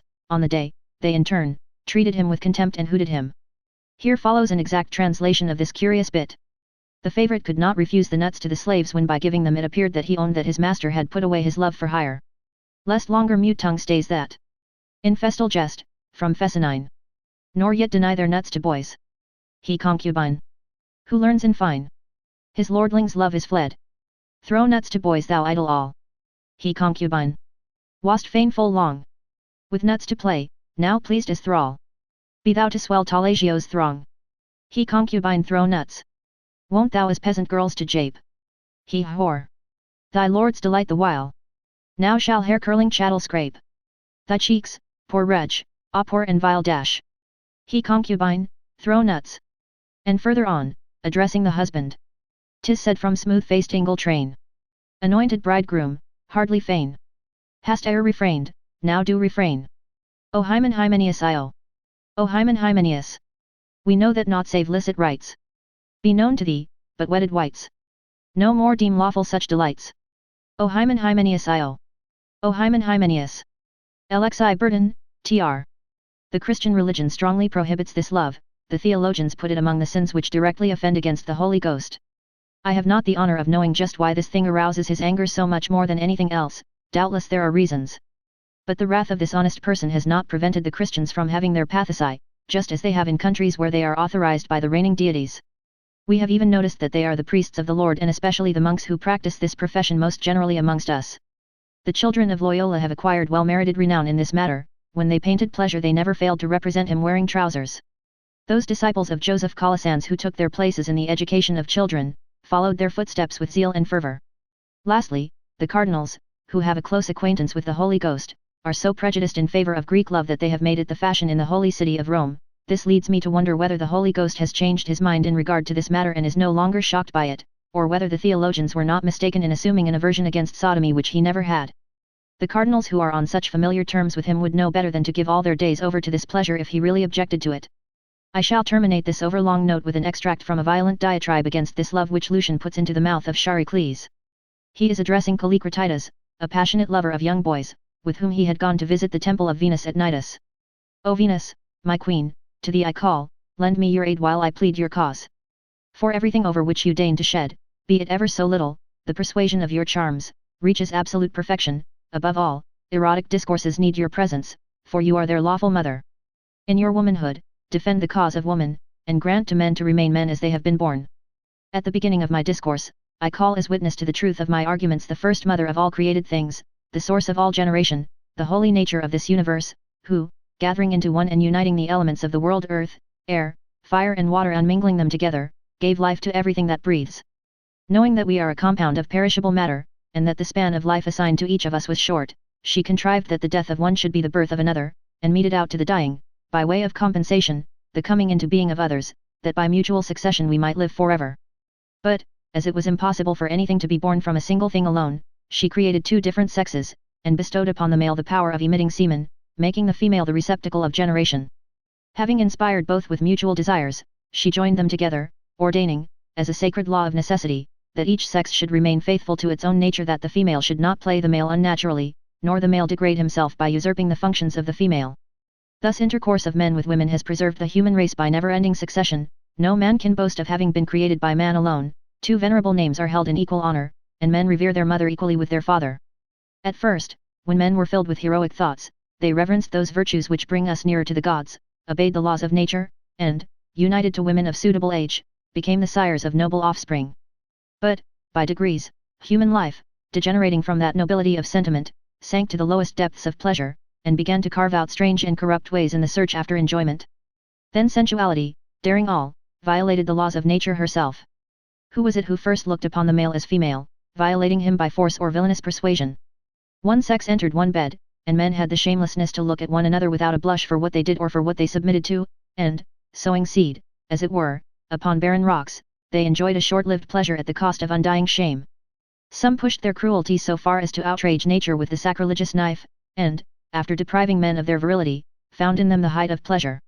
These miserable and unhappy creatures, that they may the longer serve the purposes of boys, are stunted in their manhood, and remain a doubtful riddle of a double sex, neither preserving that boyhood in which they were born, nor possessing that manhood which should be theirs.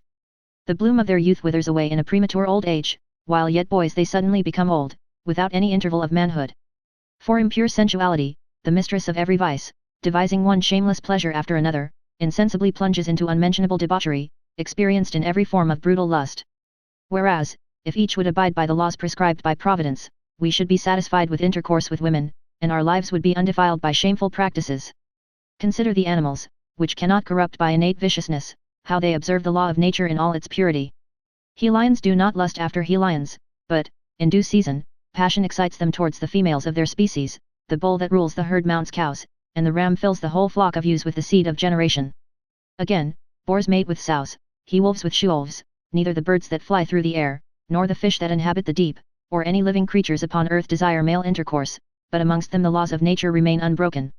But you men, who boast idly of your wisdom, but are in reality worthless brutes, what strange disease provokes you to outrage one another unnaturally? What blind folly fills your minds, that you commit the twofold error of avoiding what you should pursue, and pursuing what you should avoid? If each and all were to pursue such evil courses, the race of human beings would become extinct on earth. And here comes in that wonderful Socratic argument, whereby the minds of boys, as yet unable to reason clearly, are deceived, for a ripe intellect could not be misled. These followers of Socrates pretend to love the soul alone, and, being ashamed to profess love for the person, call themselves lovers of virtue, whereat I have often been moved to laughter. How comes it, O grave philosophers, that you hold in such slight regard a man who, during a long life, has given proofs of merit, and of that virtue which old age and white hairs become? How is it that the affections of the philosophers are all in a flutter after the young, who cannot yet make up their minds which path of life to take? Is there a law, then, that all ugliness is to be condemned as vice, and that everything that is beautiful is to be extolled without further examination? But, according to Homer, the great interpreter of truth, one man is meaner than another in looks, but God crowns his words with beauty, and his hearers gaze upon him with delight, while he speaks unfalteringly with winning modesty, and is conspicuous amongst the assembled folk, who look upon him as a god when he walks through the city. And again he says, your beauteous form is destitute of intelligence, the wise Ulysses is praised more highly than the handsome Nireus. How then comes it that the love of wisdom, justice, and the other virtues, which are the heritage of the full-grown man, possess no attraction for you, while the beauty of boys excites the most vehement passion? What? Should one love Phaedrus, remembering Lysias, whom he betrayed? Could one love the beauty of Alcibiades, who mutilated the statues of the gods, and, in the midst of a debauch, betrayed the mysteries of the rites of Eleusis? Who would venture to declare himself his admirer, after Athens was abandoned, and Aesolia fortified by the enemy, the admirer of one whose sole aim in life was tyranny? But, as the divine Plato says, as long as his chin was beardless, he was beloved by all, but, when he passed from boyhood to manhood, when his imperfect intelligence had reached its maturity, he was hated by all. Why, then, giving modest names to immodest sentiments, do men call personal beauty virtue, being in reality lovers of youth rather than lovers of wisdom? However, it is not my intention to speak evil of distinguished men. But, to descend from graver topics to the mere question of enjoyment, I will prove that connection with women is far more enjoyable than connection with boys. In the first place, the longer enjoyment lasts, the more delight it affords. Too rapid pleasure passes quickly away, and it is over before it is thoroughly appreciated, but, if it lasts, it is thereby enhanced. Would to heaven that grudging destiny had allotted us a longer lease of life, and that we could enjoy perpetual health without any sorrow to spoil our pleasure, then would our life be one continual feast. But, since jealous fortune has grudged us greater blessings, those enjoyments that last the longest are the sweetest. Again, a woman, from puberty to middle age, until the last wrinkles furrow her face, is worth embracing and fit for intercourse, and, even though the prime of her beauty be past, her experience can speak more eloquently than the love of boys.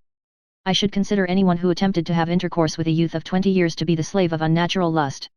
The limbs of such, like those of a man, are hard and coarse, their chins, formerly so smooth, are rough and bristly, and their well-grown thighs are disfigured with hairs. As for their other parts, I leave those of you who have experience to decide. On the other hand, a woman's charms are always enhanced by an attractive complexion, flowing locks, dark as hyacinths, stream down her back and adorn her shoulders, or fall over her ears and temples, more luxuriant than the parsley in the fields. The rest of her person, without a hair upon it, shines more brilliantly than ember or Sidonian crystal. Why should we not pursue those pleasures which are mutual, which cause equal enjoyment to those who receive and to those who afford them? For we are not, like animals, fond of solitary lives, but, united in social relations, we consider these pleasures sweeter, and those pains easier to bear, which we share with others. Hence, a common table was instituted, the mediator of friendship. When we minister to the wants of the belly, we do not drink Thasian wine, or consume costly food by ourselves alone, but in company, for our pleasures and enjoyments are increased when shared with others. In like manner, the intercourse of men with women causes enjoyment to each in turn, and both are alike delighted, unless we accept the judgment of Tiresias, who declared that the woman's pleasure was twice as great as the man's. I think that those who are not selfish should not consider how they may best secure the whole enjoyment for themselves, but should share what they have with others. Now, in the case of boys, no one would be mad enough to assert that this is the case, for, while he who enjoys their person reaches the height of pleasure at least, according to his way of thinking the object of his passion at first feels pain, even to tears, but when, by repetition, the pain becomes less keen, while he no longer hurts him, he will feel no pleasure himself. To mention something still more curious as is fitting within the precincts of Venus, you may make the same use of a woman as of a boy, and thereby open a double avenue to enjoyment, but the male can never afford the same enjoyment as the female. Therefore, if you are convinced by my arguments, let us, men and women, keep ourselves apart, as if a wall divided us, but, if it is becoming for men to have intercourse with men, for the future let women have intercourse with women. Come, O new generation, inventor of strange pleasures! As you have devised new methods to satisfy male lust, grant the same privilege to women, let them have intercourse with one another like men, girding themselves with the infamous instruments of lust, an unholy imitation of a fruitless union. In a word, let our wanton tripads reign unchecked, and let our women's chambers be disgraced by hermaphrodites. Far better that a woman, in the madness of her lust, should usurp the nature of a man, than that man's noble nature should be so degraded as to play the woman. 4. Ambasicitas fut bien tao como de ses vous. The catamite soon reached the height of his passion. The theologians class this species of lascivious feeling with pollution which is complete when it produces a result. The Holy Scripture tells us of Onan, son of Judas, grandson of Jacob, and husband of Tamar, who was slain by the Lord because he spilled his semen, he poured his semen upon the ground.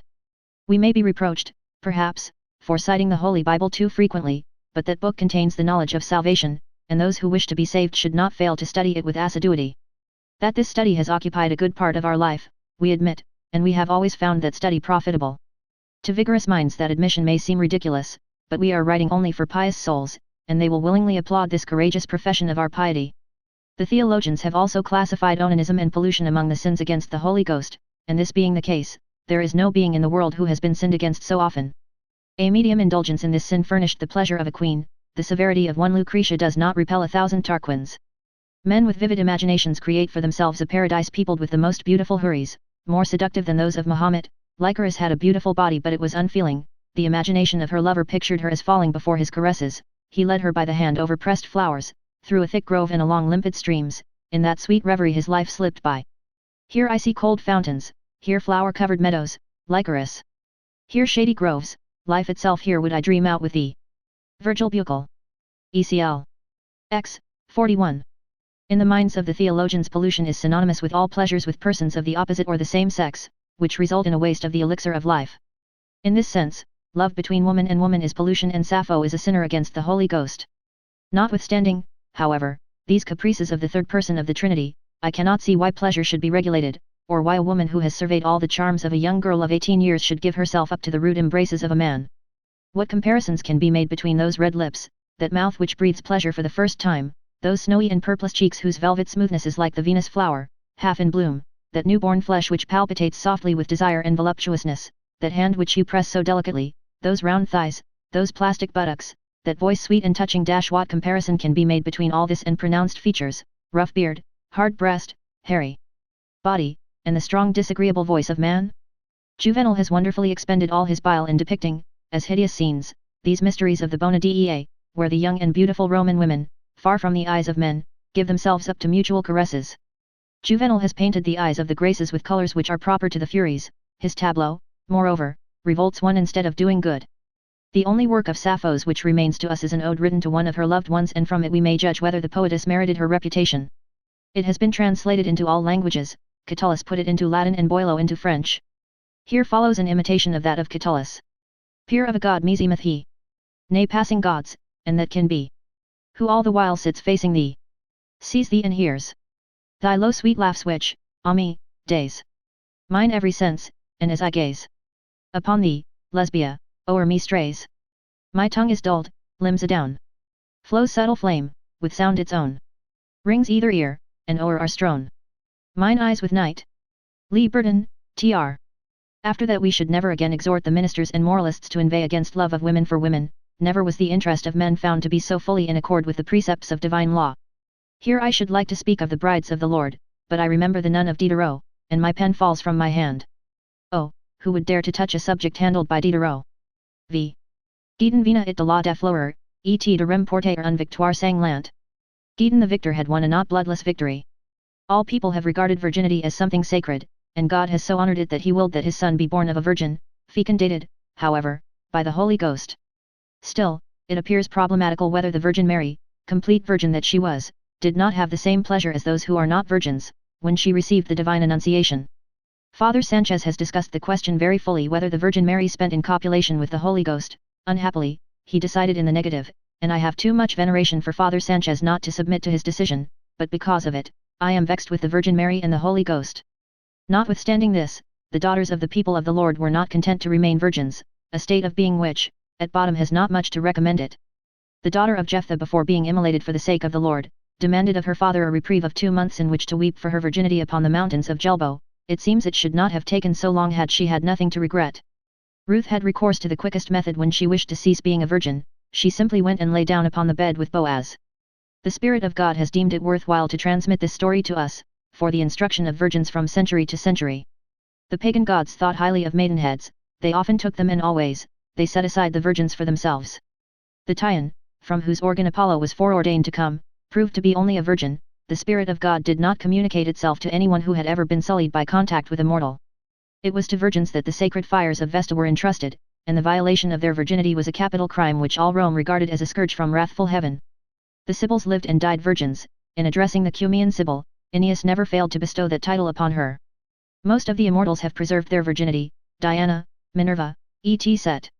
But what is the most astonishing is that the companions of Venus and Amor, the most lovable of all divinities, the Graces, were also virgins.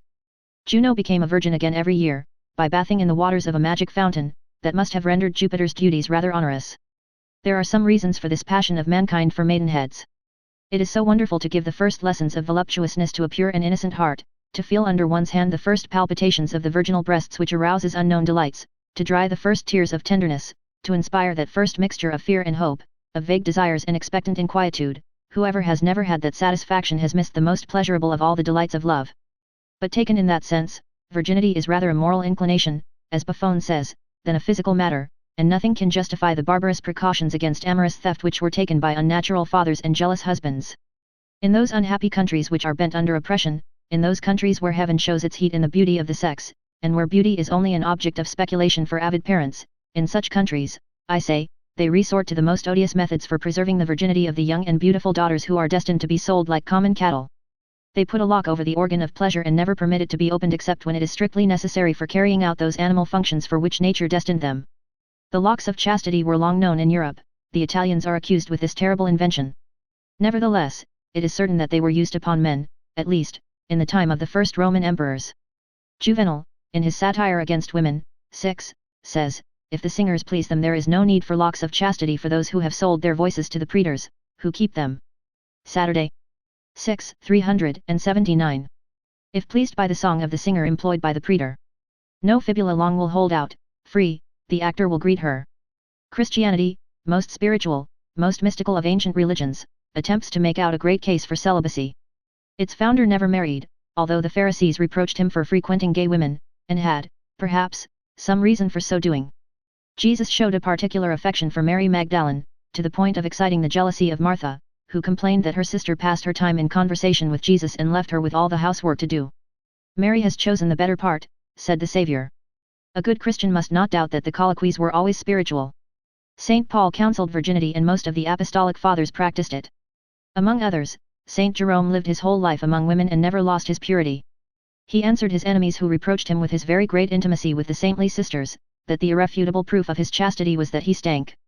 That stinking of St. Jerome, which is not a veritable article of faith in the Church, is, however, an object of pious belief, and my readers will very gladly assent to it.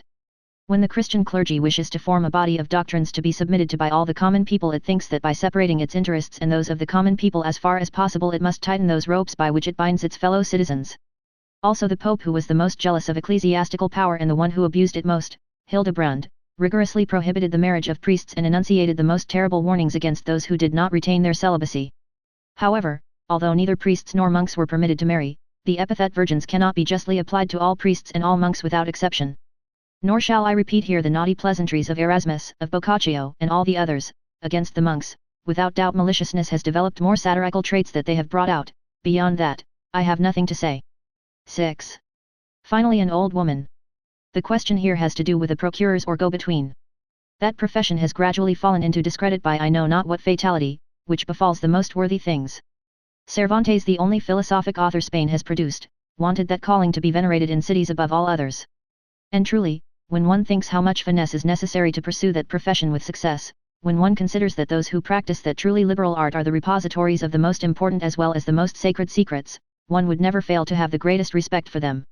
The tranquility of homes, the civil state of persons they hold at their discretion, and still, though they drink in insults, though they endure abuse, very rarely do these beings, true Stoics, compromise those who have confided in them. In their Mercury, the ancients realized their beau ideal or archetype of go-between, which they called, in vulgar language, pimp. That god, as go-between for Jupiter, was often involved in the most hazardous enterprises, such as abducting Io, who was guarded by Argus of the 100 Eyes. Mercury, I say, was the god of concord or eloquence and of mystery. Except to inspire them with friendly feeling and kind affections, Mercury never went among mortals. Touched by his wand, venomous serpents closely embraced him. Listening to him, Achilles forgot his pride, extended hospitality to Priam and permitted him to take away the body of Hector. The ferocious Carthaginians were softened through the influence of this god of peace, and received the Trojans in friendship. Mercury it was who gathered men into society and substituted social customs for barbarism. He invented the lyre and was the master of Amphion, who opened the walls of Thebes by the charm of his singing. Mercury or Hermes gave the first man knowledge, but it was enveloped in a mysterious veil which it was never permitted the profane to penetrate, which signifies that all that he learned from God, concerning amorous adventures, should be wrapped in profound silence. How beautiful all these allegories are! And how true! How insipid life would be without these mysterious liaisons, by which nature carries out her designs, eluding the social ties, without breaking them. Disciples of Mercury, I salute you, whatever be your sex, to your discretion, to your persuasive arts are confided our dearest interests, the peace of mind of husbands, the happiness of lovers, the reputation of women, the legitimacy of children. Without you, this desolated earth would prove to be, in reality, a vale of tears, the young and beautiful wife united to decrepit husband, would languish and grow weak, like the lonely flower which the sun's rays never touch. Thus did Mexens bind in thine indissoluble bands the living and the dead. Fate, however, has often avenged the go-betweens on account of the misunderstandings from which they suffer at the hands of the vulgar. Otho opened the way to the empire of the world by his services as a go-between for Nero. And the go-betweens of princes, and even of princesses, are always found in the finest situations. Even Otho did not lose all his rights. Nero exiled him with a commission of honor, because he was caught in adultery with his own wife, Poppaea. Uxorus mochus coperate esse sui, suit. Otho, chapter 111, said malicious gossip at Rome.